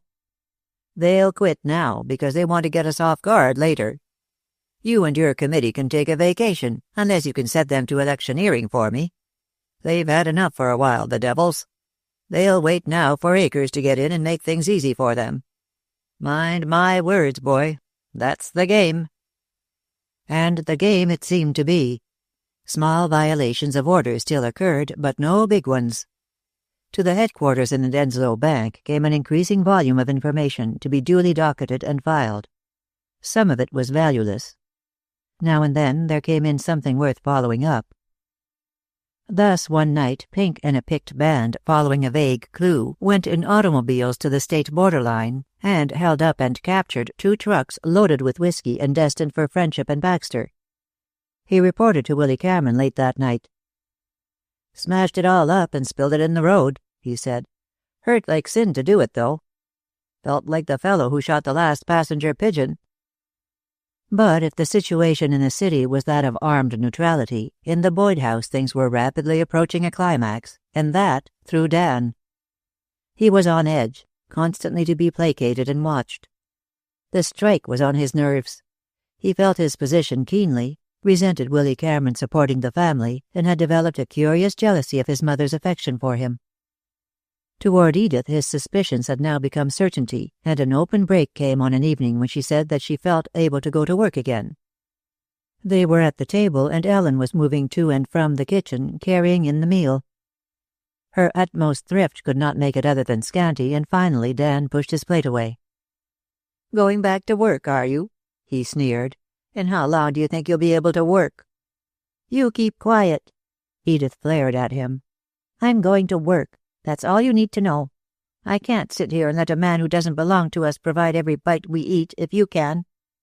Willy Cameron got up and closed the door, for Mrs. Boyd had an uncanny ability to hear much that went on below. "Now," he said when he came back, "we might as well have this out. Dan has a right to be told, Edith, and he can help us plan something." He turned to Dan. "It must be kept from your mother, Dan." "Plan something?" Dan snarled. "I know what to plan, all right. I'll find the—" He broke into foul, furious language, but suddenly Willy Cameron rose, and there was something threatening in his eyes. "I know who it is," Dan said more quietly, "and he's got to marry her or I'll kill him." "You know, do you? Well, you don't," Edith said, "and I won't marry him anyhow." "You will marry him. Do you think I'm going to see Mother disgraced, sick as she is, and let you get away with it? Where does Akers live? You know, don't you? You've been there, haven't you?" All Edith's caution was forgotten in her shame and anger. "Yes, I know," she said hysterically, "but I won't tell you. And I won't marry him. I hate him. If you go to him, he'll beat you to death." Suddenly, the horrible picture of Dan in Akers' brutal hands overwhelmed her. "Dan, you won't go," she begged. "He'll kill you." "A lot you'd care," he said coldly. "As if we didn't have enough already. As if you couldn't have married Joe Wilkinson next door and been a decent woman. And instead you're a—" "Be quiet, Dan," Willy Cameron interrupted him. "That sort of talk doesn't help any. Edith is right. If you go to Akers there will be a fight, and that's no way to protect her." "God," Dan muttered. "With all the men in the world to choose that rotten anarchist."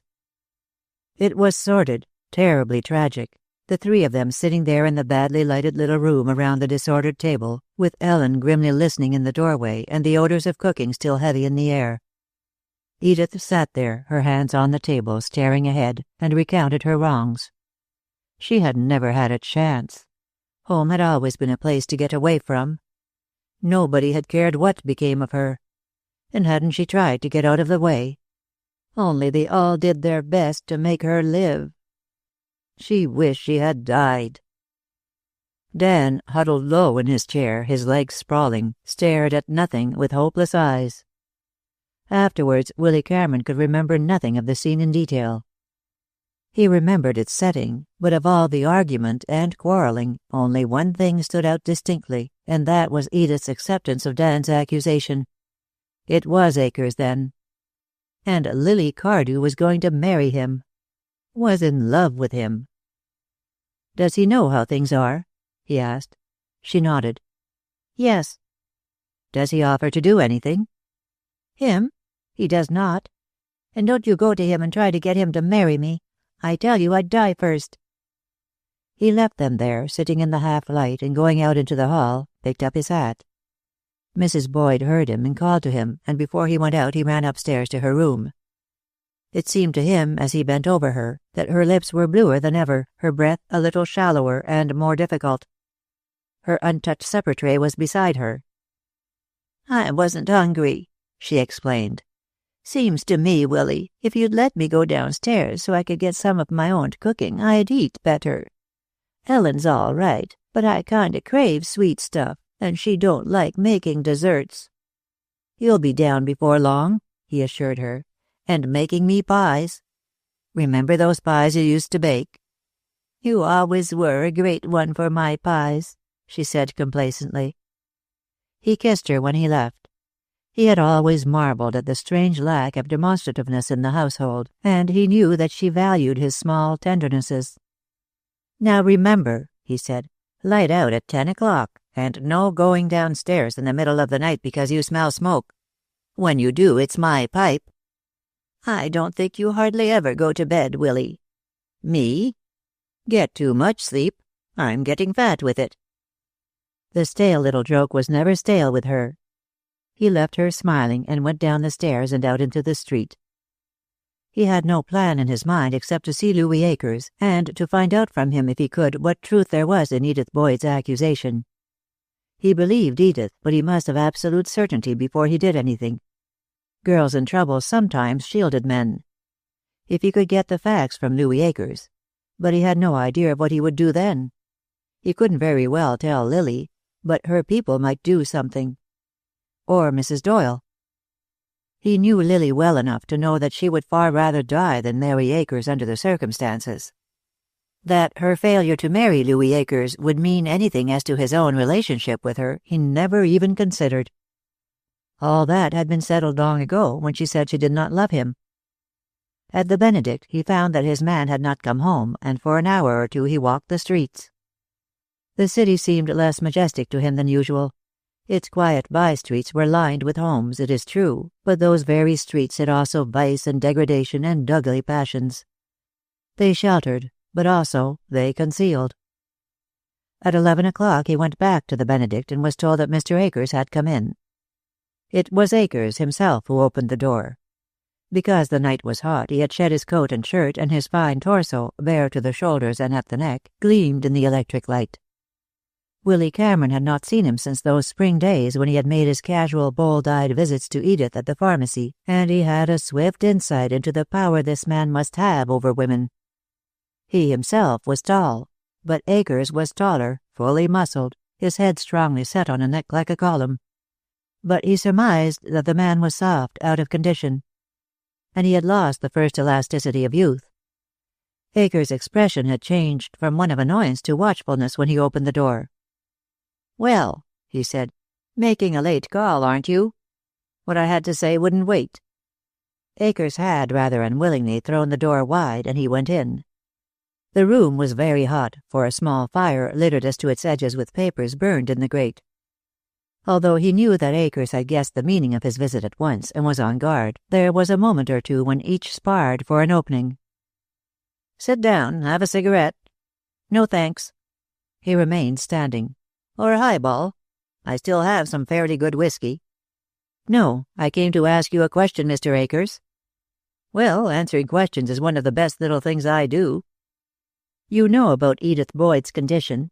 She says you are responsible. Is that true?" Louis Akers was not unprepared. Sooner or later he had known that Edith would tell. But what he had not counted on was that she would tell anyone who knew Lily. He had felt that her leaving the pharmacy had eliminated that chance. "What do you mean, her condition?" "You know. She says she has told you." "You're pretty thick with her yourself, aren't you?" "I happen to live at the Boyd house." He was keeping himself well under control, but Akers saw his hand clench and resorted to other tactics. He was not angry himself, but he was wary now. He considered that life was unnecessarily complicated, and that he had a distinct grievance. "I have asked you a question, Mr. Akers. You don't expect me to answer it, do you?" "I do." "If you have come here to talk to me about marrying her—" "She won't marry you," Willy Cameron said steadily. "That's not the point. I want your own acknowledgement of responsibility, that's all." Akers was puzzled, suspicious, and yet relieved. He lighted a cigarette and over the match stared at the other man's quiet face. "No," he said suddenly. "I'm damned if I'll take the responsibility. She knew her way around long before I ever saw her. Ask her. She can't lie about it. I can produce other men to prove what I say. I played around with her, but I don't know whose child that is, and I don't believe she does. I think you are lying." "All right, but I can produce the goods." Willy Cameron went very pale. His hands were clenched again, and Akers eyed him warily.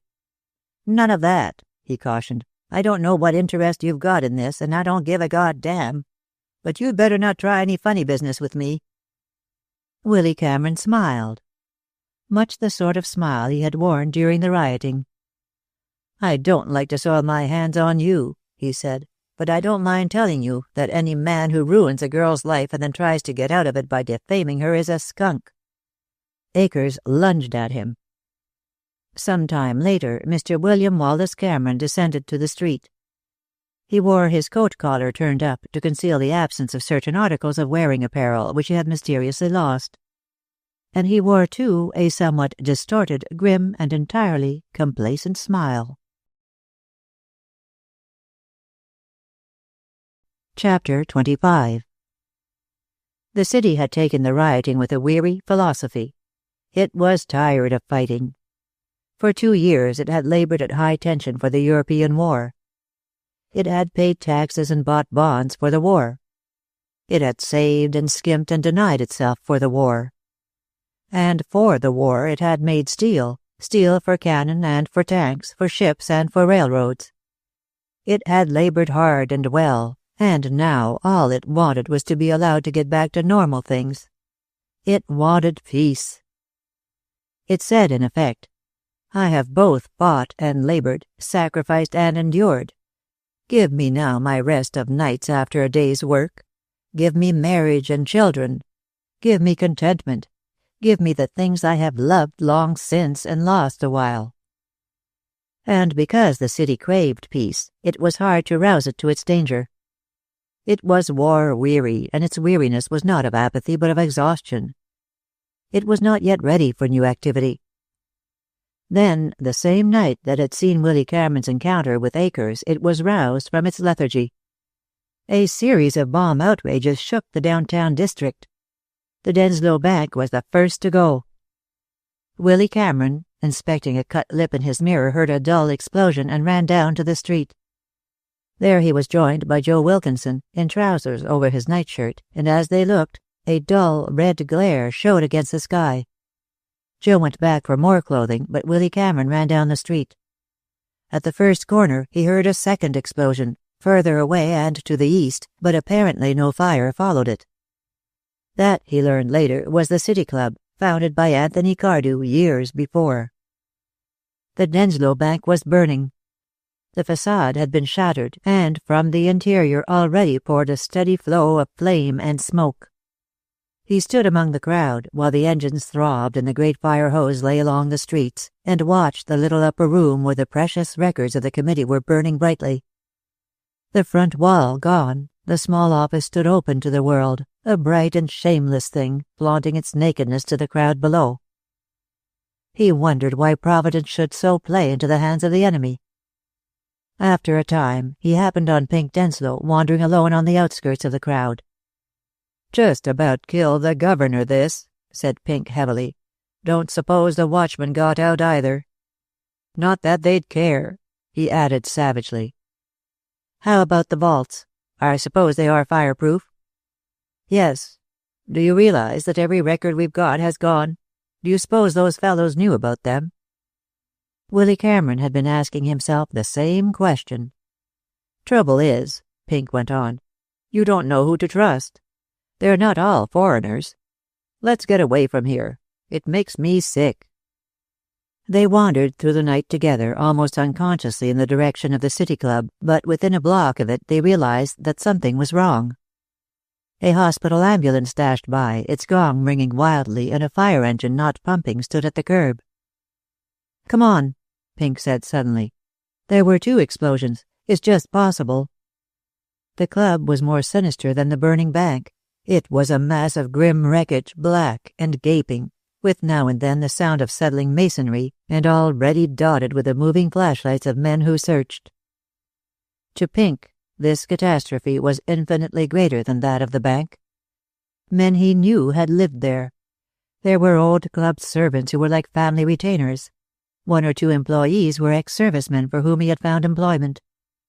He stood there with Willy Cameron's hand on his arm, with a new maturity and a vast suffering in his face. "Before God," he said solemnly, "I swear never to rest until the fellows behind this are tried, condemned, and hanged. You've heard it, Cameron." The death list for that night numbered 13, the 2 watchmen at the bank and 11 men at the club, 2 of them members. Willy Cameron, going home at dawn, exhausted and covered with plaster dust, bought an extra and learned that a 3rd bomb less powerful had wrecked the mayor's house. It had been placed under the sleeping porch, and but for the accident of a sick baby, the entire family would have been wiped out. Even his high courage began to waver. His records were gone. That was all to do over again. But what seemed to him the impasse was this fighting in the dark. An unseen enemy always. And an enemy which combined with skill a total lack of any rules of warfare, which killed here, there, and everywhere, as though for the sheer joy of killing. It struck at the high, but killed the low. And it had only begun. Chapter 26. Dominant family traits have a way of skipping one generation and appearing in the next. Lily Cardew, at that stage of her life, had a considerable amount of old Anthony's obstinacy and determination, although it was softened by a long line of Cardew women behind her, women who had loved and suffered dominance because they loved. Her very infatuation for Louis Akers, like Eleanor's for Doyle, was possibly an inheritance from her foremothers, who had been wont to overlook the evil in a man for the strength in him. Only Lily mistook physical strength for moral fiber, insolence and effrontery for courage. In both her virtues and her faults, however, irrespective of heredity, Lily represented very fully the girl of her position and period.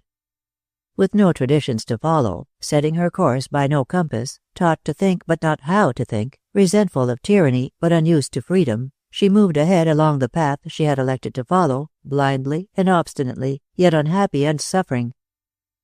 Her infatuation for Louis Akers had come to a new phase of its rapid development. She had reached that point where a woman realizes that the man she loves is, not a god of strength and wisdom, but a great child who needs her. It is at that point that one of 2 things happens. The weak woman abandons him and follows her dream elsewhere. The woman of character, her maternal instinct roused, marries him, bears him children, is both wife and mother to him, and finds in their united weaknesses such strength as she can. In her youth and self-sufficiency, Lily stood ready to give rather than to receive. She felt now that he needed her more than she needed him. There was something unconsciously patronizing those days in her attitude toward him, and if he recognized it, he did not resent it. Women had always been easy for him. Her very aloofness, her faint condescension, her air of a young grande dame, were a part of her attraction for him. Love sees clearly, and seeing, loves on. But infatuation is blind. When it gains sight, it dies. Already Lily was seeing him with the critical eyes of youth, his loud voice, his over-fastidious dress, his occasional grossnesses. To offset these, she placed vast importance on his promise to leave his old associates when she married him. The time was very close now. She could not hold him off much longer, and she began to feel, too, that she must soon leave the house on Cardew Way. Doyle's attitude to her was increasingly suspicious and ungracious. She knew that he had no knowledge of Louis's promise, but he began to feel that she was working against him, and showed it. And in Louis Akers, too, she began to discern an inclination not to pull out until after the election. He was ambitious, and again he urged that he would be more useful for the purpose in her mind if he were elected first. The issue came to a climax the day she had seen her mother and learned the terms on which she might return home. She was alarmed by his noisy anger at the situation. "Do sit down, Louis, and be quiet," she said. "You have known their attitude all along, haven't you? "I'll show them," he said thickly. "Damned snobs." He glanced at her then uneasily, and her expression put him on his guard. "I didn't mean that, little girl. Honestly, I didn't. I don't care for myself. It's you. You must understand that they think they are acting for my good. And I am not sure," she added, her clear eyes on him, "that they are not right. You frighten me sometimes, Louis." But a little later he broke out again. If he wasn't good enough to enter their house, he'd show them something. The election would show them something. They couldn't refuse to receive the mayor of the city. She saw then that he was bent on remaining with Doyle until after the election. Lily sat back, listening and thinking. Sometimes she thought that he did not love her at all. He always said he wanted her, but that was different. "I think you love yourself more than you love me, Louis," she said, when he had exhausted himself. "I don't believe you know what love is." That brought him to his knees, his arms around her, kissing her hands, begging her not to give him up, and once again her curious sense of responsibility for him triumphed. "You will marry me soon, dear, won't you?" he implored her. But she thought of Willy Cameron, oddly enough, even while his arms were around her, of the difference in the two men. Louis, big, crouching, suppliant, and insistent. Willy Cameron, grave, reserved, and steady, taking what she now knew was the blow of her engagement like a gentleman and a soldier. They represented, although she did not know it, the two divisions of men in love, the men who offer much and give little, the others who, out of deep humility, offer little and give everything they have. In the end, nothing was settled. After he had gone, Lily went up to Eleanor's room. She had found in Eleanor lately a sort of nervous tension that puzzled her, and that tension almost snapped when Lily told her of her visit home, and of her determination to marry Louis within the next few days. Eleanor had dropped her sewing and clenched her hands in her lap. "Not soon, Lily," she said. "Oh, not soon. Wait a little. Wait 2 months. 2 months? Lily said wonderingly. Why 2 months? Because at the end of 2 months nothing would make you marry him, Eleanor said almost violently. I have sat by and waited because I thought you would surely see your mistake. But now, Lily, do you envy me my life? No, Lily said truthfully, but you love him. Eleanor sat, her eyes downcast and brooding. You are different, she said finally. You will break where I have only bent. But she said no more about a delay. She had been passive too long to be able to take any strong initiative now. And all her moral and physical courage she was saving for a great emergency. Cardew Way was far from the center of town, and Lily knew nothing of the bomb outrages of that night. When she went down to breakfast the next morning, she found Jim Doyle pacing the floor of the dining room in a frenzy of rage, a newspaper clenched in his hand. By the window stood Eleanor, very pale and with slightly reddened eyes. They had not heard her, and Doyle continued a furious harangue. "The fools," he said. "Damn such material as I have to work with. This isn't the time, and they know it. I've warned them over and over. The fools." Eleanor saw her then and made a gesture of warning. But it was too late. Lily had a certain quality of directness, and it did not occur to her to dissemble. "Is anything wrong?" she asked, and went at once to Eleanor. She had once or twice before this stood between them for Eleanor's protection. "Everything is as happy as a May morning," Doyle sneered. "Your Aunt Eleanor has an unpleasant habit of weeping for joy." Lily stiffened, but Eleanor touched her arm. "Sit down and eat your breakfast, Lily," she said, and left the room. Doyle stood staring at Lily angrily. He did not know how much she had heard, how much she knew. At the moment he did not care. He had a reckless impulse to tell her the truth, but his habitual caution prevailed. He forced a cold smile. "Don't bother your pretty head about politics," he said. Lily was equally cold. Her dislike of him had been growing for weeks, coupled to a new and strange distrust. "Politics? You seem to take your politics very hard." "I do," he said urbanely, "particularly when I'm fighting my wife's family. May I pour you some coffee?" And pour it he did, eyeing her furtively the while, and brought it to her. "May I give you a word of advice, Lily?" he said. "Don't treat your husband to tears at breakfast, unless you want to see him romping off to some other woman." "If he cared to do that, I shouldn't want him anyhow." "You're a self-sufficient child, aren't you? Well, the best of us do it sometimes." He had successfully changed the trend of her thoughts, and he went out, carrying the newspaper with him. Nevertheless, he began to feel that her presence in the house was a menace. With all her theories, he knew that a word of the truth would send her flying, breathless with outrage, out of his door. He could quite plainly visualize that homecoming of hers. The instant steps that would be taken against him, old Anthony on the wire appealing to the governor, Howard closeted with the chief of police, an instant closing of the net. And he was not ready for the clash. No, she must stay. If only Eleanor would play the game instead of pulling and mouthing. In the room across the hall where his desk stood, he paced the floor, first angrily, then thoughtfully, his head bent. He saw, and not far away now, himself seated in the city hall, holding the city in the hollow of his hand. From that his dreams ranged far.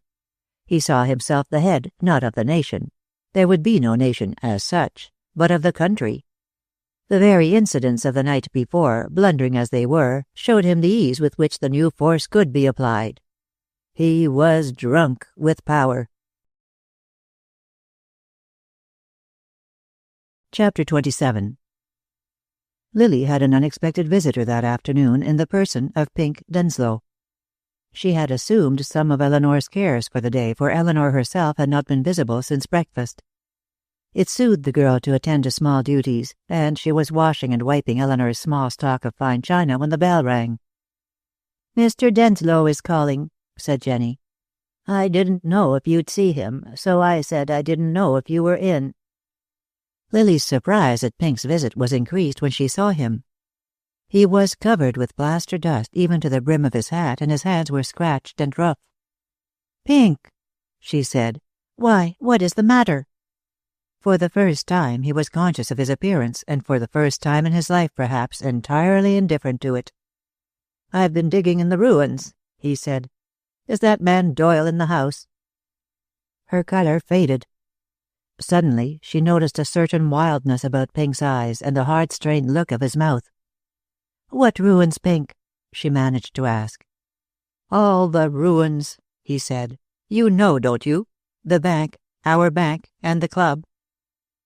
It seemed to her afterwards that she knew before he told her, saw it all, a dreadful picture which had somehow superimposed upon it a vision of Jim Doyle with the morning paper, and the thing that this was not the time for.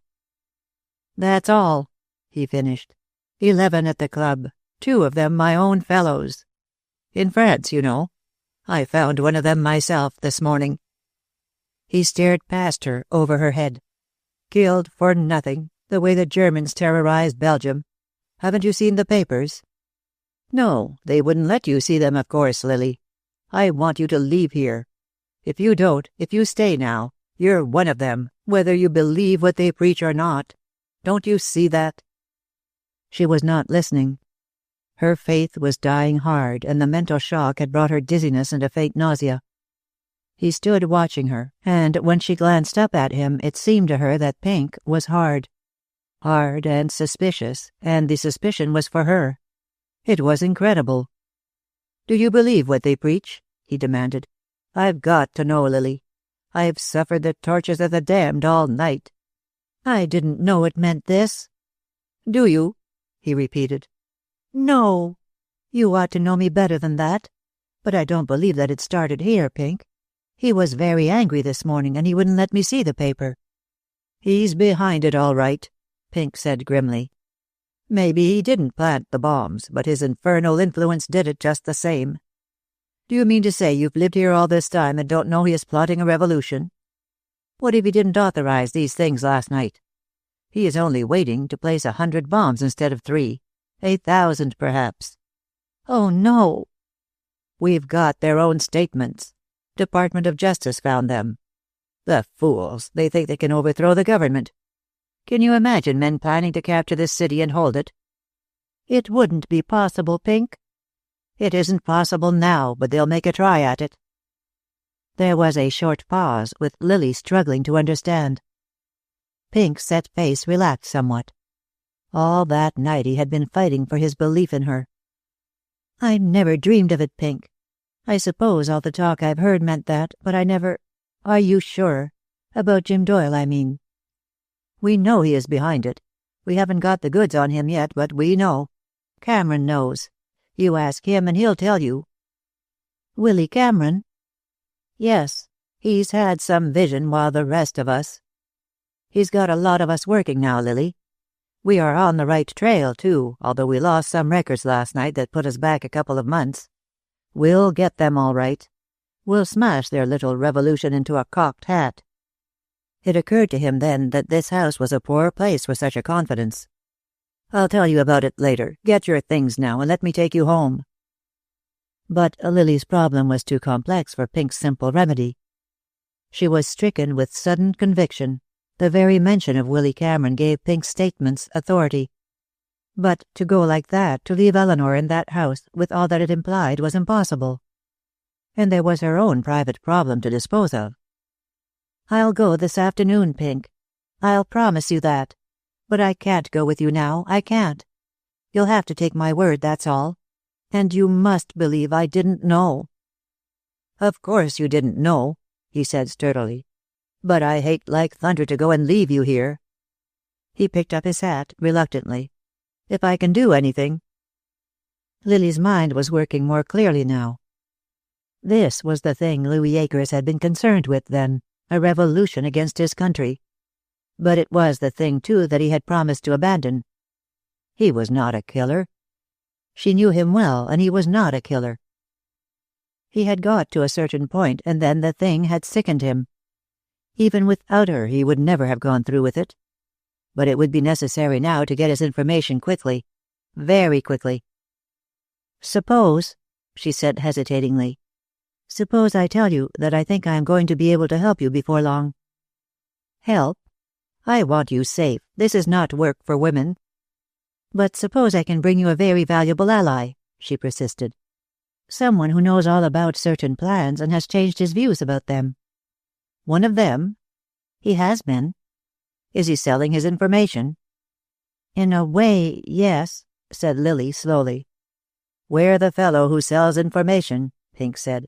"But we'll be glad to have it. We need it, God knows. And you'll leave."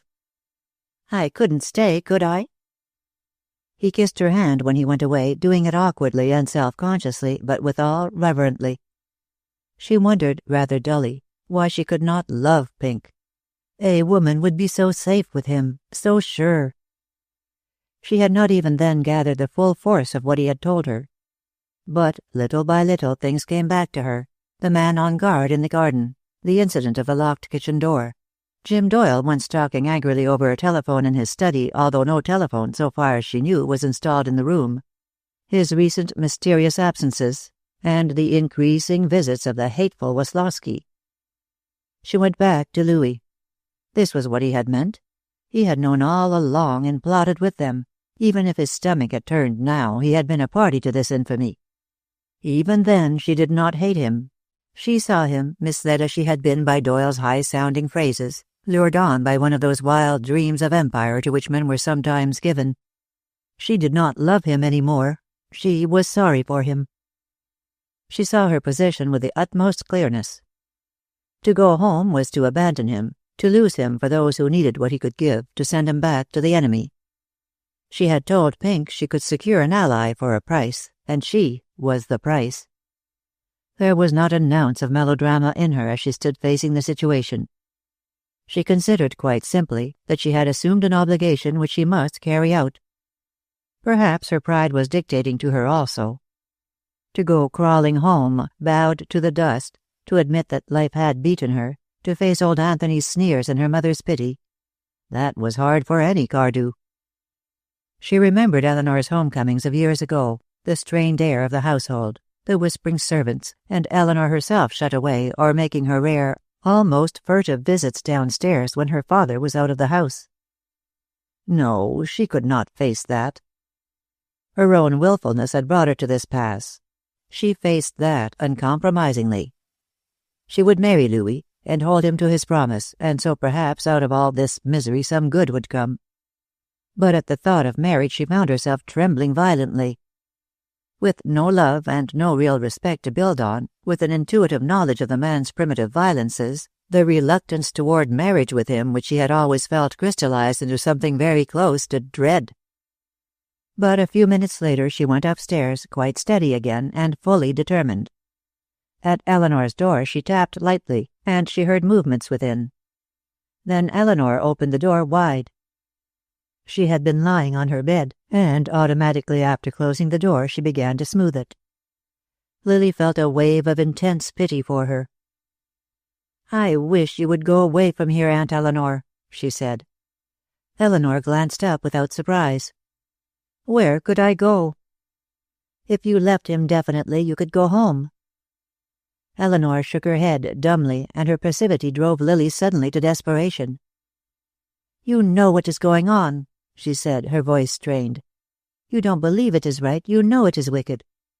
Clothe it in all the fine language in the world, Aunt Eleanor, and it is still wicked. If you stay here, you condone it. I won't. I am going away." "I wish you had never come, Lily." "It's too late for that," Lily said stonily. "But it is not too late for you to get away." "I shall stay," Eleanor said with an air of finality. But Lily made one more effort. "He is killing you." "No, he is killing himself." Suddenly Eleanor flared into a passionate outburst. "Don't you think I know where all this is leading? Do you believe for a moment that I think all this can lead to anything but death? It is madness, Lily. They are all mad, these men. Don't you know that I have talked and argued and prayed against it? Then come away. You have done all you could, and you have failed, haven't you?" "It's not time for me to go," Eleanor said. And Lily, puzzled and baffled, found herself again looking into Eleanor's quiet, inscrutable eyes. Eleanor had taken it for granted that the girl was going home, and together they packed almost in silence. Once Eleanor looked up from folding a garment and said, "You said you had not understood before, but that now you do. What did you mean?" "Pink Denslow was here." "What does he know?"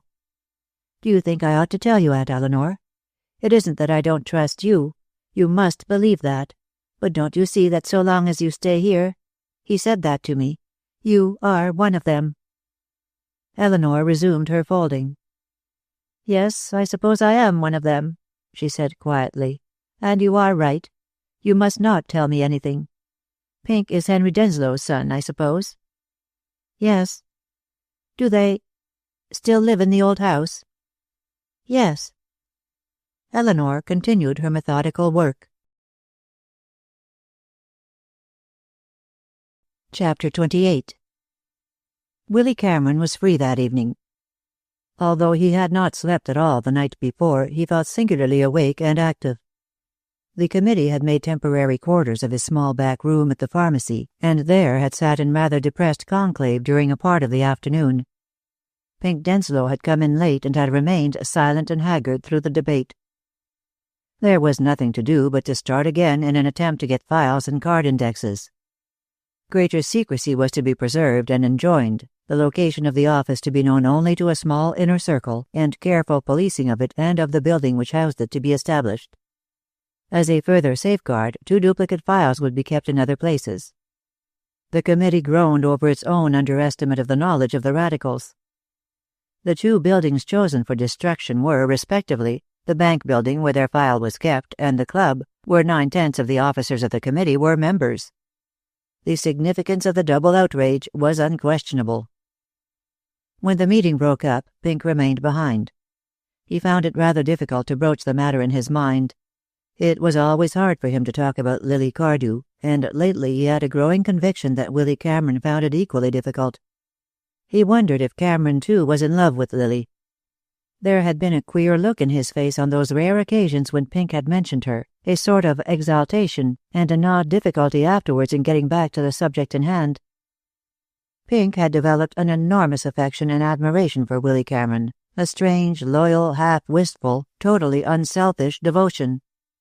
It had steadied him when the loss of Lily might have made him reckless, and had taken the form in recent weeks of finding innumerable business opportunities, which Willy Cameron cheerfully refused to take. "I'll stay here until this other thing is settled," was Willy's invariable answer. "I have a certain amount of time here, and the fellows can drop in to see me without causing suspicion. In an office it would be different. And besides, I can't throw Mr. Davis down. His wife is in bad shape." So that afternoon, Pink waited until the committee had dispersed and then said, with some difficulty, "I saw her, Cameron. She has promised to leave." "Today?" "This afternoon. I wanted to take her away, but she had some things to do." "Then she hadn't known before?" "No, she thought it was just talk, and they'd kept the papers from her. She hadn't heard about last night. Well, that's all. I thought you'd want to know." Pink started out, but Willy Cameron called him back. "Have any of your people any influence with the Cardews?" "No one has any influence with the Cardews, if you mean the Cardew men. Why?" "Because Cardew has got to get out of the mayoralty campaign, that's all." "That's a plenty," said Pink, grinning. "Why don't you go and tell him so?" "I'm thinking of it. He hasn't a chance in the world, but he'll defeat Hendricks by splitting the vote and let the other side in. And you know what that means." "I know it," Pink observed, "but Mr. Cardew doesn't, and he won't after you've told him. They've put a lot of money in, and once a Cardew has invested in a thing he holds on like death. Especially the old man. Wouldn't wonder he was the fellow who pounded the daylights out of Akers last night," he added. Willy Cameron, having carefully filled his pipe, closed the door into the shop and opened a window. "Akers?" he inquired. "Noon edition has it," Pink said. "Claims to have been attacked in his rooms by 2 masked men. Probably wouldn't have told it, but the doctor talked. Looks as though he could wallop 6 masked men, doesn't he?" "Yes," said Willy Cameron reflectively. "Yes, he does, rather." He felt more hopeful than he had for days. Lily, on her way home, clear once more of the poisonous atmosphere of Doyle and his associates. Akers temporarily out of the way, perhaps for long enough to let the normal influences of her home life show him to her in a real perspective, and a rather unholy but very human joy that he had given Akers a part of what was coming to him. All united to cheer him. He saw Lily going home, and a great wave of tenderness flooded him. If only they would be tactful and careful, if only they would be understanding and kind. If they would only be normal and everyday and accept her as though she had never been away. These people were so hedged about with conventions and restrictions. They put so much emphasis on the letter and so little on the spirit. If only, God, if only they wouldn't patronize her. His mother would have known how to receive her. He felt that afternoon a real homesickness for his mother. He saw her ample and comfortable and sane, so busy with the comforts of the body that she seemed to ignore the soul, and yet bringing healing with her every matter-of-fact movement. If only Lily could have gone back to her instead of to that great house full of curious eyes and whispering voices. He saw Mr. Hendricks that evening on his way home to supper. Mr. Hendricks had lost flesh and some of his buoyancy, but he was persistently optimistic. "Up to last night I'd have said we were done, son," he observed. "But this bomb business has settled them. The labor vote'll split on it, sure as whooping cough. They've bought a half-page in all the morning papers, disclaiming all responsibility and calling on all citizens to help them in protecting private property." "Have they now?" said Hendricks with grudging admiration. "Can you beat that? Where do they get the money anyhow? If I lost my watch these days, I'd have to do some high finance before I'd be able to advertise for it." "All right, see Cardew," were his parting words. "But he doesn't want this election any more than I want my right leg. He'll stick. You can talk, Cameron, I'll say it.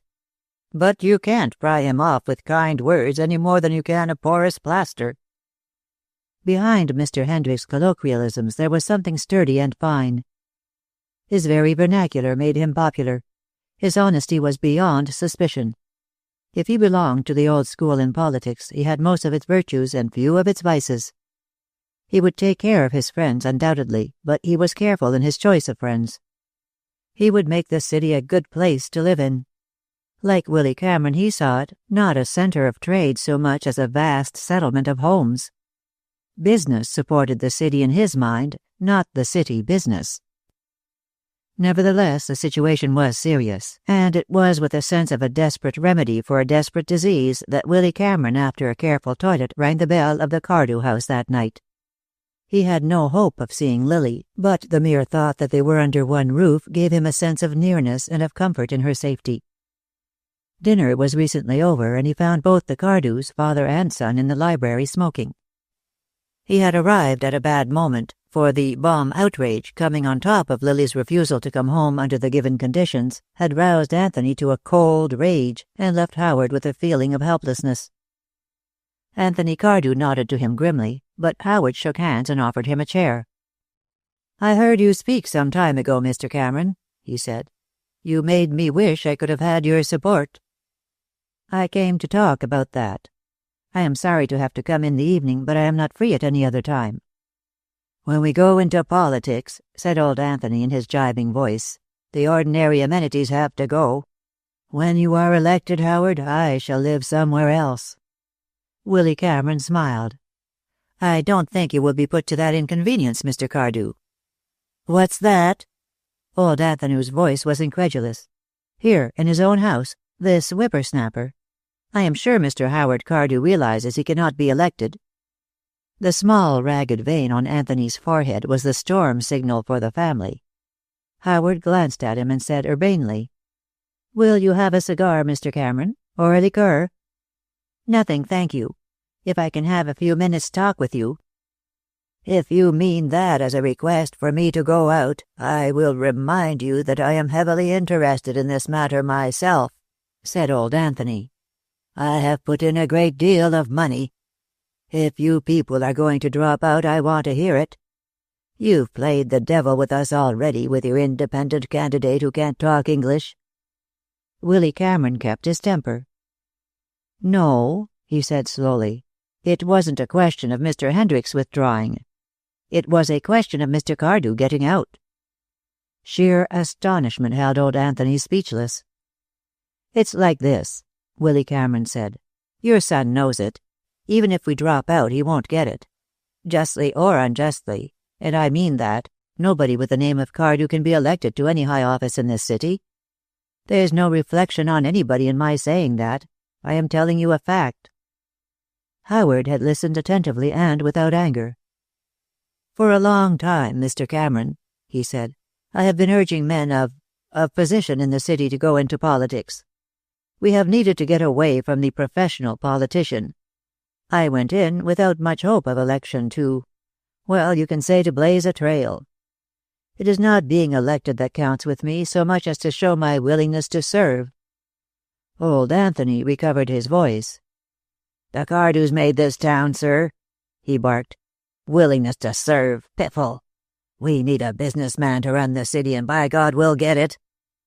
"You'll get an anarchist," said Willy Cameron, slightly flushed. "If you want my opinion, young man, this is a trick, a political trick. And how do we know that your vigilance committee isn't a trick too?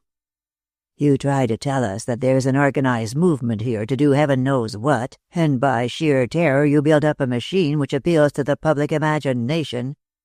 You don't say anything about votes, but you see they vote for your man. Isn't that true?" "Yes, if they can keep an anarchist out of office. Akers is an anarchist. He calls himself something else, but that's what it amounts to. And those bombs last night were not imaginary." The introduction of Louis Akers' name had a sobering effect on Anthony Cardew. After all, more than anything else, he wanted Akers defeated. The discussion slowly lost its acrimony and ended, oddly enough, in Willy Cameron and Anthony Cardew virtually uniting against Howard. What Willy Cameron told him about Jim Doyle fed the old man's hatred of his daughter's husband, and there was something very convincing about Cameron himself. Something of fearlessness and honesty that began slowly to dispose Anthony in his favor. It was Howard who held out. "If I quit now, it will look as though I didn't want to take a licking," he said, quietly obstinate. "Grant your point that I'm defeated. All right, I'll be defeated, but I won't quit." And Anthony Cardew, confronted by that very quality of obstinacy which had been his own weapon for so many years, retired in high dudgeon to his upper rooms. He was living in a strange new world, a reasonable soul on an unreasonable earth, an earth where a man's last sanctuary, his club, was blown up about him, and a man's family apparently lived only to thwart him. With Anthony gone, Howard dropped the discussion with the air of a man who has made a final stand. "What you have said about Mr. Doyle interests me greatly," he observed, "because, you probably do not know this, my sister married him some years ago. It was a most unhappy affair." "I do know it. For that reason I am glad that Miss Lily has come home." "Has come home? She has not come home, Mr. Cameron. There was a condition we felt forced to make, and she refused to agree to it. Perhaps we were wrong. Willy Cameron got up. "Was that today?" he asked. "No. But she was coming home today. She was to leave there this afternoon." "How do you know that?" "Denslow saw her there this afternoon. She agreed to leave at once. He had told her of the bombs and of other things. She hadn't understood before, and she was horrified. It is just possible Doyle wouldn't let her go." "But that's ridiculous. She can't be a prisoner in my sister's house." "Will you telephone and find out if she is there?" Howard went to the telephone at once. It seemed to Willy Cameron that he stood there for uncounted years, and as though, through all that eternity of waiting, he knew what the answer would be. And that he knew, too, what that answer meant, where she had gone, what she had done. If only she had come to him. If only she had come to him. He would have saved her from herself. "She is not there," Howard Cardew said, in a voice from which all life had gone. "She left this afternoon at 4:00. Of course, she has friends. Or she may have gone to a hotel. We have managed to make it practically impossible for her to come home." Willy Cameron glanced at his watch. He had discounted the worst before it came, and unlike the older man, was ready for action. It was he who took hold of the situation. "Order a car, Mr. Cardew, and go to the hotels," he said. "And if you will drop me downtown, I'll tell you where. I'll follow up something that has just occurred to me." Chapter 29. In one way, Howard had been correct in his surmise. It had been Lily's idea to go to a hotel until she had made some definite plan. She would telephone Louis then, and the rest. She did not think beyond that. She called a taxi and took a small bag with her, but in the taxicab she suddenly realized that she could not go to any of the hotels she knew. She would be recognized at once. She wanted a little time to herself, time to think. And before it was discovered that she had left Cardew Way, she must see Louis, and judge again if he intended to act in good faith. While he was with her, reiterating his promises, she believed him, but when he was gone she always felt a curious doubt. She thought then of finding a quiet room somewhere and stopping the cab, bought a newspaper. It was when she was searching for the Rooms for Rent column that she saw he had been attacked and slightly injured. They had got him. He had said that if they ever suspected him of playing them false they would get him, and now they had done so. That removed the last doubt of his good faith from her mind. She felt indignation and dismay and a sort of aching consciousness that always she brought only trouble to the people who cared for her. She felt that she was going through her life leaving only unhappiness behind her. He had suffered, and for her. She told the chauffeur to go to the Benedict Apartments, and sitting back read the notice again. He had been attacked by 2 masked men and badly bruised after putting up a terrific resistance. They would wear masks, of course. They loved the theatrical. Their very flag was theatrical. And he had made a hard fight. That was like him, too. He was a fighter. She was a Cardew, and she loved strength. There were other men like Willy Cameron, for instance, who were lovable in many ways, but they were not fighters. They sat back and let life beat them, and they took the hurt bravely and stoically. But they never got life by the throat and shook it until they gave up what they wanted. She had never been in a bachelor's apartment house before, and she was both frightened and self-conscious. The girl at the desk eyed her curiously while she telephoned her message and watched her as she moved toward the elevator. Ever seen her before?" she said to the hall boy. "No, she's a new one." "Face is kind of familiar to me," said the telephone girl reflectively. "Looks worried, doesn't she? 2 masked men. Huh. All Sam took up there last night was a thin fellow with a limp." The hall boy grinned. "Then his limp didn't bother him any. Sam says you ought to seen that place." In the meantime, outside the door of Acre's apartment, Lily's fine courage almost left her. Had it not been for the eyes of the elevator man fixed on her while he lounged in his gateway, she might have gone away even then. But she stood there, committed to a course of action, and rang.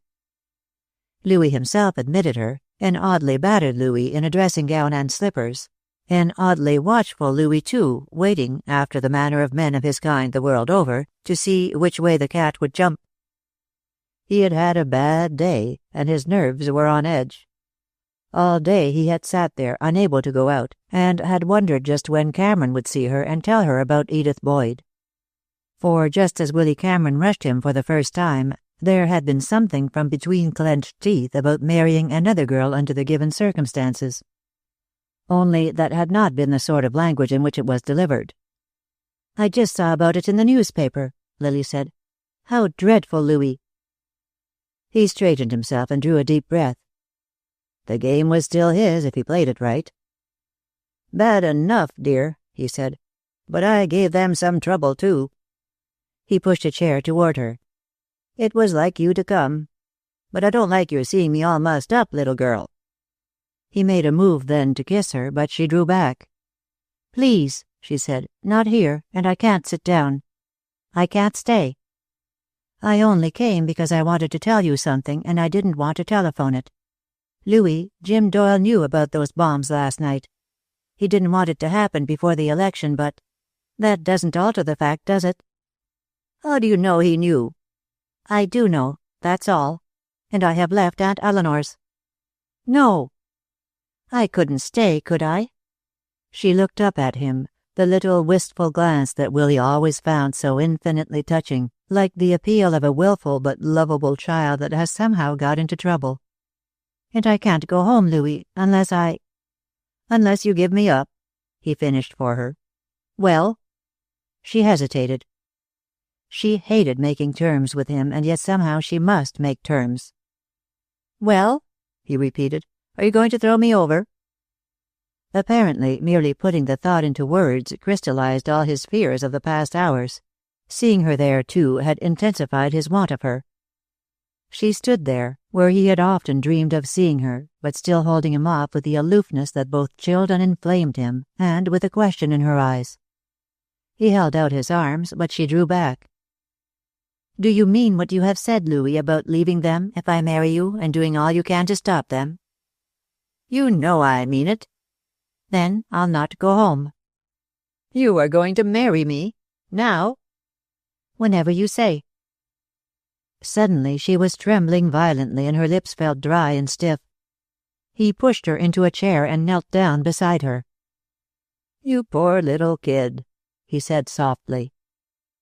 Through his brain were racing 100 thoughts.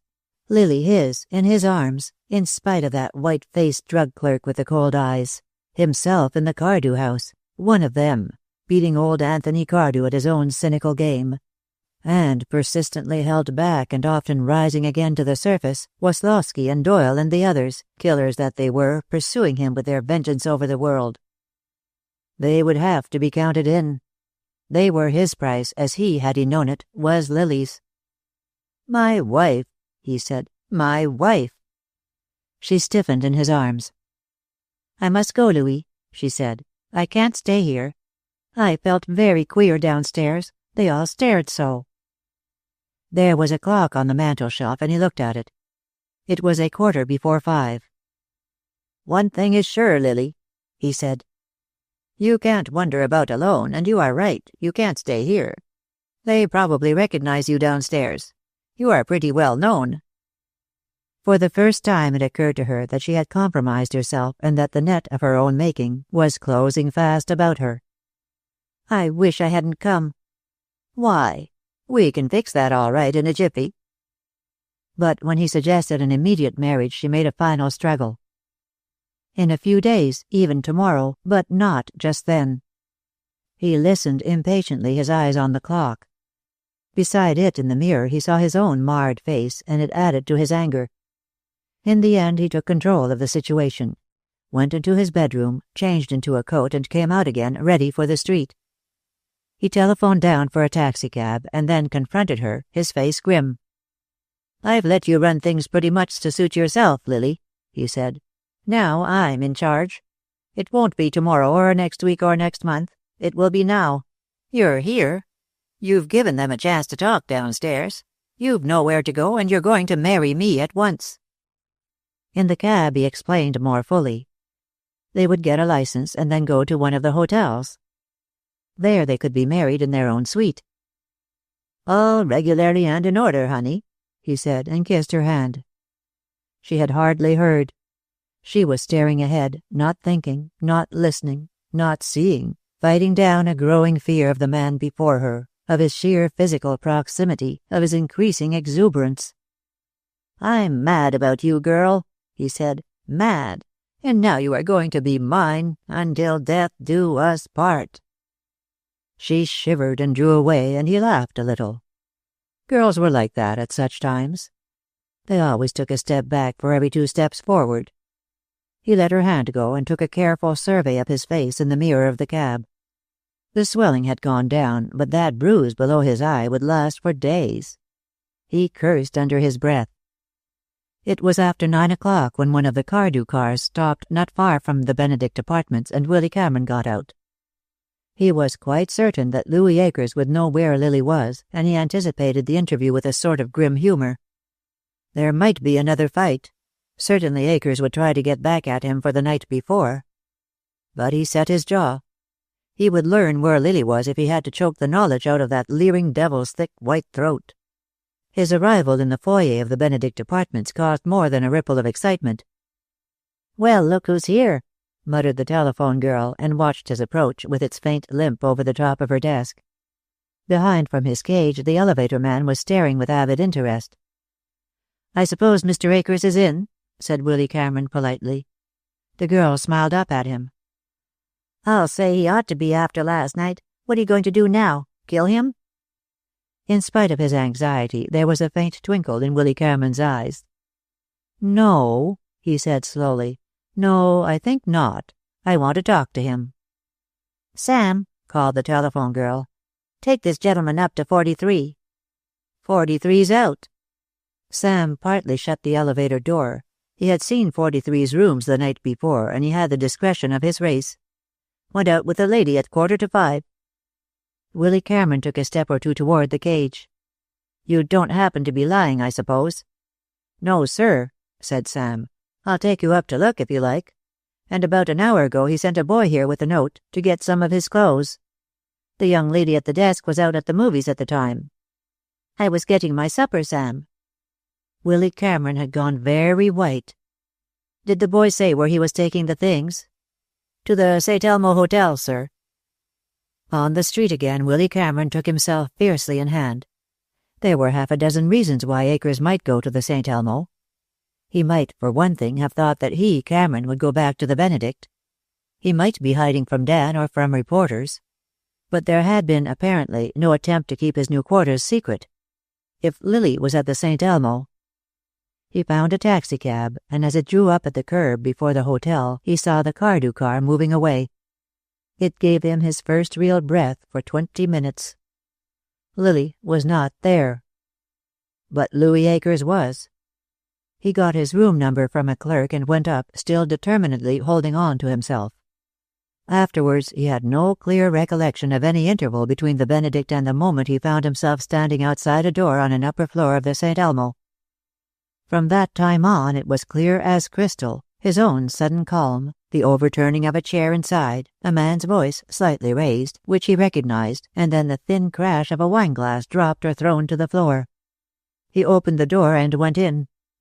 In the center of the sitting room a table was set, and on it the remains of a dinner for 2. Akers was standing by the table, his chair overturned behind him, a splintered glass at his feet, staring angrily at the window. Even then Willy Cameron saw that he had had too much to drink, and that he was in an ugly mood. He was in dinner clothes, but with his bruised face and scowling brows he looked like a sinister imitation of a gentleman. By the window, her back to the room, was Lily. Neither of them glanced at the door. Evidently, the waiter had been moving in and out, and Akers considered him as little as he would a dog. "Come and sit down," he said angrily. "I've quit drinking, I tell you. Good God, just because I've had a little wine, and I had the hell of a time getting it, you won't eat and you won't talk. Come here." "I'm not hungry." "Come here." "Stay where you are, Lily," said Willy Cameron from inside the closed door. "Or perhaps you'd better get your wraps. I came to take you home." Akers had wheeled at the voice and now stood staring incredulously.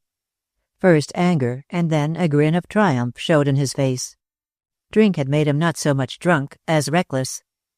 He had lost last night, but today he had won. "Hello, Cameron," he said. Willy Cameron ignored him. "Will you come?" he said to Lily. "I can't, Willy." "Listen, Lily dear," he said gravely.